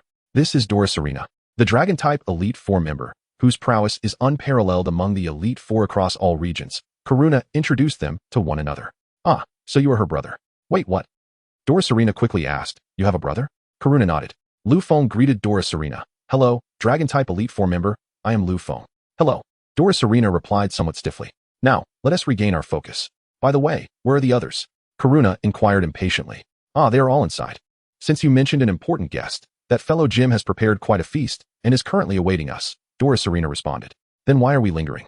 It is a perfect opportunity to assess his culinary skills, Karuna exclaimed with eagerness, pulling both of them along. Inside the room, 3 individuals awaited them, one of whom, clad in armor, remarked, Are you curious about who the important guest Karuna mentioned is? What do you think? I was ready to leave today. Had I not heard this news, I would not still be here, replied a man dressed as a chef. Indeed. I am quite eager to see what kind of person it is, concluded a woman wearing glasses. After a long wait, we have arrived. Karuna pushed open the door and greeted the individuals within, then pulled along Lu Feng and the seemingly dazed Dora Serena. So you've come, and this is? Inquired the armored man. My brother, Lu Feng. Ah, you have a brother? How come we were unaware of this before? The others were startled and promptly rose to their feet.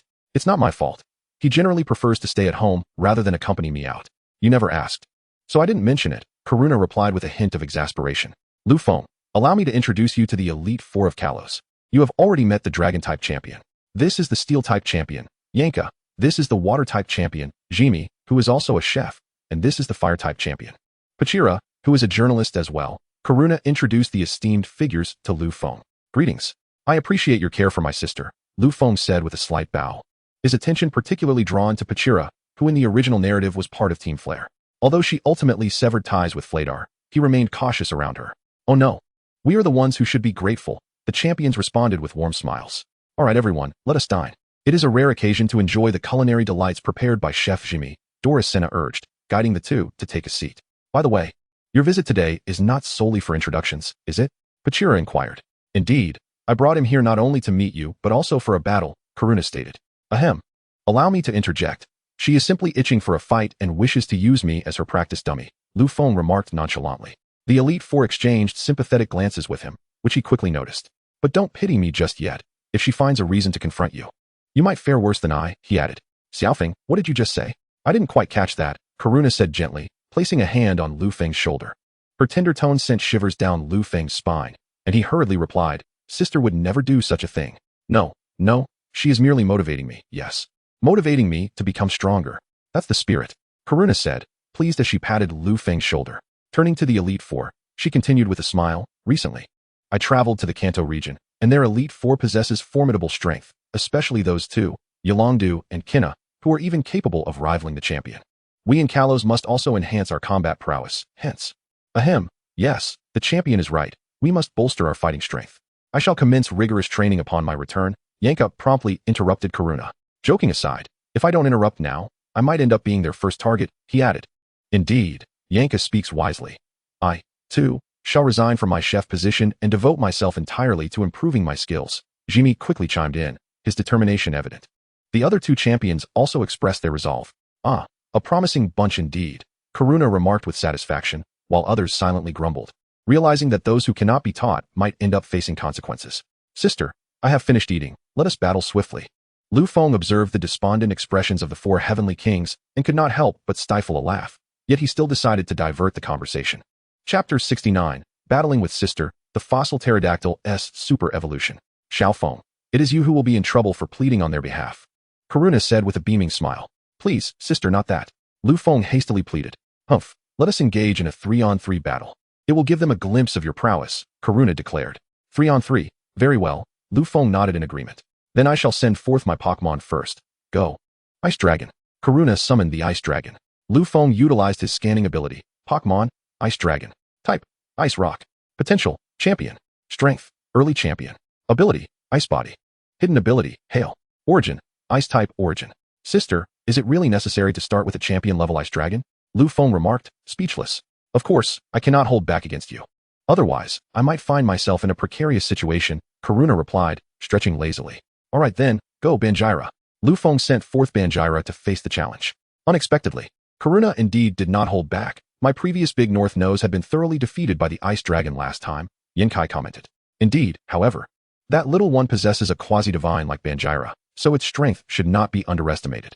Yet, the opponent is a champion. Let us see how he responds, Jimmy added. Silence.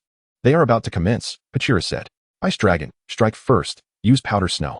The Ice Dragon unleashed a flurry of powdery snow, leaving scratches upon Banjira's form. Banjira, use Crunch. Banjira charged at the Ice Dragon and unleashed a fierce crunch attack. Ice Dragon, employ Rock Tomb. The Ice Dragon summoned rocks to encase Banjira, who managed to shatter one of the rocks, only to be struck by the others, forcing it to stagger back. Ice Dragon, utilize Ice Beam. Banjira, unleash Dark Pulse. The Ice Dragon expelled a chilling blue Ice Beam, while Banjira released a dark purple Dark Pulse. The two powerful moves collided, with Banjira's strength gradually overpowering the Ice Beam. Ice Dragon, abandon the Ice Beam and evade. The Ice Dragon ceased its Ice Beam, swiftly dodging the Dark Pulse. Banjira, do not let it escape. Use Rock Slide. Banjira pursued, delivering a Rock Slide that struck the Ice Dragon, causing it to stagger and retreat. Ice Dragon, use Takedown.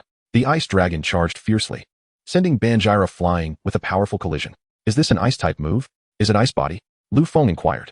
Precisely, Ice Body allows normal-type moves to be converted into Ice-type. Karuna explained. Sigh, Jimmy, why doesn't Karuna allow the Ice Dragon to use its Hail ability? Yankai asked Jimmy beside him. Jimmy remained silent for a moment before slowly responding. It's not that it cannot. Rather, it cannot be utilized. It appears that the Sandstorm characteristic of Bankura counteracts the Snowfall ability of the Ice and Snow Dragon. Indeed, it has effectively neutralized it, that Bankura possesses considerable strength. Passera remarked.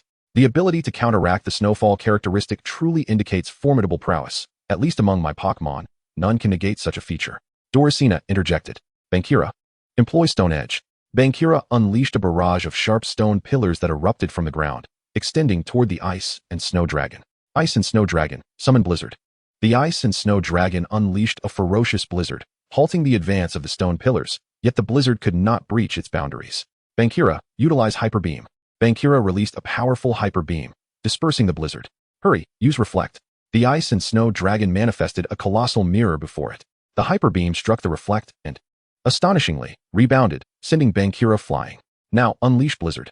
The Ice and Snow Dragon cast another blizzard, encasing Bankura, who found itself immobilized after using Hyper Beam, becoming enveloped in ice. Bankura. Bankura. No response came from Bankura despite the calls. That's enough, Xiaofeng. You have lost the first round, Karuna stated. Lu Feng recalled Bankura, expressing his resignation. Indeed, it seems I must exert my utmost effort. I recall only Bankura, Greninja, and Beedrill among your champion-level Pokémon. Beedrill stands no chance against my Ice and Snow Dragon. Are you resorting to Greninja? Karuna inquired. Neither. Go forth, Fossil Aerodactyl. Lu Feng summoned Fossil Aerodactyl. Fossil Aerodactyl? Your Fossil Aerodactyl merely possesses elite-level strength. Do you aspire to challenge a higher tier? Karuna exclaimed in surprise. Not quite. Observe the neck of Fossil Aerodactyl. Lu Feng pointed out. Karuna, puzzled, noticed a megastone affixed to the neck of Fossil Aerodactyl. A megastone. When did you acquire the megastone for Fossil Aerodactyl? Karuna was genuinely astonished. Just recently, Lu Feng replied with a smile. After resolving the issue with Mewtwo, the system rewarded me with the option to select any megastone, and I chose the one for Fossil Aerodactyl. Additionally, the capture of Mew granted me another megastone, creating a perfect synergy. Fossil Aerodactyl, Mega Evolve. Fossil Aerodactyl underwent Mega Evolution, and Lu Feng utilized the scanning technique to assess its current attributes. Pokémon, Mega Fossil Aerodactyl. Type, Rock, Flying. Potential, Elite. Strength, Mid-Champion. Ability, Rock Head. Hidden ability, Tough Claws. This enhancement surpasses many. The only remaining gap lies in the origin disparity. Fossil Aerodactyl. Execute Air Slash. Fossil Aerodactyl unleashed 2 blades of air, instantly leaving 2 gashes on the Ice and Snow Dragon. Ice and Snow Dragon, employ Freeze Dry. The Ice and Snow Dragon released a torrent of frigid air, sweeping across the sky. Useless, even with a disparity in origin. Your attack holds no significance if it cannot strike. Fossil Aerodactyl, evade and counter with Stone Edge. Surrounding the fossil pterosaur were numerous sharp rocks, which struck fiercely against the Ice and Snow Dragon, inflicting considerable damage. The Ice and Snow Dragon retaliated with an ice beam to bring it down. It swept the sky with its frigid rays, but the speed of the fully evolved fossil pterosaur was astonishingly swift, allowing it to evade the attack effortlessly. The Ice and Snow Dragon then activated its snowy ability to hinder the pterosaur's pace. At that moment, the time for the Sandstorm ability left by Banjira had finally arrived, and Karuna unhesitatingly commanded the Ice and Snow Dragon to utilize its ability, summoning Hail to descend upon the battlefield. This tactic proved to be remarkably effective, not only continuously inflicting damage upon the fossil pterosaur, but also impairing its movements. Splendidly, the Ice and Snow Dragon prepared to unleash its Oblivion Ray to conclude the battle. Within mere seconds, it gathered the energy and released the devastating beam. Now was the time to execute the dual-edged headbutt. The fossil pterosaur charged forth with its dual-edged headbutt, colliding directly with the Oblivion Ray without flinching. The clash between the two forces could not withstand the impact, resulting in the Oblivion Ray being shattered. With the hindrance of the Oblivion Ray dispelled, the fossil pterosaur surged forward, sending the Ice and Snow Dragon flying, which ultimately succumbed and lost its fighting capability. Ice and Snow Dragon, return, exclaimed Karuna, somewhat surprised that her companion had kept a hidden card up its sleeve. But you must be cautious now. Go forth, Wrestling Eagle. She summoned the Wrestling Eagle. Lu Feng employed the inspection technique. Pokémon, Wrestling Eagle type. Fighting, Flying potential, Champion strength, Mid-Champion ability, Light body hidden ability, Breaking boundaries source, Fighting source indeed. A formidable opponent, Lu Feng remarked with a hint of frustration. Chapter 70, Battle with the Wrestling Eagle. But sister, when did you acquire so many champion-level Pokémon? Lu Feng suddenly inquired. Hee, it's merely a reflection of your growth. Have you forgotten? I became a champion long ago, and over the years, my partners have significantly improved, Karuna replied. Very well, Fossil Pterosaur, unleash Stone Edge, commanded Karuna. The Fossil Pterosaur summoned sharp rocks, launching them fiercely towards the Wrestling Eagle. Wrestling Eagle, use Karate Chop to shatter the Stone Edge. The Wrestling Eagle executed a Karate Chop, obliterating the incoming sharp rocks. Wrestling Eagle, close the distance and use Karate Chop. The Wrestling Eagle leaped high into the air, delivering a powerful Karate Chop aimed at the Fossil Pterosaur. Although it could not fly, the Wrestling Eagle possessed remarkable jumping ability and could glide for brief moments. Wow, such rapid movements, exclaimed Lu Feng. Fossil Pterosaur, use Dragon Claw. The Dragon Claw of the Fossil Pterosaur clashed against the Wrestling Eagle's Karate Chop. Despite both Pokémon having equal strength, the Wrestling Eagle gained an advantage due to its source enhancement. Fossil Pterosaur, do not engage directly. Use Air Slash to push it back. The Fossil Pterosaur unleashed 2 blades of air, striking the Wrestling Eagle and forcing it back to the ground. Fossil Pterosaur, use Steel Wing. The Fossil Pterosaur's wings transformed into solid blades as it charged towards the Wrestling Eagle man, delivering a series of strikes that forced the latter to retreat repeatedly. The Wrestling Eagle man executed a flying knee strike, suddenly channeling his strength to land a blow on the solid wings, propelling the Fossil Pterosaur into the air. Seizing the moment, the Wrestling Eagle man unleashed a bodybuilding technique, enhancing both his offensive and defensive capabilities. In response, the Fossil Pterosaur summoned rocks to encircle the Wrestling Eagle man, ensnaring him within a stony barrier. However, the Wrestling Eagle man swiftly escaped from the confinement, leaping into the Fossil Pterosaur's vicinity to deliver another flying knee strike, which sent the Fossil Pterosaur soaring even higher into the sky. Don't let up. Execute the Flying Body Slam. This move, unique to the Wrestling Eagle man, was not only immensely powerful, but also possessed dual attributes of fighting and flight. The Wrestling Eagle man pressed his advantage, landing atop the unsteady Fossil Pterosaur, ascending to an even greater altitude, and then performing the Flying Body Slam, forcefully driving the Fossil Pterosaur down to the ground. It seems the battle has concluded, remarked Karuna. Not so fast. I believe there is still a chance, Lu Feng replied, shaking his head. How could that be? At this stage, is there still a glimmer of hope? Karuna exclaimed, taken aback. Suddenly, a massive crater appeared in the arena, a result of the Flying Body Slam. Yet surrounding the Fossil Pterosaur within the crater was a shimmering energy shield that had absorbed the impact, rendering the attack ineffective. That was a guard. You activated it at the last moment, Karuna gasped in astonishment. Indeed, I took a gamble, but fortunately, it paid off, Lu Feng sighed in relief. Continuing, however, the Wrestling Eagle Man's speed is astonishing. Could it be due to the lightweight trait? Yes, when the Wrestling Eagle Man carries no items, his speed doubles. Karuna nodded in affirmation. Ah, I see.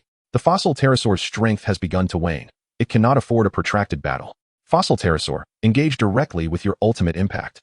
The fossil pterosaur unleashed its ultimate impact, gathering surrounding air currents to strike alongside it. I accept the challenge. Wrestling Eagle Man, counter with a flying knee strike. The Wrestling Eagle Man charged forward, meeting the fossil pterosaur's attack with his flying knee strike. The energy generated from their collision swept across the battlefield, forcing Karuna and Lu Feng to retreat, who emerged victorious. As the energy dissipated, Karuna and Lu Feng gazed at the arena, where the fossil pterosaur had exited its super-evolved state, losing its combat capability, while the Wrestling Eagle Man lay pinned beneath it, equally incapacitated. A draw? Karuna retracted the Wrestling Eagle Man, feeling quite helpless. As the champion, it's rather embarrassing to end up like this. It appears so, Lu Feng replied, equally disheartened. How ironic that the one seeking to dominate ended up in such an embarrassing predicament. This is the final round. Go forth, Shinado. Karuna ultimately sent out Shinado. Indeed. It is Greninja. In that case, go forth, Greninja. Lu Feng summoned Greninja, unleashing its full power from the outset.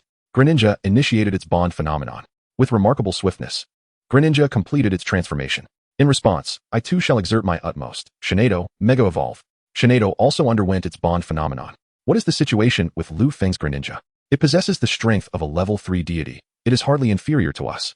Yen Kai exclaimed, astonished. He realized that he was, in fact, outmatched by this mere youth. I am unsure, but it appears to be a transformation akin to Mega Evolution, though I cannot specify what it entails. However, I am certain that another champion-level powerhouse is emerging from our Kalos region, remarked Pachira. Greninja, let your sister and Shinado witness our might. Utilize Water Shuriken. Greninja hurled its Water Shuriken with great force towards Shinado. Shinado, deploy Reflect. A mirror-like barrier materialized around Shinado, causing the Water Shuriken to rebound upon impact. Greninja seized the returning Water Shuriken, wielding it as a weapon. It leapt behind Shinado and struck her back with a swift Water Shuriken, sending her flying. Greninja, pursue with Water Gun. Greninja unleashed a powerful jet of water, chasing after the airborne Shinado. Shinado, use Teleport. Shinado evaded the water gun by teleporting to the far side of the arena. This is troublesome. Greninja, employ Night Slash. Greninja charged at Shinado with Night Slash. Shinado, activate Psychic. Shinado utilized Psychic to seize Greninja's advancing body, flinging it away with force. Shinado, unleash Shadow Ball. Shinado launched a dark purple sphere, striking Greninja before it could land, sending it hurtling once more. Not done yet. Greninja, use Double Team. Greninja executed Double Team, creating numerous illusory copies that rushed toward Shinado. Shinado, unleash Shadow Ball. Shinado released a barrage of Shadow Balls, dispersing all the Greninja copies, yet none were the true form. Greninja, now is the moment. Utilize Water Shuriken. Greninja suddenly appeared behind Shinado, striking her back with a swift Water Shuriken, sending her flying again. Shinado, steady yourself and use Lunar Cannon. Shinado launched a peculiar light sphere towards Greninja. Greninja, perform Quick Draw. Greninja executed Quick Draw, manifesting 2 blades of light that cleave the Lunar Cannon in half. It seems this battle will continue for a while, Lu Feng remarked with resignation. Chapter 71, Greninja and Shinado. Greninja, use Aerial Ace. The Koga Ninja Frog surged forward, delivering a swift aerial ace that struck Shinado, who barely managed to cross her arms in defense, yet still sustained some damage. This was troubling, for Shinado was not adept in close combat. Shinado, employ Teleport to create distance. Just as Koga Ninja Frog prepared to launch another assault, Shinado abruptly vanished, reappearing over 20 meters away. Such a troublesome maneuver. Koga Ninja Frog, unleash Water Cannon. Shinado, counter with Moonblast. Koga Ninja Frog expelled a massive torrent of water toward Shinado, who retaliated with her Moonblast. However, due to Shinado's superior strength, the Moonblast pierced through the water cannon, striking Koga Ninja Frog with remarkable effect. Koga Ninja Frog sought to close the gap, using Shadow Clone followed by Water Shuriken. It summoned clones that charged forward, launching a flurry of Water Shurikens that sealed off Shinado's escape route. Shinado utilized Psychic to control those Water Shurikens. With her psychic prowess, Shinado halted the oncoming shurikens and then returned them to Koga Ninja Frog. The clones were obliterated by the shurikens, yet, as before, the true form of Koga Ninja Frog seemed to have vanished. Koga Ninja Frog, execute a sneak attack. Suddenly, Koga Ninja Frog materialized behind Shinado, delivering a sneak attack. You fell for my ruse. Shinado exclaimed, activating Magical Shine. A brilliant radiance emanated from Shinado, propelling Koga Ninja Frog away. You intentionally exposed a weakness to lure me. Lu Feng remarked solemnly. Indeed, your experience still falls short, she retorted. Shinado, deploy Magical Leaf. Shinado hurled 2 razor-sharp leaves towards Koga Ninja Frog. Koga Ninja Frog. Use Quick Draw. Koga Ninja Frog parried the attack with a quick draw. Shinado, enter meditation. Shinado entered a meditative state to bolster her special attack and special defense. Seizing the opportunity, Koga Ninja Frog struck with Aerial Ace. Taking advantage of Shinado's momentary rigidity from her self-enhancement, Koga Ninja Frog landed a blow, causing her to stagger back several paces before regaining her footing. Koga Ninja Frog, release Ice Beam. Koga Ninja Frog unleashed an Ice Beam, freezing Shinado's feet in place. Now is the time. Koga Ninja Frog, use Quick Draw. Koga Ninja Frog charged forward, executing 2 quick draws aimed at Shinado's form. Shinado, employ Teleport. Shinado evaded the quick draws with her teleport, reappearing behind Koga Ninja Frog. Beware, Koga Ninja Frog, evade. Too late. Shinado, unleash Moonblast. Shinado's Moonblast detonated upon Koga Ninja Frog, sending him hurtling through the air, and the close-range impact inflicted significant damage. I'm losing my mind. Such an infuriating skill. Koga Ninja Frog, use Quick Attack. Koga Ninja Frog collided with Shinado using Quick Attack. Shinado, activate Psychic. Do not grant it any chances. Continue with Quick Attack. Shinado sought to exert its psychic control over the Frogadier, yet the nimble creature persistently harassed it with swift electric strikes, compelling Shinado to evade continually. Frogadier unleashed a water pulse, sending rippling waves that assailed Shinado with relentless force. Subsequently, Frogadier hurled a water shuriken from its back, striking Shinado and forcing it to retreat, leaving deep gouges in the ground beneath. Fortunately, Shinado's enhanced special defense through meditation proved beneficial. In retaliation, Shinado emitted a powerful sound wave. The immense noise overwhelmed Frogadier, who, unable to escape, covered its ears in agony. Such formidable power, amplified by Shinado's Fairy Aura ability, effectively countered Frogadier's attacks. Frogadier, though barely able to stand, attempted to retaliate with a dark pulse, releasing a beam of purple-black energy, only to have it disrupted by Shinado's sound wave. With renewed vigor, Frogadier charged forth with another electric strike, colliding with Shinado and finally interrupting the cacophony. Seizing the moment, Shinado initiated hypnosis, swaying its hands as an unusual psychic energy enveloped Frogadier, which soon found its eyelids heavy and consciousness wavering. Stay strong, Frogadier. Yet, the creature was already teetering, its awareness fading. Shinado unleashed a flurry of moonblasts, each strike leaving Frogadier battered and bruised. For the final blow, Shinado executed Dream Eater, consuming Frogadier's dreams and rendering it incapable of further combat. In the aftermath, luminous orbs ascended from Frogadier's form, merging with Shinado and replenishing its vitality. With the battle concluded, Shinado was recalled by Karuna, who proclaimed, "I have emerged victorious." Lu Feng sighed. "It appears I still have a long way to go before defeating you. Indeed, we have witnessed the rise of a talented young man, making this journey worthwhile," remarked the Elite Four, their gazes upon Lu Feng now tinged with seriousness. "By the way, would you be interested in taking a position within the League?" Pakira suddenly inquired. Lu Feng hesitated, amused internally, pondering whether he would serve the League or the Blaze team, and politely declined. "I appreciate the offer, but my mind is not set on that at the moment." "Is that so?" "Very well," Pakira acknowledged, understanding the virtue of moderation without pressing further. "Xiaofeng, the reason I brought you here was to share something important," Karuna suddenly declared. Lu Feng, puzzled, asked, "What is it?" Karuna faltered, her face flushing crimson. "Sister, why is your face so red? Are you unwell?" Lu Feng inquired, concern etched upon his features. "No, it's just that you should prepare yourself," Karuna replied. "What is it?" Lu Feng felt overwhelmed by curiosity. "Actually, we are not biological siblings," Karuna hesitated to confess, stealing a furtive glance at Lu Feng. "This feeling has lingered within me for quite some time, yet I never anticipated its authenticity." Lu Feng paused for a moment, then, with a bitter smile, spoke. In his childhood, after being bullied, Lu Feng would occasionally jest, asking if she was his real sister. During such moments, a complex expression would flicker in Karuna's eyes. Despite her adept concealment, Lu Feng sensed something amiss. Moreover, here is this. Karuna produced a weathered notebook and handed it to Lu Feng. Its exterior was worn, clearly aged over the years. As Lu Feng turned the pages, he suddenly halted at a particular page, becoming utterly transfixed. The four heavenly kings, intrigued, gathered around to glimpse the contents, only to be rendered speechless themselves. Lu Feng propped his chin on his hand, his voice stiff as he inquired, "Could it be?" The words inscribed on that page distilled down to 3 simple characters: childhood betrothal. Lu Feng felt as though he were on the brink of madness. In his view, even if the world were to crumble, the stars extinguished, or the universe imploded, none would compare to the enormity of this revelation. Chapter 72, A Serious Matter. Lu Feng stared blankly at Karuna, who squirmed under his gaze. She understood the magnitude of impact this news had on him, and felt he needed time to process it. Ahem. Well, I have some matters to attend to, so I shall take my leave, Jimmy stated earnestly, feigning ignorance of what had just transpired. Claiming her ears had gone deaf and her vision obscured. Oh dear, Jimmy, you've grown quite bold, haven't you? You dared to push me just now. Come, let us step outside for some practice. With Jimmy's provocation, Yen Kai seized the opportunity to drag her away, making a hasty exit. The two female heavenly kings were far less theatrical, merely exchanging pleasantries before departing. As Pachira left, she mused that reporting on Karuna's engagement could send shockwaves throughout Kalos. But for the sake of self-preservation, it was best left unspoken. Xiaofeng, are you alright? Karuna asked anxiously. I am. Well, Lu Feng managed a stiff smile. Will you accept it? Karuna boldly probed. Lu Feng exhaled softly, gradually closing the notebook and placing it back in her hands, stating earnestly, Sister, I wish to hear your thoughts. I have no objections, Karuna replied, her cheeks flushed. Sister, could you tell me when you learned of this? Lu Feng inquired. After our parents' unfortunate incident, when you were but an infant and I was still quite young, I stumbled upon this while sorting through their belongings.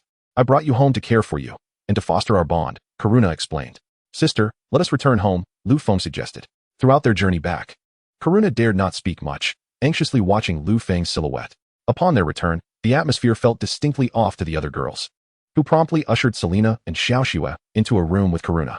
Naz, having just laid down the sleeping Xingwu, inquired, Lu Feng, what transpired between you and your sister? Sighing, Lu Feng raked his fingers through his hair. Overwhelmed, he recounted the entire saga to Naz and Side-Eye. Their astonishment mirrored his own, equally profound. Do you know what frightens me? It's the thought of holding her back. Her feelings for me are merely those of siblings. Even if she does not see it that way, I certainly do, Lu Feng sighed. That is not the case, Karuna replied, pushing open the door to the room.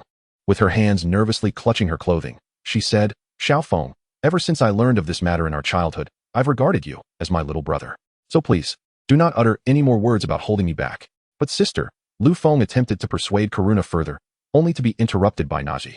Lu Feng, since you plan to continue your journey, why not take this time to reflect? It would benefit you both to think things over. What do you all think? Naji inquired. All right, Xiaofeng, you have no objections, do you? Karuna responded without hesitation. Very well, Lu Feng conceded, recognizing the wisdom in her words. Seeing Lu Feng nod, Karuna's expression softened as she gently reassured him. Xiaofeng, I understand your concerns. Rest assured, my decision has been made after considerable contemplation. Lu Feng wished to say more. But then Side-Eye burst into the room, exclaiming, Brother Feng, Sister Karuna, something terrible has happened. What is it? Lu Feng asked, alarmed. Your story with Sister Karuna is being broadcast on television, and it's been distorted. The truth of the matter is being misrepresented in a rather unflattering light. Side-Eye hesitated to add, What on earth? It has only been a couple of hours. How could it be known so quickly? Could it be the four heavenly kings? Karuna speculated. It's not the four heavenly kings, it's the alliance. Sister Kona and Kanto quickly utilized her connections in Kalos to uncover some leads, discovering that a certain family within the alliance has ties to the underground forces of Kalos. However, the situation has escalated rapidly, and we have yet to find conclusive evidence. Side-Eye explained. The only organization capable of infiltrating the Champion League's underground forces is the Flare Team. Damn that Flare Team, Lu Feng thought, a desire to eradicate them swelling within him. Sister Kona has sent a message. Oddly enough, it seems this matter is not directly related to the Flare Team. It appears to stem from some grievance involving Sister Karuna, and it is merely a malicious retaliation from that family, Side-Eye clarified. How could that family be so vile? Are they unaware of the repercussions of their actions? This could lead Lu Feng and Sister Karuna into an irreversible predicament, Selena exclaimed in anger. Not just irreversible. The methods employed by that family are formidable enough to alert the upper echelons of the world to this incident, Side-Eye sighed. What? Xiaoxue gasped. How could they be so outrageous? Karuna felt equally at a loss, glancing up at Lu Feng, who remained surprisingly composed. Xiaofeng, Karuna grasped Lu Feng's hand. Concern etched on her face. It's all right, I will handle this. Side-Eye, tell me the location of that family, Lu Feng smiled reassuringly, though his expression sent a chill down Side-Eye's spine. By the way, Side-Eye, please continue to ask Sister Kona for evidence. Sister, you should visit the Champion League once more to see if you can find any surveillance footage. Okay, Brother Feng, where are you going? Side-Eye asked hastily as she noticed Lu Feng preparing to leave. I am going to deal with those despicable individuals. Lu Feng waved his hand dismissively, turning to exit the room. This is going to escalate. What? Brother Feng, please stay calm. Side-Eye urgently grasped Lu Feng's arm. Rest assured, I shall be fine. Lu Feng gently extricated himself from Side-Eye's grasp and vanished from the scene in the blink of an eye. What should we do, sisters? Should we intervene? Side-Eye inquired. There is no need. If he wishes to leave, I cannot stop him. Let him go. We shall proceed as Lu Feng suggested. Nazi reassured as she supported Karuna's shoulder. Chapter 73. Anger. It's all my fault. Had it not been for me, Xiaofeng would not have had to bear this burden. Karuna sobbed. It is not your fault, sister. You have shouldered this matter for so many years. And it has indeed been a hardship for you. Xiao Shui consoled her. The ramifications of this situation are overwhelmingly vast, and the distorted video has been disseminated worldwide, causing chaos across various regions. In the Kanto region, Kona, what is happening? Lu Feng and Karuna's engagement has drawn the attention of the 4 heavenly kings of Kanto, nearly leading to an uproar upon viewing the video. Indeed, Lu Feng and Karuna's engagement is genuine, but this video has been fabricated by certain individuals distorting the truth. I am currently investigating the source. You must swiftly suppress this news and prevent its spread, Kona instructed. Understood. On the Kanto side, Shiba and Grandma Kikuko will handle it. I will head to Chengdu. Du hastily summoned his Dragonite to travel to the Chengdu region. Grandma Kikuko, your connections are extensive. Could you also help contain this news in the Hoenn region? Kona asked. Rest assured, Hoenn has already agreed to assist, but it can only be a temporary suppression. Just as we can do, Grandma Kikuko replied. Regardless, we have done our utmost. The rest is in their hands. Kona sighed. In the Sinnoh region, the 4 heavenly kings and champions convened together. My heavens, is Kalos going mad? The fire-type heavenly king, Di Yi, exclaimed. This is indeed abnormal. What is your opinion, Sharona? The psychic-type heavenly king, Wu Song, queried. It appears that someone has framed Kalos as champion, Sharona remarked after a moment of contemplation. What shall we do then? Wu Song continued to inquire. We must assist her, Sharona stated resolutely.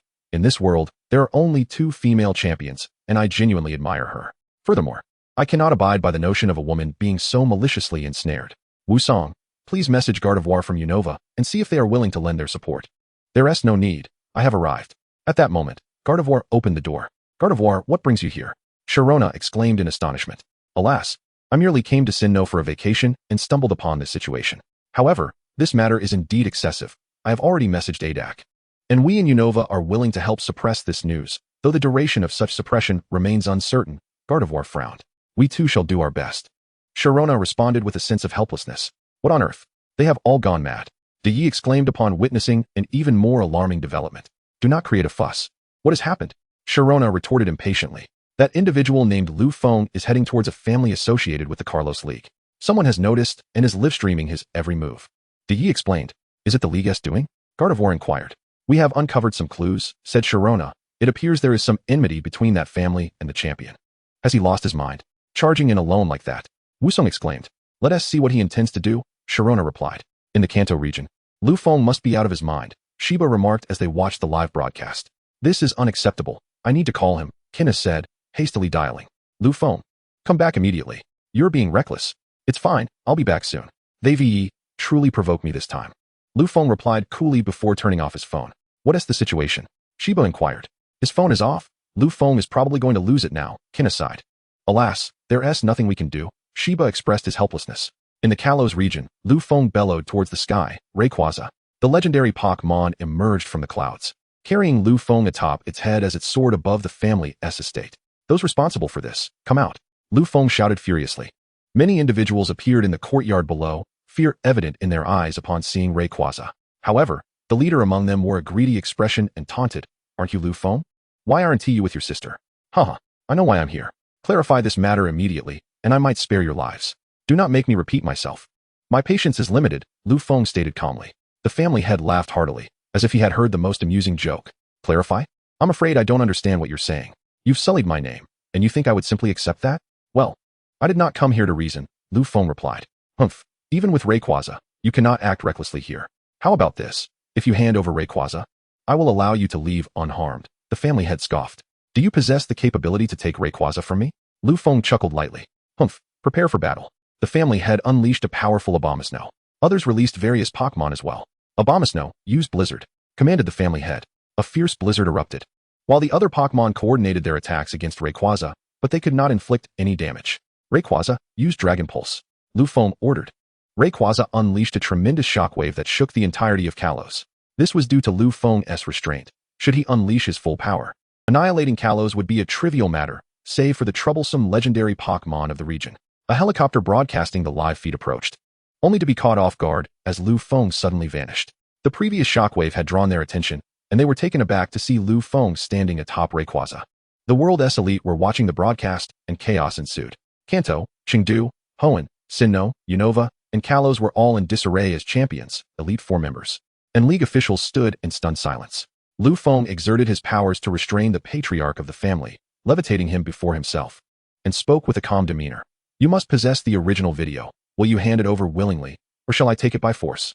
The patriarch, already on the brink of collapse, maintained his defiance. Very well, but first, behold this. Lu Feng produced a disc, causing the patriarch's pupils to constrict as he trembled and inquired, how did you acquire this? I refrained from allowing the rift seat to devastate your courtyard to preserve this very item. Otherwise, do you think the previous shock would not have upended your estate? Lu Feng smirked. It's over. Despair enveloped the patriarch completely. Lu Feng carelessly tossed him aside and retrieved his computer from his backpack, copying the video from the disc. Chapter 74, The Conclusion. At last, I have found it. Lu Feng glanced at the helicopter hovering nearby and instructed the rift seat to carry him before it. The reporter responsible for the live broadcast inside the helicopter was paralyzed with fear. Is this being broadcasted nationwide? Lu Feng inquired.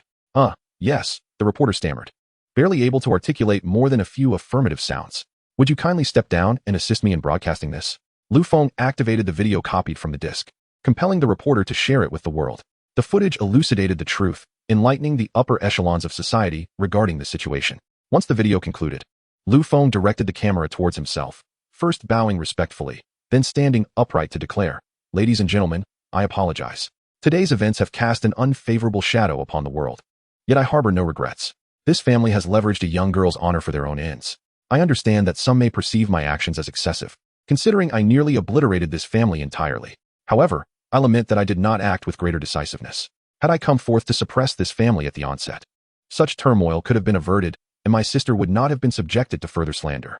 Excuse me, do you truly have an engagement with Champion Karuna? The reporter could not restrain her curiosity. Indeed, I only recently learned of this myself. I was astonished to discover that my beloved sister is, in fact, my fiancée. Lu Feng replied candidly. Additionally, I express my gratitude to our allies in other regions for assisting us in quelling this matter. Allow me to take this opportunity to address those with ill intentions. Targeting me is permissible, as long as it remains within reason, and I shall not escalate matters unduly. However, should you dare to threaten my family, be warned. I will stop at nothing to ensure your disappearance from this world. Lu Feng paused momentarily, then continued. In truth, I am a person with significant character flaws. When I embarked on this journey, I even contemplated submerging the entire Kalos family in the depths of the ocean if I could not find evidence. What? The reporter gasped in disbelief. Lu Feng nodded affirmatively, stating, Indeed, you heard me correctly.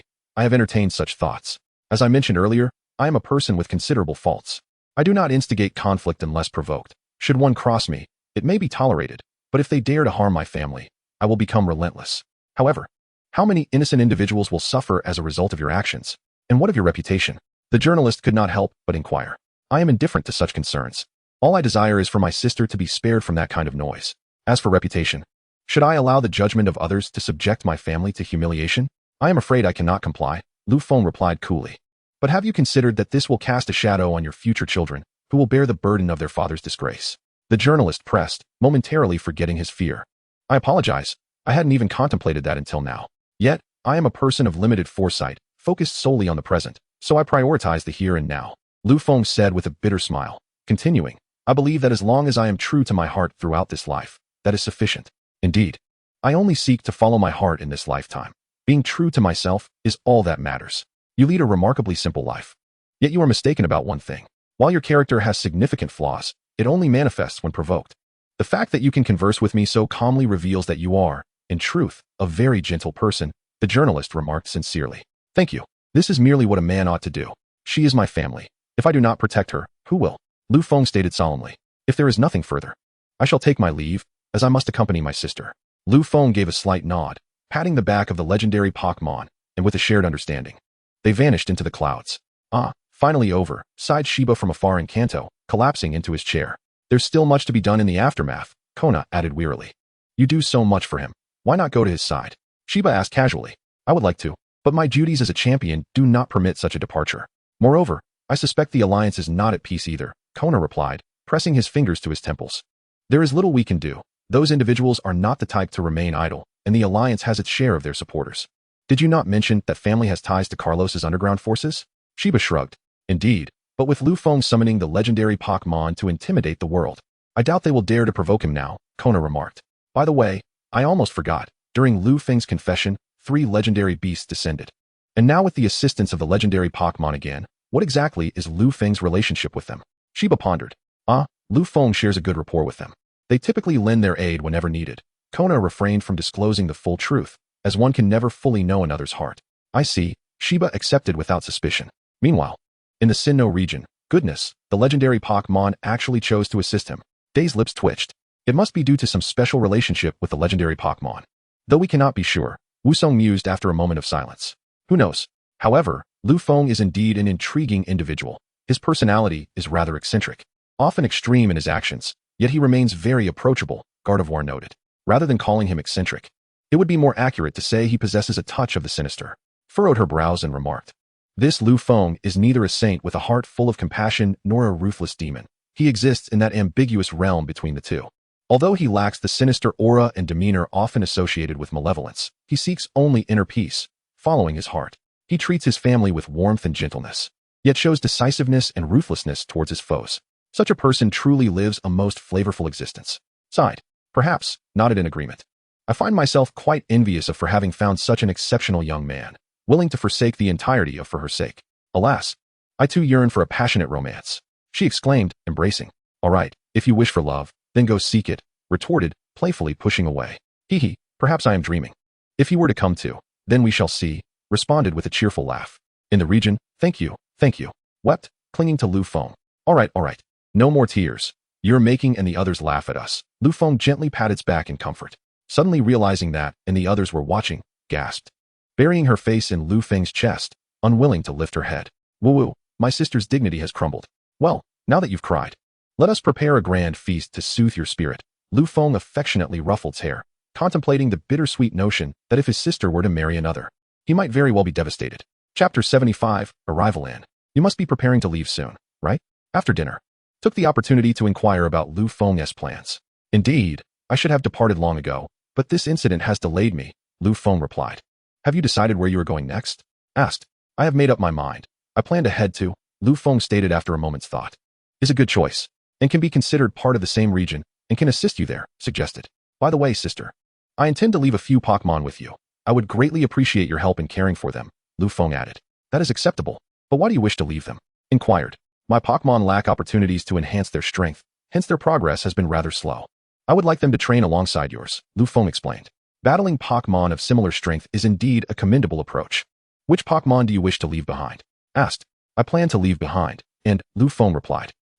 You wish to leave as well? Expressed her surprise. Yes, I will entrust them to you for now, Lu Feng nodded. Very well, what other Pokémon do you have? Inquired. Aside from, and, I also possess, and, Lu Feng responded. That should suffice, acknowledged with a nod. Now, I will ask them who wishes to accompany me, Lu Feng stated, only to be taken aback when he inquired. What? None of you are coming with me? I'm staying home to take care of. I can't accompany you, replied. I, too, have felt the pressure from my grandfather to return to school in these past few days, Saint Dai lamented. Little Snow, you wouldn't abandon me, would you? Lu Feng inquired. Nazi must care for Xingwu, and there's no avoiding that, Saint Dai explained, her reasons for returning to school quite valid. However, Little Snow, surely you have no justification to refuse me, do you? Little Snow hesitated for a moment, and Lu Feng sensed an impending misfortune. Finally, she spoke. I'm sorry, but I wish to travel to the Sinnoh region. I have heard of a remarkable Pokémon breeder there, and I wish to seek his guidance. Is that so? Lu Feng felt no resentment. After all, Little Snow had always been quite introverted, rarely expressing her desires. Her newfound interest was, in fact, not a bad thing. Then take this Zapdos. Its presence will ensure your safety. Lu Feng produced the Zapdos Pokeball. Perhaps it is better if Saint Dai holds on to it, Little Snow insisted, waving her hands. Very well, if you insist. Lu Feng placed the Zapdos into her hands, exclaiming, Saint Dai is under the protection of her grandfather. We need not worry about her. Nazi has her sister to care for her, and with Mew here as well, there is no need for further reluctance. All right then. Little Snow conceded, feeling a warm glow in her heart. Serena, will you be all right? Lu Feng fixed a piercing gaze on Serena, adopting an expression that suggested he would topple her should she dare to decline. As a matter of fact, I do have something to attend to. My mother has instructed me to become a ride-on rider, Serena replied, feeling somewhat uncomfortable under Lu Feng's scrutiny. Lu Feng sighed in defeat, nodding helplessly. He lacked the courage to contest with his future mother-in-law for her. As Lu Feng pondered, Karuna interjected, no need to dwell on it. Both Toko and May have their own matters to attend to. Alas, life seems heavy. It's truly disheartening. He slumped onto the couch. Do not be disheartened. Consider this an opportunity for growth, a chance to train on your own, Karuna encouraged with a smile. I'm off to play with my daughter for a while. Lu Feng lamented, departing with a wounded heart. 3 days later, at Kalos Airport. Xiaofeng, take care of yourself. Karuna embraced Lu Feng. Rest assured, you all must take care of yourselves as well. Xingwu, Daddy is leaving. I'm sorry I cannot stay with you, Lu Feng said apologetically, embracing Xingwu. Xingwu, seemingly aware of his departure, cried incessantly. Do not weep, Xingwu. Daddy must pursue his dreams. Do not hinder him, Nazi consoled as she took Xingwu into her arms. Daddy. Lu Feng felt as though struck by lightning, staring in astonishment at Xingwu, who, at merely 2 months, could utter words, albeit unclear, yet undeniably, she called out for him. The girls were equally taken aback. It must be the result of the combined strength of Nazi and myself, allowing Xingwu to inherit a greater intellect than her peers. Lu Feng speculated after a moment's reflection. It seems the only plausible explanation. Xingwu, have a good sleep, Lu Feng instructed, summoning Lugia to lull her into slumber before gently patting her small head, ultimately boarding the plane. 3 days later once more. Why is it that I always get lost whenever I arrive at a new place? It's quite perplexing. Lu Feng wandered along a narrow path, clutching a map, albeit upside down.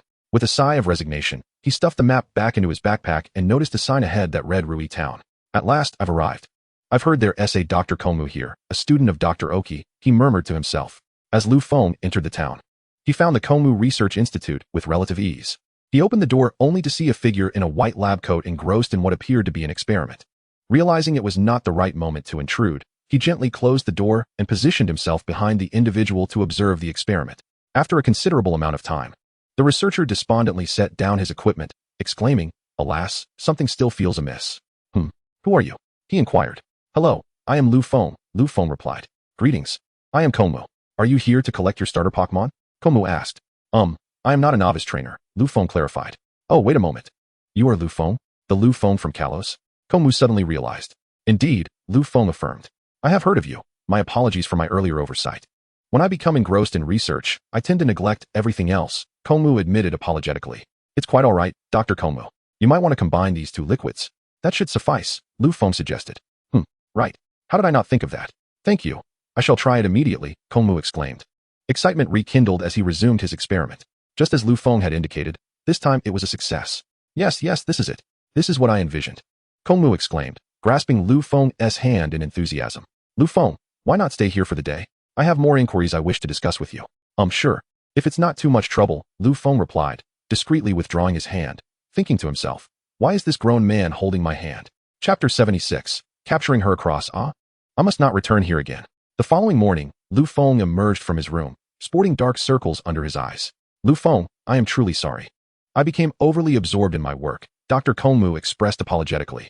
It's quite all right, Lu Feng managed, swaying slightly before steadying himself against the doorframe. Are you feeling all right? Lu Feng, Komu inquired. I should be fine. Lu Feng waved his hand dismissively, reflecting inwardly. I absolutely cannot return here. I spent the entire night listening to this incessant chatter. It was indeed an entire night, with not a single moment wasted. By the way, are you not conducting any research today? Lu Feng asked, regaining his composure. Oh, today, new trainers will arrive to collect their starter Pokémon. So I must pause my work, Komu replied, resigned. I see. If I remember correctly, the starter Pokémon in Chengdu are Cyndaquil, Totodile, and Chikorita, right? Lu Feng queried. Yes, indeed. By the way, would you like to choose a Pokémon? Komu asked. Is that possible? Lu Feng responded, astonished. I still have that authority. Which Pokémon would you like? Komu nodded. Well, I choose Cyndaquil, Lu Feng contemplated before declaring. Certainly, here is the refined and improved translation of your text. This is the Pokeball of Cyndaquil. You should possess a comprehensive national Pokédex, correct? Professor Oak handed Cyndaquil's Pokeball to Lu Feng. Indeed. Lu Feng accepted the Pokeball. In that case, I shall refrain from providing you with a Pokédex. This is the Pokeball. Professor Oak presented the Pokeball to Lu Feng. Thank you. Although Lu Feng had no use for such a Pokeball, he felt it impolite to refuse it outright. So he accepted it. He then employed a diagnostic technique on the Cyndaquil within the ball. Pokémon. Cyndaquil. Type, Fire. Potential, Champion. Strength, Peak Ordinary. Ability, Blaze. Hidden ability, Flame Body. Quite commendable, Lu Feng mused. Though its strength is somewhat lacking, its potential remains promising. Thank you, Professor Oak. If there are no further matters, I shall take my leave. Lu Feng stated. Are you departing already? Professor Oak inquired. I apologize, I would love to stay longer, but my schedule is rather tight. And I cannot linger for an extended period, Lu Feng replied apologetically. Of course, this was merely a fade, if he were to remain here any longer. It would be uncertain whether he could even exit through that door. Very well, I shall not insist, Professor Oak lamented. After bidding farewell to Professor Oak, Lu Feng journeyed for 2 days until he arrived at a forest. During this time, Cyndaquil had diligently trained, achieving the elite level. Strange, this forest appears peculiar. While the outskirts are lush, why are there so many withered trees within? Lu Feng pondered, gently caressing a dead tree. Please wait, do not proceed any further. At that moment, a figure clad in uniform emerged from the nearby thicket. Hello, may I inquire who you are? Lu Feng asked. Apologies for not introducing myself sooner. My name is Sun Man, and I am responsible for managing this forest, Sun Man replied. However, why are there so many dead trees here? Lu Feng inquired with curiosity. Sigh. Come with me and see. Sun Man gestured for Lu Feng to follow. They traversed through the underbrush, encountering numerous insect Pokémon, with Heracross and Beedrill being the most abundant. Did these insect Pokémon cause this devastation? Lu Feng questioned. Not them. But, hurry, they are coming back. We must hide, Sun Man urged, pulling Lu Feng into the nearby grass. What is happening? Lu Feng whispered, lowering his voice. Before Sun Man could respond, a swarm of Tauros charged in from another direction, driving off all Pokémon, including Heracross. Before climbing the trees to siphon sap. Could it be because of these Tauros? Lu Feng asked. Indeed, Sun Man nodded. Have you not taken measures to stop them? Lu Feng pressed. It is not that we have not tried, but the Tauros originally occupied a forest claimed by a group of nefarious individuals, forcing them into Heracross's territory. Fortunately, a few young trainers assisted me in resolving that issue, and it had been relatively stable for a while thereafter. However, Kalos had developed a fondness for the taste of the tree sap here, and often found himself in competition with Heracross for it. Although Heracross was not weaker than Kalos, his gentle nature meant that he seldom engaged in battle, allowing Kalos to intimidate them with ease, as explained by Sun Nan. I see. By the way, is there a boy named Ash among those young ones? Lu Feng inquired. Indeed, do you know him? Sun Nan replied, astonished. Yes, we are friends. Though we come from different places. Lu Feng then realized that Ash had arrived before him. That Heracross seems a bit different, Lu Feng remarked in surprise. Amidst the herd of Heracross, one had remained behind to battle with a dozen Kalos, surprisingly holding its ground. Lu Feng employed a scanning technique. Pokémon, Heracross. Type, bug. Fighting. Potential, champion. Strength, elite peak. Ability, swarm sense. Hidden ability, overconfidence. This Heracross was the strongest apart from the one captured by Ash, typically engaging in combat with Kalos. But even it could not withstand the odds when faced with multiple opponents. Sun Nan elaborated. Turning his gaze, Lu Feng noted, indeed, one ant can bring down an elephant. As the number of Kalos increased, Heracross struggled, being pinned against a rock by a swarm of them. This is outrageous. Cyndaquil, it's your turn. Lu Feng commanded as he stepped forward with Cyndaquil. Noticing Lu Feng, the Kalos lunged toward him. Cyndaquil, use Ember. Cyndaquil unleashed a torrent of searing flames, toppling several charging Kalos to the ground. Cyndaquil, go to rescue Heracross. Use Flame Wheel. Cyndaquil transformed into a fiery wheel, colliding with the Kalos surrounding Heracross, who recoiled in fear from the fire-type attack. Heracross, let us fight together, Lu Feng urged, grasping Heracross's hand. Heracross met Lu Feng's gaze and nodded, promptly using its horn to thrust aside a Kalos. Cyndaquil, use Swift. Cyndaquil emitted star-shaped beams of light, forcing several nearby Kalos to retreat, allowing Heracross to capitalize on the opportunity and knock them down with a flurry of strikes. Cyndaquil, deploy Smokescreen. Cyndaquil released a thick cloud of black smoke, obscuring the Kalos' vision. Heracross, the rest are yours. Heracross nodded and charged into the smoke, employing a powerful tackle to dispatch the remaining Kalos. Phew. I didn't expect Cyndaquil's first battle to go so smoothly, Lu Feng said, patting Cyndaquil on the head. I had no idea you were this strong. You truly were a great help, Sun Nan remarked. It was merely a small effort, Lu Feng replied politely, then knelt to tend to Heracross's injuries. This should be fine now. But remember, try to avoid battles for the next 3 days, or the wounds may worsen, Lu Feng advised as he stood up. Turning to Sun Nan. Mr. Sun Nan, with this, we should have peace for a while. I shall take my leave. All right, thank you very much, Sun Nan responded. Lu Feng nodded, and just as he was about to leave, Heracross suddenly called out to him. Lu Feng turned around and asked, Heracross, do you have something to say? Heracross spoke to Lu Feng, and in astonishment, Lu Feng exclaimed, you wish to accompany me? Heracross nodded affirmatively. Lu Feng then addressed Sun Nan, Mr. Sun Nan. If Heracross is to follow me, will that pose a problem for you? Not at all, let it accompany you.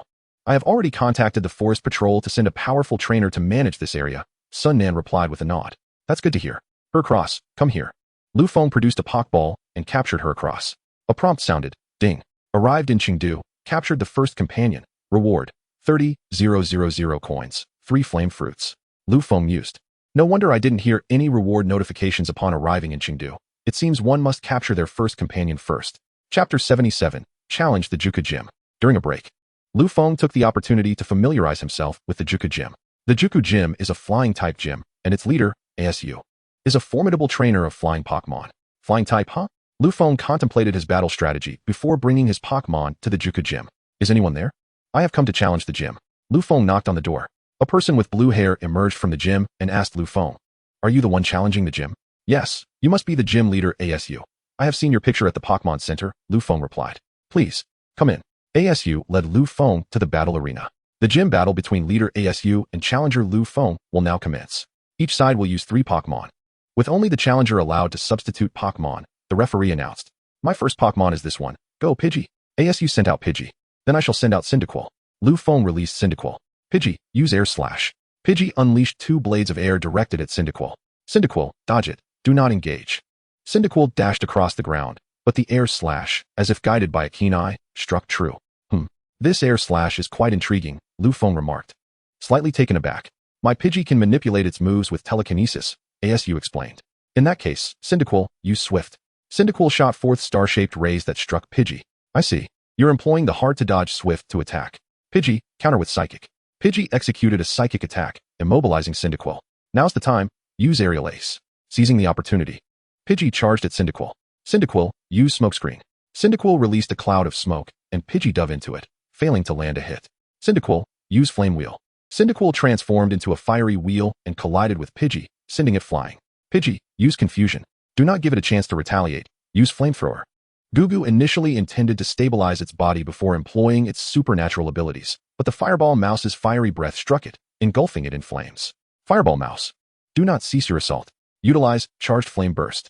With the flames surrounding it, the Fireball Mouse hurled Gugu away, which crashed against the wall, losing its ability to fight. "Return, Gugu. Quite impressive indeed. Now for my second Pokémon, go Doduo." ASU's second Pokémon is Doduo. An elite-level Doduo, huh? Can you continue, Fireball Mouse? Lu Feng used a probing technique to ascertain Doduo's strength. The Fireball Mouse nodded, indicating it could still proceed. "Very well, let us engage. Fireball Mouse, unleash your fiery breath." The Fireball Mouse expelled scorching flames, but Doduo effortlessly evaded the attack. "Doduo, use Quick Attack." Doduo, already swift, accelerated further with Quick Attack, instantly sending the Fireball Mouse flying. "Fireball Mouse, use Swift." The Fireball Mouse released star-shaped beams of light, which this time caught Doduo off guard, striking it directly. "Doduo, utilize Peck."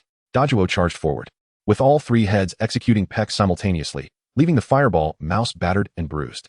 Fireball Mouse, quickly, just as Lu Feng intended to recall the injured Fireball Mouse. It radiated a dazzling light, transforming in the process. "This is Fire Rock Mouse," Lu Feng exclaimed in delight. He then used his probing technique to check Fire Rock Mouse's data. Pokémon, Fire Rock Mouse. Type, Fire.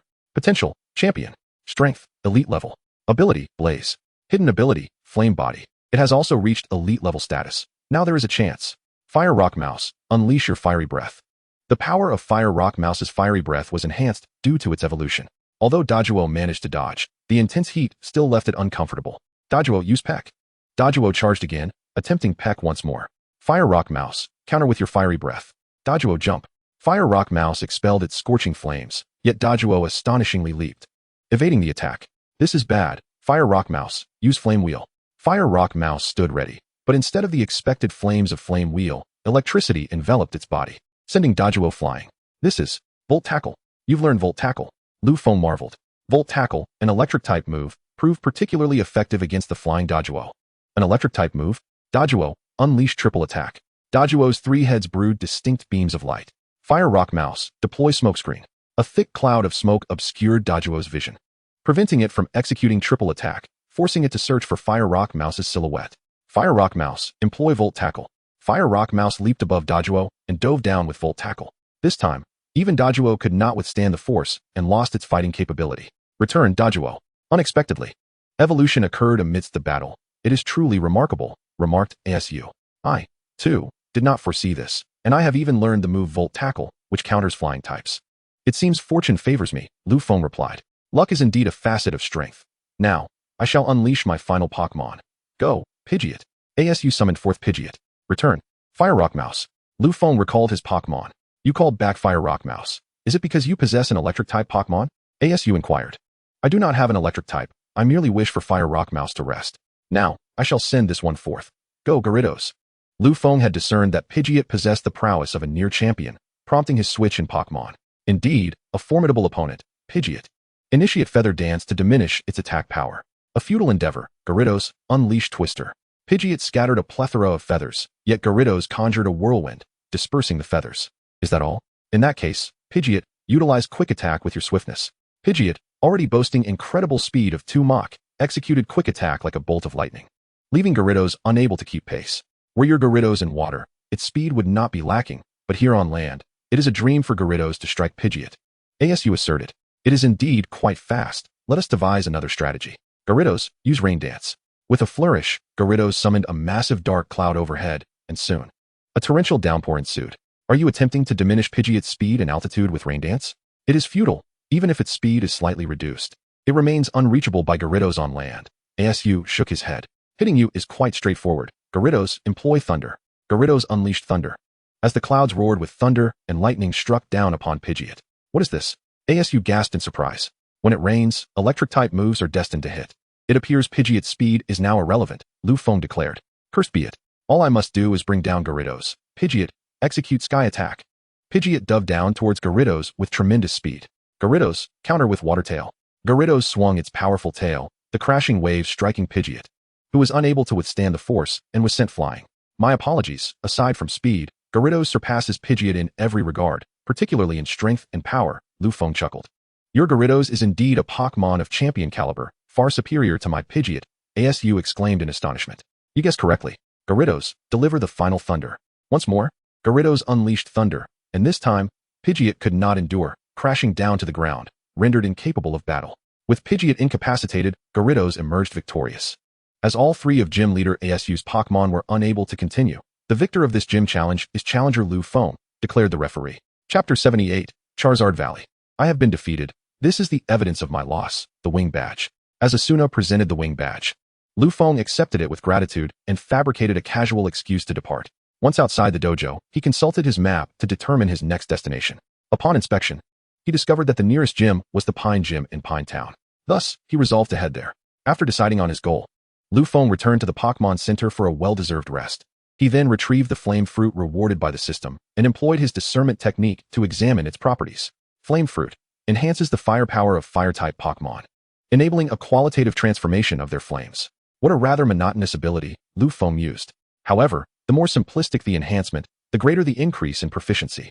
He then produced both his Magmar and Charizard, administering 2 of the fruits to them. Upon consumption, they were enveloped in searing flames. And had Lu Feng not swiftly summoned Lugia to teleport them to the wilderness, they might have ignited the very surroundings. The following morning, both Magmar and Charizard had fully absorbed the benefits of the fruits. Although their overall strength remained unchanged, their flame power had ascended several tiers. Lu Feng continued on his journey, arriving at a vast valley known as Charizard Valley, reputed to be home to numerous Charizards residing in its depths. Approaching the entrance of Charizard Valley, Lu Feng observed Ash's Charizard engaged in combat with one of the valley's Charizards, only to be unceremoniously thrown out. Greetings, everyone. Lu Feng called out. Lu Feng, are you also traveling in Chengdu? Ash exclaimed in surprise. Indeed, what brings you here? Lu Feng inquired. Oh, Ash began to recount the unfolding events, explaining that Charizard had been persistently challenging the Charizards of the valley, only to be cast aside. Yes, but Charizard remains undeterred. Brock interjected. Casting a glance at Ash's Charizard, which was once again climbing back up, Lu Feng chuckled and interposed. While it is commendable to possess a tenacious spirit, one must occasionally temper that zeal with prudence. Charging in recklessly against a stronger opponent is sheer folly. Charizard's fervor diminished slightly as Lu Feng approached the grand entrance, where a girl of approximately 16 or 17 stood. Hello, I am Lu Feng. I seek to challenge the Charizards here, may I? He inquired. I am Jiku, the caretaker of this place. You may challenge, but do you also possess a Charizard? If so, please present it, Jiku replied. Yes, Lu Feng responded, producing his own Charizard. What a formidable Charizard. It ranks among the finest even within this valley, Jiku complimented, before introducing Lu Feng to a robust Charizard, which surprisingly possessed mid-tier elite strength. Charizard, this opponent is quite commendable. Begin with Flamethrower. Lu Feng's Charizard initiated the attack with Flamethrower, and the valley's Charizard, unwilling to be outdone, retaliated with its own Flamethrower. The two conflagrations collided, but Lu Feng's Charizard, having consumed the Flame Fruit, overwhelmed the opposing flames with ease. Charizard utilized Dragon Claw. Lu Feng's Charizard lunged forward with its Dragon Claw, But the Charizard in the valley did not defend or evade. Instead, it seized Lu Feng's Charizard's arm as the claw swung, throwing it aside with the force of a discus throw. Impressive, Charizard, execute air slash. Lu Feng's Charizard unleashed two razor-sharp blades that sliced through the air, yet the valley's Charizard, with remarkable speed, deftly dodged the attack. Seizing the opportunity, Lu Feng's Charizard soared behind it. Now is the moment. Unleash Thunder Punch. Enveloped in electric energy, Charizard delivered a powerful blow to the back of its opponent, sending it crashing to the ground and inflicting considerable damage. Charizard, use Flamethrower. Lu Feng's Charizard unleashed a torrent of flames, striking the valley's Charizard head-on before it could evade. For the final blow, Blast Burn, Charizard executed a massive inferno in the shape of a character, incinerating everything in its path. Having already been weakened by the Flamethrower, the valley's Charizard succumbed to the more formidable Blast Burn, rendering it unable to continue the battle. I have emerged victorious. After offering a blue-orange fruit to his Charizard, Lu Feng turned to Jiku and said, "Indeed, it is formidable. Few Charizards in this valley can rival its prowess." Jiku nodded in agreement. "Does that imply there are even stronger Charizards?" Lu Feng inquired, astonished. "Of course, come forth." Jiku beckoned, and a Charizard soared out from within the valley. Its size was comparable to the previous one, yet the aura it exuded unmistakably conveyed its strength. "A champion-level Pokémon," Lu Feng remarked solemnly. "Excellent observation, indeed. This is the strongest Charizard in our valley. Although its strength is merely at the initial stage of the champion tier, it has already grasped its essence," Jiku explained. "Truly remarkable. I never anticipated the presence of a champion-level Pokémon here," Lu Feng admitted. "Well then, do you wish to challenge it?" Jiku asked. Lu Feng did not respond immediately. Instead, he gazed at his Charizard, which nodded resolutely. Understanding its intent, Lu Feng declared, "Very well, let us give it a try." While speaking, he contemplated strategies in his mind. "Master, this is for you."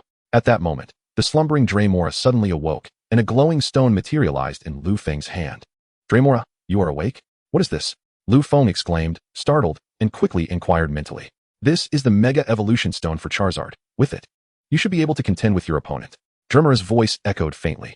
"However, I should not have completed any tasks, and my currency has been reset to 0. Moreover, I have not received any rewards since then. Although I was given 30,000 coins some time ago, it is still insufficient to exchange for this item," Lu Feng stated. "Do not forget, Master, the system was left by you, so everything inherently belongs to you. While you must now exchange according to the rules you established, do keep in mind that I have always been within the system, essentially acting as its administrator. As long as I wish to grant you something, I can bypass those rules entirely. However, that is only possible when I am awake," Draymora explained. "Draymora, you are incredible. By the way, when are you considered to be fully awake?" Lu Feng asked. "It is difficult to articulate, Master. I shall continue my slumber. Farewell." The voice of Xiaoming gradually faded into obscurity until it vanished completely. Is this external aid not a bit too overt? Lu Feng sighed inwardly, then regained his composure and equipped Charizard with the Mega Evolution Stone. Charizard Mega Evolve. Enveloped in a radiant glow, Charizard's form transformed, its body and wings adopting shades of blue and black, with blue flames emerging from the sides of its mouth, and its tail's flame turning blue as well. Charizard, now capable of a formidable battle. Chapter 79, Champion-Level Charizard, Mega Charizard. Lu Feng employed a scanning technique on Charizard. Pokémon, Mega Charizard. Type, Fire Dragon. Potential, Elite. Strength, Early Champion. Ability, Tough Claws. Early Champion. The disparity in strength is negligible. What is this? Can Charizard evolve further? Ash was taken aback. Is this Mega Evolution? Jiku seemed to possess some knowledge. Indeed, this is Charizard's Mega Evolution. Lu Feng was somewhat astonished. Generally, Mega Evolution is predominantly popular in Kalos, while only the elite in other regions possess Mega Evolution stones, leaving the ordinary unaware, as is the case with Ash and his companions. Remarkable. I have merely heard tales of it, yet this is my first encounter. Jiku remarked with curiosity. Let us conclude this battle first. Charizard, use Flamethrower. Mega Charizard unleashed a torrent of searing flames, distinctively blue this time. The valley's Charizard did not confront it head-on, but soared into the sky to evade the Flamethrower, then executed Air Slash. Charizard, use Steel Wing. Mega Charizard's wings transformed into steel, effectively blocking the Air Slash. Charizard, use Cut. Mega Charizard charged forward, landing a cut on the valley's Charizard, which, despite enduring the pain, retaliated with its wings. Neither Pokémon gained the upper hand. Charizard, use Flamethrower. Mega Charizard expelled a searing blue flame, and the valley's Charizard retaliated with its own Flamethrower. The two flames collided, resulting in a stalemate. Both Lu Feng and Jiku were astonished. Lu Feng marveled at how Mega Charizard's flames, enhanced by the Mega Evolution and Flame Fruit, could contend with its opponent. Jiku was equally impressed by the power of Mega Charizard's flames, considering the valley's Charizard possessed a source of amplification. Charizard, use Dragon Claw.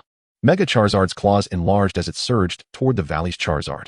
In response, the valley's Charizard unleashed Flamethrower to obstruct Mega Charizard, but Mega Charizard swiped with its claws, dispersing the flames. Charizard, use Steel Wing.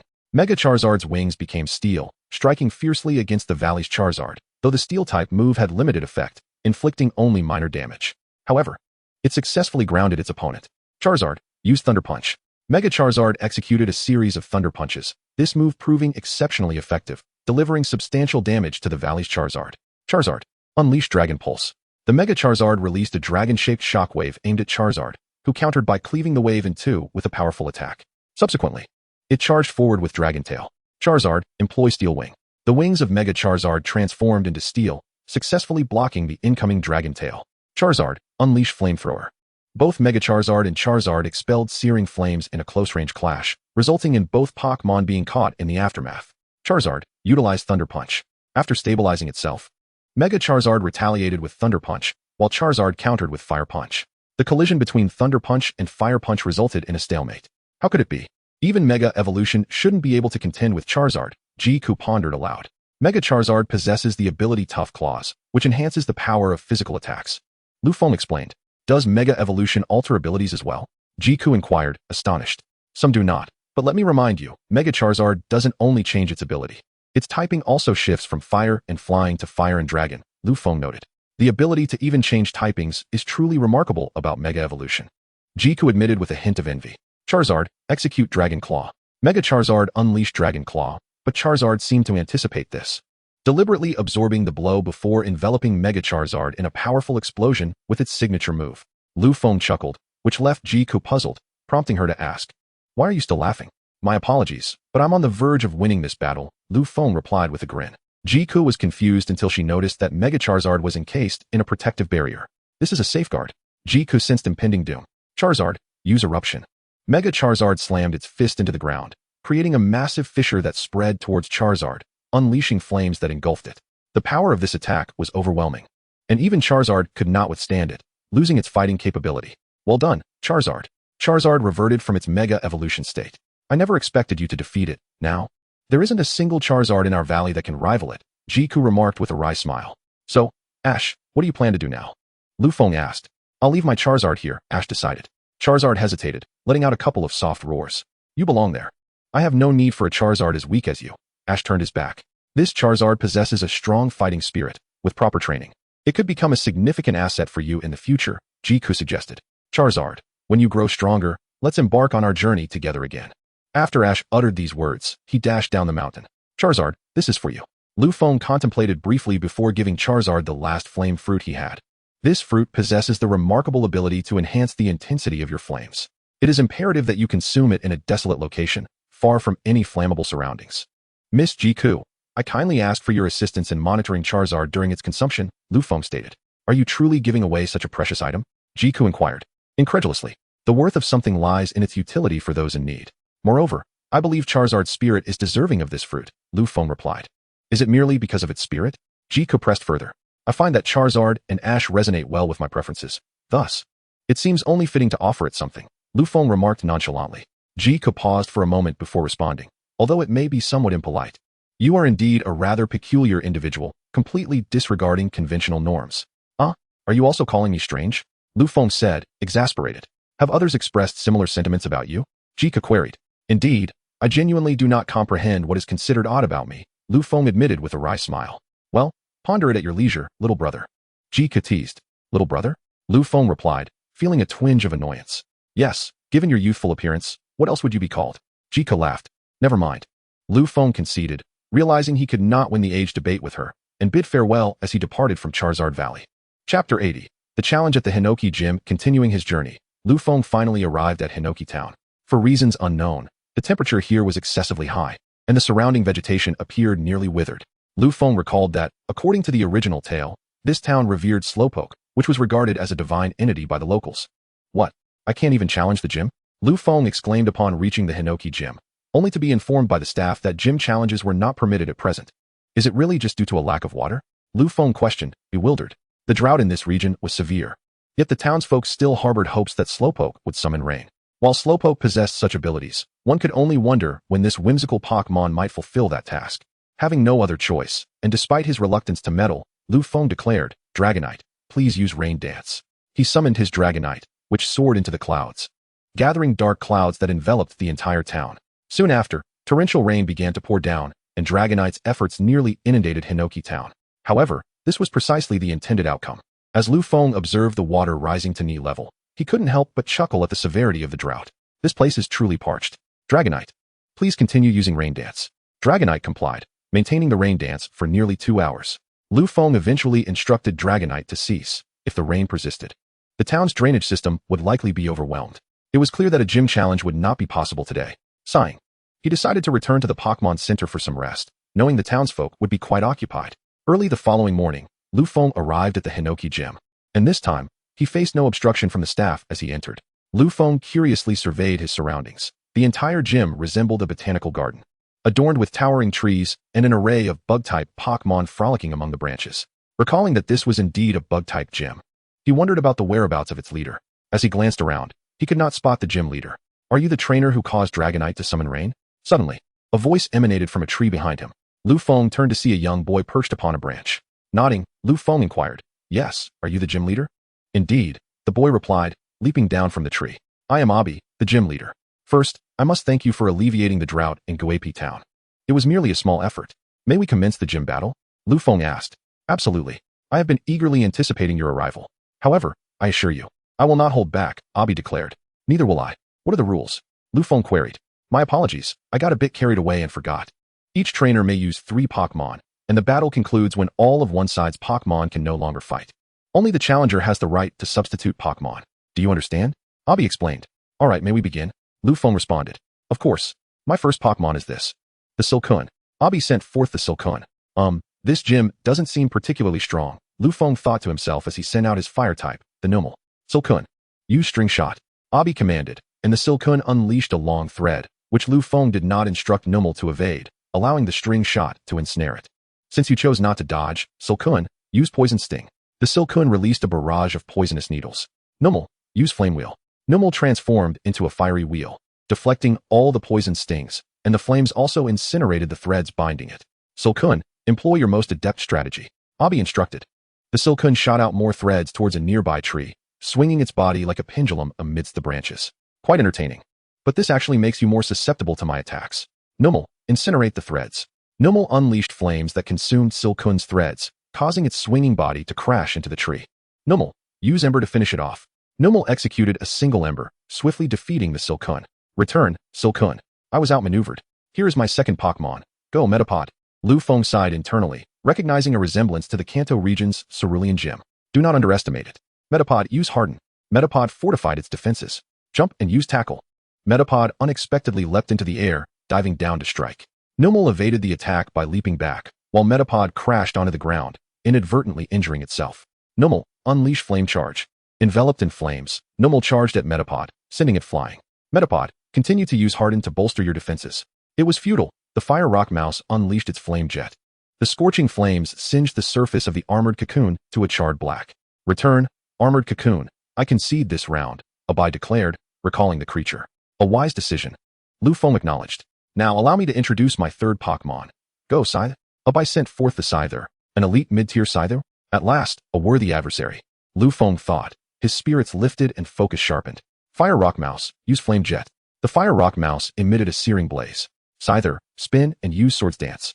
The Scyther twirled, employing Swords Dance, significantly enhancing its attack power while deflecting the flame jet. Akin to how my Dragonite spins to shield against attacks with Hurricane." Lu Feng mused, a hint of surprise evident in his tone. "Impressed? This is my devised technique for countering fire-type moves," Abai responded with pride. "A commendable tactic. Yet do observe the blades of your Scyther," Lu Feng cautioned.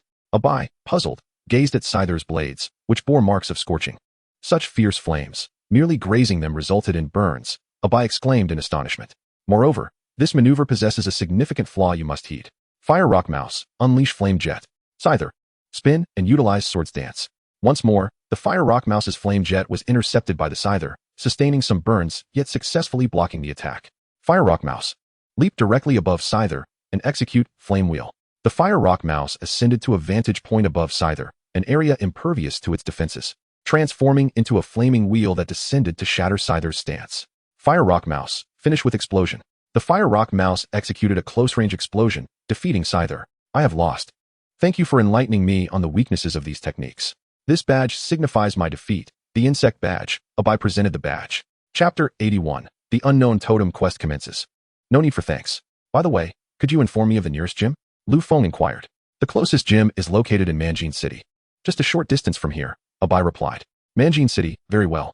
I shall take my leave, Lu Feng resolved, departing promptly. After resting at the Pokémon Center following his exit from the Hinoki Gym, he set forth towards Manjin City. One evening during his journey, fatigued from training Pokémon in the forest throughout the day, Lu Feng hastily dined and retired for the night. Shortly thereafter, he was roused by the sound of a phone ringing. Groggy, he answered the call. Hello, who is this? Is this Lu Feng? This is Professor Oak. May I ask your current location? Came the voice from the other end. Professor Oak? Lu Feng quickly composed himself. I am en route to Manjin City. Is there something amiss? Excellent. You're not far from Manjin City. Lu Feng, please hurry to the Green Prairie. There has been an incident, Professor Oak urged. An incident? What transpired? Lu Feng inquired. In brief, it pertains to the enigmatic totem. You should hurry over. Professor Oak, lacking the time for a thorough explanation, hastily ended the call. Enigmatic totem? Lu Feng recalled something. Ding. Master has triggered the Emperor NTI event at the Crystal Tower. Task completion reward. 50,000 gold coins. 1 Fire Dragon Mega Evolution Stone. Indeed. The system's prompt confirmed Lu Feng's suspicions. But was it so soon? Never mind. Let us investigate. Come forth, Dragonite. Lu Feng summoned Dragonite and soared into the verdant expanse of the grasslands. The entire prairie was lush and vibrant, yet in the center, a crystalline structure emerged, leading Lu Feng to the Pokémon Center where he found Professor Oak. Professor Oak, what on earth is happening? Lu Feng inquired urgently. Alas, I am not entirely certain myself, Professor Oak replied, proceeding to share all the information he currently possessed. I sought you out to inquire about your knowledge of the enigmatic totems and how we can rescue Ash's mother and Dr. Sycamore's daughter. My understanding of the enigmatic totems is limited. They seem to be composed of 28 symbols and possess extraordinary powers, capable of sensing the thoughts and emotions of others. Lu Feng shared. I have analyzed the data here as well. This crystal formation appears to have emerged because the enigmatic totem sensed Xiaomei's desire to isolate from the outside world. However, I am at a loss regarding NEI. Professor Oak confessed. It is the enigmatic totem, Lu Feng asserted. What? Professor Oak seemed puzzled by Lu Feng's statement. NTI must have been created by the enigmatic totem, otherwise it could not easily enter the Crystal Tower, Lu Feng explained. But can the enigmatic totem truly possess such power? Professor Oak questioned, skepticism evident in his tone. Alone, an enigmatic totem would be incapable, but if gathered together, they could indeed possess the power to manifest thoughts into reality, making the creation of NTI a distinct possibility. Lu Feng elaborated. Such a phenomenon exists. Is there a countermeasure? Professor Oak asked. It has been some time since Ash and the others entered. They must have encountered some trouble. I will venture in to see if I can bring them back, Lu Feng resolved. Then I entrust this to you. By the way, take this. It will allow us to stay in contact. Ash carries a communicator. You can use this device to converse with him once inside. Professor Oak handed Lu Feng a device resembling an earpiece. Lu Feng took it, affixed it to his ear, and as he entered the Crystal Tower, he utilized the device to locate Ash. Upon stepping onto a staircase, the surroundings suddenly transformed, revealing an expansive, desolate space. How could there be an open field within the staircase? This is a small world crafted by the enigmatic totem according to Xiaomei's thoughts. Quite impressive. I truly underestimated the enigmatic totem. However, it is merely an illusion. The ability to create worlds belongs only to the creator god. Lu Feng contemplated as he surveyed this miniature realm. Lu Feng, you're here too. Suddenly, Ash's voice echoed from a distance, and Lu Feng discerned a figure, hastening his steps to reach Ash. Yes, Professor Oak summoned me. And who might this be? Lu Feng cast his gaze upon the adult woman seated beside NTI. She was none other than Xiaomei, as Xiaojing had stated. Oh, so that is the case. Your form is but a manifestation conjured by this illusion. Lu Feng remarked with a smile. What of it? You are a Pokémon trainer, are you not? If so, let us engage in battle, Xiaomei challenged. Xiaomei, be cautious. This individual differs greatly from the others. He is perilous, NTI cautioned her from the side. No need to worry, father, Xiaomei replied nonchalantly. Little sister, you ought to contemplate this carefully. The illusion does not wield such power over me, Lu Feng advised. Defeat me before uttering such words. Go forth, Donphan, Xiaomei declared, summoning her Pokémon. You hold me in high regard, envisioning a champion-level Donphan. In that case, I shall unleash Charizard, Lu Feng responded, releasing his own Pokémon. Donphan, utilize rollout, commanded Xiaomei. Donphan curled into a ball and charged towards Charizard. Charizard, ascend and unleash Flamethrower. Charizard soared into the sky to evade the attack, then unleashed a torrent of flames upon Donphan. Donphan leap. Donphan's rolling form sprang upward, colliding with Charizard in midair. Charizard employ Steel Wing. Charizard's wings transformed into steel, striking Donphan back down to the ground. Charizard, execute Fire Blast. Charizard expelled a fiery, large-lettered attack that engulfed Donphan, reducing it to mere ashes. Though the Pokémon you conjured possesses formidable strength, an illusion remains an illusion. It is inherently fragile, Lu Feng remarked. Damn it, then let us change the scenery. Xiaomei declared, spreading her arms wide, causing the vast wilderness to vanish, and Lu Feng and the others found themselves seemingly transported to the ocean's depths. Strangely, they could still breathe normally. Are you not concerned about losing control over the power of the unknown totem in this manner? Lu Feng warned Xiaomei, then turned his gaze towards NTI. Your concern is unwarranted, NTI replied coldly. Lu Feng shrugged, resigned, thinking that good intentions often go unappreciated. Indeed, do not fret, go forth. Kingdra. Xiaomei called forth her Pokémon. Then I shall summon Gyarados, Lu Feng declared, releasing Gyarados. Chapter 82, Battle against NTI. Kingdra, unleashed Dragon Pulse. Kingdra expelled a dragon-shaped shockwave towards Gyarados, who swiftly evaded it with remarkable speed in the water. Gyarados performed Dragon Dance. Gyarados executed Dragon Dance to enhance its attack and speed. Kingdra, use Hydro Pump. Gyarados, counter with Aqua Tail. Kingdra unleashed a powerful Hydro Pump, which was dispersed by Gyarados' Aqua Tail. Gyarados employed Dragon Tail. Seizing the moment, Gyarados charged forward and delivered a fierce Dragon Tail strike, sending Kingdra flying. Kingdra, utilize Ice Beam. Kingdra fired an icy blue beam, freezing the surrounding seawater in its wake. Gyarados, use Hydro Pump. Gyarados countered with a strong Hydro Pump to block the Ice Beam. Damn it. Kingdra, unleashed Draco Meteor. Kingdra launched a glowing orb into the sky, which detonated mid-air, scattering countless meteors that rained down upon the battlefield. Gyarados unleashed a tempest, swirling the surrounding seawater into a formidable waterspout that obstructed the Dragon Star cluster. It then executed a series of tail whips against the Kingdra, its massive tail thrashing relentlessly, causing the Kingdra to dissipate into thin air. How infuriating. If that is the case, I shall alter the environment once more, Xiaomei declared. Yet Lu Feng instructed Gyarados to agitate the waters to thwart her efforts. Let us conclude the game here and return Ash's mother, Lu Feng proposed. No, she is my mother, Xiaomei protested. You are merely deceiving yourself, otherwise you would not have regarded NEI as your father, Lu Feng replied coolly. Leave this to me. NTI suddenly intervened, positioning himself before Xiaomei. Dad. Xiaomei hesitated but eventually nodded in agreement. Sighing, Lu Feng remarked, alas, self-deception is not exclusive to her. You two partake in it. Silence. NTI transformed the surroundings into a desolate wilderness and unleashed a torrent of flames towards Lu Feng. Lu Feng deftly evaded the attack and employed a detection technique to assess NTI's attributes. Pokémon. NTI, summoned by the power of an unknown totem. Type, Fire. Potential, Level 3 Deity. Strength, Pinnacle of Level 3 Deity. Ability, Intimidation. Hidden ability, Psychic Power. At the pinnacle of Level 3 Deity, just the right challenge for Dragonite. Its strength has seen a slight increase after the battle with Mewtwo, but it has yet to encounter a worthy opponent since. Now seems an opportune moment, Lu Feng mused. Retrieving Dragonite. Dragonite, use Dance of the Dragons. Dragonite performed the Dance of the Dragons, enhancing its attack and speed. Dragonite, utilized Dragon Claw. With a swift motion, Dragonite charged towards NTI, its claws outstretched. NTI leaped back to evade the strike, retaliating with a blast of flames that forced Dragonite to retreat. Dragonite, deploy Dragon Pulse.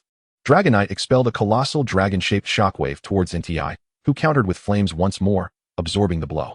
Dragonite, unleashed Thunder Punch. Dragonite's fist crackled with electricity as it struck at NTI, who parried the attack with a swift swordplay. Now, use Dragon Tail. Dragonite broke free from NTI's grasp and struck NEI across the face with its tail, sending it hurtling away. Seizing the moment, use Hurricane. Dragonite flapped its wings, conjuring a violent wind that propelled NEI several meters back. Dragonite, initiate Thunder. A powerful bolt of lightning erupted from Dragonite's antennae, striking NTI while it was still regaining its footing, sending it flying once more. Dragonite, charged with Dragon Claw. Dragonite soared towards NTI, delivering a fierce claw strike. NTI, noticing the approach, released a cloud of smoke that engulfed Dragonite, leaving burn marks across its body. NTI seized the opportunity and unleashed a massive flamethrower, striking Dragonite squarely and inflicting significant damage. Dragonite, execute Dragon Dive. Dragonite locked onto NTI and transformed into a streak of dragon energy, hurtling towards it. NTI met the charge with a Flare Blitz, and despite Dragonite's Dance of the Dragons boosting its prowess, it was unable to withstand the force of NTI's attack. being pushed back. Oh dear, this is troublesome. Dragonite, use Water Pulse. The Dragonite unleashed a sphere of azure light, striking the NTI and momentarily extinguishing the flames enveloping it. Seizing the opportunity, Dragonite employed its Dragon Claw, leaving 2 deep gashes on NTI's form. With a swift execution, Dragonite followed up with Thunder Punch, channeling Water Pulse, and then launched Dragon Rush. The Thunder Punch connected, momentarily paralyzing NTI with its electric force. In this fleeting moment of vulnerability, Dragonite unleashed Water Pulse, delivering a potent blow that staggered NTI. Subsequently, Dragonite charged forth with Dragon Rush, forcefully driving NTI into the ground. Do not cease. Unleash Dragon Pulse. Dragonite propelled a massive draconic shockwave towards NTI, who was struck so fiercely that half of its form disintegrated. Stand down. If you continue this way, you too shall be obliterated, Lu Feng commanded, urging Dragonite to retreat. No, do not concern yourself. No one is allowed to disturb Xiaomei, NTI gasped, rising to its feet as the remnants of its fragmented body gradually reformed. Dragonite, restrain it. Utilize Water Pulse. Dragonite unleashed Water Pulse to thwart NTI's recovery. NTI, the power of the unknown totem is not omnipotent. The external crystals and the formation of this illusion must have drained considerable energy from the totem. Furthermore, it must restore your injuries as a level 3 deity. If your power spirals out of control, Xiaomei will be in grave danger. Lu Feng spoke with a somber tone. It is not as you think. I merely desire my parents, Xiaomei replied, her voice tinged with anguish. Xiaomei, return. NTI roared, causing Xiaomei's form to dissipate into thin air. Immediately, the surrounding illusion began to collapse. I will annihilate this space, ensuring your demise alongside it. NTI too vanished without a trace. Ah, this is troublesome. It seems the unknown totem has thrust this illusion into a dimensional rift, Lu Feng mused. With a flicker of his consciousness, the space ahead twisted, revealing a vortex approximately the height of a person. This technique is indeed taxing. Ash, you must leave first. Lu Feng gritted his teeth. What about you? Ash inquired urgently. Enough with the questions. I have my methods to escape. Should I falter, none shall escape. Lu Feng thought to himself, feeling a sense of defeat against Ash. Very well, take care, Lu Feng, Brock and Misty urged, pulling Ash away with great effort. Once they had departed, Lu Feng, utterly exhausted, muttered, why is it so exhausting to manipulate time and space? However, having been cast into a dimensional rift, he called upon Lugia and Rayquaza. I entrust you both with this task. Rest assured, Master. The great white bird shall protect you while I seek the spatial node to return us to our world, Lugia declared as it and Rayquaza emerged from their pokeballs. Lugia enveloped itself and Lu Feng in a protective barrier, while Rayquaza, leveraging its formidable strength, forcibly created an opening in the illusion, propelling Lu Feng into the dimensional rift. Chapter 83, Plunging into the Dimensional Rift. With its formidable strength, the legendary Pokémon, Dialga, shattered the space on the brink of annihilation. The blinding radiance rendered Lu Feng unable to open his eyes. After a brief period, the brilliance faded, and upon reopening his eyes, he realized that the surrounding space had vanished, leaving only a tempest born from the rift in dimensions. This interdimensional fissure is indeed perilous. Even a level 2 deity faces life-threatening risks here. Only those with power equivalent to level 1 deities or above can navigate freely, Lu Feng remarked. Indeed, however, the troublesome aspect is that this rift connects numerous parallel worlds. We must locate the spatial node that will return us to our own world. If we stray into another realm, finding our way back would be quite the ordeal, Lugia replied. Is it truly that difficult to find? Lu Feng inquired, as he possessed little knowledge in this area. Yes, neither of us possesses abilities related to space. If only the space god, Palkia, were here, we could easily return to our world, Lugia explained. If Palkia were to engage in battle in such an environment, it would likely be capable of contending with you, Lu Feng expressed with curiosity. Indeed, this locale is most suited for Palkia. It would be manageable if we were dealing with a level 1 deity, though troublesome. However, should a being of Palkia's caliber enter the fray, it would complicate matters significantly. Perhaps only Dialga could withstand such a challenge, Lugia conceded. Master, I have returned. Dialga emerged from within a swirling tempest of space. Did you find anything? Lu Feng inquired. Alas, no, Dialga shook its majestic head. After the space fractured, we lost track of our location. Just moments ago, I inadvertently ventured into another world, nearly causing its collapse. Collapse? What transpired? Lu Feng asked, puzzled. That world was merely a minor realm, with the strongest being only a level 1 deity. My presence as a legendary Pokémon would spell disaster for such a fragile existence, Dialga clarified. Is there no Arceus there? Lu Feng asked with curiosity. There is but one Arceus.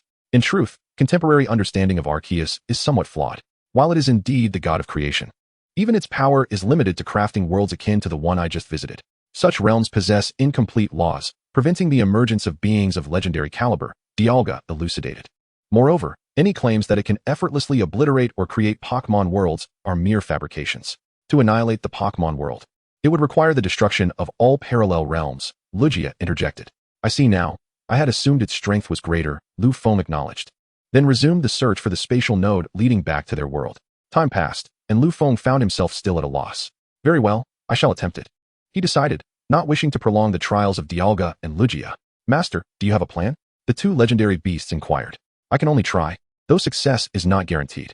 If all else fails, I may have to resort to my secret weapon, Lu Feng responded, feeling somewhat helpless. Within the confines of the system space lay a teleportation scroll, capable of transporting him to a desired location. However, the cost was steep. 5 could be acquired for 10,000 gold coins, swiftly diminishing a third of his resources. Lu Feng summoned the power that belonged to him before his reincarnation. Although this power dissipated after its initial use, the sealing technique imprinted in his mind remained, allowing him to communicate with the seals on Xingwu. He had found it. Lu Feng pointed in a direction, and Lugia and Rayquaza carried him into that spatial node. A blinding light flashed, and Lu Feng retracted Lugia and Rayquaza, revealing a whirlpool ahead.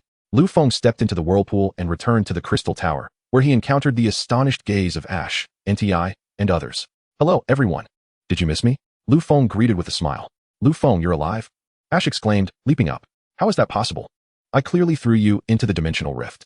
Setting aside how you escaped from that obliterated space, it shouldn't be possible for you to return to this world from the dimension, NTI said in disbelief. Luck was on my side. I discovered a spatial node. Lu Feng casually explained. Lu Feng, Xiaomei is willing to come with us. NEI has also agreed. However, the power of the unknown totem has suddenly gone berserk, and we are unable to stop it, Ash hurriedly said. As expected, it has spiraled out of control. Where is the unknown totem? Lu Feng inquired. Right behind you, Ash replied. Lu Feng turned around to see numerous unknown totems moving in a rhythmic pattern around a glowing orb, though the energy fluctuations were unstable. Wow. I didn't expect that upon my return, I would find myself at the final stage of this mission. I feel like I have hardly made an impact. After arriving, I was thrown into another dimension after just 2 battles. Now that I've finally returned, I'm faced with the chaos of the unknown totem. Truly troublesome. Come forth. Dragonite, and unleash Dragon Pulse. Dragonite unleashed a massive dragon-shaped shockwave towards the unknown totem, but an invisible protective barrier surrounded it, effectively blocking Dragonite's attack. NTI also attempted to strike with Flamethrower, but to no avail. What should we do, Lu Feng? Ash asked, as Pikachu and Charizard also tried to attack. Yet their efforts proved futile. There is a way, albeit I hesitate, Lu Feng said, glancing at NTI. I understand. NTI nodded, and then turned to Xiaomei. Xiaomei, thank you for considering me your father, but regrettably, I cannot accompany you any longer. The final thing I can do for you is to send you away from here. With a fierce roar, NTI charged directly at the unknown totem. Lu Feng, what is NTI doing? Ash asked. It was summoned by the unknown totem, thus sharing its origin.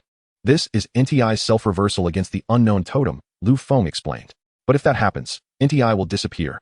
Brock realized the implication of Lu Feng's words. No. We can't let Dad disappear. We can't let Dad disappear. Xiaomei cried, clutching Lu Feng's sleeve. Lu Feng knelt down and solemnly said, Xiaomei, NTI is doing this for you. It willingly sacrifices itself for your wish. Moreover, what the Flame Emperor did not disclose was that only by returning all the unknown totems to the dimensional rift could the influence of these totems on this world be eradicated. This implies that the mysteriously vanished Dr. Xiuli might indeed return. Father could come back, truly? Xiaomei's grip on Lu Feng's sleeve tightened, her knuckles paling from the strain. Yes. Therefore, you must have faith in the Flame Emperor, Lu Feng reassured. Father, go for it. Xiaomei shouted with fervor. Dragonite, use Dragon Dive to assist him. Charizard and Pikachu, join in as well. Dragonite, Charizard, and Pikachu united their efforts to aid the Flame Emperor, finally managing to create a breach in the barrier. Seizing the opportunity, the Flame Emperor propelled his half-body forward, expending his final flames to shatter the luminous orb at the center of the unknown totem. The orb emitted a blinding radiance that rendered Lu Feng and the others unable to open their eyes. Once the brilliance dissipated, the Flame Emperor had vanished, returning to Xiaomei's dream, while a vortex appeared in the sky, drawing in all the unknown totems. Ding! Congratulations, Master, task completed. Reward, 50,000 gold coins, and a Charizard Mega Evolution Stone. Chapter 84, Challenge the Full Gold Gym. Father, has he disappeared? Xiaomei inquired, her voice tinged with disappointment. He has not vanished. He was born from your dreams, thus he has merely returned. When you slumber at night, he shall visit you in your dreams. Lu Feng comforted Xiaomei. Although Xiaomei comprehended Lu Feng's words, sadness still overwhelmed her. By the way, let me share something with you. Your father, Dr. Xiuli, should have returned by now, Lu Feng remarked, seeking to shift Xiaomei's mood. Really? Xiaomei's attention was piqued. Indeed, the crystals here have vanished, indicating that the influence of the unknown totems has dissipated. Dr. Xiuli should have returned as well, Lu Feng affirmed. Thank you, big brother, Xiaomei expressed her gratitude. It's nothing. Those outside must be quite worried about us. Let's step outside, Lu Feng said, guiding Xiaomei and Xiaoji out of the crystal tower. Professor Oak and the others had been waiting outside and breathed a sigh of relief upon seeing Lu Feng and the others emerge safely. Wonderful, you have returned unharmed. Lu Feng, has your communicator malfunctioned? We suddenly stopped receiving your messages, Professor Oak asked. It was perilously close this time. The space we occupied was on the verge of collapse. At that moment, Lu Feng, unbeknownst to us, utilized some ability to create a hole, allowing us to escape. Although he fell into the dimensional rift. Later, when we confronted the unknown totems, Lu Feng managed to return from the rift, and together with the Flame Emperor, we resolved this crisis, Xiaoji eagerly recounted before Lu Feng could speak. You fell into the dimensional rift? Lu Feng, how did you return? Professor Oak exclaimed in astonishment. By sheer luck, I located a spatial node that facilitated my return, Lu Feng replied casually, wishing to avoid elaboration. Professor Oak, I must take my leave. I sustained some injuries from the dimensional rift, and I intend to rest in Full Gold City, Lu Feng stated, seeking an excuse to depart without wasting further time. Injured? Is it serious? Professor Oak inquired with concern. It's manageable, not a significant issue. Farewell, Professor Oak. Lu Feng summoned his Dragonite and soared directly to Manjin City. Upon arriving, he contemplated challenging the gym before reclining on his bed for 2 days. However, to his astonishment, he discovered that the gym was closed for vacation, leaving him bewildered for quite some time, ultimately resigning himself to lying in bed for 2 days. Where's everyone? Lu Feng stood before the tightly shut doors of the Manjin gym, feeling on the verge of madness. Although resting in bed was pleasant at first, prolonged inactivity soon became wearisome. Are you here for a gym challenge? At that moment, a girl cradling a Jigglypuff appeared behind Lu Feng, seemingly out of nowhere. Yes. May I ask who you are? Lu Feng inquired. I am Xiaoqian, the gym trainer here. I apologize for the inconvenience. I have been preoccupied these past couple of days. Please, come inside, Xiaoqian responded. As Lu Feng and Xiaoqian entered the gym, she walked to the opposite side and announced.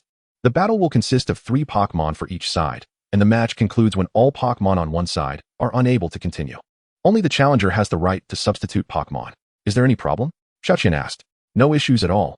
Please begin, Lu Feng replied. Alright. Here is my first Pokémon. Go, Nidorina. Xiaoqian sent forth Nidorina. In that case, I will use my Fire Mouse. Lu Feng was momentarily taken aback, realizing that this gym was not as weak as he had initially thought. It was comparable to the Kikyo gym. Fire Mouse, unleash Flame Wheel. The Fire Mouse transformed into a flaming wheel, barreling into Nidorina. Nidorina, use Poison Sting. Nidorina launched a barrage of poisonous needles. Fire Mouse, employ Flamethrower. The Fire Mouse expelled a stream of flames, incinerating Nidorina's needles to ash. Fire Mouse, defeated outright with Charge Flame. Enveloped in flames, the Fire Mouse charged at Nidorina. Charge Flame was a speed-enhancing move, and before Nidorina could react, it was sent flying, rendered unable to battle. Return, Nidorina. Jigglypuff, it's your turn. Xiaoqian called forth Jigglypuff. Fire Mouse, you continue to fight. Jigglypuff, use Sing. Sing was an unpredictable move that could randomly unleash various attacks. Jigglypuff wiggled its fingers and suddenly exhaled flames. Flamethrower? Fire Mouse, no need to evade, Lu Feng commanded. The Flamethrower struck the Fire Mouse. Why not dodge? Even if Fire-type moves aren't very effective, they should still cause some damage, Xiaoqian questioned. Because it's unnecessary, Lu Feng replied. Huh, this is Blaze. In the arena, Jigglypuff's Flamethrower appeared to be absorbed by the Fire Mouse, intensifying its flames. Indeed, the Fire Mouse possesses the hidden ability Blaze when attacked by Fire-type moves. It not only suffers no damage but instead enhances its own flames, Lu Feng explained. Xiaoqian realized her miscalculation. I didn't expect it to be Blaze. This could spell trouble. Fire Mouse, use Charge Flame. The Fire Mouse once again utilized Charge Flame to bolster its speed, launching itself like a cannonball. The enhanced velocity amplifying the impact, sending Jigglypuff crashing into the wall. Return, Jigglypuff. Now it's time for the final showdown. Go, Blissey. At last, Xiaoqian produced her beloved Miltank. Come back, Fire Rock Mouse. Go, Heracross. Lu Feng summoned Heracross to the battlefield. Miltank, use Rollout. Heracross deftly evaded the attack. Miltank charged at Heracross with Rollout. But Heracross soared into the air to avoid the assault. Damn it. Attacking is futile when you're airborne, Xiaoqian lamented, feeling a sense of helplessness in this predicament. Just continue. I shall confront you head-on once you've maximized your power, Lu Feng suddenly declared. Xiaoqian paused momentarily, and Lu Feng continued. I wish to challenge the extent of your ultimate rollout. It had been ages since he encountered such an intriguing challenger, yet he cautioned, do not harbor regrets. Miltank, accumulate your strength, and persist with rollout. Miltank rolled continuously across the arena, amassing energy to its utmost limit. Miltank's power has reached its peak. You must be cautious now, Lufeng warned. Go. Heracross, employ Super Horn attack to counter. Heracross met Miltank's rollout with a fierce Super Horn attack. Yet Miltank overpowered it, forcing Heracross to retreat, leaving deep grooves in the ground.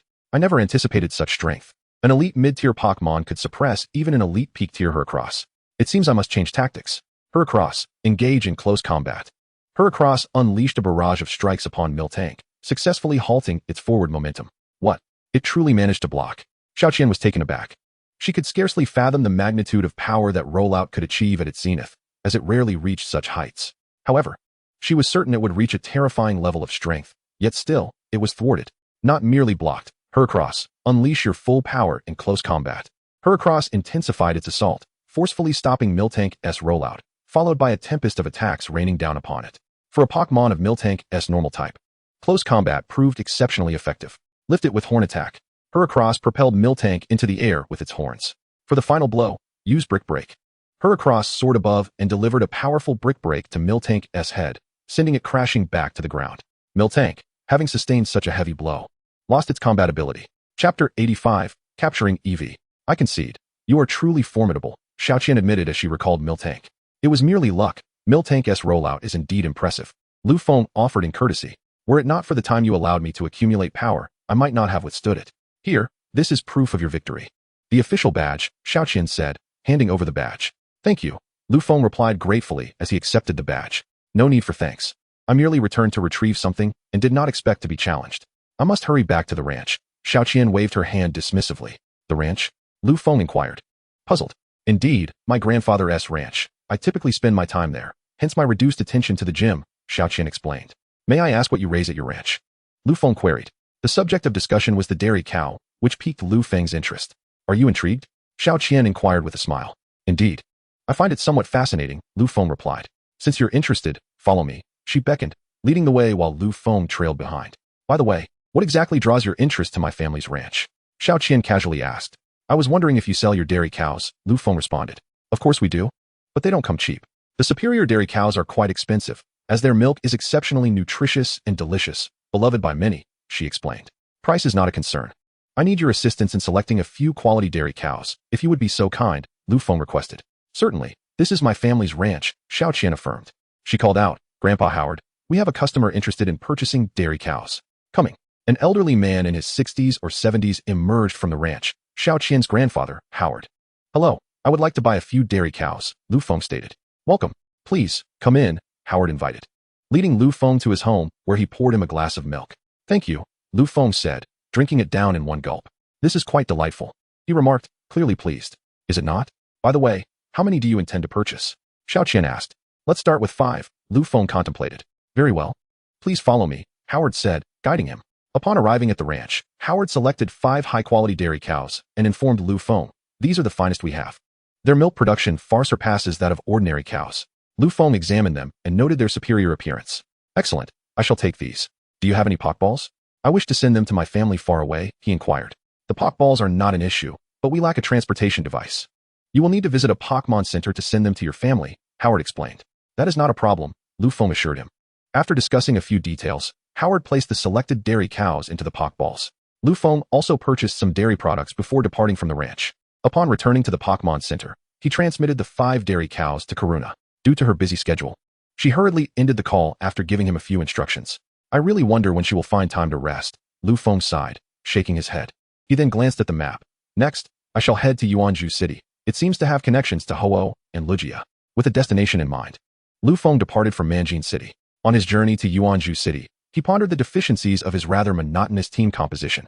For fire types, he had Charizard and Fire Mouse, with Charizard also possessing flying attributes, providing aerial combat strength. For water types, there was Gyarados, and for bug fighting types, there was Heracross.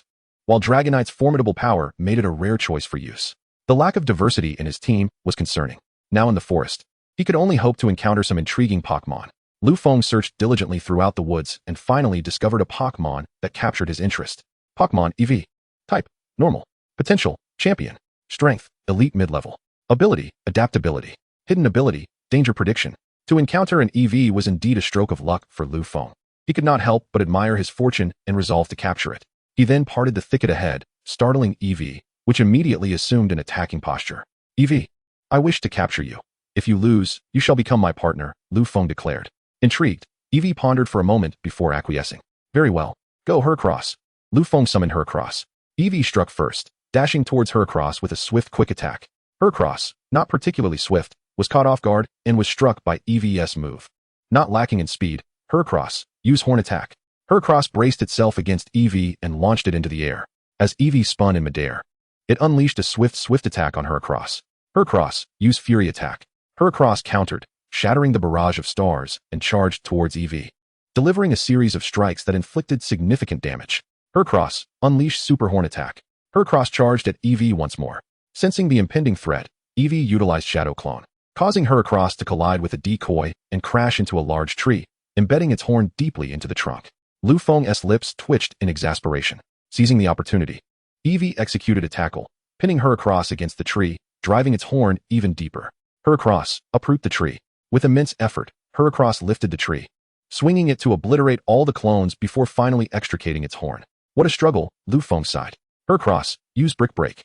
Heracross charged forward, and as Eevee countered with Tackle, the two moves collided, launching Eevee away. Go Pokeball.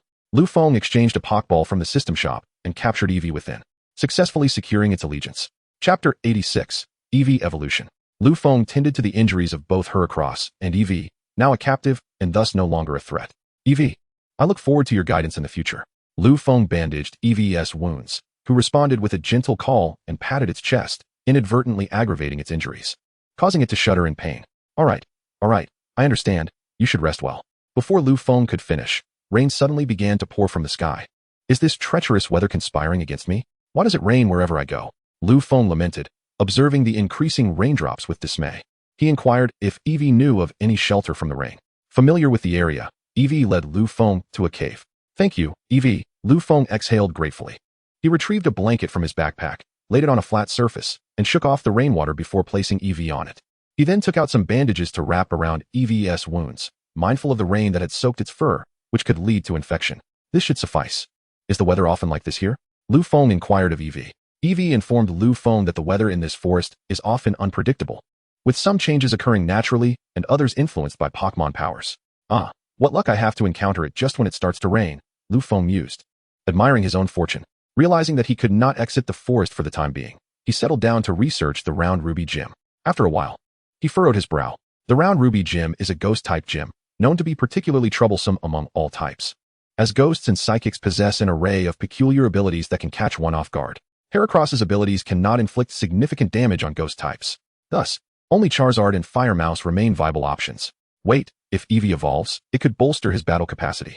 However, premature evolution could pose its own challenges, making it difficult to revert later. After contemplating, Lu Feng decided it was best to communicate with Eevee.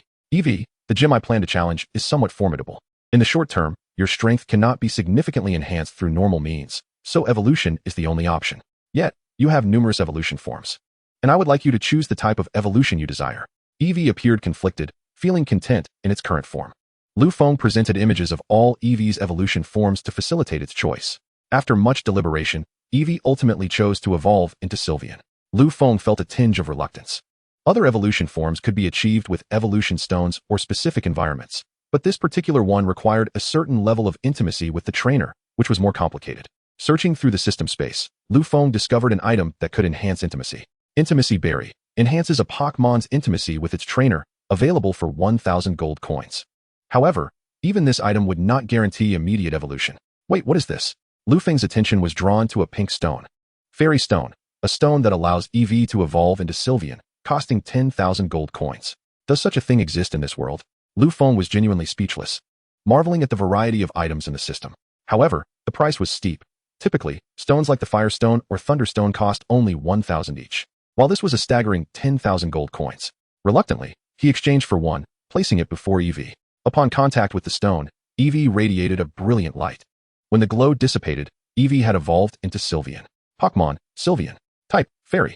Potential, Champion. Strength, Near Champion. Ability, Charming Body. Hidden ability, Pixelate. To his astonishment, its strength had surged to Near Champion level, though due to the nature of hastened evolution, it might struggle to control its newfound power. While Lu Feng was surprised by this enhancement, he also recognized the shortcomings of hastened evolution. Sylveon appeared quite pleased with its current form. Indeed, Sylveon's appearance is the most aesthetically pleasing among all of Eevee's evolution forms, which was precisely why Eevee had chosen to evolve into Sylveon. Lu Feng originally intended for Eevee to evolve into a Moonlight Fairy, as its dark attribute could effectively counter ghost types. However, the Fairy type is also commendable. Although it does not counter ghost types, there are few that can resist Fairy attributes. The Fairy type, being a product of evolution through the power of the forest, is not yet capable of perfectly controlling its strength. For the time being, I shall not confine you within a Pokeball. Instead, you must train to stabilize your power. Do you understand? The fairy nodded, showing no reluctance towards training. Rather, it was brimming with determination. Little one, let us hope you won't be in tears later on. Witnessing such fierce resolve from the fairy for the first time, Lu Feng felt a sense of anticipation regarding its training, pondering whether it would be unjust not to push it to its limits. Thus began a rather arduous 3 days for the fairy. Lu Feng utilized this forest as a training ground, not only allowing the fairy to train there, but also unleashing Charizard and Fire Mouse. As for Gyarados, there was no suitably large lake nearby, making it less than ideal for its training. After these 3 days, the fairy returned, battered and bruised. Its once vibrant coat now dulled, resembling that of a Moonlight Fairy, appearing on the brink of exhaustion. During this period, Lu Feng had shown considerable care towards the fairy. Daily, it scurried through the forest burdened by a heavy iron shell, which became even more cumbersome during the rain. On one occasion, it did not return to the cave and collapsed from fatigue outside, only to be retrieved by Lu Feng. How does that feel? Lu Feng placed the fairy in warm water for recovery. The fairy indulged in the soothing bath, emitting a contented sigh. Lu Feng smirked, hoping it would still find joy in the experience soon. After a while, the fairy felt an intense heat coursing through its body and sprang out, hopping frantically on the ground. You have been undergoing high-intensity training, leaving some hidden injuries within you. I infused the water with some herbs to alleviate fatigue. The effect is commendable, but prolonged exposure will cause your body to heat up, Lu Feng explained. In response, the fairy rolled its eyes, silently regarding Lu Feng with suspicion, feeling as though this was intentional. All right, we have lingered here long enough. We must depart tomorrow, as it is nearly time for you to showcase your abilities. Lu Feng stated. With the night yet to fall, Lu Feng resolved to venture out in search of sustenance. He strolled through the woods, seeking any fruits that might be present. After considerable effort, he finally discovered some fruits that appeared quite palatable. However, as he returned with his bounty, the sky unexpectedly opened up with rain. Lu Feng furrowed his brow, thinking to himself, this rain certainly knows how to pick its moments. Realizing he could not afford to delay any longer, he quickened his pace. His silhouette, racing through the rain, gradually faded into the vastness of the forest. Chapter 87, Challenge at the Yuanzhu Gym. Is this Yuanzhu City? The charred tower is indeed delightfully crispy on the outside and tender within, far more realistic than depicted in the original story. Upon finally reaching Yuanzhu City, Lu Feng was instantly captivated by the charred tower. It is said that when the burned tower ignited, 3 unknown Pokémon perished in the flames. Subsequently, Ho-Oh descended upon this place and bestowed upon them new life, transforming them into what would later be known as the legendary beasts, Nti, Raikou, and Suicune. These legendary beasts then traversed the world on behalf of Ho-Oh, observing the realm and seeking trainers with pure hearts. Oh, Ho-Oh, I wonder where you soar now. Lu Feng found himself missing Ho-Oh, and thought that since the burned tower was associated with the legendary creature, it might be worthwhile to pay a visit. Upon arriving at the burned tower, Lu Feng beheld the structure, charred and blackened, with hardly a sound remnant of its former glory. Even the relatively intact sections had succumbed to the ravages of time. How could this tower have fallen into such disrepair? It was astonishing that humanity once attempted to subdue Ho-Oh out of fear of its power. It's a miracle the legendary bird did not incinerate this place. Lu Feng mused. To think that someone would still visit the burned tower, such a rarity. Suddenly, the door of the tower swung open, and a figure emerged. Who are you? Lu Feng inquired. My apologies, I neglected to introduce myself. I am Xiaosong, a gym trainer from the Ecology gym, the figure replied. Hello, I am Lu Feng. I did not expect to encounter a gym trainer here. I had planned to visit the Ecology gym after exploring the burned tower, Lu Feng remarked. So, you are here to challenge the gym? No need to rush. I completely agree with what you just said, Xiaosong responded. Lu Feng paused for a moment, and Xiaosong continued. I am a descendant of those who once communicated with Ho-Oh. But after Ho-Oh departed from Ecology City in disappointment with humanity, it has not responded to us or returned for 300 years. Now I understand, Lu Feng said, enlightenment dawning upon him. I apologize. It has simply been so long since I've encountered anyone at the burned tower, and I may have spoken too much. After all, to most people today, it is merely a charred ruin. Well then, shall we proceed to the gym? Xiaosong led Lu Feng to the Ecology gym. The match will be a 3-on-3 battle. Once all of one side's Pokémon are unable to battle, the match will conclude. Only the challenger has the right to substitute Pokémon. Is that clear? Xiaosong stated. Lu Feng nodded, indicating his understanding. Then, this is my first Pokémon. Go, Ghastly. Xiaosong sent forth Ghastly. My first Pokémon is Magmar, Lu Feng declared, releasing Magmar. Magmar, use Flame Wheel. Magmar transformed into a fiery wheel and charged forward. But Ghastly nimbly ascended into the air, evading the attack. Magmar, use Flamethrower. Lu Feng commanded. Ghastly, use Lick. Xiaosong countered. Magmar attempted to unleash Flamethrower, but Ghastly's Lick interrupted the attack. Ghastly, use Shadow Punch. A fist enveloped in shadow struck Magmar, causing it to stagger backward. Ghastly, use Shadow Claw. Ghastly transformed its fist into a claw and lashed out, sending Magmar reeling several meters before it regained its footing. Ghastly, use Shadow Ball. Ghastly hurled a dark purple sphere of energy. Magmar, use Flamethrower. The Fire Mouse retaliated with a jet of flame, dispersing the Shadow Ball and striking the Ghastly. Such formidable flames. It appears I cannot engage you head-on just yet. Ghastly, employ Hypnosis. Ghastly's eyes gleamed with a red light, attempting to lull the Fire Mouse into slumber.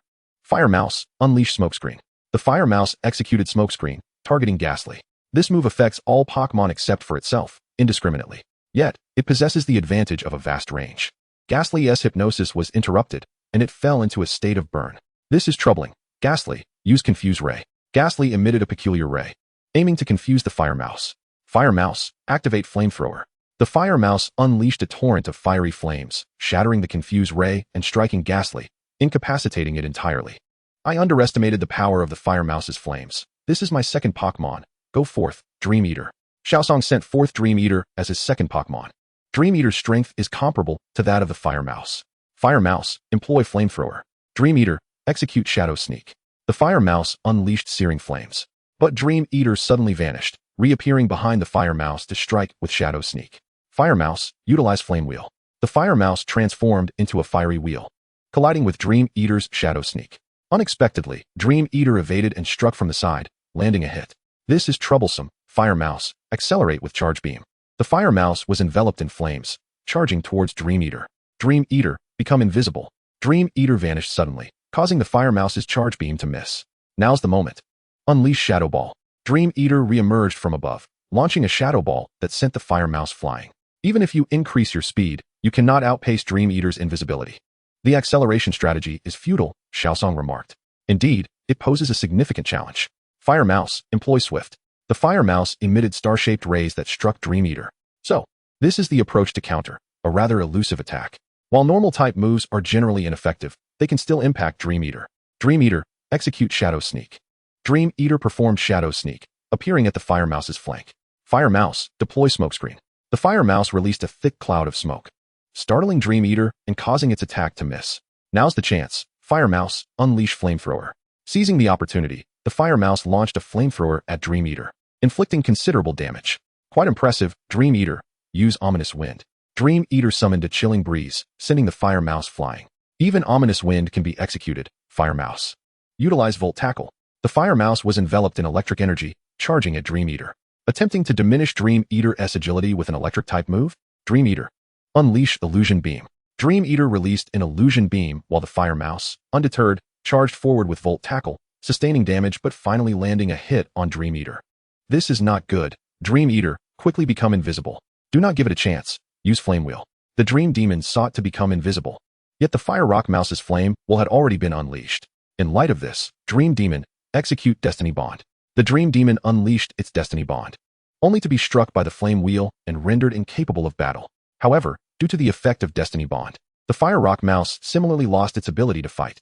I was solely preoccupied with the Dream Demon's Song of Ruin, neglecting the implications of Destiny Bond. Lu Feng recalled the Fire Rock Mouse. I had intended to use the Song of Ruin, but you relentlessly pursued me, offering no respite. Fortunately, you two eventually deployed Destiny Bond, yielding a similar outcome. Xiaosong also withdrew the Dream Demon. Chapter 88, Battle against Jengar. Yet the next encounter is the final one. Go forth, Jengar. Xiaosong finally summoned Jengar. Allow me to reveal the trump card I prepared for this challenge. Go forth, Sylveon. Lu Feng summoned Sylveon. Is this truly the fabled fairy-type evolution of Eevee? It appears rather formidable. This is my first time facing a fairy-type adversary, Xiaosong remarked. This is also my inaugural battle against a fairy-type partner. Sylveon, deploy Misty Terrain. Sylveon conjured a Misty Terrain, enhancing the fairy-type's prowess while preventing both sides from succumbing to status conditions, simultaneously having the power of dragon-type moves. A terrain-based maneuver, Jengar, unleash strange light.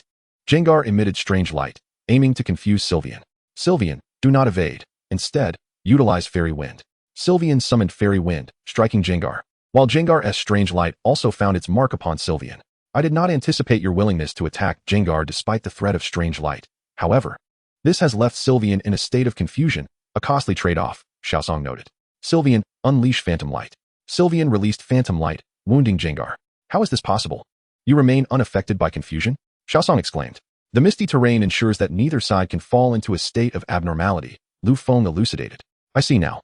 Having never encountered a fairy-type opponent before, I have certainly learned a lesson. Jengar, deploy Sludge Bomb. Jengar expelled a powerful stream of toxic sludge, impacting Sylveon, who staggered several meters back before regaining its footing. Such formidable strength. Lu Feng hastily employed the insight technique. Pokémon, Jengar. Type, Ghost, Poison. Potential, Champion. Strength, Nearly Champion. Ability, Cursed Body. So it is also a near champion. No wonder that attack was so potent. Sylveon, unleash Moonblast. Sylveon released a pink sphere of light, launching Jengar away. So it too is a near champion. Jengar, utilize Shadow Punch. Shadow energy enveloped Jengar's fist as it lunged towards Sylveon. Sylveon, entwine its fist with your ribbons. Sylveon wrapped its ribbons around Jengar's fist, halting its advance. Now's your chance, unleash Moonblast. Sylveon seized the opportunity to strike Jengar with a lunar attack. Jengar, quickly break free. Use Dark Pulse. Sylveon, employ Fairy Wind. Gungue unleashed a beam of deep purple-black light, while the fairy-type Pokémon, Xianzi Jingling, countered with its own Fairy Wind.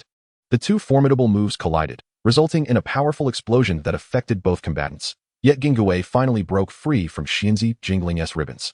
Gungue, create some distance and unleash Mud Bomb, commanded Lu Feng. Gungue hurled a toxic sludge at Xianzi Jingling, who attempted to defend with its ribbons, but still sustained damage. Xianzi Jingling utilized Shadow Ball. The fairy-type Pokémon conjured a sphere of purple-black energy, but Gungue evaded the attack by vanishing into the shadows. Lu Feng, feeling increasingly exasperated, glanced upward. Xianzi Jingling, direct your Fairy Wind upwards. The fairy-type Pokémon summoned a gust of Fairy Wind, revealing Gungue's location. How did you know where Gungue was? Xiaosong gasped in surprise. Ghost Pokémon typically inhabit cooler environments, and I possess a sensitivity to temperature, which led me to its position, Lu Feng explained. However, the truth was that he had merely used his Sharingan to discern Gungue's whereabouts. Then why didn't you find it in the first two battles? Xiaosong inquired. During those encounters, the flames of Huinshu were excessively hot, obscuring any anomaly. Lu Feng feigned a sense of helplessness, although he had not initially intended to rely on his Sharingan. Now I understand, Xiaosong conceded, trusting his explanation. I shall continue my assault with a barrage of toxic spikes. Gungue unleashed a relentless stream of potent venom, yet Xianzi Jingling's ribbons deftly swept them all aside. What an annoying ribbon, Gungue exclaimed. Use Shadow Clone. Then follow up with Shadow Ball. Gungue summoned numerous clones, all of which launched Shadow Balls simultaneously, striking Xianzi Jingling and inflicting considerable damage. Xianzi Jingling, employ Magical Shine. The fairy-type Pokémon emitted a blinding light, sending both the clones and Gungue flying. It has quite a wide range. Gungue, execute Dark Pulse. Gungue expelled a beam of purple-black energy towards Xianzi Jingling. Xianzi Jingling, counter with Fairy Wind. The fairy-type Pokémon summoned Fairy Wind to meet Dark Pulse, and the two powerful moves clashed, ultimately neutralizing each other. Gungue, unleash Shadow Ball. Xianzi Jingling, use Moonblast. Gungue fired a purple-black sphere, while Xianzi Jingling retaliated with a pink sphere. The collision resulted in a tremendous explosion, yet neither side gained the upper hand. Xianzi Jingling, activate Swift. However, as a normal-type move had no effect on Gungue, it stood its ground and retaliated with Shadow Punch. Gungue charged forward, disregarding Swift, only to be struck and sent soaring into the air before crashing back to the ground. What on earth? How can a normal-type attack harm a ghost-type? Xiaosong was on the brink of insanity. Xianzi Jingling's hidden ability, Pixelate, converts normal-type moves into fairy-type attacks, Lu Feng clarified. My goodness, are fairy-type Pokémon truly that troublesome? Xiaosong mused, feeling as if a visit to the hospital was imminent after this battle. Xianzi Jingling, unleash Hyper Voice. The fairy-type Pokémon emitted a colossal sound, threatening to shatter Gungue's eardrums. Jengar unleashed the Curse of Night. Twin beams of light emanated from its eyes, and the fairy-type Pokémon attempted to fend them off with its ribbons, yet was still sent reeling. It was unexpected to face such a formidable opponent. However, both the fairy-type Pokémon and Jengar were nearing their limits, and it was imperative to conclude the battle swiftly. Fairy-type Pokémon, utilize Illusion Beam. The fairy-type Pokémon cast the Illusion Beam, but Jengar countered with the Curse of Night, successfully deflecting the beam. Useless. Jengar, employ Shadow Punch. Fairy-type Pokémon. Execute Ultimate Impact. Jengar struck with Shadow Punch, while the Fairy-type Pokémon retaliated with Ultimate Impact. The collision of the two Pokémon resulted in a shockwave that fractured the ground, reducing some rocks to mere dust. Who emerged victorious? Lu Feng and Xiao Song could not discern the outcome until the shockwave subsided, prompting them to hastily glance at the battlefield. The Fairy-type Pokémon remained standing, albeit battered and bruised, yet far better off than Jengar, who had succumbed to exhaustion. Well done, Fairy-type Pokémon. I apologize, this is my first battle with you, and I couldn't fully showcase your abilities. Lu Feng expressed regret. The Fairy-type Pokémon shook its head, calling out to Lu Feng before wrapping its ribbons around his arm. Thank you, Lu Feng said, gently petting the Fairy-type Pokémon's head. He then turned to Xiao Song and declared, I have triumphed in this battle. Indeed, Xiao Song replied wearily. I haven't felt this drained in ages. However, I would never wish to face a fairy type again. My initial strategy was to put you to sleep with hypnosis and follow up with Dream Eater, but your misty terrain completely disrupted my plans. Your sensitivity to temperature, combined with the fairy type's innate defenses, was quite overwhelming. Huh, shouldn't I receive my badge now? Lu Feng inquired, sensing that Xiao Song was left with a psychological scar from this encounter. Oh right, I almost forgot. Here is the proof of your victory, the Phantasm badge. Take it. Xiao Song handed over the badge. Thank you. I shall take my leave now. Lu Feng accepted the badge. Please do, as I truly do not wish to see you any longer, Xiao Song said with a hint of annoyance.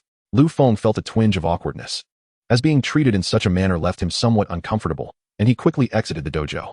Chapter 89. Arrival at Snowy Mountain. Alas, I never expected to push someone who is not a dedicated dragon-type trainer to such lengths. What a misstep, Lu Feng mused awkwardly as he left the dojo. The fairy-type Pokémon gently shook Lu Feng's hand with its ribbons and called out to him. Lu Feng, puzzled, asked, Do you not wish to return to your Pokéball? The fairy-type Pokémon nodded affirmatively. Very well, but please return briefly. We shall head to the Pokémon Center for your treatment. Once you are healed, I will take you on a little adventure. How does that sound? Lu Feng pondered, realizing that allowing the fairy-type Pokémon some time to frolic would be delightful, and thus he agreed. After arriving at the Pokémon Center and ensuring the fairy-type Pokémon received proper care, Lu Feng kept his promise and took the fairy-type Pokémon on a tour of the renowned attractions in Yuanzhou City. As they traversed the streets, the fairy-type Pokémon garnered an astonishing amount of attention, with several groups of people inquiring about its origins. Oh, I have come to realize that bringing you out to play was a rather ill-fated decision, Lu Feng lamented. He had never been particularly fond of crowded places, and now, accompanied by the fairy-type Pokémon, he found it impossible to relax. The fairy-type struck a haughty pose, prompting Lu Feng to roll his eyes in exasperation. What a fascinating creature. So beautiful, he mused. Suddenly, a girl clutching an Eevee approached, her gaze fixated on the fairy-type, inspecting it from every angle. This is a fairy-type Pokémon, the evolution of Eevee, Lu Feng explained, noticing her interest. Fairy-type? Does Eevee have such an evolution? The girl seemed unaware of this new development. This is a recent discovery. It can only be found in the Kalos region at present, Lu Feng replied. That's amazing. What type is it? She inquired eagerly. It's a fairy type, which is also a newly identified attribute, Lu Feng elaborated. I had no idea Eevee had such an evolution. This outing has truly been enlightening, she exclaimed. Oh dear, I forgot to introduce myself. I'm Sakura. Pleased to meet you. I'm Lu Feng. Likewise a pleasure, he responded. Would you like to join my family's tea party? My sisters have other Eevee evolutions. Sakura offered. I'm afraid I must depart from Yuanzhou City soon, so I don't think I'll have the time, Lu Feng replied apologetically. I see. What a pity. Sakura said, disappointment evident in her voice. Indeed, I must take my leave now. Come along, fairy type, Lu Feng said, departing. Having enjoyed the day, he checked his next destination, Asagao City, and resolved to head there. After a restful night, he left Yuanzhou City. What is this place? Lu Feng wondered as he arrived in an arid region that once seemed to be home to a civilization known as the Iron Cannon Fish, though it appeared to have long since vanished. Who are you? What brings you to this desolate place? At that moment, a Miss Joy appeared, having approached from a narrow path. Hello, I'm Lu Feng. I just examined the inscription over there. Did the events mentioned actually occur here? He inquired. You can decipher the inscription? Impressive.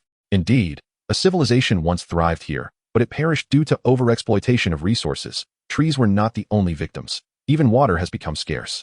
However, every decade, a surge of fresh water flows down from that mountain, barely sustaining life here, Miss Joy explained. Lu Feng recalled that the original text had mentioned this event, hinting that the Iron Cannon fish on the mountain were somehow responsible for the region's survival. Excuse me. I must attend to some matters, Lu Feng said, preparing to leave. Are you not going to the Pokémon Center to rest? Miss Joy asked. Apologies. But I have other obligations, Lu Feng replied before bidding her farewell. Shortly after he departed, a torrential downpour ensued, revitalizing the area. 3 days later, Lu Feng arrived at a snowy mountain known as Snowy Peak, rumored to be a sighting location for Articuno, and he decided to try his luck. Articuno. Encountering one would indeed be splendid. Wait, is that Kona? Lu Feng gasped in surprise. He was astonished to see Kona here. Kona seemed to hear Lu Feng's voice and turned around in surprise. Little Feng, what a coincidence to find you here. Lu Feng quickly stepped forward and asked, Sister Kona, how did you end up here? Kona replied, I heard rumors of the appearance of Articuno, so I came to see if I could encounter it. Articuno is a level 3 deity. Sister Kona, no offense, but you might not stand a chance against it, Lu Feng remarked. What nonsense are you spouting, you little rascal? Kona playfully tapped Lu Feng on the head. However, if you do manage to find Articuno, then DUI would stand no chance against you, Lu Feng added. Indeed. DUI is exceptionally strong, but I've managed to keep him in check until now. Perhaps after our last battle, he was somewhat inspired.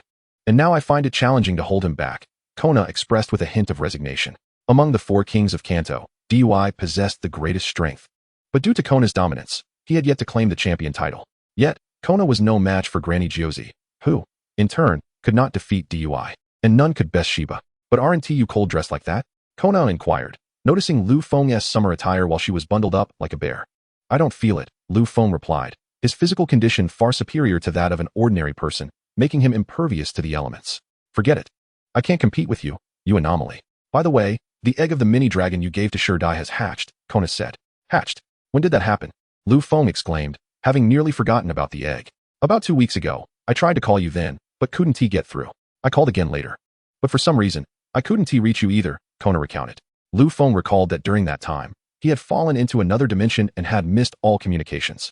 I apologize. I was in a forest then, so I didn't receive any messages, Lu Feng said, trying to ease Kona's concerns without revealing the truth. Well, there's nothing that can be done. After all, signal reception is poor in forests, Kona reasoned, unaware of the actual circumstances, as such situations often occurred for travelers. By the way, do you know where Articuno is? Lu Feng asked. I have no idea. I've been searching here for several days, but still can't find it. I'm beginning to doubt the authenticity of the rumors, Kona said with a frown. I'll help you look. Perhaps we can find it together, Lu Feng offered. That is wonderful. It's rather dull to search alone, and with you by my side, I'm sure I can capture Articuno this time, Kona exclaimed with excitement. Chapter 90. Capturing Articuno. Hey, are you asking me to help you catch Articuno, or to cook for you? Lu Feng said, noticing the bags of ingredients in Kona's hands. Feeling a headache coming on. Both, I suppose. I'm not particularly skilled in cooking, so I'll have to rely on you, she replied. There's a snow cave over there where I usually rest. Kona led Lu Feng to her hiding place in the snow cave. I recall there should be a Pokémon center beneath the snow-capped mountains. Why do you insist on resting here? Lu Feng questioned. Returning to the Pokémon center requires going down the mountain, which is too cumbersome. What if we lose track of Articuno in the process? Kona explained. Then Lu Feng beheld an array of items within the snow cave. Tents, sleeping bags, cooking utensils, and even a pot specifically designed for hot pot. You've truly prepared thoroughly, Lu Feng remarked with a twitch at the corner of his mouth. Hee, since you're here today, let's get cooking. I think we'll have hot pot, Kona chuckled. What? Shouldn't I be the guest here? It ought to be you treating me, Lu Feng retorted with a hint of annoyance. Oh dear, little Feng no longer loves me, boo-hoo. Kona feigned a pout. All right, you little winner, I'll go prepare the meal, Lu Feng conceded, completely overwhelmed. Knowing she was merely pretending to cry left him helpless, truly. It was rather exhausting. Little Feng, you sometimes underestimate the Elite Four and the champion, Kona suddenly stated during their meal. Lu Feng paused, inquiring, what do you mean? You must understand, the Elite Four and the champion represent the strongest forces of a region. For instance, Pokémon of the Elite level can even rival those of the champion level when in the hands of the Elite Four. That day, Dewey was indeed underestimating. Without legendary Pokémon, you still wouldn't stand a chance against Dewey and me, Kona explained. I can't be that weak, can I? Lu Feng responded with a sheepish tone. Of course not that weak, but there remains a considerable gap between us, Kona continued after a brief pause. As for champions, they are even more formidable. Take your sister for example. She is a remarkably powerful presence among champions. Her Mega Gardevoir possesses the strength of a level 3 deity, and combined with Karuna's battle experience. She might not defeat a level 2 deity, but she can certainly contend with one. Moreover, there's Cynthia, the champion of Sinnoh, and Steven, the former champion of Hoenn. They even possess the capability to confront level 2 deities. Is my sister really that strong? Lu Feng exclaimed in surprise. Indeed, I have never managed to win against her. Kona shrugged. Then, Kona, if you were to exert your full strength, could you contend with a level 2 deity? Lu Feng asked curiously. No, I'm not that strong. I hope that Articuno remains within my capabilities, Kona replied. I'll have Lugia search for it. Lugia, can you locate it? Lu Feng communicated telepathically. Rest assured, master. Articuno is perched upon a cliff at the mountain's summit, Lugia responded. Alright, Kana, let's go.